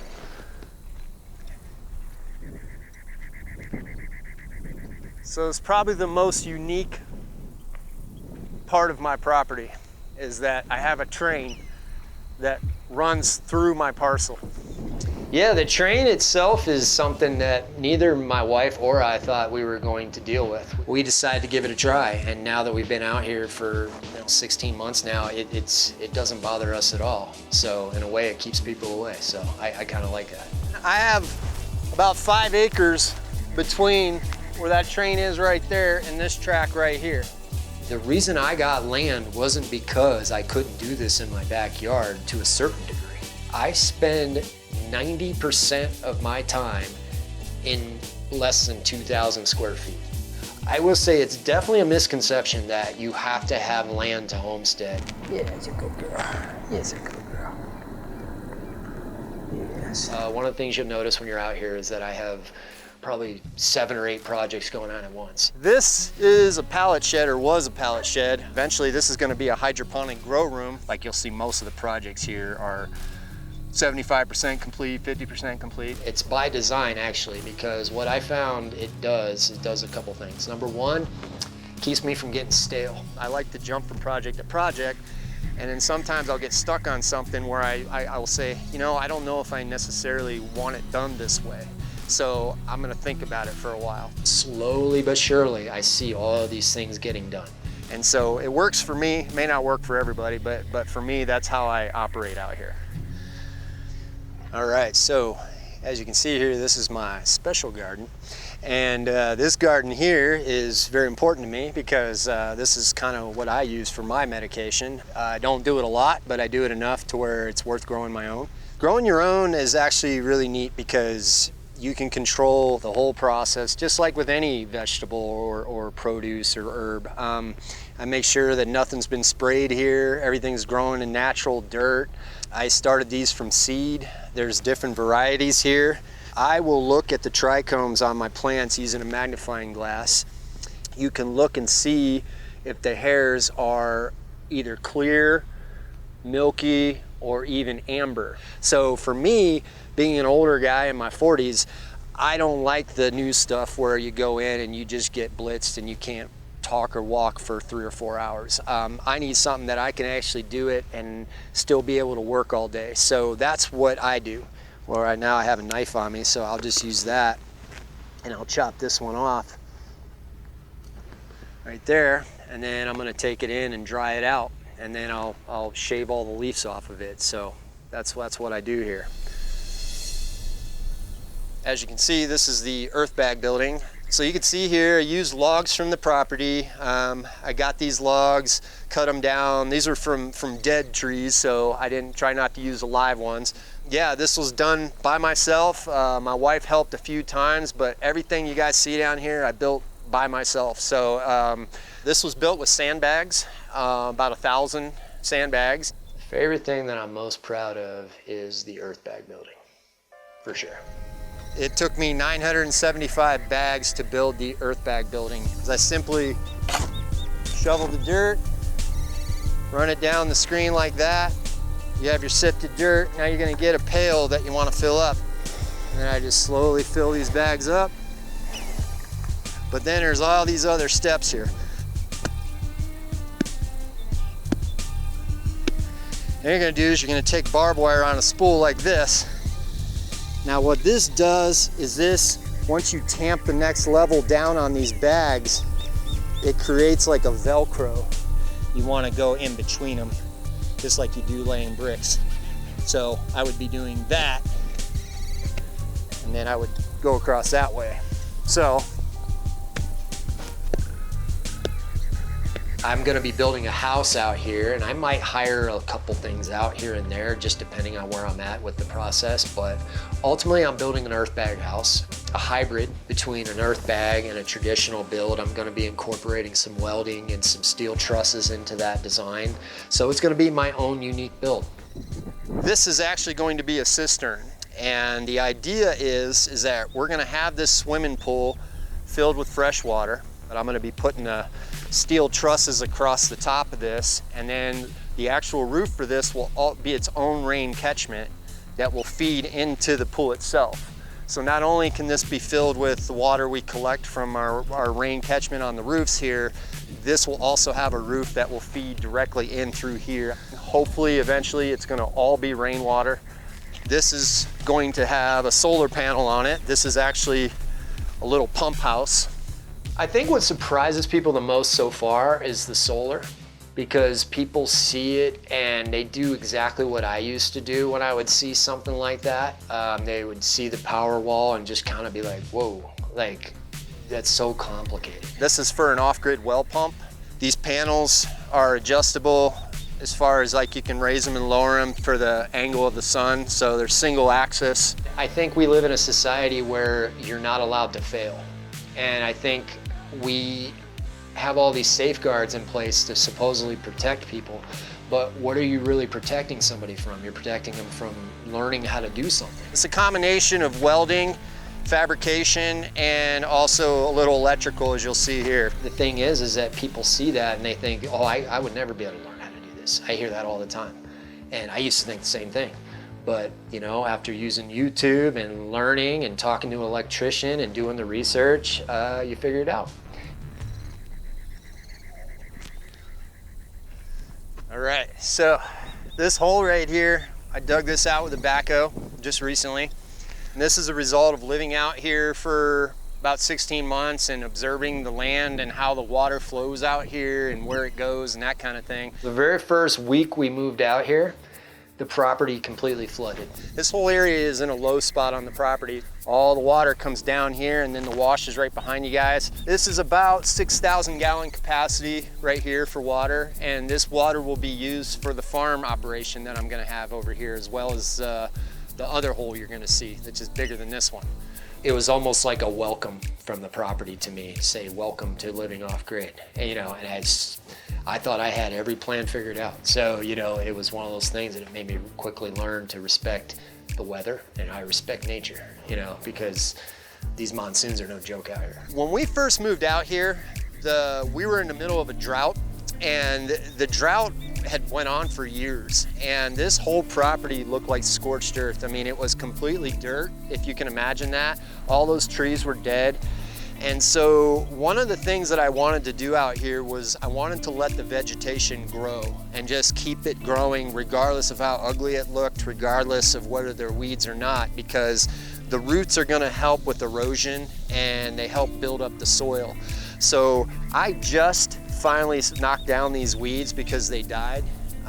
And what I'm gonna be doing with all this stuff on the ground here, as you'll see, is I actually will take this into the chicken pen and use this for cover on the ground so nothing goes to waste. I used to get like 6 bales of straw and come in here and spread it out, and between the wind and them, it was a waste of money. So realized the weeds do just the same thing. There's two things that brought me out to this point: mixed martial arts and HOAs. Way long ago, back in the late 90s, early 2000, I was a semi-pro fighter. I fought middleweight, and I met my wife doing it. I breathed it, I lived it. It was my life. That's all I did was train. There was a certain depression that came after doing something physically for so long. You know, your body's just used to it, and it's just something you want to do all the time, and then realizing that that's not going to be your life anymore. And so I really had to find something else to keep my mind occupied.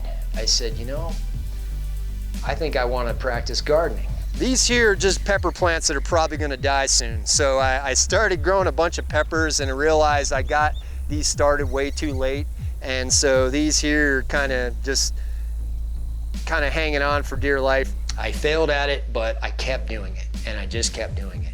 Gardening was a gateway to homesteading. And this is how I've lost over 30 pounds being out here. 16 months, 30 pounds. Homesteading checks every single box for me as an ex-fighter, that I can be competitive with it. I can do physical work, which was really important to me. What I'm doing right now is I'm using a caliche bar. I can do squats, I can do curls. So you could get all your exercise you need doing this. I feel that almost anybody can do it, because whether you're living in the suburban, house, or you're living out on a farm, a lifestyle of self-sufficiency means that you practice a lifestyle to be self-sufficient. This right here, these stones here, you'll look at them, they don't think they're that deep in the ground, but they are. And then what I'm gonna do is put them in the loader. Before you come out to homestead, the most important thing you need to do is start now, not when you get property. That's the biggest mistake I think you can make, is if you want to learn something, learn it now. Don't use all these 100 excuses as to why you can't do it.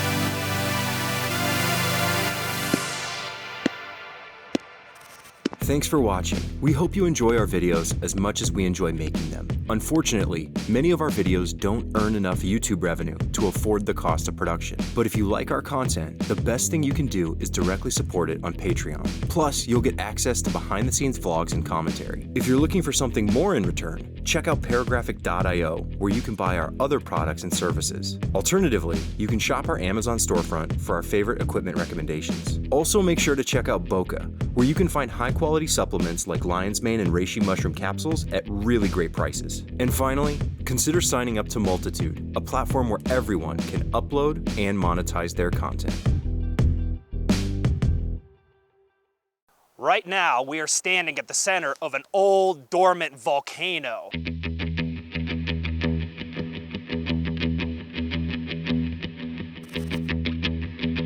A lot of these natural wonders of the world are diminishing. All the trees you see behind me are clones of one another. The rim of the Grand Canyon is 7,000 feet above sea level. So right now we're standing right in the middle of an incredible natural process, ponderosa pine tree. Gin is distilled from this kind of berry.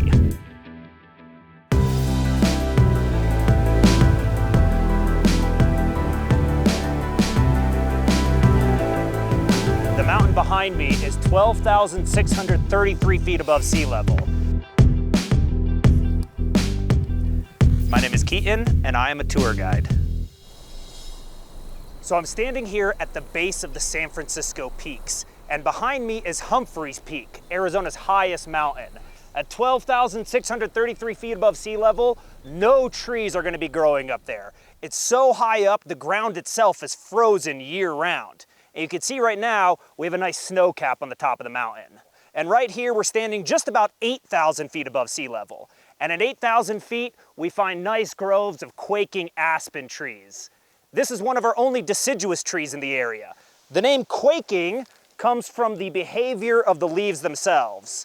The leaf has a very long petiole, the piece that connects it to the branch. And as the wind comes through, it creates a nice quaking look to the leaves. They tremble with their nice golden color, and then over time, the leaf falls away, and soon we'll be entering into winter. I can't tell you how many people I take to the Grand Canyon and are surprised that there are trees there. Pinyon and juniper seem to grow together well. The kind of right elevation, right climate for those two trees to grow. We have a massive, magnificent ponderosa pine tree. There's a whole forest of ponderosa pine trees and pinyon pine trees and juniper trees, Douglas fir trees, spruce trees, all kinds of trees that grow on the rim of the Grand Canyon. And everyone just thinks Arizona is a big desert. One of my favorite things about aspen trees is it's not actually trees plural. They are one massive organism. All the trees you see behind me are clones of one another, and they're sharing a common root system underneath the ground. Why the trees are here? Because of the nice high elevation we have, the cooler temperatures, that leads to a ponderosa pine forest. You look down into the canyon and you see cottonwoods growing. That's where the water is. There are springs and creeks and rivers leading down to the bottom of the Grand Canyon. So as a naturalist, we could come right here and look at the cut of the tree, count up all these different rings, and get a rough estimate of how old this tree was. But with the ponderosa pine trees, there's a much quicker and easier way to get an estimate of the trees, and that's by looking at their bark. So instead of sitting here and counting ring after ring after ring after ring, we can just kind of look at the trunk of the tree, look at the tree bark, and if it's got this orange color, we know the tree has reached at least 100 years, potentially all the way up to about 500 years is the average lifespan of a ponderosa pine tree. There are a lot of high-end like jackets and backpacks and a bunch of gear that you can buy if you'd like to, but there's also plenty of gear you can find at like the thrift shop or at garage sales or hand-me-downs. And hiking gear is designed to be in the outdoors, in nature, kind of take a beating. So I found that a lot of the hiking gear that I do get often lasts me years and years and years. Once you've got a backpack, some water, some food, good shoes, good socks, and good clothing, that's pretty much it. That's all you need to be a naturalist. I don't think anyone should be scared of getting into the outdoors. It's open. we're out here. These are all public lands. You know, it's not pay a ticket to get into the national forest. It's you get here, you're here, this is yours, this is ours, this belongs to the public. I think if you take the proper steps to kind of make yourself ready, know what you're getting into, you can do it. No matter what your experience is, what your goals are, there is entry. These things are not kept behind closed doors, they're not gated away, they're not only for the select few. You can go out and you can do it. You just gotta know where to start. So when I'm out hiking, I'm not always gonna encounter animals to look at, but there's always signs of them around, and one of the most obvious is scat, or poop. It looks to me kind of like the poop I would find from my dog in the backyard. So that's gonna lead me to think this is some kind of dog, like a fox or a coyote. Now looking inside of it, I can see a number of seeds, and the seeds here all seem to be from the berries around us. So looking at the trees, this right here has all these tiny little berries growing inside of it. And then if you take one of the berries and open it up, you'll see the same seeds that we found in our scat. Now in North America, there's only one canine species that can easily climb trees. And we have them here, they're called the gray fox. So looking at the scat on the ground, seeing that it's canine and filled with berries from the juniper tree, I'm gonna lead to this being a fox left up behind, but there's always the possibility of a coyote. And the one thing that leads me down the road to think it's a coyote is just the size of the scat. And even though the coyote can't climb the trees like the gray fox, he could forage for the berries on the ground right here. So we know that something's been coming down this trail, and now we're gonna keep our eyes and ears out for any critters or wildlife that might cross our paths. Well, being a naturalist means you're out in nature, often alone. It takes a special kind of person who wants to hike 10 miles to go see a particular mountain ridge that might have some kind of interest to the geologist or to the biologist to see just what kind of trees are on there. And it's not for everybody. So I spend a lot of my time hiking and being on the trail. I don't always know the plants I'm going to encounter. So if you take out your field guide, nice long tube, 4 leaves at the end, kind of spreading out. This one closely matches what they're calling a skyrocket. Ask questions about the place I'm in or the animals that I'm seeing, and then later on try to figure out the answers to those questions. So yeah, looking at everything, it seems like the petal, the stems, and the leaves of this yellow ragweed are what we're looking at here. Let's say, all right, pinyon pine tree. Kind of a short evergreen with a short needle, only has 2 coming off instead of 3 like this tree over here. When you go hiking, it's not just going for a walk. You're going on an adventure. And it might be a small adventure, might just be a couple miles, might be a little hike, might get you to a nice view, but that little tiny bit of adventure is gonna put a smile on your face, and you're gonna come back home asking more questions than you had before you set out. And if you keep following those questions, you'll find the answers. And those answers are very fulfilling knowledge to have that makes you want to go out more, do more hiking, maybe take your adventure to the next step. And the more you do it, the more comfortable you are with it, and the happier you'll be. Wow. So right here we have some pretty big, significantly sized juniper trees. And the juniper is one of the most long-lived trees out here. They actually have really cool adaptations that allow them to survive the periodic droughts that hit the region. So as the tree is growing, it kind of has this nice, soft, shaggy, fibrous bark. But if there was a cycle of drought, well, the tree might not be able to support all of these branches, so it'll stop sending nutrients to specific parts of the tree. That piece of the tree will kind of die and fade away, but the rest of the tree will be preserved and protected. So that leads to trees that sometimes look almost like half dead, half alive. And I can see over here, the tree has started to kind of kill off this particular branch. That might not be because of the drought, but because of all of these little holes in the side of the tree. I would call these wells, and these are the result of birds, particularly sapsuckers. They're a kind of woodpecker that drills all these wells into the side of the tree. And then the sap is going to seep out of the tree into these wells, and the birds can return over and over again and suck the sap. But that sap is important for the tree, so if there get too many wells, too much sap taken away, the tree might end up dying on this particular branch. But like I said earlier, the tree can survive by preserving, protecting the other parts of its body. So juniper here in Arizona can live hundreds, if not thousands of years because of these cool adaptations. There are currently problems in conservation and preservation. Here in the Western United States, we are currently in the middle of a water crisis, and all of our reservoirs that have been supplying the water for the cities, for the farms, for the livestock, they're at historic lows. A lot of our reservoirs rely on snow melt, but right now we're not just getting less snow, but it's also getting warmer faster. Probably the first step is just being conscious of using water. When you're brushing your teeth in the morning, do you have to have the water constantly running while you're doing the brushing? Or can you get your toothbrush a little wet, do a little brushing? Same is true for like washing your hands, washing your car, washing your dishes. And even though it's very small scale with the individual, collectively, we could all potentially make a dent in our water usage.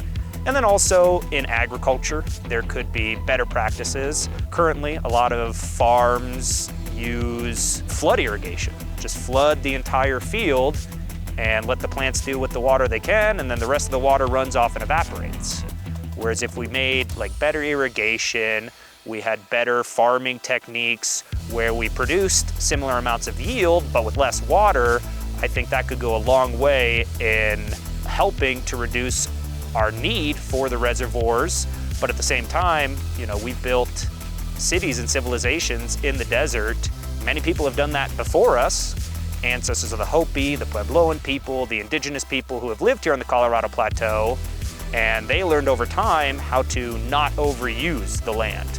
And it points to times in the past where civilizations have dealt with water crises and droughts and failing agriculture.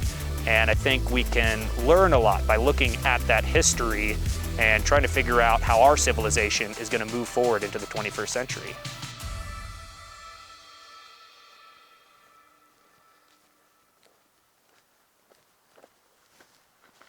Right now, we are standing at the center of an old dormant volcano. This is called Red Mountain, and it is one of many cinder cones in the San Francisco volcanic field.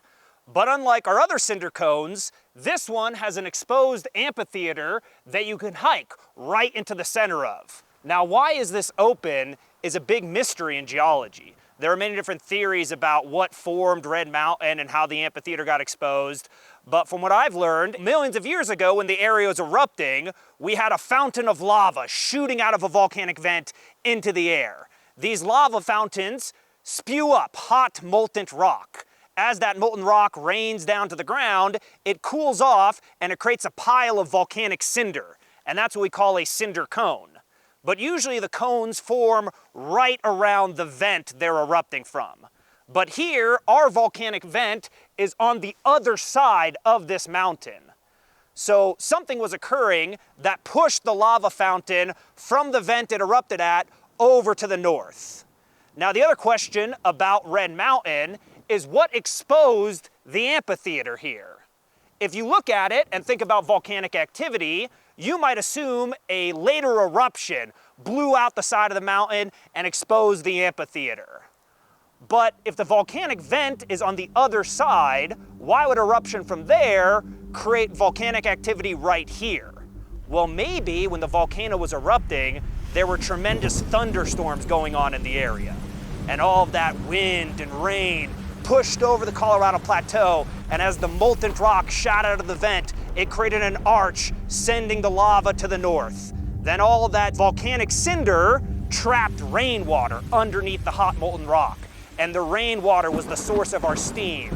And over time, that steam built up, the pressure built below the ground, and eventually the pressure released, blew out the side of the mountain, exposing the amphitheater that we see today. So this is one of the only places in the Coconino National Forest that you can hike to and stand at the center and the heart of an old dormant volcano. People are always surprised that the river carved away the entire Grand Canyon. They think, oh man, that tiny little river, that couldn't be responsible for this huge big canyon, but the Grand Canyon formed over 5.5 million years of erosion.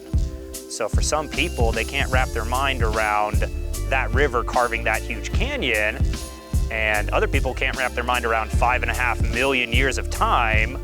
But essentially, if we look at the processes that are occurring today, and we kind of work backwards from there, we can estimate that, yeah, for the past 5.5 million years, the river has been flowing the way it is today, and through all that time, the forces of erosion have carved out this nice, beautiful canyon for us to come and look at.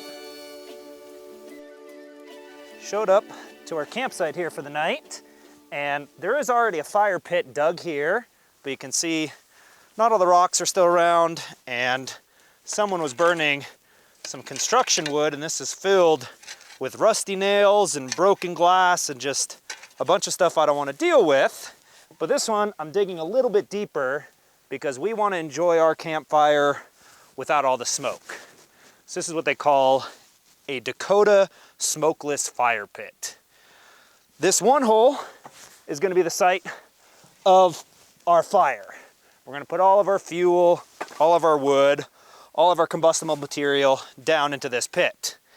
Now on the side here, with my trowel shovel, I've been digging a smaller vent for the fire. So in theory, if we dig this down, and we connect the two, the oxygen is going to flow through this vent into our pit. And then as it burns up our fuel, that oxygen is going to fully combust the fuel, which is going to create a lot less smoke. See, I'm just clearing away the soil from the same level here in the pit as I've dug deep here in the vent. Now, let's add in some kindling. Pine needles burn really, really nicely. Create something for our spark to catch on to. Now our fuel here is some campfire wood we bought from in town, and then some dead and downed sticks from the local pine trees. So ferro rods here are like flint and steel, just a little bit more reliable. You got a nice piece of metal here, nice striking rod there, and as you hit, you get a spark. So let's see if we can get some of our kindling going.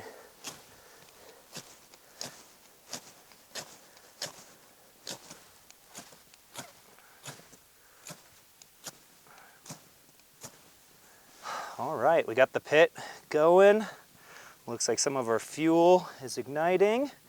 Use the material you used to dig out the pit to bury it later that night. And then even after that, make sure that you can feel the fire with your hands and it's not hot to the touch. Even to this day, 9 out of 10 wildfires are caused by humans, and a lot of that is just improper campfire etiquette and use. So I really like this pit style fire because when we're done, we can just completely smother the whole thing, fill in our holes, fill in our vents, and that should completely drown out the fire, and it will be cold to the touch. I do what I do because I love it. I love being in the outdoors. I love trying to figure out the answers to questions that I find interesting. Why different trees will grow in different places, why there are different temperatures and ecosystems in different regions or different elevations. We as people are part of that natural world, and we should learn how to find that wonder and that mystery about, why things are the way they are, because there are answers to those questions. You start to hear the songs of birds you've never heard before. You can smell the flowers blooming in the spring. You can feel the crunch of snow underneath your feet. It's like getting back to your roots. Being in nature is very fulfilling. You can't get from watching a movie or going to a concert. Like, these things are all fun, but it's almost a sensory overload. And when you're in nature, your senses are heightened, but they're not overloaded. You can notice the subtle differences, the things here and there. That's what I find is fulfilling about doing hiking and exploring.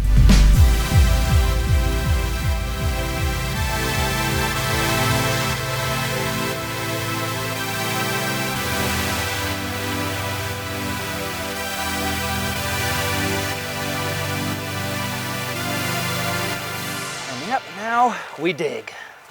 Thanks for watching. We hope you enjoy our videos as much as we enjoy making them. Unfortunately, many of our videos don't earn enough YouTube revenue to afford the cost of production. But if you like our content, the best thing you can do is directly support it on Patreon. Plus, you'll get access to behind-the-scenes vlogs and commentary. If you're looking for something more in return, check out paragraphic.io, where you can buy our other products and services. Alternatively, you can shop our Amazon storefront for our favorite equipment recommendations. Also, make sure to check out Boca, where you can find high-quality supplements like lion's mane and reishi mushroom capsules at really great prices. And finally, consider signing up to Multitude, a platform where everyone can upload and monetize their content.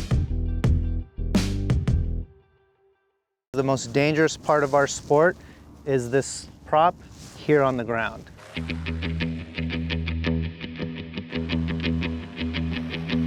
It's the safest form of aviation. You do not need a license to do this, pretty much unregulated.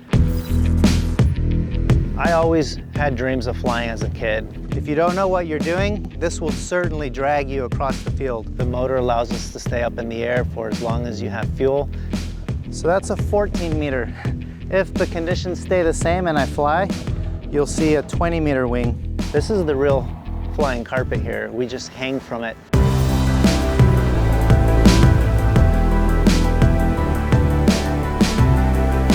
See how gusty the wind feels.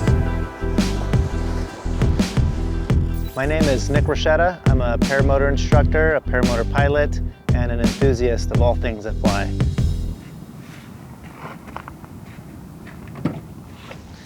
All right, so the first thing I do when I show up to a flying site is I set up my windsock. I always check the forecast, and then when you come onto the site, you want to make sure the forecast is matching your physical observations at the field. Paramotor, it's a form of paragliding. The sport started with paragliding, which is born from parachuting, and someone had the brilliant idea of adding our own source of thrust. I would say for most people, if you're looking at this as a beginner, anything over 8 might start being too much. Anything over 10 definitely is going to be too much inland versus being at the beach where the wind is a little bit different. Someone who has experience and has the right equipment can comfortably fly in up to 15. I've seen people fly up to 20-mile-per-hour wind if they have the right wing to do it.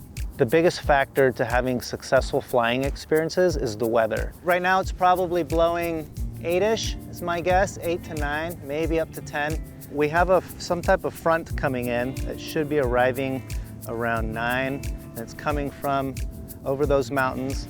So that's all the macro forecasting that I do anytime I'm going to fly. I'm aware of the macro perspective of weather, but all the forecast models show up till sunset, the conditions still look doable for my weight, my experience, and my equipment that I have. With a paraglider, you can fly in really dynamic air. People do that on purpose. They're looking for thermals that lift them up into the sky, but that air is dynamic. So we fly in very smooth air because we don't need dynamic air to stay aloft. We have the thrust of the paramotor. We refer to it as butter air, and it's really fun when you encounter those conditions, because then you can just fly for an hour or two and it feels like your paraglider is literally cutting through butter. There are no bumps in the substance you're flying through. So we have 2 different types of motors here. Fortunately for anyone getting into the sport, there are a lot of different combinations of frames, engines, harnesses. So overall we call this the paramotor. Affordable is always a relative term. In aviation it's extremely affordable, but it's still pricey to get into this. The average cost to get in with brand new equipment for a paraglider, a paramotor, the helmet, all the basic things you would want is going to be around $12,000 to $15,000. There are a lot of different types. There's no best type. If anyone's out there talking about the best type, it's probably more of a sales pitch. In the used world, if you have somebody assisting you, choosing the correct equipment for you that's used, you could probably do it for $6,000 to $10,000. I weigh 180 pounds. My preferred motor right now is this one because the engine it has on it is 185 cc's, whereas this one here is 80 cc's. Big difference in weight. This is probably 15 to 20 pounds heavier than this one. And sometimes power is not your friend if you don't know how to handle or don't have throttle control. But on the contrast, if you have not enough thrust and you're a heavier person, then you might struggle not having the power to take off when you actually need something more powerful. The first thing I would say to someone who's interested in this is know that it's doable. I've seen people as young as 12 train and learn and start flying, and then I've seen people in their 70s, I've seen really heavy people, and I've seen really light people, I've seen certain disabilities, you name it, and I've seen if there's a will, there's a way. If that's what you want, there's a way to do it. There's the right equipment, and there's the right training, and you can learn to fly. You can tell there's a difference in the diameter of the hoop. So this is a standard paramotor size with a 125 centimeter prop. This is not very common. This is a 150 centimeter hoop with a 140 centimeter prop. So power for power, this one still wins because it's the big engine, but this is like an upgrade to a normal 80cc engine. You have to have a basic understanding of reading air maps and knowing what airspace is restricted. You don't want to just get into this, buy it, learn to fly it, and then go ruin it for everyone and fly where you're not supposed to. At least meet with the locals that fly in your area and find out where can you fly, where should you not fly. People start this on the ground for whatever reason. It's kind of a no-no. You're not supposed to start it on the ground if you can avoid that, but I've seen people do something like this. They start it, they inadvertently throw the throttle, it presses on them, and now they're struggling as this is pushing towards them.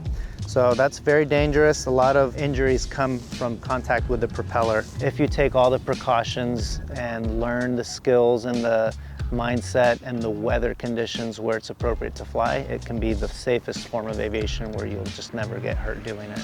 The real purpose of the hoop is in flight. So as you see, this is not super strong to stop my hand. It won't do it. But where it helps is when I'm flying, it's to prevent the throttle and the brake toggle from touching the prop. It's really meant to stop that. You're not supposed to trust this to be the protection. It's really a mindset and habits that would protect you from encountering that propeller on the ground. There's a section of the FAA rules called Part 103 that we operate under. It's not the same as an ultralight aircraft, and it's not the same as a drone. So we're kind of our own thing. The FAA doesn't really care if you hurt yourself doing this. They do care if you hurt someone else. So there are regulations with tandem flights and where you can fly. They don't want you flying over congested areas. They don't want you flying over populated areas. But out here, if you're not in any kind of airspace restriction, it's pretty free and pretty unrestricted to come out and experience a form of aviation that is almost not regulated. They're repurposed engines. When this sport started, they took them from Vespas and scooters in Europe. So they're two-stroke. Almost all of the motors used in our sport are two-stroke. So traditionally, there's a wood propeller, and then there's carbon fiber propellers. Carbon fiber is a little more popular these days. It's pretty simple. There are two levers you pull and one throttle you squeeze. So those three things make flight possible. Most people have a right or a left-hand throttle that comes from the engine. The throttles are basic. It's just a sump system. When you throttle up, it spins the motor faster. All of them have a kill switch on the top, so you push that button in flight or at any point in the operation, you turn off the motor, and that's what would terminate the propeller from spinning. Most of our engines are pull strokes, just like a lawnmower. You pull on this and that starts it up. It's in 4 sections. So just a couple screws and pulling tabs, and this disassembles, and then I can remove the propeller, and all you have is this main frame in the engine. And I've actually traveled with 3 paramotors and a dog and a family of 5, all in a minivan, and we'll go down to Mexico and fly along the beach. And it's possible because these disassemble. These things legally can go up to about 17 liters. Anything above that, and the FAA starts looking at it as a different category. They don't want us to be aircraft. So the standard fuel tank on most motors is going to be around 12 liters, 10 to 12 liters. Because of the engine size on this one, this burns about 5 liters of fuel per hour with my weight and the wing that I fly. This one burns 2.5 to 3. Both of them can pretty comfortably fly me for about 3 hours if I wanted to go to the top range of flight time. Like I said, it's not a regulated sport. You don't have to get trained legally. But it'd be the same as getting into any other dangerous sport, except this one you can fall out of the sky doing the wrong thing. I would say from the very beginning, just find someone willing to teach you. It doesn't have to be any particular organization or any particular brand. These harnesses are surprisingly comfortable. You can't really tell, especially with this one right now, but when the system is down, this tucks behind you, and so you stand completely in a straight position with the harness. But once you start inflating the paraglider and it loads up with weight, it does this to your swing arms because the paraglider's pulling on your carabiners, which gives this a nice little seated platform. But most high hang point motors are on some type of swiveling arm system. As you can see, both of these are low hang point systems. And what that allows is when you're sitting in the harness, you can use your body weight to engage some movement and use your weight to shift a little bit in your steering process. You don't have to just use the brake toggles on a paraglider. Once you're seated in it, it's very comfortable. You're just sitting in a comfortable flying chair, but you can release this when you're gonna land, which makes it a lot easier to go back to the standing position for your landing. Or if you're gonna be doing a long flight, to not fatigue your legs, you can pull these tabs in, which gives you that cocoon feeling, and it's like sitting in a hammock, just flying through the air. This is not my full-time job. I work as a police officer, and 5 years ago, I discovered paramotoring. I wanted to be a pilot. I actually went through training, got my private pilot license, and was considering going commercial and making this a career. But I didn't really like the lifestyle, or my perception of what the lifestyle was gonna be, and renting an aircraft for fun is very expensive. So I benched all of it and chose another career path, and I always dreamed about getting back into aviation with an ultralight because they're cheaper. But I still had to figure out the hangar, where it would be, where I would take off from. And when I realized that there was something called powered paragliding, the moment I saw that, I knew that's the thing. My twin brother, he went to the internet, started researching, and I have this picture of me on the motorcycle and him flying next to me. And I remember that moment because that moment was, I'm on the wrong toy. I don't want to do the motorcycle thing anymore. One of the things you would want if you're going to get into this sport is some form of practicing. So you can't really strap that on with a wing and practice a lot before experiencing a lot of fatigue. So this is a speed wing harness. So this is not a traditional paragliding harness, which is usually a little bit bigger, made for comfort, and has some form of cushion in case you fall. This is bare bones. It's made to either practice or to do speed flying or hiking and flying where you want to keep this super light. You can practice both forms of flight, the powered side, but you can also own equipment that is capable of doing non-powered flight, where you can either ridge soar or you can literally just go up a hill or a mountain and run off of it with just the altitude difference as your sled ride. The size of paraglider you're going to want is based on your weight. Here is a little 14-meter wing, too small for almost anybody who's actually going to fly. But it's perfect size to be able to practice a couple things in higher wind. It's the exact same thing as a paraglider, but smaller. Your risers, and then the lines that go to the wing. You have a leading edge and then a tail edge. Most wings have color codes to help you know that that's the leading edge. It's the front of the wing, and then back here would be the back of the wing. And you have brake toggles, which help you steer and control the wing. You'll notice I'm hooking in backwards. So I'm gonna hook in facing the paraglider because I don't need it behind me because it's too strong of wind. So that when I inflate it and it goes up, it stays with the lines crossed, and I just keep facing it. And if at any point I was doing this with a full-size wing and a motor, then I would take off by just turning and then running in the direction of the wind. It's surprisingly less complex than it ever feels. So this looks kind of like a rat's nest of lines. As long as these risers, which is the end of your lines, don't go through in any part of the process, if you can always keep them separate, you'll never have an issue. Each one of these lines is tied in at a malleon point, and it could be tempting for a beginner or someone without a lot of friends or experience in the sport to say, I'm gonna start untying these and rerunning lines. Never do that. Because it's tied in here and it's tied in there at all these points, it cannot be super complex to undo it. It's just tricky. So there are different techniques to handle higher wind. One of those is leaving the wing balled up in a rosette. So that gives me a little bit more reaction time to inflate it. All right, this thing's gonna come up nice and strong.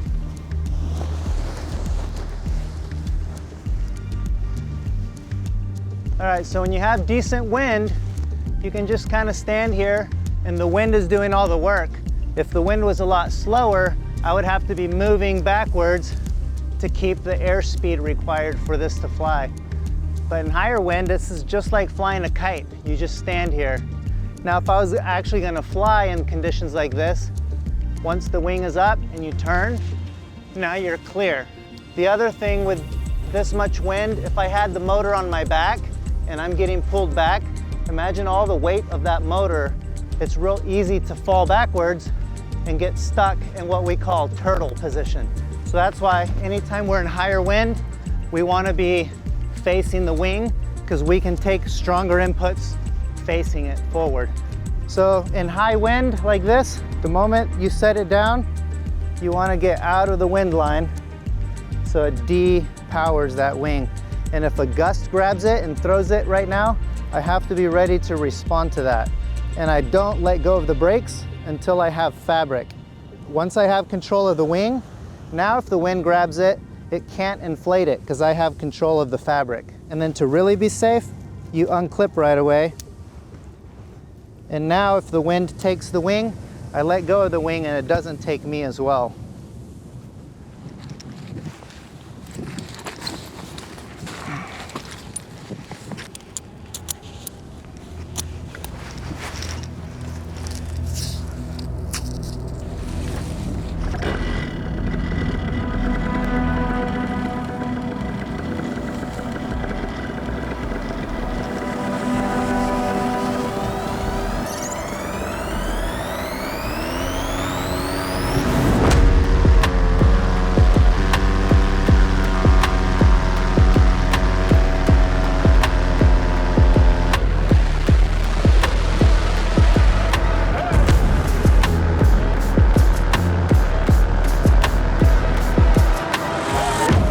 It's a dream come true. For me, sometimes I think about Aladdin and the whole story of the flying carpet. You can go low and basically be dragging your feet over terrain, or you can go up high and look at everything from thousands of feet up in the sky.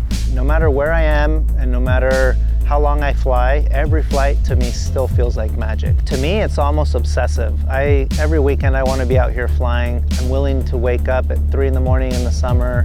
I'm willing to sacrifice all my sleep on the weekend every day if I'm allowed to come fly.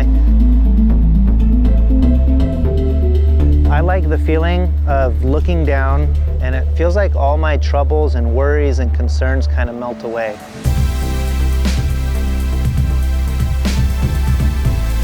It puts me in a place where I realize I'm little in this world. My concerns are not your concerns, so no matter how stressful I am, at some point I mean nothing to everyone else. To me, that's the magic of flying. It's always done that to me. It kind of puts me back in a place where I realize I get to experience this wonderful thing called living.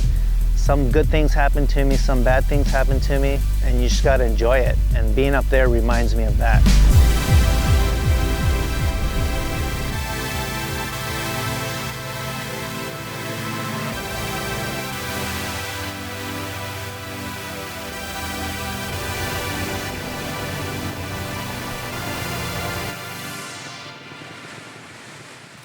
Thanks for watching. We hope you enjoy our videos as much as we enjoy making them. Unfortunately, many of our videos don't earn enough YouTube revenue to afford the cost of production. But if you like our content, the best thing you can do is directly support it on Patreon. Plus, you'll get access to behind-the-scenes vlogs and commentary. If you're looking for something more in return, check out paragraphic.io, where you can buy our other products and services. Alternatively, you can shop our Amazon storefront for our favorite equipment recommendations. Also, make sure to check out Boca, where you can find high-quality supplements like lion's mane and reishi mushroom capsules at really great prices. And finally, consider signing up to Multitude, a platform where everyone can upload and monetize their content.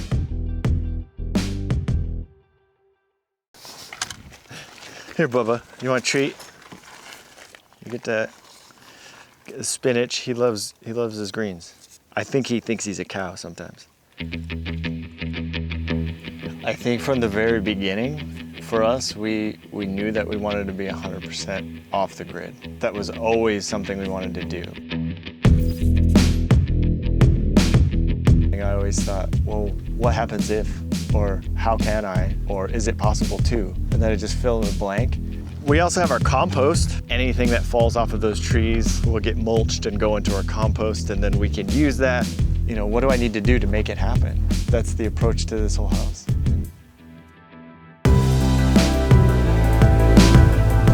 The limitation to so many of the things that we're doing has everything to do with our head and the barriers we put in place. But if we start to remove those barriers and ask the right questions, we can achieve this kind of stuff or any other kind of stuff that you want to do. My name is Tomas Atiles, and I've built a modern home.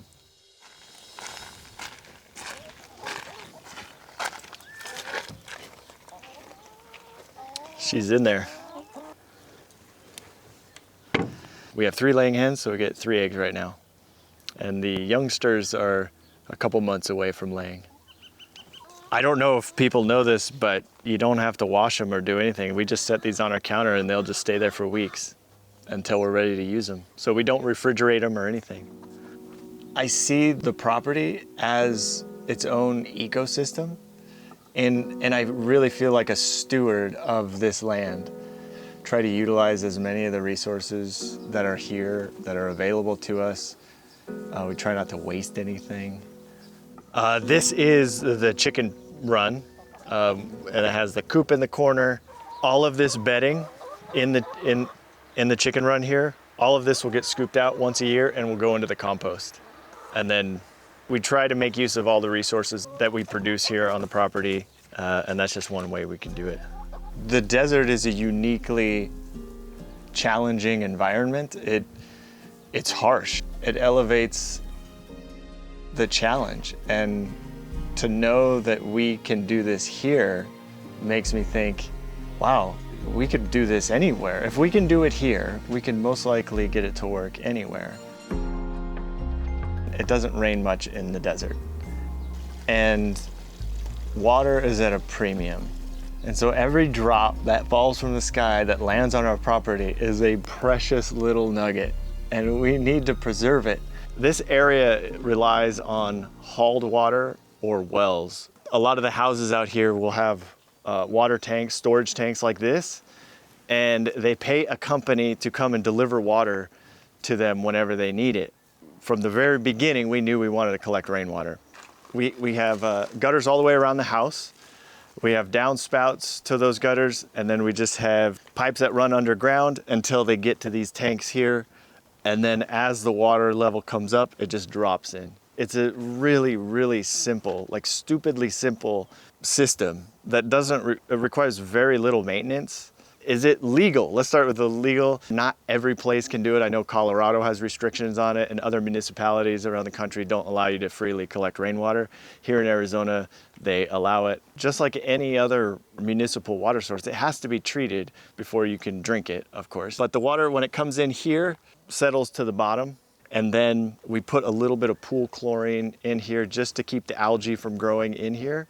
And then from there, once it goes into the house, it is filtered with a sediment filter, and then it goes through a charcoal filter, and the charcoal filter just removes the chlorine, and then it goes through a UV light, and the UV light will kill any remaining bacteria.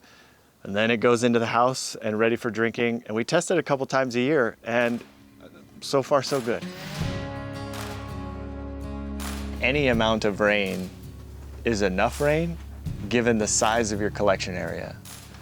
If your collection area is large enough and your storage is large enough, then it could rain a ½ an inch, and that could be all the rain you need for an entire year. There is an equation for that. So we get about 20,000 gallons of water. We use about 1,500 gallons of water a month, which is very low, and we don't use any of the water for any of the greenhouses either. None of the drinking water goes towards the greenhouses. They're on their own water system. Rainwater collection, we started out with 2 tanks, and then we realized that when it rained here in the desert, it rained a lot. And those 2 tanks filled up real fast, and it was all waste. And so the next year we added 2 more tanks, and now we're up to 4. This clean out is for the pipes that deliver the water to the tanks. There might be water in it. Oh, look at that. In the future, we're gonna add 2 more, probably in the next year. And then that'll give us 6. And what that does for us is just, and specific to rainwater, that just allows us to get us through the dry periods. The narrative usually when we say, we live off grid, the first thing people think of is that we live in a small, tiny house and, way away from civilization, and, it kind of conjures up that kind of imagery. And we're just here to say, hey, we don't need to live that. You can still live with all your monitored amenities without sacrifice and still be 100% off grid. And in the desert, we collect 100% of our rainwater, and it is all possible.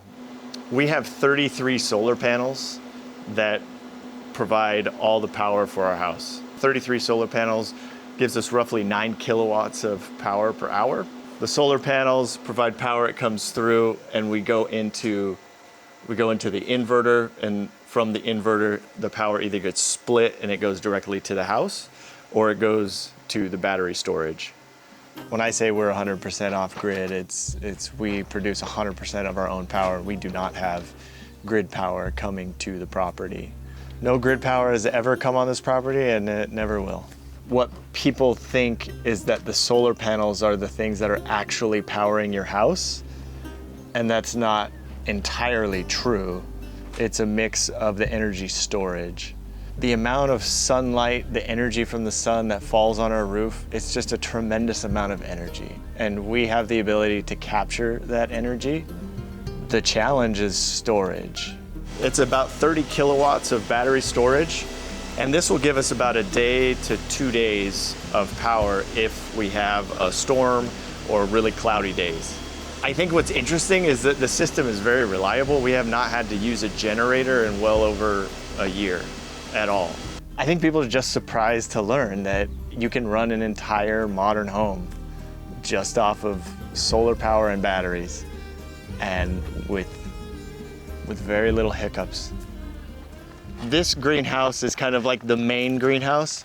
Like, again, the same approach as the house. We've got gutters all the way around it, and when it rains, the water drops off the back, it goes into a reservoir that's just a pond liner, and then we put a tarp over it just to keep the evaporation rate down so that we can use that water all year. But even something like this will still produce about 5,000 to 6,000 gallons a year just off of the roof of this. And that provides all the water that these plants will need. Okay, so for the greenhouses, we started out with just little garden beds by the house. It was very amateurish. And I think I pulled a handful of spinach out of the first bed, and I thought, like, I'm a gardening master, I was so excited about it. I was like, the first time I tasted it, I thought, oh, this changed my life. I was like, produce tastes like this? Because it doesn't taste like this at the grocery store. We have strawberries, we have tomatoes, we have watermelon and cantaloupe, we have potatoes and carrots and spinach. Everything in here, we're probably producing about 25% of our produce that comes out of this greenhouse.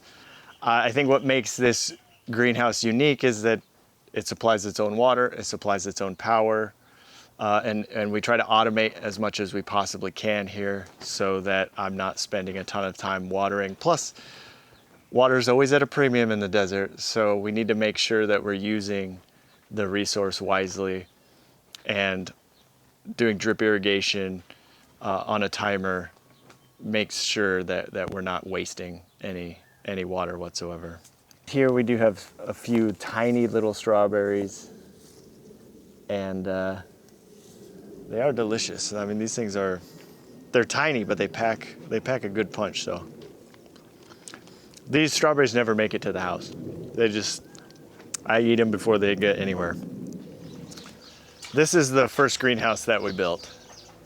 This is, it's 20 by 20, it's about 400 square feet, and it really kicked off the entire gardening thing, and then the possibility or the idea that we could grow all of our own food, or at least most of our own food.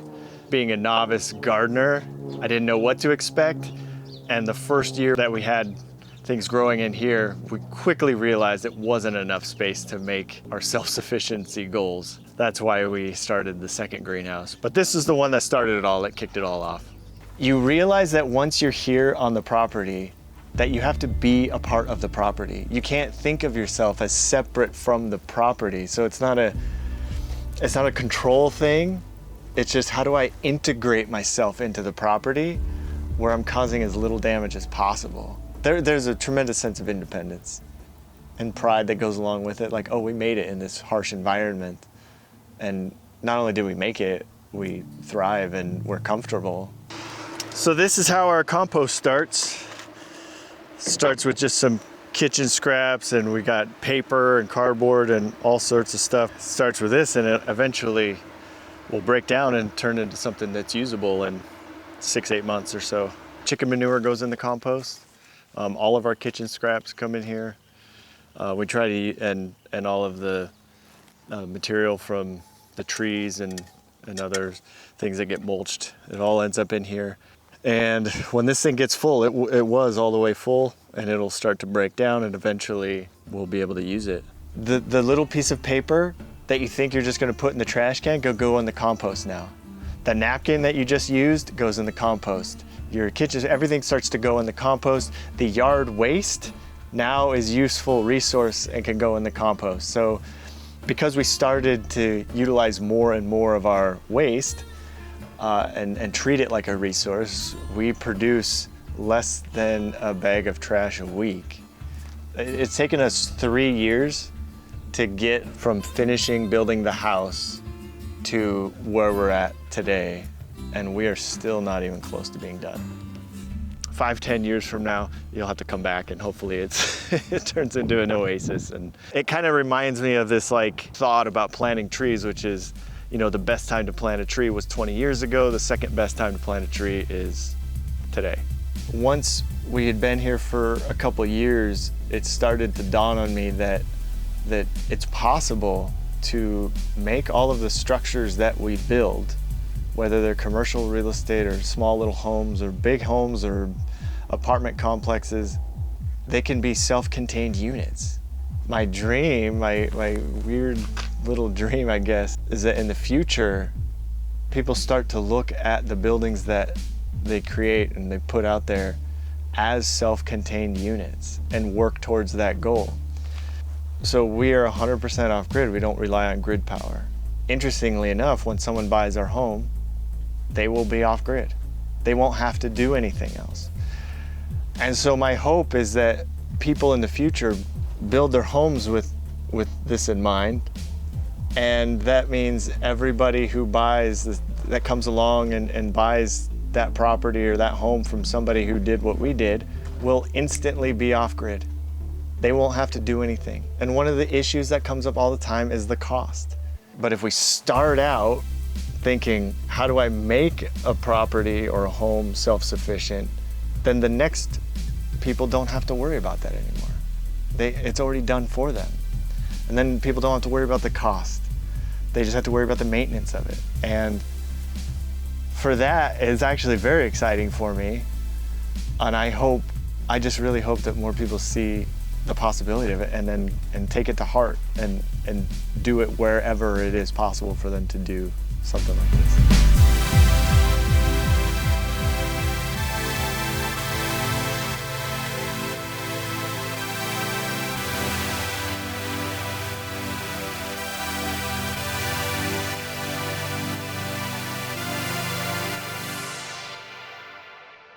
Thanks for watching. We hope you enjoy our documentaries as much as we enjoy making them. Unfortunately, many of our videos don't earn enough YouTube revenue to afford the cost of production. But if you like our content, the best thing you can do is directly support it on Patreon. Plus, you'll get access to behind-the-scenes vlogs and commentary. If you're looking for something more in return, go to paragraphic.io where you can buy our other products and services. Alternatively, you can shop our Amazon storefront for our favorite equipment recommendations. Also, check out Boca, where you can find beneficial supplements to optimize your productivity. We especially love the lion's mane and mushroom gummies. And finally, consider signing up to Multitude, a platform built for long-form content, where you and other content creators can share and monetize new videos every week.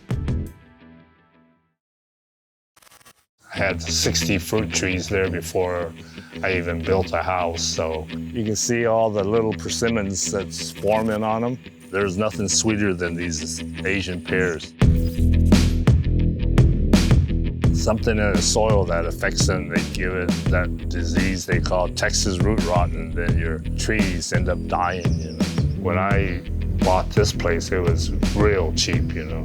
You pay like $120 a year for use of water, no limit. There's two types, one's astringent and one's non-astringent. My name is Fred Wong, and I used to be in the restaurant business for many years up in Flagstaff. Then I bought the place down here and did a little farming and enjoyed it, so that's what I do now. This right here is just a shot of my backyard. I just threw a few tomato plants in that I started, mostly cherry tomatoes here. I keep the plastic on there to keep the weeds down, but the weed's gonna grow where there's no plastic, so I haven't had a chance to weed it yet. Yeah, tomatoes grow good up in this climate here. Then this in the back here is my main orchard here. I got probably 50 trees back here. You can tell from the size of these trees, these are planted quite a few years ago. Some of them I have already here 30 years, and some of these persimmon trees and some of these plum trees, they're at least 20, 25 years old. I started with my dad. They had a restaurant up in Flagstaff, and that restaurant opened for 74 years. So they started back in the early 40s. So I grew up in the restaurant business and knew how hard work was, you know. I mean, you know, you go in early in the morning, you come out at night, you know, you peel potatoes and you wash dishes, you do a little bit of everything, you know. Then I picked up farming, and I did that on the side on the weekends, you know. So I'd have one day off, I'd come down here to Camp Verde and tend my garden and everything. And all the time after that, I said, shoot, one of these days I'm gonna have me a place where I can grow a bunch of fruit trees and have my friends come and pick fruit, you know. I had 60 fruit trees there before I even built a house, so the trees were started growing already, and irrigation was working, and then I bought another lot across the highway and planted it, and just little by little, you know, got more tractors, more equipment, you know, try to make work a little bit easier. This is a 1 acre, the one across the street is another 1.25 acres, and the other one is 1 acre, probably 3.25 acres. That's way too much. These are my Asian pears. I don't know if you ever eat Asian pears, but when these things are ripe, you come up here and you pick them when they're ripe off the trees. And I got about probably 5 different varieties of them scattered through here. And I grafted a bunch of different ones on a bunch of different trees. So one tree will have 2 or 3 varieties, you know. There's certain lots up here in Camp Verde, which this is one of them. This whole subdivision, when you bought them, they were acre lots, and they had irrigation already plumbed into it. And what it is it's fed by gravity off of a ditch above me a little ways, and it's fed by the Verde River. They shut the ditch around November, and then they open it back up in March, you know, for maintenance. But yeah, it's nice to have irrigation. So when I water, I just flood the whole place, you know. Turn on the valve and that's all you do. It's nice, you know, to have irrigation. So I just looked around, and when I bought this place, it was real cheap, you know. Now you can't even find a lot that has irrigation. They're all bought up, you know.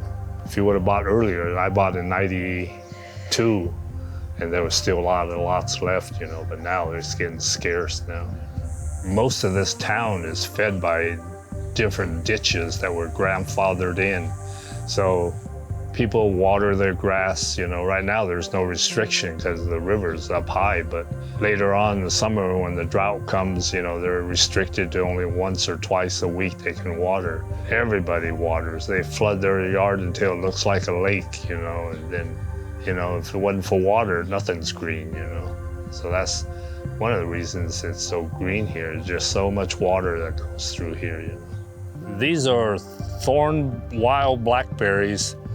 This guy started this bush right here from one stick. He cut across the street.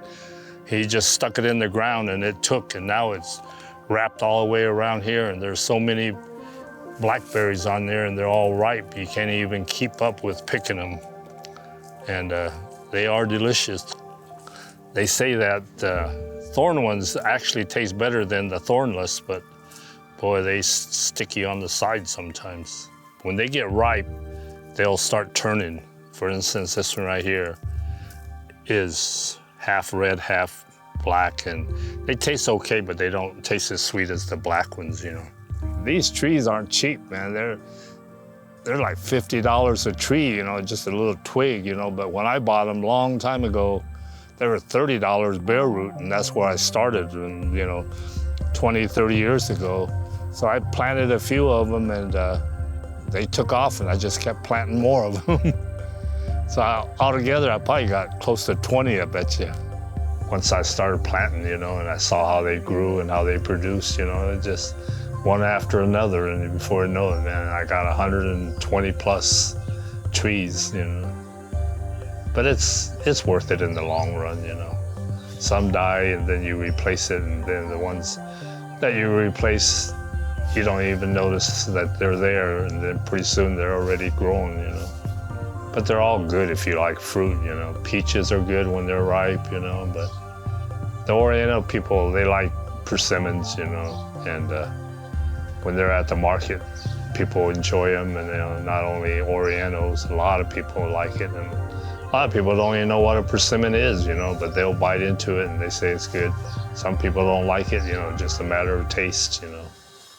There's my flock of chickens. I started out with 26 of them. One of them was a rooster. I got rid of it. And then I bought them as chicks, and they all grew up. And then I think I got 22 of them. One died, and then 2 of them I forgot to put them in at nighttime, and I think a raccoon killed 2 of them. But I let them free range out here, you know. I'll just turn them loose, and they'll come out and they'll just eat.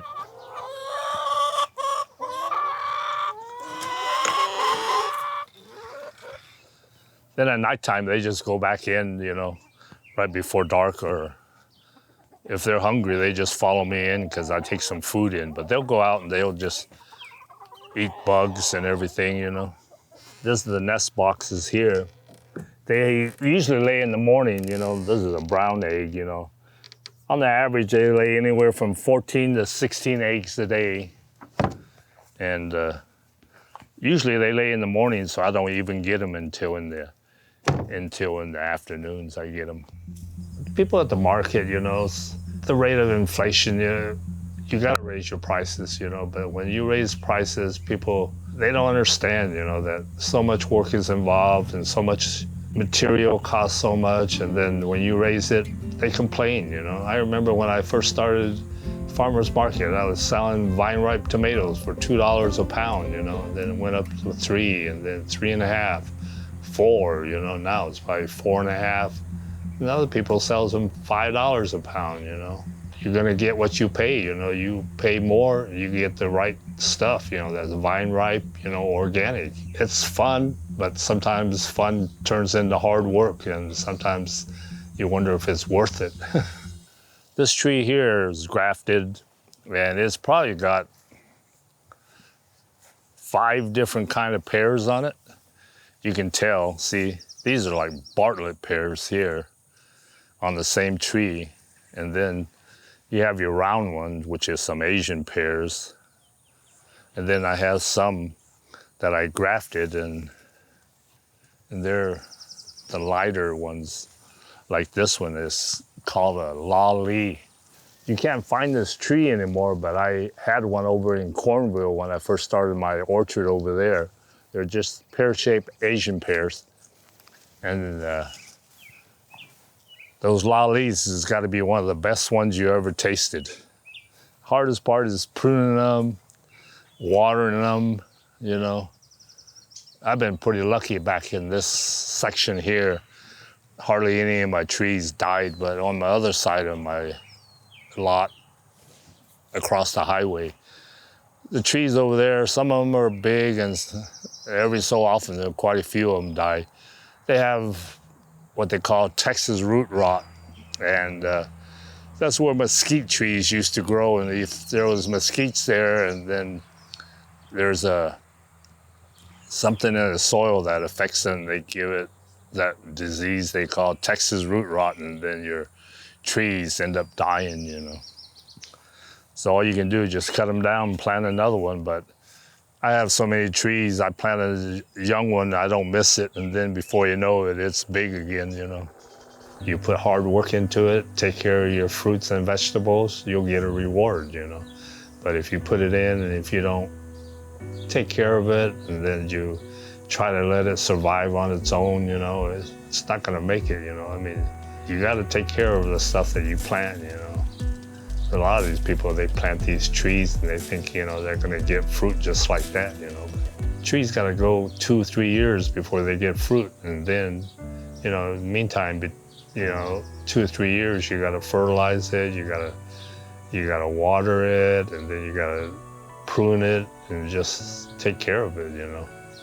There's a lot of diseases it could get, bugs that eat on the leaves and everything, you know.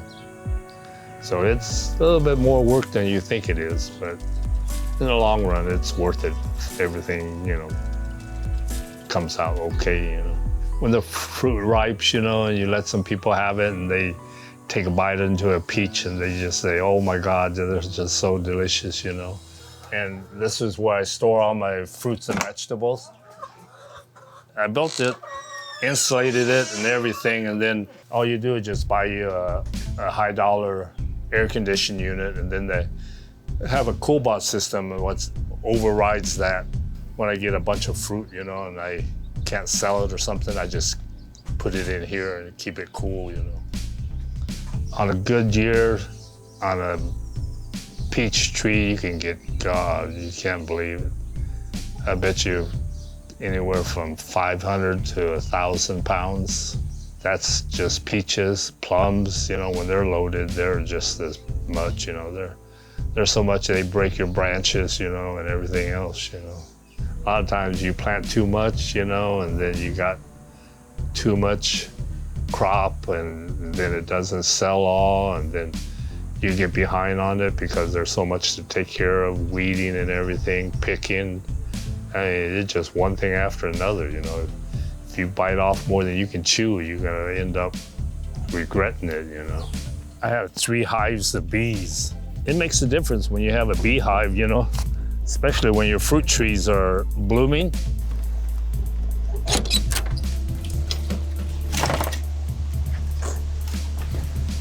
This is where I start my sweet potatoes, you know. You buy a sweet potato, then you just put it in dirt and just keep it moist. They'll send up these things like what they call slips.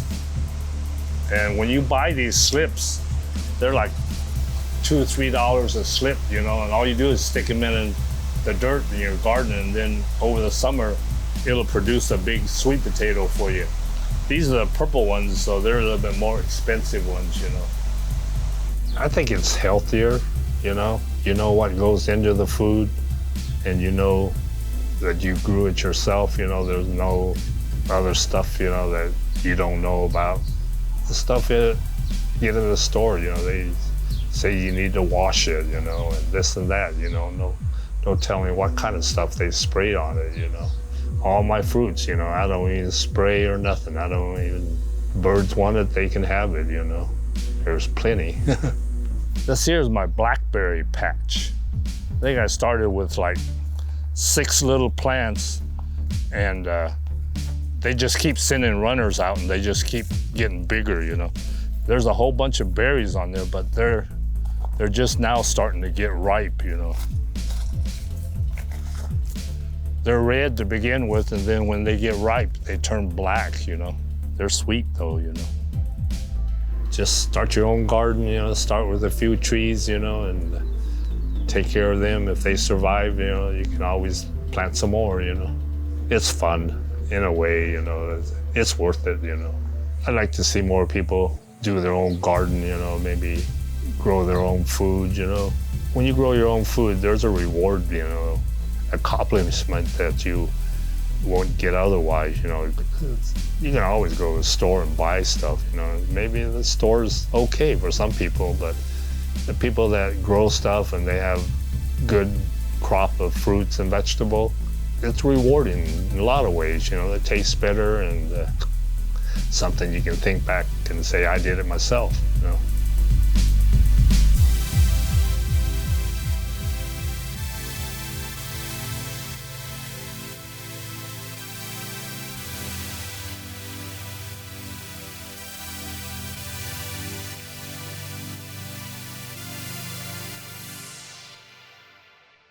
Thanks for watching. We hope you enjoy our documentaries as much as we enjoy making them. Unfortunately, many of our videos don't earn enough YouTube revenue to afford the cost of production. But if you like our content, the best thing you can do is directly support it on Patreon. Plus, you'll get access to behind-the-scenes vlogs and commentary. If you're looking for something more in return, go to paragraphic.io, where you can buy our other products and services. Alternatively, you can shop our Amazon storefront for our favorite equipment recommendations. Also, check out Boca, where you can find beneficial supplements to optimize your productivity. We especially love the lion's mane and mushroom gummies. And finally, consider signing up to Multitude, a platform built for long-form content, where you and other content creators can share and monetize new videos every week.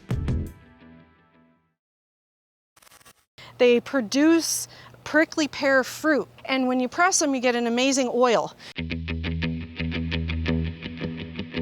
I wasn't trained formally to do most of what I'm doing, so I do it from an artist's eye. Those seeds contain an extremely high amount of vitamin E oil in them. It's a clonal plant, and it's medicinal. It's either the best ingredient or I don't use it. With this one, there's a lot of ingredients in it, and it's really great for hyperpigmentation, acne. So much fun, I couldn't stop. For this recipe, I am going to be using raw local honey. The oils and the liquids are now turning to soap. If health is important to you, then skincare is huge. My name is Colleen Sinclair, and I create organic skincare products. I have a lot of awesome things here. To start, I want to show you my creosote soap. This right here, I really enjoy making because I get to wild harvest the plant. It's one of the oldest living organisms on the planet, the creosote. So I harvest this plant on a regular basis.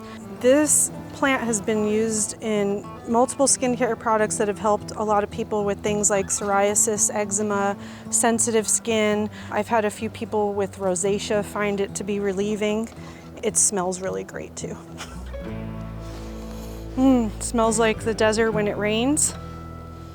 The average person puts approximately 10 skincare products on their body every day of their entire life. All that is contributing to the toxic load. There are over 1,000 skincare ingredients that are banned in other countries that are utilized here. A lot of them are endocrine disruptors, and those things will affect your thyroid and they affect your overall health and they contribute to a lot of disease. This has been really nice applied to dry, cracked skin, itchy skin, bug bites, but also with this one, we harvest the plant, infuse it into the oils, and it's doctor recommended. Let's see, what else do we have here? Lots of soap. This is our juniper soap. My best friend, she does the harvesting for that. She'll harvest the juniper and we infuse it into the oils. And this soap is really great for sensitive skin also. A lot of benefits for anybody suffering with acne issues. I was working in the medical field for doctors who only practice natural medicine, and I was administering natural therapies and treatments that were turning people's health around, and then it helped me turn around a lot of negative health issues I had that don't even exist anymore. I realized that one part of the pie there was products that we put on our body, and most of what I was finding had synthetic toxic ingredients. I was learning a lot about how you could utilize organic or wild harvested things instead. This is jojoba, and I love jojoba oil. I use a lot of jojoba oil in my skincare products. It's one of the closest oils to our skin's natural sebum, so it is really great to infuse herbs into to deliver medicine from the herbs. So anytime I do an infusion, you'll always find jojoba in that recipe. The cool thing about the jojoba bush is you'll have a male and a female jojoba bush. The boy jojoba are easy to identify. They have little dingleberries. And then the female is the one that produces the jojoba beans, and that's where the oil comes from. The ingredients that I'm using, I know what they are, I know what they offer you, I know how they support health. I never use anything synthetic or toxic. This is my sunblock. It's called Superstition Sunrise, and it has zinc oxide in it in a quantity that is comparable to about 35 SPF, but it's a physical block. And I make this with some really great oils.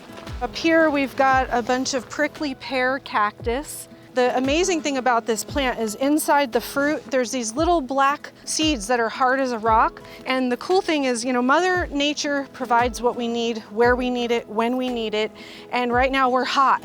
The sun is beating down on us. Those seeds contain an extremely high amount of vitamin E oil in them, which is sun protective naturally. What I do is I find what is needed and I create it. This one right here I made because my mother had radiation treatments and her skin was burnt, and instead of applying something like the gel where you have to actually rub it on your skin, I made a spritz so you could just spray it on. When I'm creating a product, I start with what do I want it for? What do I want it to do?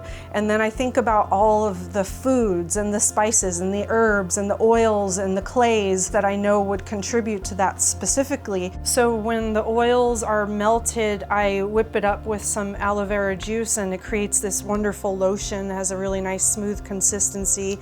It's really soothing for maybe if you have eczema and it's kind of irritated and feels rashy or so, this kind of cools it down. Every single product that we sell here at the apothecary, we actually formulate the recipe and handcraft it right here. I have over 100 different recipes, and that's the fun part of owning the apothecary. We get to create here. All right, so right now I'm making Tahitian honeymoon soap.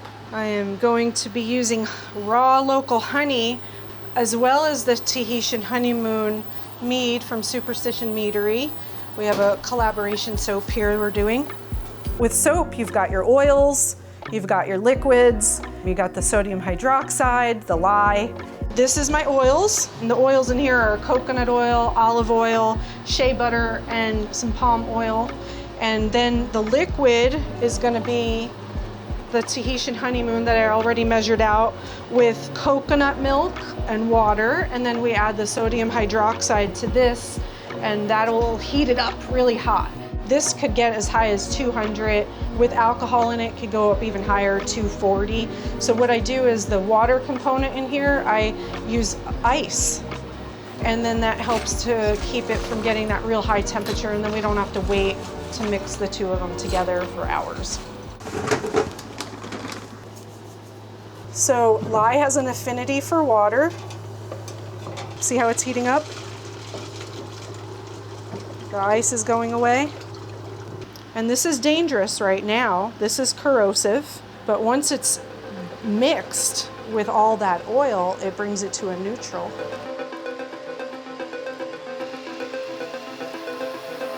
There's some science there. I'm doing some science.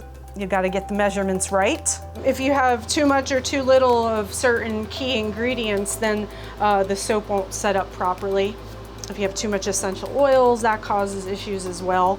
My super fat oil and my essential oils, those I'm gonna get real specific with.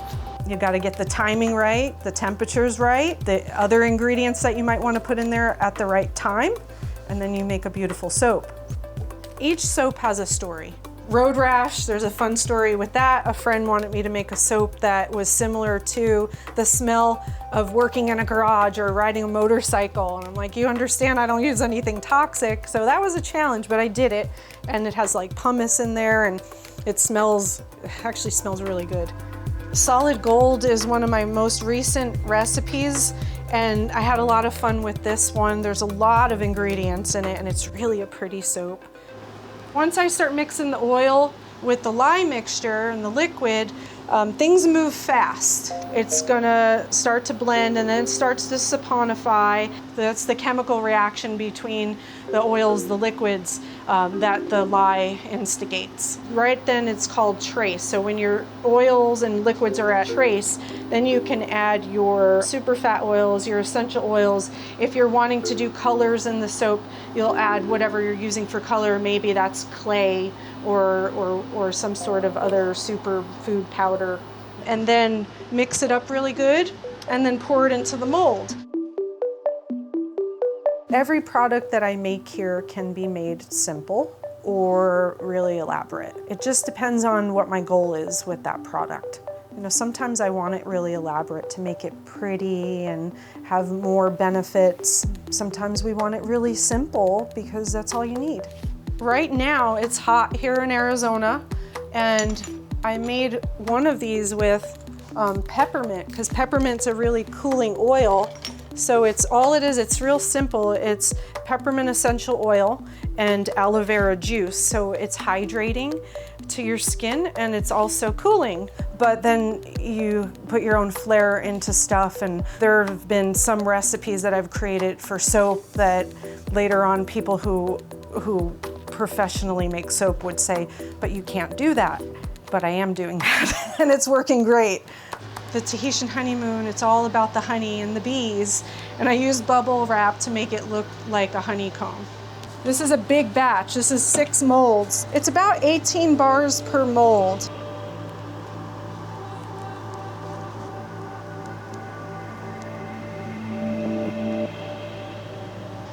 It's starting to solidify pretty quick here.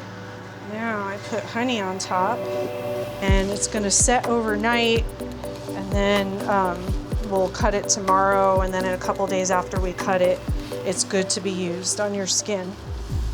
It can't be denied that a lot of what we put on our skin gets into our bloodstream. So if health is important to you and you want to live optimally, then you start to think about all the areas in your life that you can eliminate things that are not contributing to your health.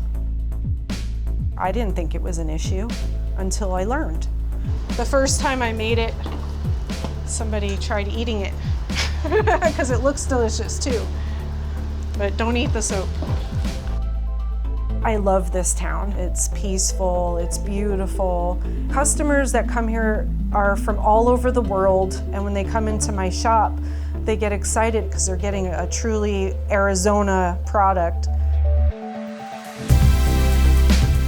It feels really good to hear stories from different customers that maybe have tried everything and have gone to all the medical professionals to resolve an issue, and then they come in here and start using a simple product that we handcraft, something that's completely safe and supportive to overall health and actually will help reverse issues that people have had their entire life.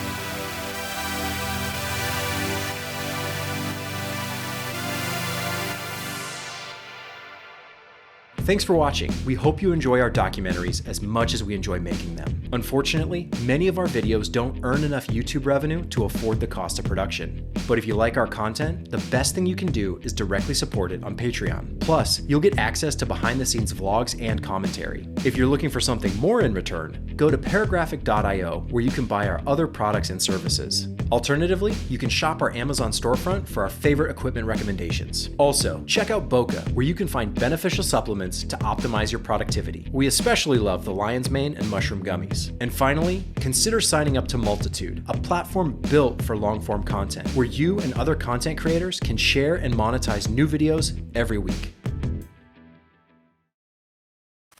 Part of what I do is just experiment. I'm really trying to figure out what can grow well, what does well, and then trying to teach others about that.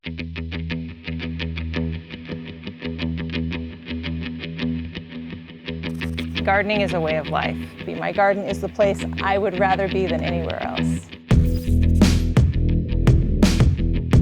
So gardening is actually pretty simple. There are a few fundamentals that you have to get right. And when you focus on those fundamentals, then more than likely you're going to have success. So I like to push the boundaries of what can grow, but I also like to celebrate the benefits of what grows well. The biggest secret to a successful garden is spending time in your garden, not just having a garden, making it a lifestyle and a part of the way you live. My name's Angela Judd, and I'm a gardening educator. This way's kind of hard to get through. So this all started off as a sandbox, and as my garden grew, I took over my son's sandbox and expanded it. And when he started to plant in the sandbox, I decided I could plant too. So got rid of the rest of the sandbox. So this is kind of the original garden of this area. The beds are the oldest, but they've grown really well. In the mornings when I come out here, the first thing I'm gonna do is check these tomatillo plants because we have had 3-lined cucumber beetles for the last little bit. So I'm checking them every day to stay on top of them. And so far so good, we're starting to get tomatillos. Really happy about that. What I love seeing though is I'm usually seeing signs of other bugs like ladybugs, praying mantis, lacewing eggs. And so they're taking care of those bad guys for me, but I still have to stay on top of it. Check under leaves, check everything. So I think we're through the worst of it, and I hope so. One other thing that I always try and do too in all of my beds, you'll see a lot of flowers growing, and I love flowers, I love cutting flowers, I love giving people flowers, but the reason the flowers and herbs are here is also to attract all those beneficial insects and to just biodiversity, to increase the number of plants, the number of insects, all of the good things that are happening in my garden, really without my help. Once I can plant those, they'll attract all of those beneficials. So they look beautiful, but they're really doing double duty in my garden. Believe it or not, 97% of bugs and insects are beneficial or neutral. Only 3% are the ones that are gonna do harm. And so I think it's really important when we see a bug not to automatically reach for a spray. When I see a bug that I don't recognize, the first thing I reach for actually is my phone because I have an app that helps me identify different kinds of bugs. I saw a bug the other day and I was like, what is that? Part of me just wanted to kill it because it looked like a bad bug. But I got out my app and I took a picture, and it turns out that that bug lays its eggs near cockroaches and they kill cockroaches. So to me, that's a good bug. And if I'd killed that, I would have lost that benefit. So it's really changing our mindset of when we see those bugs, knowing that each one probably has a part that they're playing in our garden, and how can we promote the beneficial insects and give them food, nectar, habitat, whatever it is that they need, so they will make my garden their home. One of the best things you can do for your garden is to spend time in your garden every day. And that way you can notice the changes in your garden, good and bad. And then when problems crop up, usually because you've caught them early, they're small and easy to manage. So when you're looking at your plant, if you see a damaged leaf, usually that's not the end of the world. You can always check the undersides of leaves for pests. For some reason that's their favorite place to be. But don't reach for a spray bottle or always feel like you have to take care of every bug, because the good guys need something to eat. And so if you're spraying off every bug and getting rid of every insect in your garden, then there's not going to be food to encourage the good guys to come to your garden. So people move here from other parts of the country that have beautiful long summers, and they think it is too hot. There's no way I can grow a garden here. And they plant their tomatoes at the same time that they planted them when they lived, wherever. After Mother's Day, you plant your tomatoes. If you do that here, those tomatoes are gonna die, and they're gonna think they're a bad gardener. They're not a bad gardener. They just planted at the wrong time. Just because it's hot here doesn't mean we can't garden. We have several months of beautiful weather that are ideal gardening conditions for so many crops. You just have to know when to plant them. So the wonderful thing about gardening in Arizona is that we can garden year-round. But the difficult thing about gardening in Arizona is that we garden year-round, and there's really no break in it. So I feel like my beds are always in some state of transition, and I've just had to kind of lean into that and be okay with that. There's always something being planted, but there's always something being harvested too. Part of me wants to say, okay, it's in a transition phase right now, it's transition, but then I realized my garden is always in transition. Because we can garden year round here, that means that there's always something getting harvested, there's always seeds that are planting, there's always something I can be doing. And so part of gardening in a year-round climate is just taking a step and taking a minute and really being thoughtful about what's next. This bed is a great example of a lot of different things that are going on. I've got a pepper plant here. I don't know if it's put on any, oh yeah, it's got some peppers going. And pepper plants will live year round, which I love. And then I've got basil, again, warm season crop. This is amaranth, which will have edible leaves, beautiful flowers, and grain as well. So this one does triple duty here in my garden, and it loves the heat. So I'm always looking for things that don't mind the heat, that can grow well in the summer, and there's so many different options that you really can. If you want to garden year round, you can. This bed is a good example of overplanting.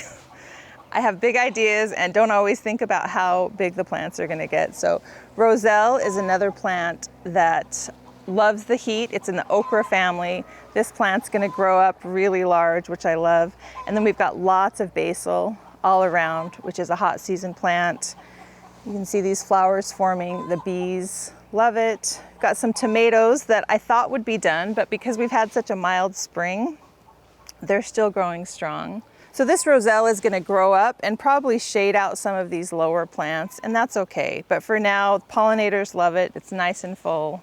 This is chayote squash. This is my, I want to say, third or fourth attempt, and so far it's my best attempt. We've gotten the furthest.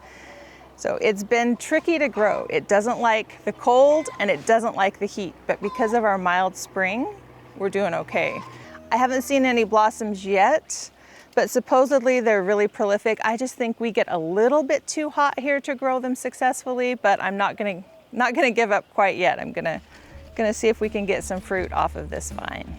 So some of my earliest memories were helping both of my grandmas, one in Idaho, one in Indiana, in their garden. I remember planting flowers with my grandma in Idaho, and then also visiting my grandma in Indiana and my grandpa in their huge farm in Indiana. You could get lost in all of the vegetables.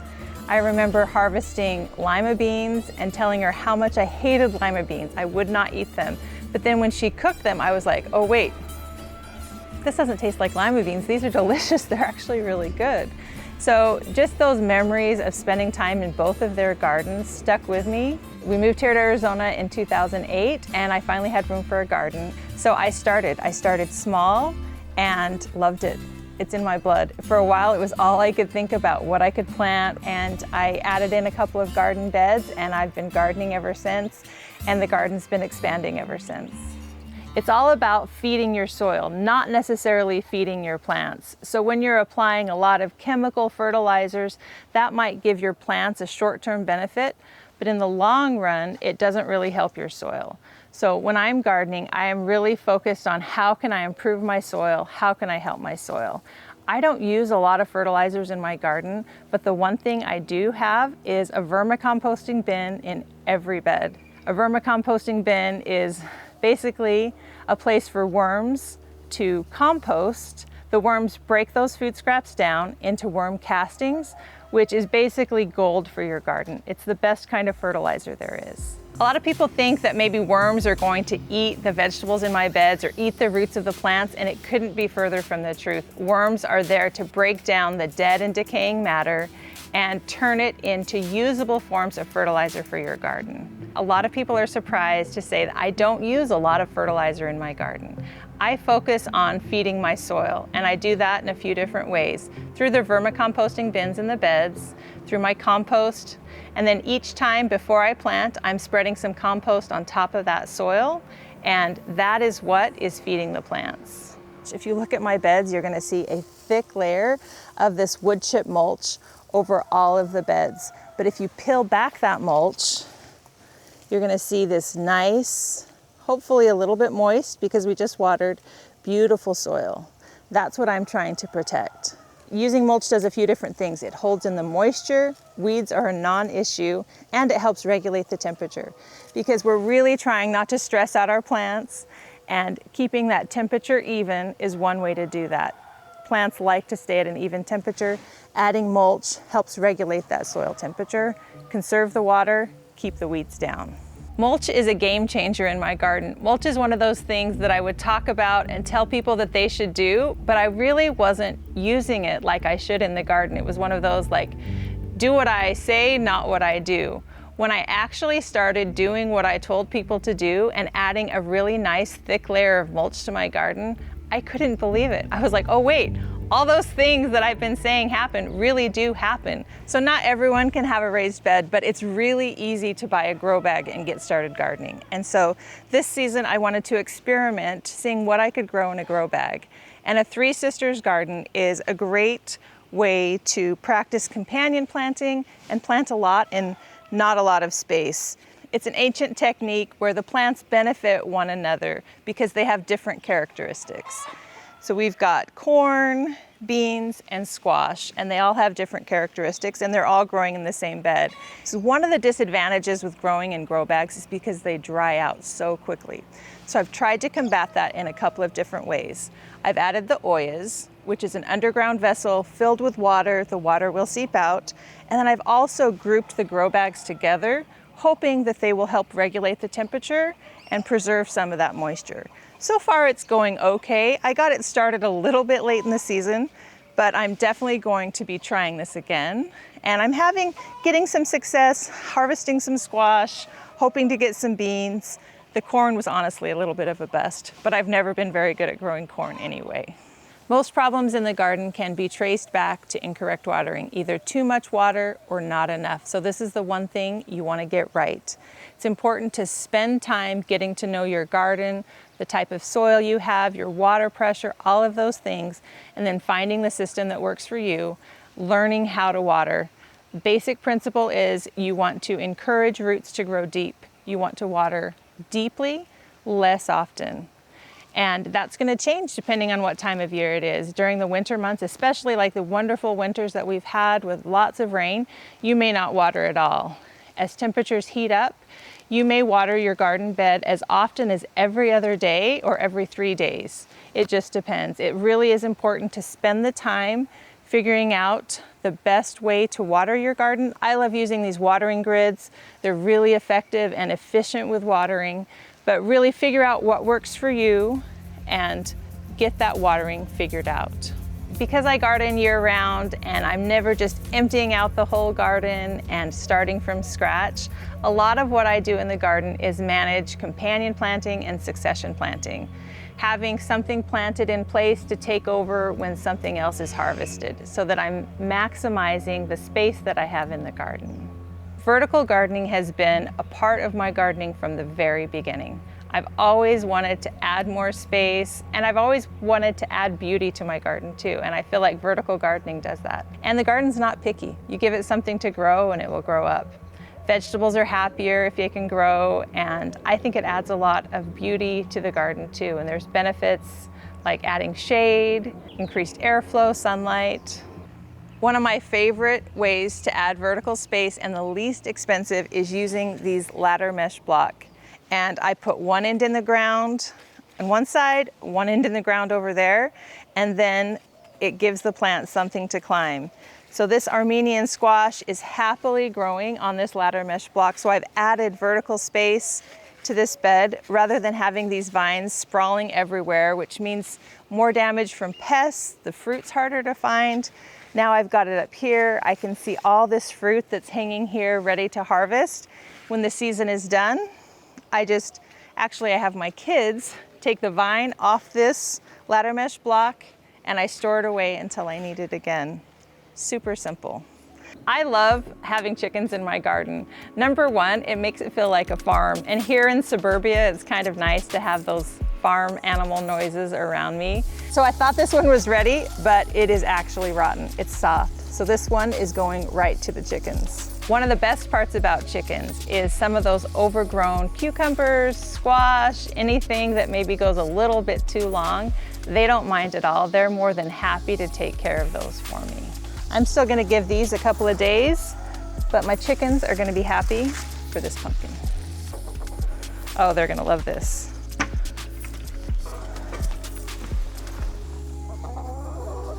We love the eggs. I love the fertilizer. They really aren't that bad to take care of. There are a couple precautions during the summer to help keep them cool, but overall, chickens are a pretty easy add to a garden. So this is my first garden area, and it doesn't have ideal sun. It doesn't get as much sun as that other area in my garden. And as a result, things grow much more slowly. It's a more relaxed kind of garden.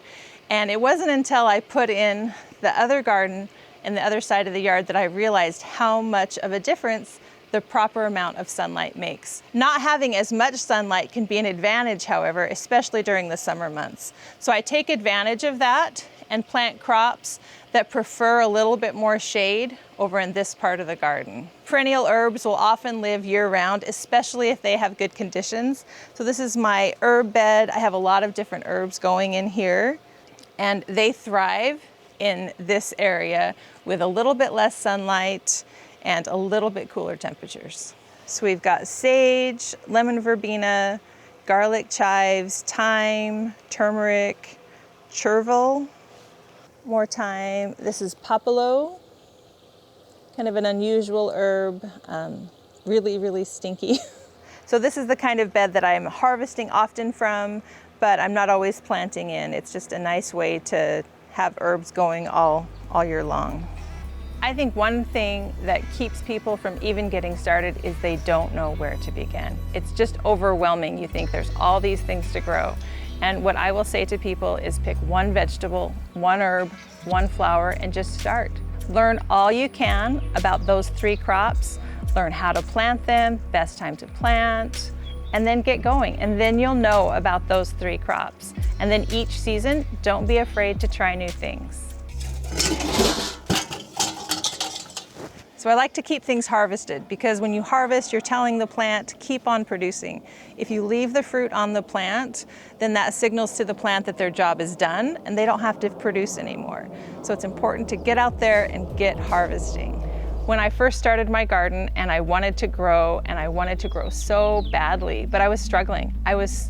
They would grow and then they would die, or they would grow and then it would get hot, and things weren't really growing well. And I still remember that feeling of wanting to garden but not being successful gardening. So once I started having success, I became passionate about helping other people learn how to garden.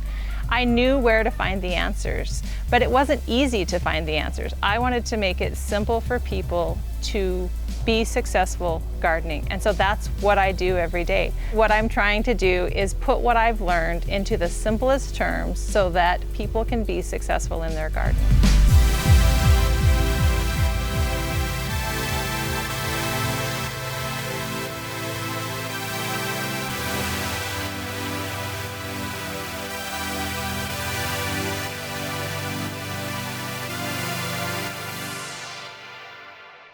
Thanks for watching. We hope you enjoy our documentaries as much as we enjoy making them. Unfortunately, many of our videos don't earn enough YouTube revenue to afford the cost of production. But if you like our content, the best thing you can do is directly support it on Patreon. Plus, you'll get access to behind-the-scenes vlogs and commentary. If you're looking for something more in return, go to paragraphic.io where you can buy our other products and services. Alternatively, you can shop our Amazon storefront for our favorite equipment recommendations. Also, check out Boca, where you can find beneficial supplements to optimize your productivity. We especially love the lion's mane and mushroom gummies. And finally, consider signing up to Multitude, a platform built for long-form content, where you and other content creators can share and monetize new videos every week.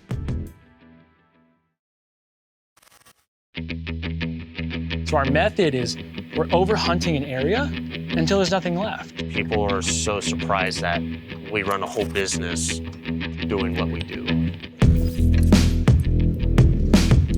If I'm not flying him, if I'm not, letting him catch game, he starts getting pissed. Pigeons, for as dumb as people think they are, they're survivalists. They learn. That's how they survive so well out here. It's the best method because all other methods that are trying to get rid of these birds are just mimicking what a hawk does.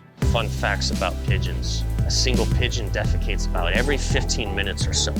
And I say, hey, I fly hawks and falcons for a living. They're like, oh, it's on a string, right? Like, no. They're surprised that we're allowed to use this equipment. No one wants to walk in crap, and it doesn't matter what animal it is. My name is Bladen Benson, and I'm the owner of Desert Kings Falconry. Let's see how he does tonight. He was here the other night, did pretty good. This is Luca. Luca's gonna be joining us tonight, catching some pigeons for a client of ours that we got out here. We're gonna be clearing pigeons off the sides of these buildings for this apartment complex. So we're about to see here coming up how bad it can get and what we look for.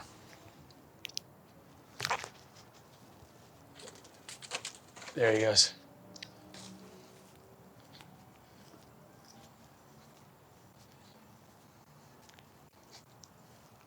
So what I'm gonna do is I'm gonna make a trade for him. Otherwise he's gonna sit here all night and try to eat that thing. So I gotta make a trade and show him, hey, let's keep going.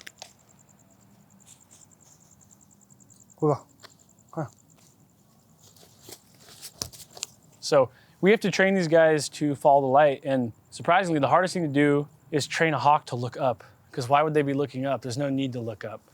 So when we come out here, we first start these guys, it's all about trying to get them to just look up at their prey, which is unbelievably hard at first.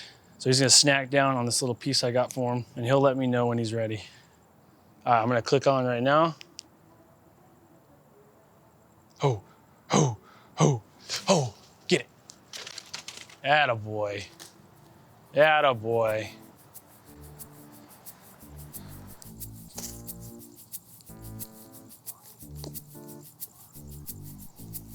So we use trained hawks and falcons to scare, deter, catch, or relocate certain species of wildlife here in Arizona, mainly pigeons. It's needed because it works. It's needed because they're in places where humans are, and they cause health hazards, they cause damage to property. And although we do love a lot of wildlife out here, there's always a time and a place for it. So we try to get them out of the way of people, put them back where they need to be, and clean up these properties and kind of increase property values and the health of a lot of the people out here.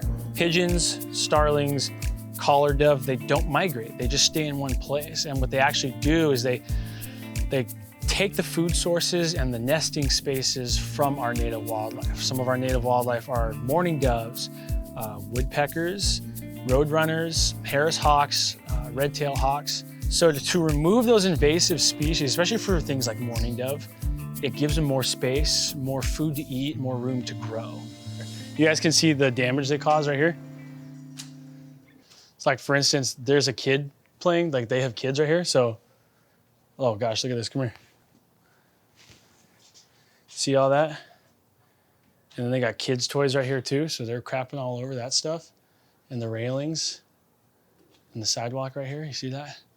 So I'm gonna go up one flight of stairs and I'm gonna hopefully catch that white one right there, okay?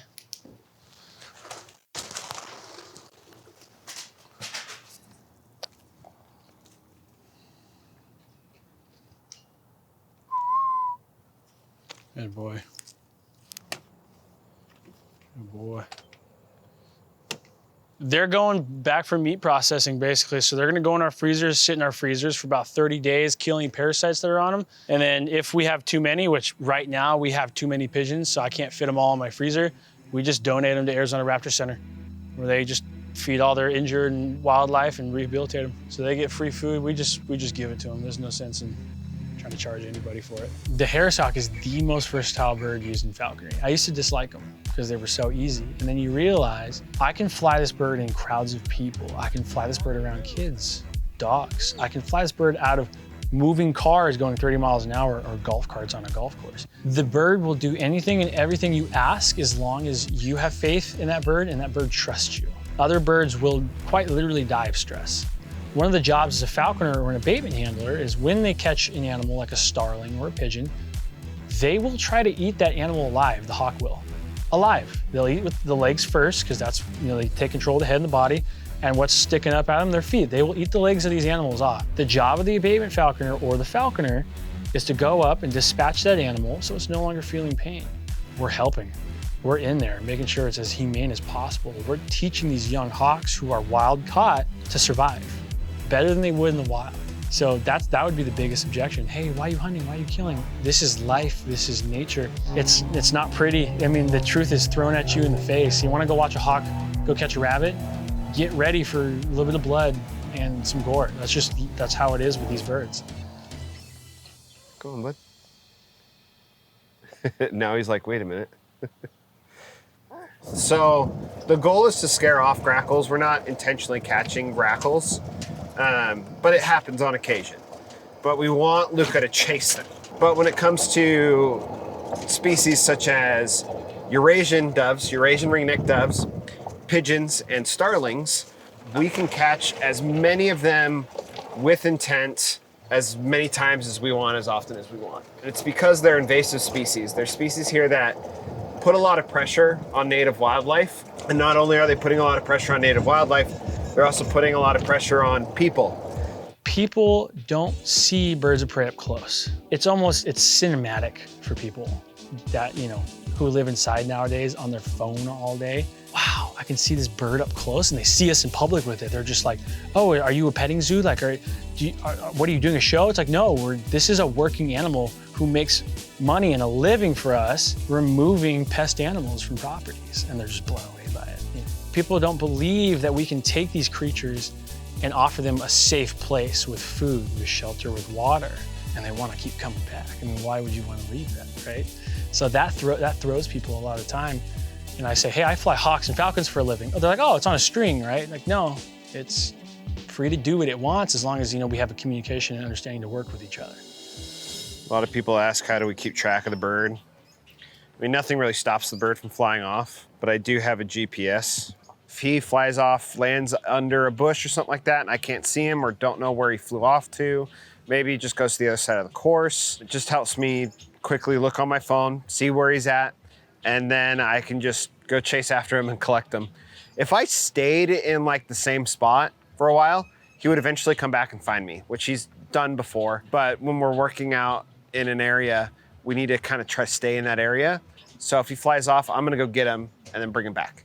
Where if I was in a bit more of a falconry setting, just out walking around, I might prefer to just wait to let him come to me instead. So it kind of all depends on situations and stuff like that. I'm never actually worried about losing this bird. It just allows me to get him back to work a little bit faster. That's really the main purpose of the GPS. If you go into some places that we go to for work, it's pretty disgusting. And I mean, they'll live in conditions where you're like, I don't even know how you're raising young. I mean, sometimes they'll lay eggs, the eggs will hatch, and because of where they put them, like they'll just accidentally knock their young off the side. So you'll just find their young on the sidewalk, or a young will die and they'll just lay eggs on top of that dead young and keep going. They are gross creatures in a sense, especially when they're introduced to a human food source. They'll dumpster dive in grease bins. They'll eat foods they're not supposed to, which makes them sick. So rats with wings, it's a very accurate description. We've been to some places where there's stalagmite of pigeon crap, this tall. And it's so bad, we actually have to wear hazmat suits to go in there. But once we remove them, it's beautiful. The area looks great. So these are one of those really bad extreme cases. We don't get too many of these. The average solar panel customer has anywhere between 15 to 30 pigeons, and we can usually just clear them out. So we still have a couple of pigeons that are underneath it. So you can see here they've had some solar panels done before, but these weren't done correctly. They didn't secure them into the actual solar panels, so now they're falling off. Pigeons can get back underneath. So that's where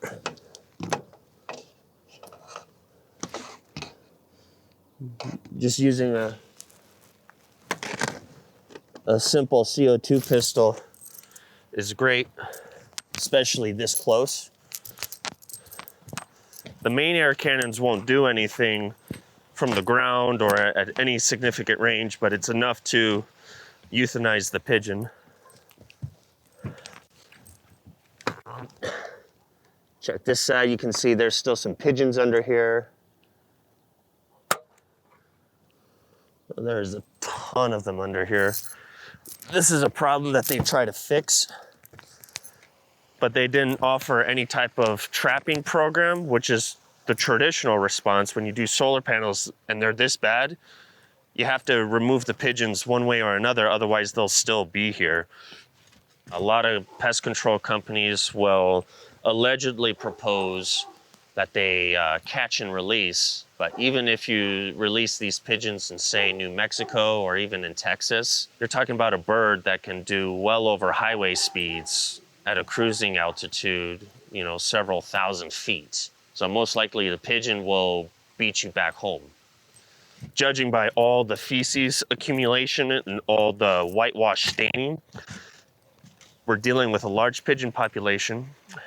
And because they're so persistent and this exclusion wasn't done right, it's just, eventually it's gonna pop out and the pigeons are gonna get back underneath again. Air cannons are not firearms. They're just a BB gun with using air. Instead of a spring, they're using air. It's a very safe and easily used piece of equipment for pigeon control, what we use out here. So in situations where I take a hawk and it's too dangerous to go fly that hawk in this area, there's too many cars. We do a lot of high-rise buildings in Phoenix, and so that's 50, 60 stories up. I mean, a hawk, as much as you think they can fly with their prey, they don't. They fall. Falling 50, 60 stories, that's a long ways down. So I have to sit there and go, okay, what's safe for my animals? What's safe for my handlers? Because my number one's the handlers, and then my number two are the birds.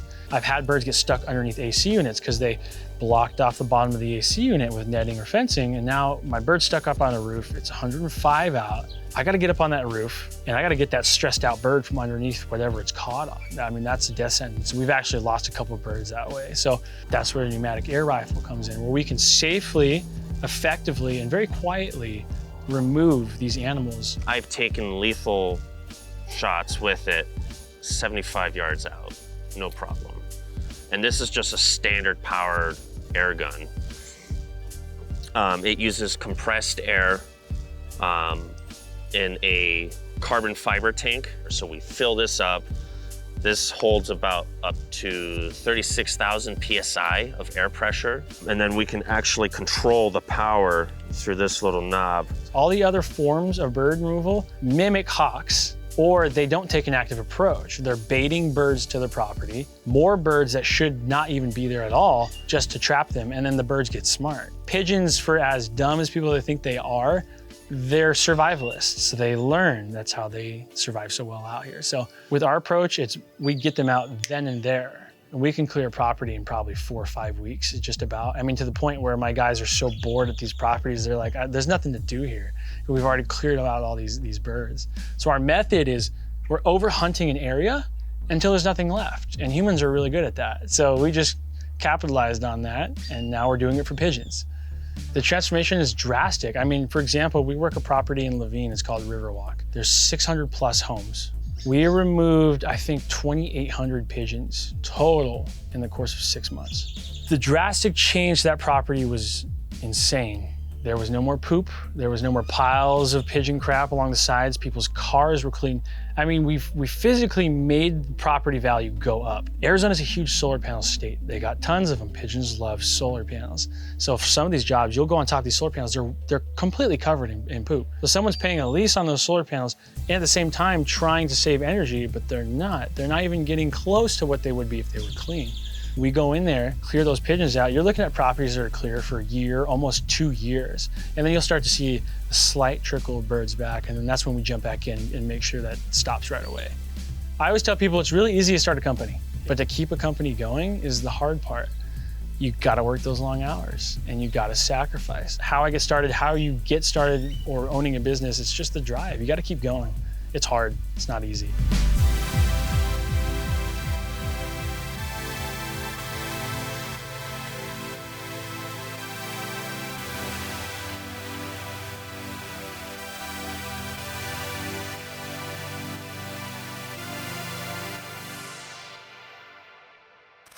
Thanks for watching. We hope you enjoy our documentaries as much as we enjoy making them. Unfortunately, many of our videos don't earn enough YouTube revenue to afford the cost of production. But if you like our content, the best thing you can do is directly support it on Patreon. Plus, you'll get access to behind-the-scenes vlogs and commentary. If you're looking for something more in return, go to paragraphic.io where you can buy our other products and services. Alternatively, you can shop our Amazon storefront for our favorite equipment recommendations. Also, check out Boca, where you can find beneficial supplements to optimize your productivity. We especially love the lion's mane and mushroom gummies. And finally, consider signing up to Multitude, a platform built for long-form content, where you and other content creators can share and monetize new videos every week.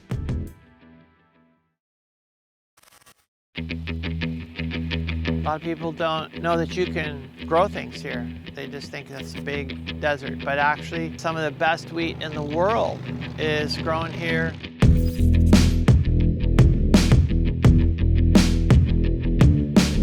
Hayden Flour Mills is a company that grows grain, processes grain, and mills it into flour.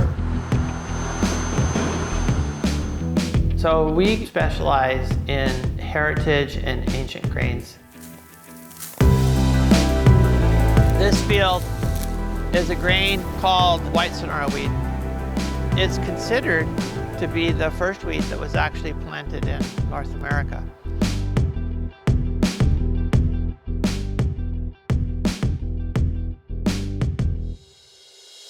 I'm going to turn it on the mill. It's going to be loud. So you can see it from here. The grain is coming out. Basically, inside here, there's two stones. Right here, right here. These stones crush the grain. And then through that system, the flour goes through here. From here, right here, we have the sifter. So we sift the flour depending on what kind of grade we want. Right now, I'm gonna use this one. And this is white Sonora wheat.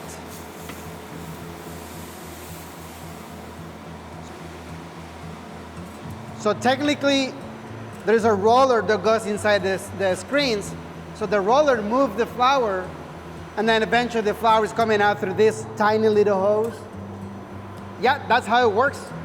From here, it goes all the way to there. My name is Jeff Zimmerman. I'm one of the refounders of Hayden Flour Mills. One thing that makes us special is that we chose to grow what are called specialty grains, generally classified as heritage grains and ancient grains. Ancient grains would be the precursors to all wheat that's grown today, and heritage grains would be grains that were growing prior to the 1950s. This wheat, white Sonora, was the most popular wheat used in California 150 years ago. And of course it fell out of favor because then modern varieties came. But here's the thing, this is the wheat that was used to make the original San Francisco sourdough bread. Wow, that's historic. Yeah, that's historic. That's pretty cool. My name is Emma Zimmerman, and I'm the co-owner here at Hayden Flour Mills. I think having that connection with our food is so wonderful. I know it's been said a lot with local foods and local food businesses, but I think having that story connected to our food and getting to see it, go to that field, so simple, but I think it makes that food taste so good. When we grow the ancient and heritage grains, we stone mill them. Even though it's sifted, it keeps some of those nutrients from the wheat germ and the wheat bran in the mix. So this is a great way to show you guys how our big stone mill works on a smaller scale. So you can actually see the furrows in these stones. And this is a pretty traditional pattern. So what we're gonna do is we're gonna put these stones together. Try not to pinch my fingers because it's pretty heavy. All right, and then we're gonna drop the wheat. This is designed really fun. It has this little bowl built in, and there's this hole on top that drops the wheat down. And that wheat will drop down in there, and what we're doing is it's getting in between those furrows and cracking that wheat open. So you start to see that grain crack open. You can see how it gets cracked and pushed out along those furrows. And that's exactly what's happening in our stone mill too, where the flour is getting pushed out along the edge there. It's really kind of fun in the morning to come out here. If you're really early, you'll see lots of birds in the field. They're not right by us, but if you look down the field, and when we first started doing this, I thought, oh, we don't want the birds to eat it. And the farmers say, no, just plant enough for the birds. There's plenty, the birds can eat it. It's beautiful to see them out here. A lot of people don't realize that wheat did not originate in the US. Wheat was brought with the people that came from Europe. So I like to say the people in North America got bread and flour tortillas, and the people in Europe got polenta, tomato sauce, and potatoes. That was the great exchange that took place in agriculture. And so this wheat, the Sonora variety, considered the first one, was brought over. It does happen to be that these grains do have a lot of flavor already, and the way that we mill them preserves a lot of that flavor. But yeah, knowing the people that grow your food, the farmers, the bakers, being part of this food community is so meaningful and rewarding. So I think that's a big part of why we do it. We get to be a piece of this food system. Our grain is ancient and heritage. The alternative are the modern grains, or what they call industrial wheat, which is produced by the billions of bushels all around the world. But it has issues with it. One is some research has shown that it's pretty weak on essential elements and nutrition, especially the trace minerals that we're finding that we need for health, especially as we age. The second thing is that it is very much dependent on inputs. In other words, things that have to be added to it. Lots of water, lots of chemicals, lots of herbicides and pesticides, lots of fungicides. As people contrast the two grains, there's a huge difference in flavor and performance when it comes to using it in baking. This stuff here, very rare wheat seed from Syria, old school, back at the beginning of time. This is something they grew there. And we're growing it up because we're interested in using it for bread and pasta. But this strip here that we are harvesting was probably about 2 pounds of seed. And out of this, we're gonna get 30 to 40 pounds of seed. Next year, that will get planted. And out of that, we'll get maybe 400 or 500 pounds and plant a full-scale production plot. Then we'll probably get 2,000, 2,500 pounds of seed. From that, we could plant 20 acres. And 20 acres should give us about 40,000 pounds. and then Hayden Flour Mills can commercialize it. That's why we want to keep this stuff going, by the way. These older varieties don't yield as much, but they have really strong genetics that can be used to breed modern varieties. Preserving these greens is so important, and it's like one of the most rewarding things we get to do is growing out these seeds from a seed bank, and to see them kind of from a handful to being in now like a full production dried pasta product, and it otherwise would have been lost.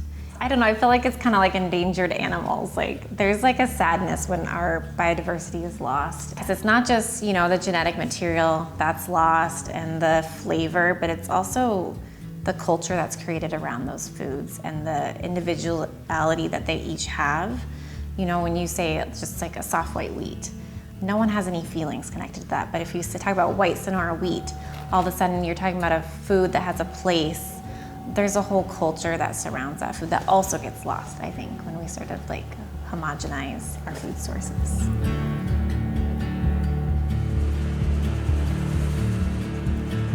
This is what we started with. 10 years ago, we grew 10 acres of white Sonora, and now we have hundreds of acres of all different types of heritage grains. So you take one of those seeds, plant in the ground, and from that one seed, it will come up with a whole bunch of stems, and then those stems will have a head. If you look at the head, you'll see all of these rows of seeds, and sometimes the grain is designated by row, 2 row, 4 row, 6 row, 8 row. These rows create babies, and then the babies develop into more seeds. And those seeds filled with things that we break apart when we mill and we make flour. So yeah, these little things make this 50-pound bag of flour. Yeah, that's how it works. It's amazing. Hey, an interesting thing, if these weren't pushed down, they're very, very, very tall. These stems of wheat are real tall. Sometimes they get as high as 6 feet, and that's called standard height wheat. That's how wheat grew until the 1960s, and then someone got the great idea, hey, let's see if we can make wheat shorter. Then most of the energy for this wheat is going up to making the fruit and not making this long stem. If you were to go into a modern wheat field, that's about how tall it would be out of the ground. It's very short. You get really high yields. But because it's close to the soil, then there's a lot of diseases that can come up from the soil. And so the farmer needs to apply chemicals to his field to keep that from happening. This wheat here, what you see on top, generally the root structure will be really deep below. What's really happening with this grain is beneath us, under the soil, and then this is just the product of that interaction. But the yield will be lower. Chefs, bakers, they really like this stuff because of the flavor, and also where you have flavor, you usually have more nutrition. This is anecdotal from people who use our products. They say that they're able to eat wheat now in their diet. So there's 2 things that we hear from people. One is that they feel better when they eat it, and the second thing is that they don't need to eat as much because the nutrients are there and the flavor is there to satisfy you. These heads that we're cutting now were planted by Brent Sandstrom, who owns this property and has a passion for growing this stuff out. He's done this for several years now. And this one is, what's this one called, Brent? Sin El Peel. So it's Latin, but that's the name that's given to the variety. Very rare. I would guess that this plot that we've grown here is more than anyone else has ever grown in, at least in the United States, of this variety. So we're excited, plant it, and if it works for Brent, then he'll grow out more, and eventually we'll have enough to take to market. That'll be about 3 years from now. That's why we're trying to get every last head, because every seed will give us 50 to 100 seeds when it gets planted.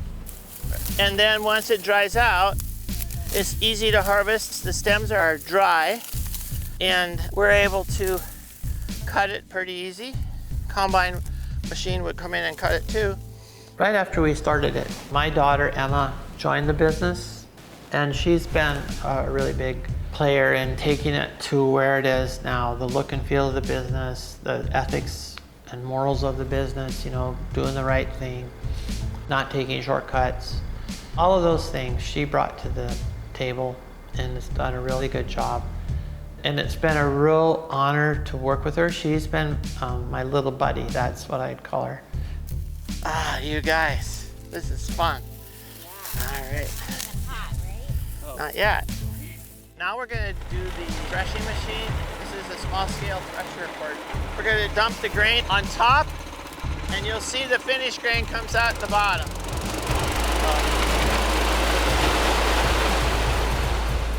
This is the fruit of your labor.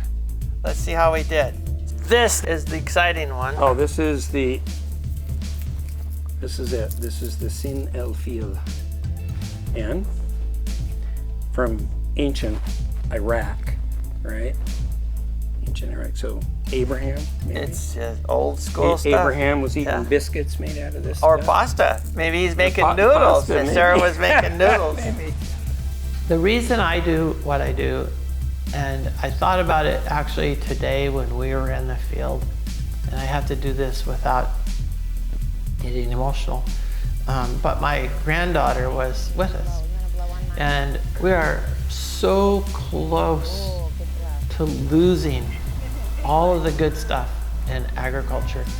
There could become a time where there's no more real food. It's all synthesized. The misconception that people have about grain is that it's bad for you. I think the research that shows that it is bad for you, they're looking at grain that's been highly processed and refined.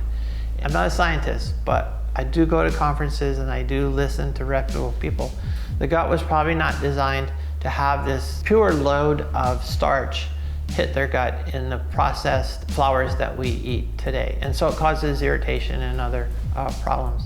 There's a couple books that have come out recently about meat protein can be synthesized in the lab. Fish can be grown in a very controlled environment. The things we get from food can all be made in a laboratory. Yeah, maybe we'll have some small part, and all these hundreds of other people that are doing this have a part, not just preserving, but keeping it alive so that maybe as time goes on, people will go, yeah, we need that stuff in a big way, in a big scale. Once a seed is lost, you can't get it back. You can't go to somewhere and like rebuild the software for it. But we're lucky that these ancient heritage seeds have been saved. I think as I age, I look to the future and to my children and my grandchildren, that we can leave something that will be really useful. Maybe save their lives.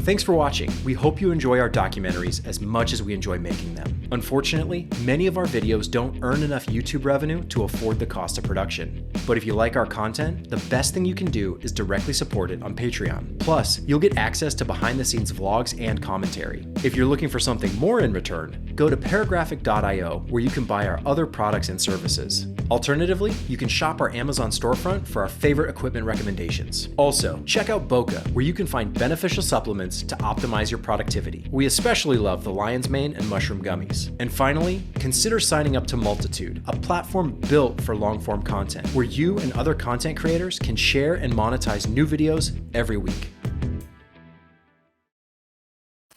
I have actually seen a car goes into a right, left, and on the next right turn, the car pulled so many G-forces, the airbags went off. Most people, when you tell them you race, they think you drag race. There's a big difference between your daily and your race car.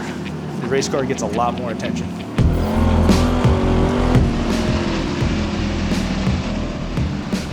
Matt's headed through with a time of 50.676. Good time. Monetarily, it's not worth it. It's a cheap hobby once you're into it. Getting there is the expensive part.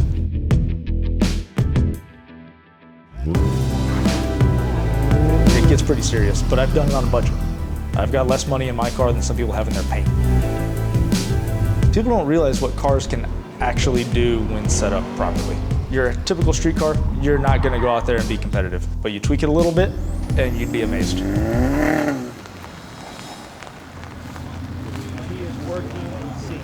Working in C. Yep, right here. Working in C also. Okay, she was working observer. All right, registration's done. My name is Matthew Leon. I am a mechanic by hobby, and I do grassroots racing. Grassroots is anybody out there. It doesn't take much to get into. You're not a professional driver. You're not making money. You know, entry level. This is where you start. It is a competition, but it is not for prize money. It's for bragging rights. That was only the first run. So I am currently fastest in class. It's good to have bragging rights for a few. Yeah, right? At least a couple of minutes. Most people don't know that there's multiple forms of racing. Everybody thinks, oh, racing, you're just going in a straight line. That's it. It's all you do. Or they think of NASCAR. So they think all you're doing is going in circles all day. Autocross, you're making lefts and rights. And it's against the clock. It's not against another car. Everybody thinks, oh, you got a fast car. What does it do on the drag strip? I have no idea what my car does. I've never been on the drag strip. But I can tell you how fast it can take a corner. You can go and buy a little car for $2,000, put a $800 set of tires on it and go racing and have a blast.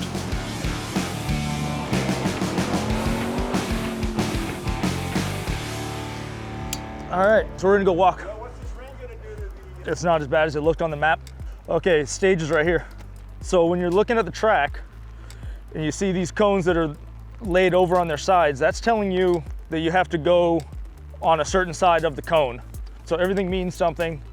And then every cone that is standing up, if you hit it and it falls over, it is a 2-second penalty added to your overall time. So this cone laying down here tells you that you need to be on the left side of this cone right here. So you need to be driving this side. The cones laying over do not count for penalties, but the ones standing up do. So you want to come out here and walk just to get a feel of the layout. Gives you an idea of where you should put the car at each individual segment. It's also a good idea just to check everything out, make sure you know of any abnormal bumps that are on the track. I'm out here to have fun. That's the thing. At the end of the day, there's no prize money. You know, like this umbrella was actually a trophy for winning my class.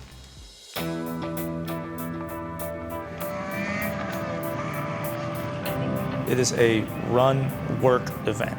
For every group that you're in for racing, running, you have to work for another group. If you're racing in Group A, you are working in Group C. I work registration, so I work in the morning. I'm there checking people in, and if it wasn't for everybody working as well as running, these events wouldn't happen. We can't hire a staff of 80 people to go out there and run the event. It's just not feasible.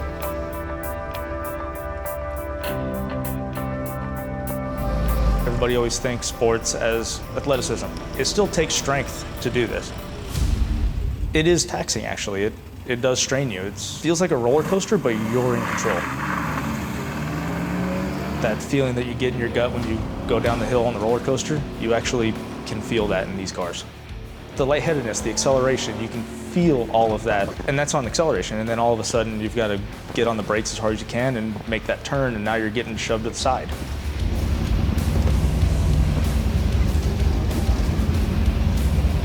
Better than Disneyland.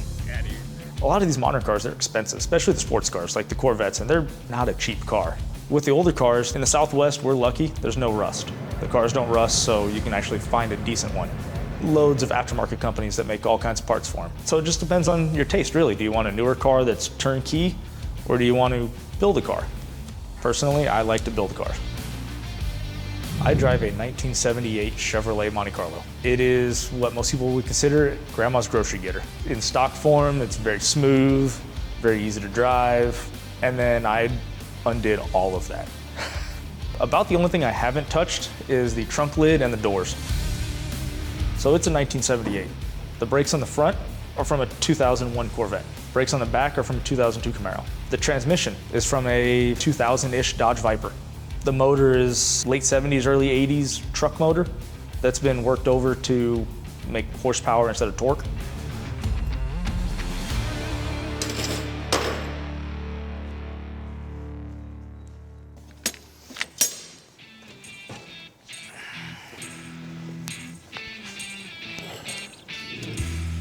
I am adjusting the driveline angle, and all I'm gonna do is loosen up the transmission bolt and put some shims under it.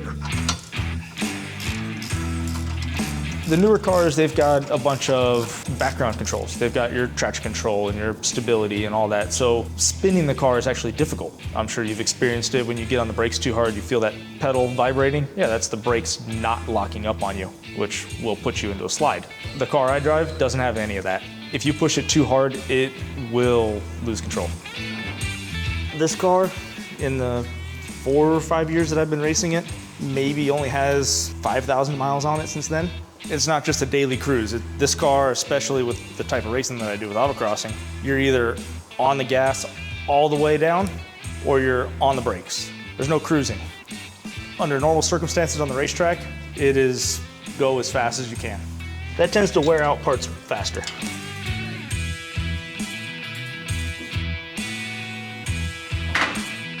You know, old cars used to tell you how to set the ignition timing. New cars tell you don't drink the radiator fluid. When back in the day, that was just common sense. Working on cars will push you to the limit. Sometimes things don't go the way you want. So knowing patience, and I've actually had to learn that over the years. I didn't used to have much patience. Yeah, developing that has helped a lot. And not only working on cars, but in a professional level as well.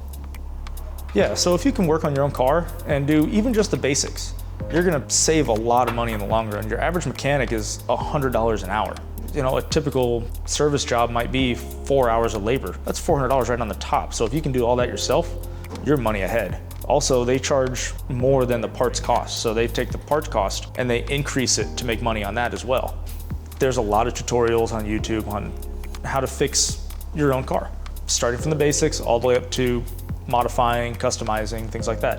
And then there's also service manuals that you can get at the general parts store. They're vehicle specific, they're not that expensive, and they've got a load of information. I have not done it. Low enough, you make it lower. Okay. No, not really. He's rolling the fender. So he's having interference problems between the tire and the inner fender. So he's using a baseball bat to make more room.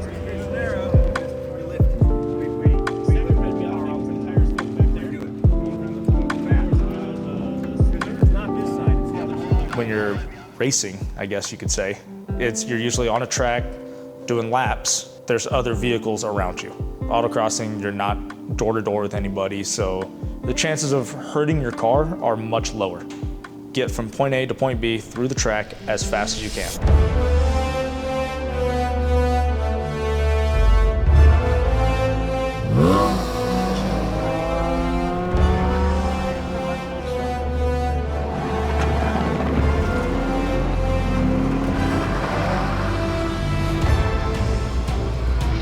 So we call it a run.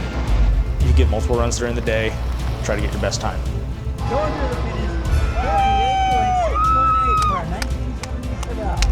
And the little cars, honestly, they do very well. Out there, the most popular car is the Miata.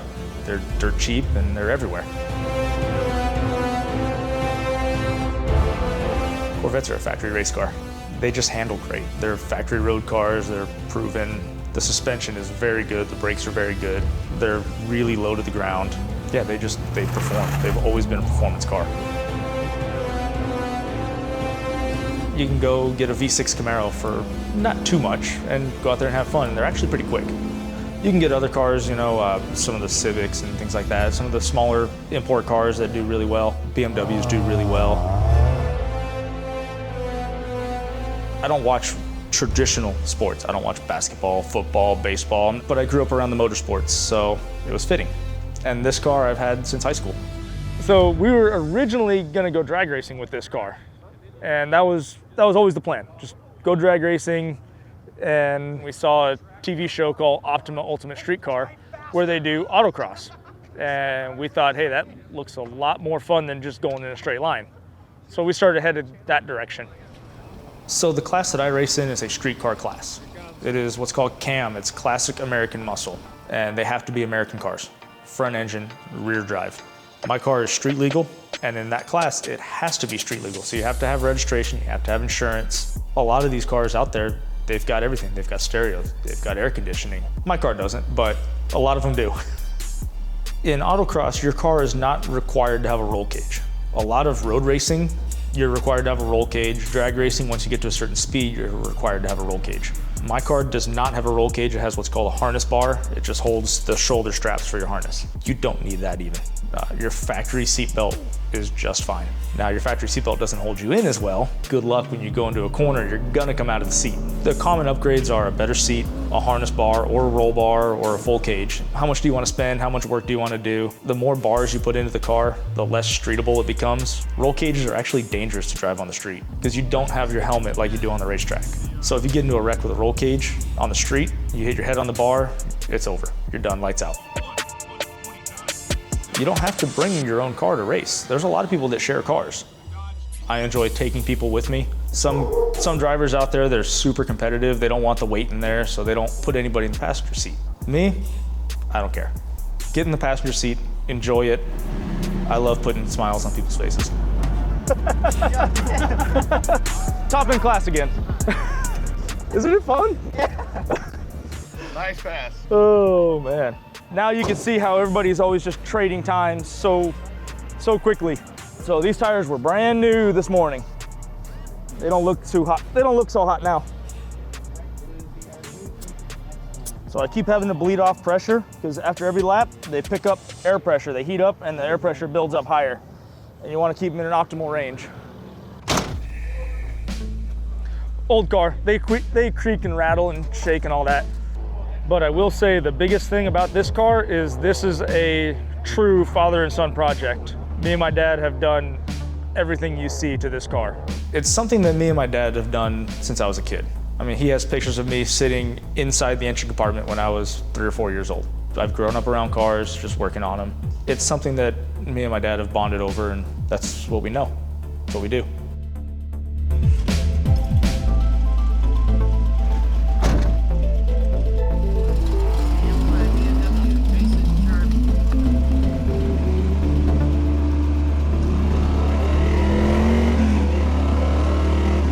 It's part of me.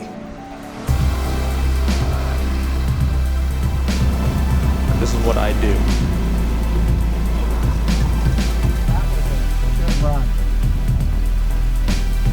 If you want to get into cars, make friends with car people. They'll teach you.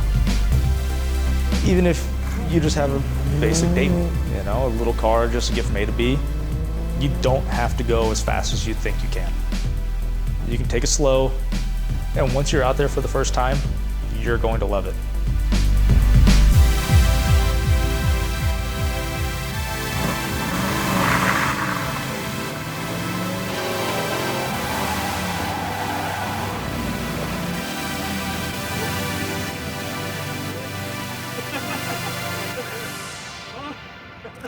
Thanks for watching. We hope you enjoy our documentaries as much as we enjoy making them. Unfortunately, many of our videos don't earn enough YouTube revenue to afford the cost of production. But if you like our content, the best thing you can do is directly support it on Patreon. Plus, you'll get access to behind-the-scenes vlogs and commentary. If you're looking for something more in return, go to paragraphic.io where you can buy our other products and services. Alternatively, you can shop our Amazon storefront for our favorite equipment recommendations. Also, check out Boca, where you can find beneficial supplements to optimize your productivity. We especially love the lion's mane and mushroom gummies. And finally, consider signing up to Multitude, a platform built for long-form content, where you and other content creators can share and monetize new videos every week. My name's Ashley, and I'm a homesteader. When you sprout a grain, it is just healthier for you, and that's all there is to it. It's not just about growing food, it's about entering the cycle of life. Our rabbit meat is organic. It's soy-free, corn-free, canola-free. It's the perfect meat. Oh, look at this baby here. Holy cantaloupe. The black oil sunflowers have more value because of the higher fat content. I'm just interacting with the earth more deeply than I ever have. You want your sugar content around 25%. These came in at 13% last week. Every day I almost wake up and feel like I'm dreaming. Like, wait, this is my life? This is cool. My name is Scott Brown, and I sell organic chicken feed. This is the feed. We now have 2 full trucks. A full truck is 44,000 pounds. The feed is organic, is the first thing. In addition to that, what we've done is eliminated 3 geni, they're called, or genuses. That is corn, soy, and canola.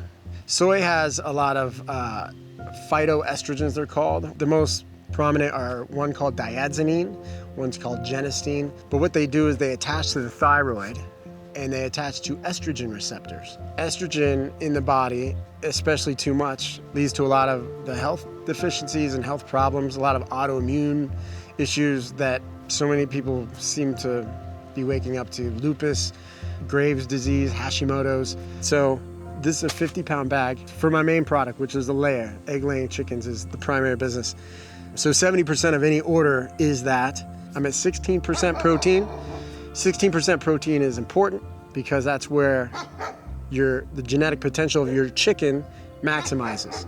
We also carry goat feed, turkey feed, dairy feed, 41 types. You know, when I did it, I didn't really expect it to be a business. I was just trying to get better eggs, but you know, when I solved that problem for myself of cheap feed, I solved it for a lot of people. And so now, you know, someone who orders feed for me usually saves $10 a bag, roughly. So yeah, I just like really good organic food, and I'm learning how to grow organically more and more. As you can see, this is our kind of farm house. We're trying to just grow everything we can and get to know the land and interact with plants that we've been eating our whole lives, really. We planted Eden first, right? We came in the first year, we said, let's get a garden. So we just jumped in on this one. And we got tomatoes and we got cucumbers and we got squash and we got everything in there. This garden we call Polaris. It's our North Star garden. And this was our 2nd year experimental garden, but this one we decided to do electroculture in. And so we actually ran copper wire north and south on the east and west lining of the garden, and then grounded it with another copper wire. That is the elaborate electroculture that you can really do for a system. And the smaller ways is kind of taking a stick here and wrapping copper wire around it clockwise, and then kind of leaving a little antenna up on the top. We go the extra mile and shove a crystal on there. Why not? The tomatoes that we grew in here this year are just unbelievably huge. I just can't believe this tomato right here.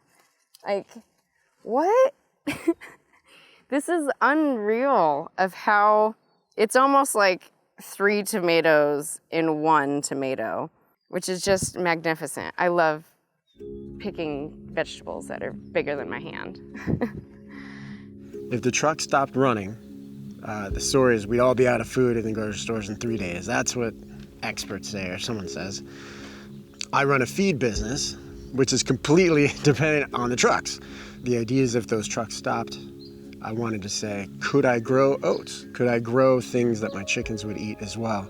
The whole cycle. So what's become really apparent in this experiment, which is on its 3rd year, is you need animals and animals need the garden. If our chickens couldn't eat, what would we do, you know? And those are things that we ask ourselves. If we can't eat, what would we do? Well, we'd eat our chickens, but what if we don't have anything to feed our chickens? So what we have here is a mealworm farm. Most people don't know that mealworms are actually darkling beetles. These are darkling beetles here. Little black beetles. You've probably actually seen them. It's the most common little black beetle in your garden. So on this top tray, I have a bunch of beetles. And so this is the beetle breeding layer. So up here, this is where the beetles have their fun. So down on the bottom of this level, I actually put a little window screen. And so they lay their eggs and the eggs fall below. And then the eggs turn into mealworms. And so we have all these mealworms here growing. The kind of thicker stuff is wheat bran. So that's what the mealworms eat. And I also put in celery and carrots and potatoes. But then this kind of sawdust looking stuff here at the bottom is called sass. And this is their poo, all of their stuff they secrete, which nothing is waste around here. So it's actually amazing for the soil. So amazing for chickens, amazing for the garden. The cycle of life continues with these beautiful mealworms. So let's give some to the chickens, huh? I'm trying to teach the chickens that this is a doorbell for when I have worms. They used to know the noise of the bag, but now there's no more bag. Come here.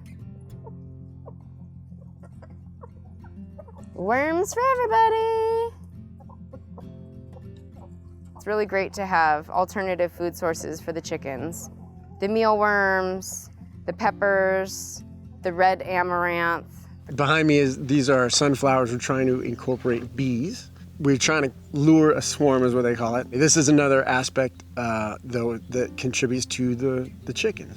There's a flower every 6 inches, and I got 165 feet. So that's over 300 flowers. At the end of harvest here, if I save them all, we should have 50 pounds or a couple 100 pounds of sunflowers.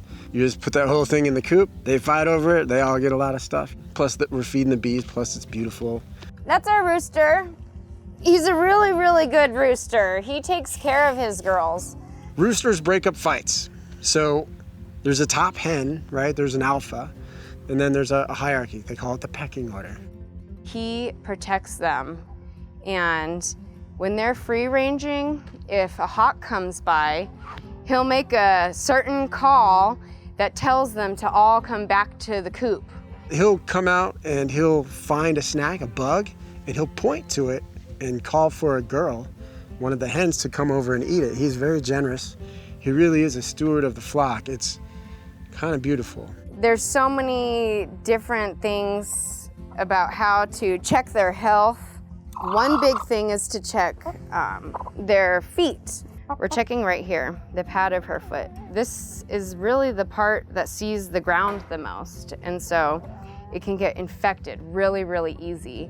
And so if it even gets a little scrape, a cut, or if there's parasites around, this is where they get in, the bottom of the foot. And you'll be able to tell because they'll get something called bumblefoot, and it will be a black dot just right here, and it's almost a corn of infection that goes all the way up their leg.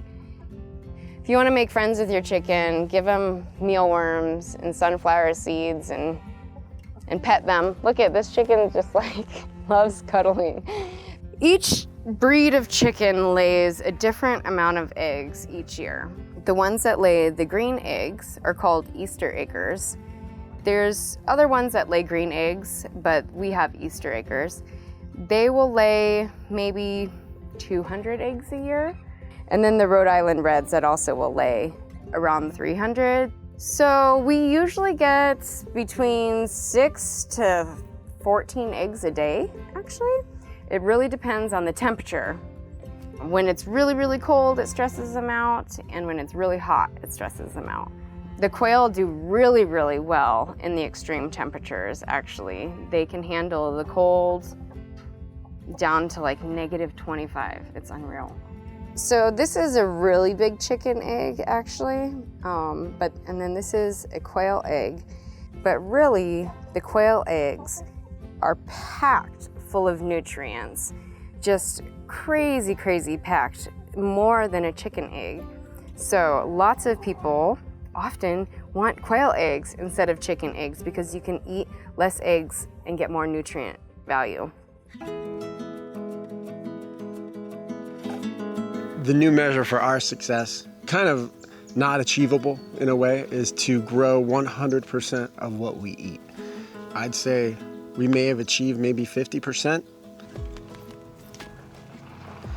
Trying to avoid stepping on stuff. But basically, we did 26 tomatoes last year, and that was a lot. We loved it. We didn't get to everything. We canned a lot. We sold a lot. We ate a lot. Anyway, so we did a lot less tomatoes. But my favorites are the brandy wine tomatoes. So I don't know if you see these. These have a nice meaty center. For now, I'm just going with things I love, like tomatoes and grapes. And, you know, so make your garden you. It's a reflection of me and Ashley. So we have a few trees we put in. This is a cherry. We went with the tart cherry because they're more hardy and they do better with the cold. This is a peach tree. We did get a couple of peaches off this. It was the first time I really trimmed a peach tree. This originally was a potato patch. Then we figured out that we don't quite know how to grow potatoes. And so now it's a corn patch. It came from a reservation, and so it's a blue corn. So it won't be edible fresh from the cob, but we're gonna dry them and grind them down with our wheat grinder and make our own tortillas and chips, hopefully. This is a big old bitter melon. My mom grew up eating bitter melon. It's kind of like a Asian thing. And the thing is, it's very bitter, disgustingly bitter actually, but it's undeniable its health qualities and the nutrients that it packs in. Super high in vitamin A and E. Also, it produces its own insulin, its own like polypeptide. And so it's actually really good for people that struggle with regulating their blood sugars or people with diabetes. There's a PubMed article talking about how one meal of bitter melon a day can replace a metformin pill, which is unreal. So many people are on metformin. It's like the first action to diabetes. So that's kind of cool that I have this. I don't actually eat it though, so why do I have so much of it growing? Well, I'm cutting it, dehydrating it, powdering it, and then putting it in capsules because this medicine we need. Whether we can palate it or not, it's gonna get in. You can go buy a seed in the store, and that seed's probably from Missouri or someplace, you know, where it snows or someplace that might not be the same climate as wherever you're at.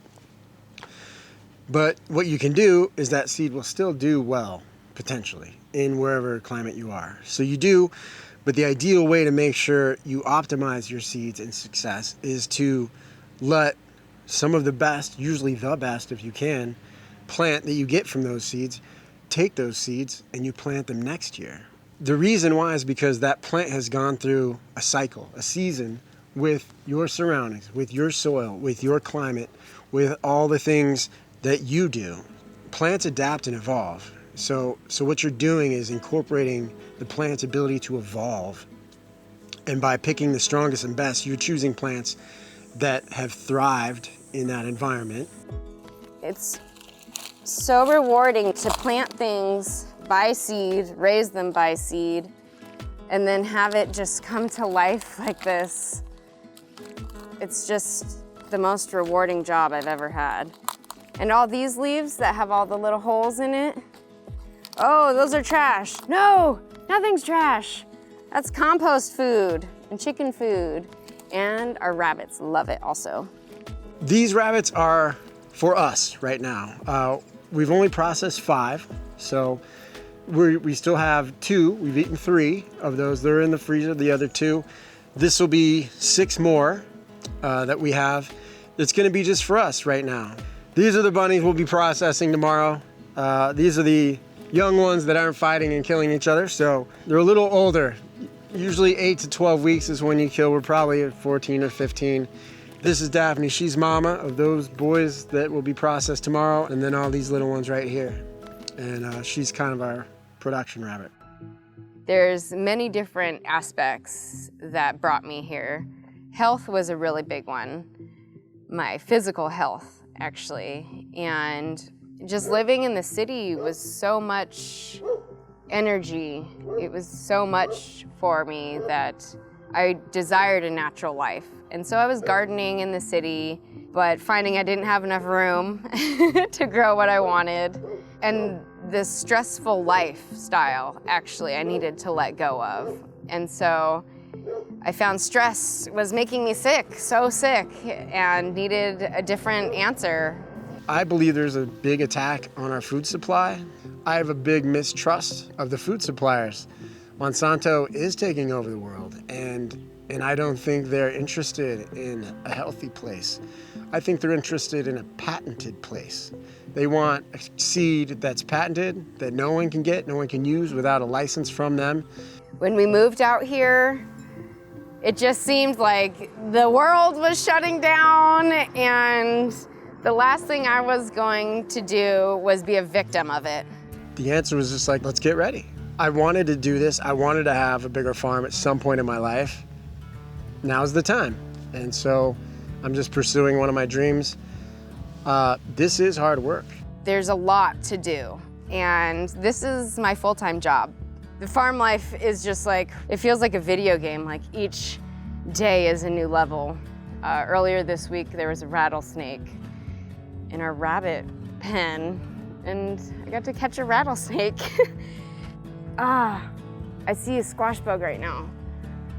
They are the quickest things that will destroy all your squash, your melons, your tomatoes, your zucchini. They will take a zucchini plant out in a day. It's unreal how quick they reproduce and how difficult it is to find them. But I'm a pro now. I'm a bug hunter. And these ones will not survive. What's shocking is we're only on a third of an acre, so 15,000 square feet roughly. In your mind, you're thinking, when you think about every meal you eat every day for an entire year, I'm thinking that must be 2-3 acres. You know, that must be so much. But about a quarter of an acre, a family of 4 can live on a quarter of an acre. Done properly with proper seasons, that's growing your onions, harvesting them, and then putting something in the ground within a few weeks, having those pre-sprouted. There's a lot of logistics, almost like if it were a business. Here, everything comes at once. Harvest happens, and it's starting to happen now, which is one of the funnest times because there's just so much bounty and so much abundance. It's pretty amazing. But it all goes bad. So as a homesteader, you have to learn how to can. Root cellars are very important. You take your squash, they can last 6 to 9 months in a good root cellar, but you leave it out on a tray, well, you get 1 month out of it, you know, and now you've lost half your crop. So we've already harvested most of our onions. There's a few more still coming, but I guess I'd talk a little bit about onions and curing of onions. If you ever gone to the store and you get an onion, and under that first layer or two, there's mold, that's because it wasn't cured properly. There's a way to cure your onions that prevents that. And basically what you do is you let the onions stay in the ground, let the top, the green onion part fall over, and that means they're pretty much ready. And then you want that kind of fall over to be a break so that things don't get in. Now, if you cut that off, that's when molds and things can get in there and kind of take a hold. Here's an example. So some of these we let go because we wanted seeds, but you know, this is falling over. So all we do is we put it on the tray and let it sit. It cures. Ideally, we'd probably like it a little cooler. If we had a root cellar, we'd put it in there. We just don't have one right now. But this is just how we cure our onions so that they'll stay, they'll last. Without Ashley, none of this would be possible. I almost wouldn't want to do it, but because we have this garden. I cannot even imagine my life right now if we weren't together, because our partnership really just launched us into this beautiful dream of a life that you can do alone, but it's really hard to do it with a partner. And it's just so beautiful that we have each other and we have our same goals. Like, we both want this and love doing it. I guess I have had a vision when it's about love, I guess, right? So you're in love, and wouldn't it be great to behold your beloved like the way Adam might have beheld Eve. What I'm experiencing with my Eve, Ashley, is that we are in the Garden of Eden, and sacred places aren't found, they're created. So what was kind of the worst house in the neighborhood is becoming a sacred space for us. And I think people see the flowers and they see the stuff, and maybe they're seeing some magic. We have friends come, and there is something that happens when you come here where you do kind of just let go. Especially if you're in the city vibe, you know, you got a list of things to do and emails to check, and you come up here and the hammock grabs you, and you're watching the evolution happen. And it's a slow evolution. It happens once per year.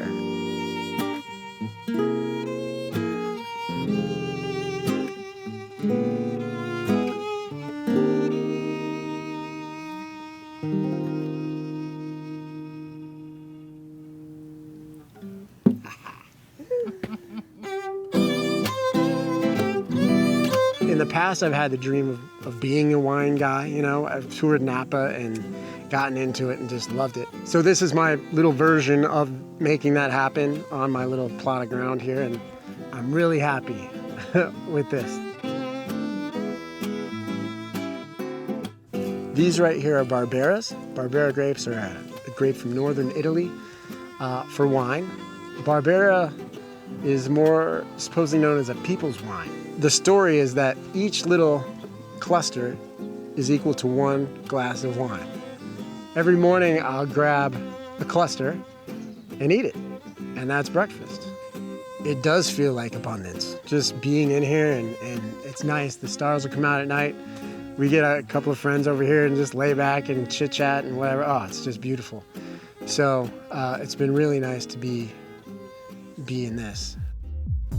I do actually think everyone can live this life, and I think that we're actually intended to live this life.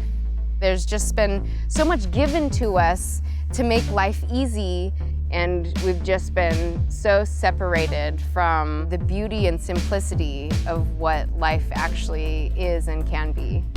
Being able to eat everything that her and I have cultivated, what I'm starting to see is that there is a holistic aspect to it, meaning I've had a house before, I've had gardens, I've had a yard.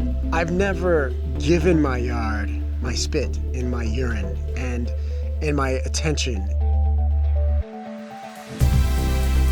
The more I put into the land, the more it gives back. And it's not just in fruits and vegetables. It's love, it's unity, it's connection. It's an interweaving with the property and the land and Mother Earth. What's odd is there's an emotional component that comes with it, and a psychological component, and a well-being component, and I start to see in my plants and in myself a synergy happening, and it's becoming deeply spiritual.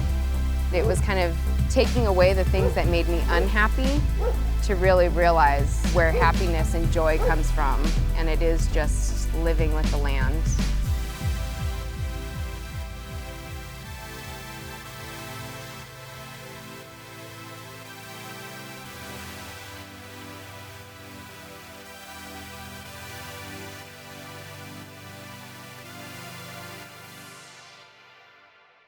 Thanks for watching. We hope you enjoy our documentaries as much as we enjoy making them. Unfortunately, many of our videos don't earn enough YouTube revenue to afford the cost of production. But if you like our content, the best thing you can do is directly support it on Patreon. Plus, you'll get access to behind-the-scenes vlogs and commentary. If you're looking for something more in return, go to paragraphic.io, where you can buy our other products and services. Alternatively, you can shop our Amazon storefront for our favorite equipment recommendations. Also, check out Boca, where you can find beneficial supplements to optimize your productivity. We especially love the lion's mane and mushroom gummies. And finally, consider signing up to Multitude, a platform built for long-form content, where you and other content creators can share and monetize new videos every week.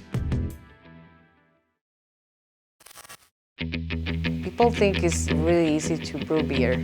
It's always better to use products as natural as possible and let nature do all the steps. That whole lettuce that's out there was from seeds that were harvested inside cool. here. Having a restaurant happened very organically. The food is terrific. We're going to the second day of Oktoberfest. Oktoberfest is not only about beer, it's also about music and dancing and good food. I get so motivated and exciting. Let's go find some fruits. Yeah, this is the sweetest you're ever gonna have. With craft beer, the focus is more on quality and flavor. We give it the proper time. Me llamo Glenda Quesada. I'm a brewer in Costa Rica, and this is the rainy season. Basically, I brew all the beer in kombucha and other fermentations. I also manage the restaurant. I do a little bit of everything. People think it's really easy to brew beer. Okay, so you're brewing today and tomorrow I can drink it? And I'm like, no. It takes time for the yeast to do the magic. So yeah, time. Also, it's more manual when you brew craft beer. There are many differences in the ingredients that you choose to brew your beer or to do a certain style. With craft beer, the focus is more on quality and flavor and things like that. So whatever time the yeast decides to take to brew a beer, that's the time it takes to brew a beer. We give it the proper time and we try to select carefully all the ingredients, try to use everything natural, not adjuncts or anything that is artificial. It's about quality and also they're healthier. When you try to shorten the process, you're gonna use a lot of artificial ingredients to accelerate things, and that can end up being things that are not good for your health, like a lot of sugar in your beer or adding alcohol that is mass-produced, and we try to stick to the way that beer has been brewed for many, many years. So here we have a red ale that I brewed probably 7 days ago. I want to just do a quick test to see how it is going. It's definitely not finished yet. It has to be way more clear. I was expecting it to be a little bit more red than what it is, but it's the first time we're brewing this style, so we'll see.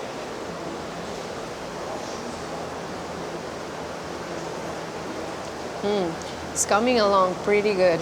I really like it. It has a toasty flavor. It's coming good so far.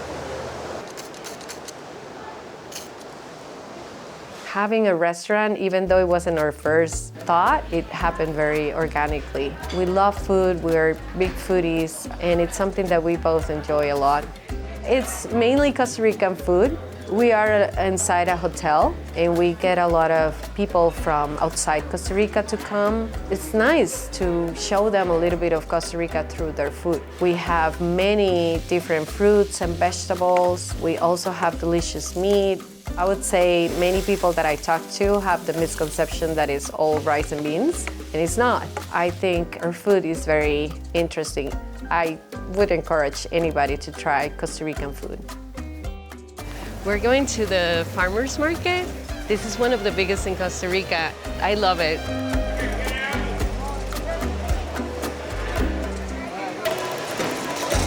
También para el pescado. Huele delicioso. We use a lot of the products there for preparing our dishes. Of course, salads and fruit shakes, but also we use them in sauces that we prepare for ribs that we have. We use fruits in the sauce. We also use vegetables within the dishes, like grilled vegetables or in purees and things like that. ¿Arúgula tenés? Sí, dos, porfa.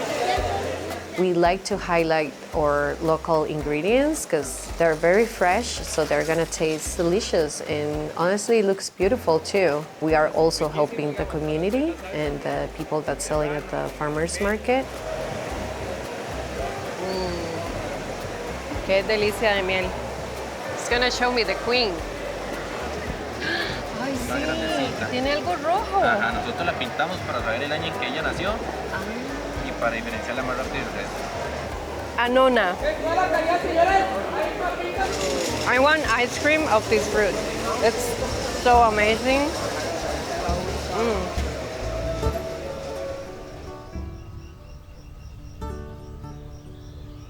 Ted is a friend of mine. We met when I started selling kombucha at a farmer's market. His wife would buy kombucha from me, so we got to talk one day and she's like, oh, you know, my husband has a greenhouse, he's starting that, and he is trying to find customers that really care about organic food and things like that. And I was especially concerned with salads because I know how many fertilizers are in lettuce and all of that. We try to buy as much as possible from him. Of course, it depends on nature and weather. Sometimes some products are not available. It's just this time of the year, the combination of heat and strong rain doesn't let you grow much outside. Yeah, it's been such a weird rainy season. Exactly, and usually here's where we grow all of Didigo's lettuce, out here. These 4 beds can hold 600 heads of lettuce. So we have here another outside area that also has lettuce, but is doing much better because this lettuce is under the shade of the eggplants. So as the sun goes by, it has like a combination of light and shade, and it's just the right balance for it to grow. Look at these. Yeah, so beautiful.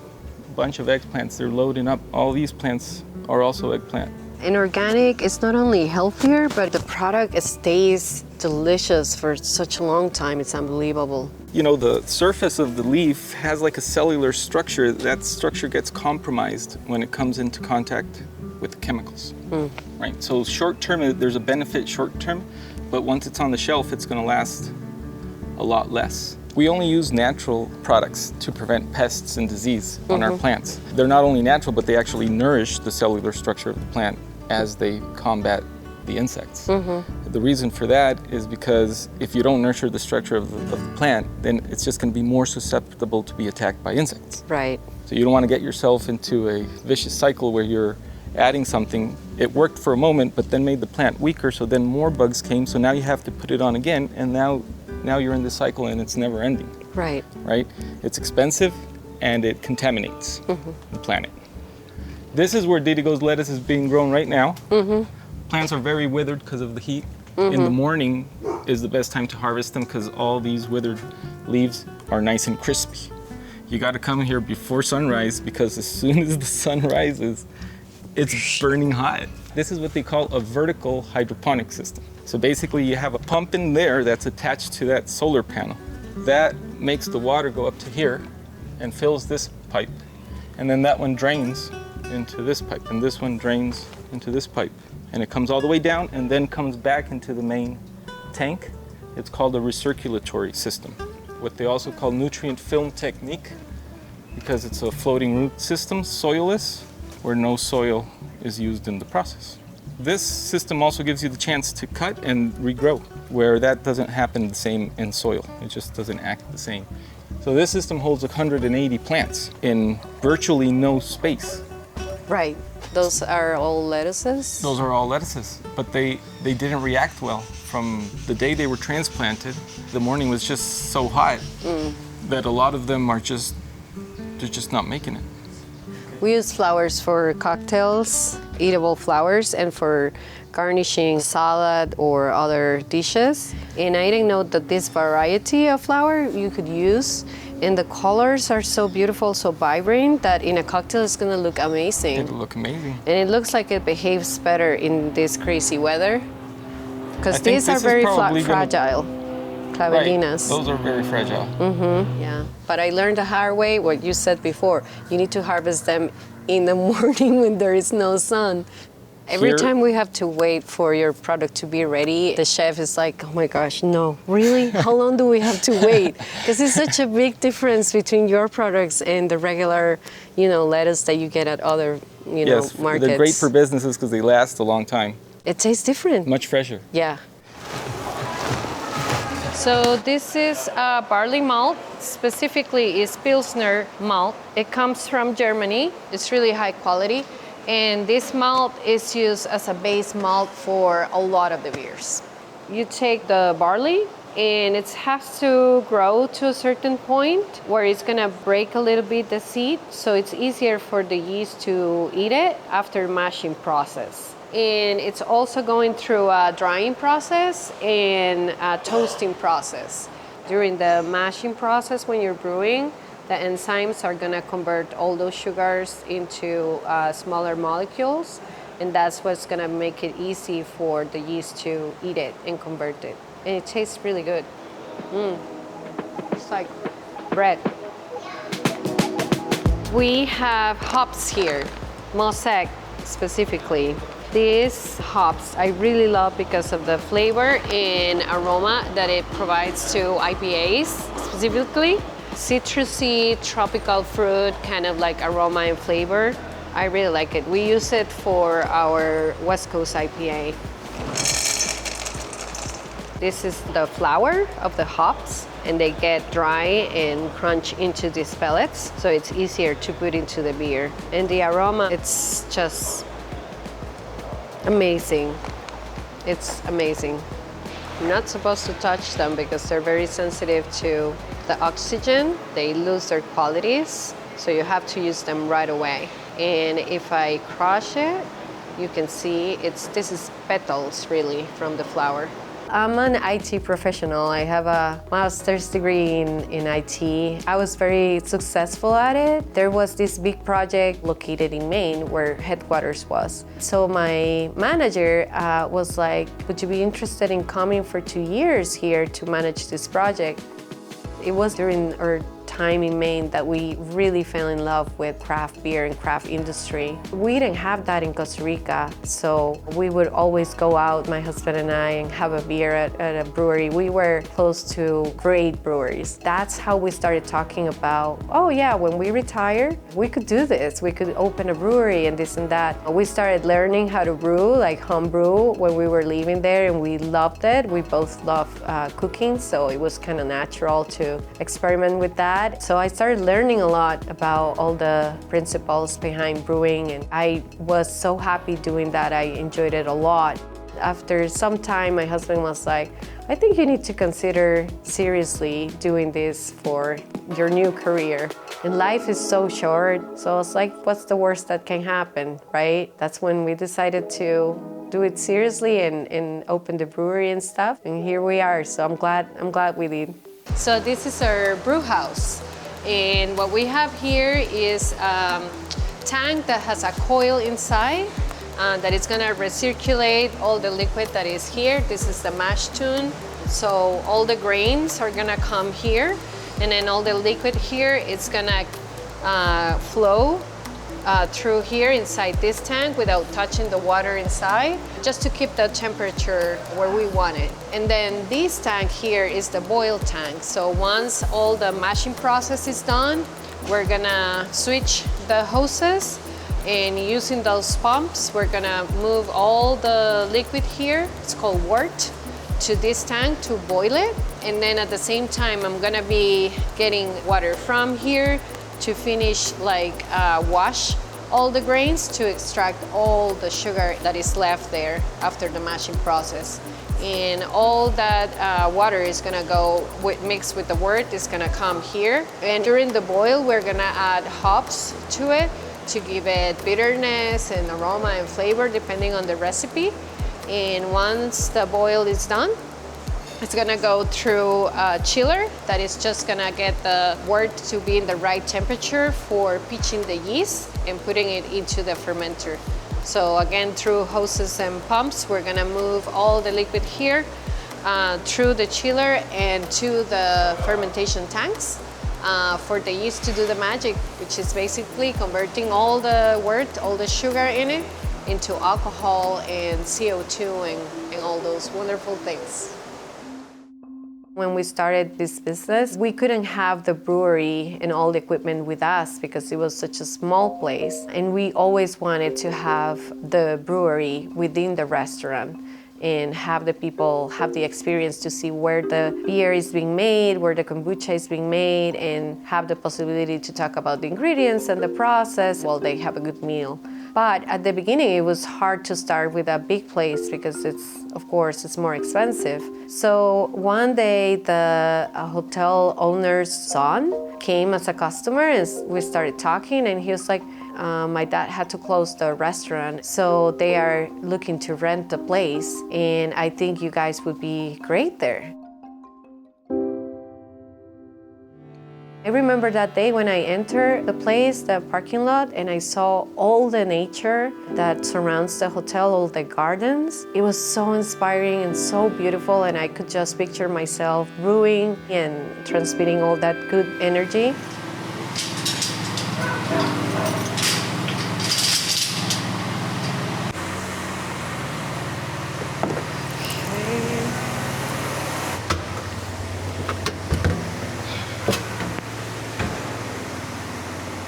Okay, so 2 Faro, 2 hard seltzer, 2 lover, 1 hunter. We're going to the second day of Oktoberfest. It's very exciting. It's the first time we go to an event of this magnitude. So it's a lot of work. It's very crazy, but it's also so exciting, and to be able to get all the people there, which is a lot of people that attend, to get to know your product and your story and the business behind it and the people that make it possible. It's so cool. The Oktoberfest is a big festival for beer drinkers, of course, but it's also about other beverages, and also they have food trucks and games and other forms of entertainment like live music. It's really cool. It has become really popular in the country. It's something people are looking forward to every year. This year is the 10th anniversary for it. We were fortunate that we got invited to participate. It's not easy to get in because it's a very recognized festival, so they want to make sure that the vendors are high quality. So I was super excited that we got the invitation, and of course we said yes.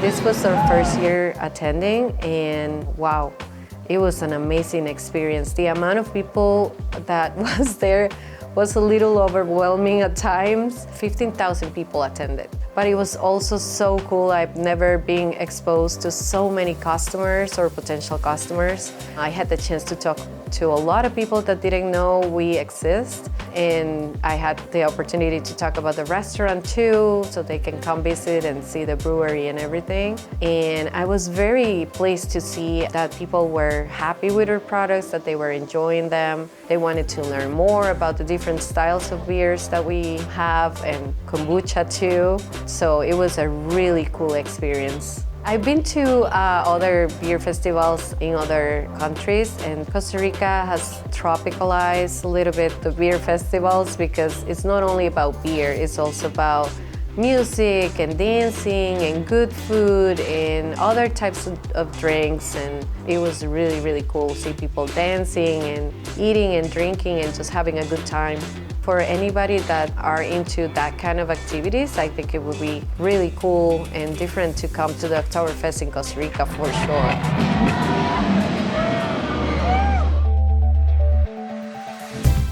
Still, you know, after almost 2 years, when a customer comes and they try the beer and I see a smile on their face and I see that they're pleased, or they're like, oh, wow, I didn't know I could have this style of beer here in Costa Rica. It's just so rewarding. Also, when they ask me about the process, they can learn more about how beer is made, or kombucha, and they learn about how much love we put into it and how much we care about the ingredients we use and how we try to respect the natural process as much as possible. They get very excited, and I think if we can convince one person of that and how important it is to support craft in general and local businesses, I think we have accomplished what we wanted to accomplish.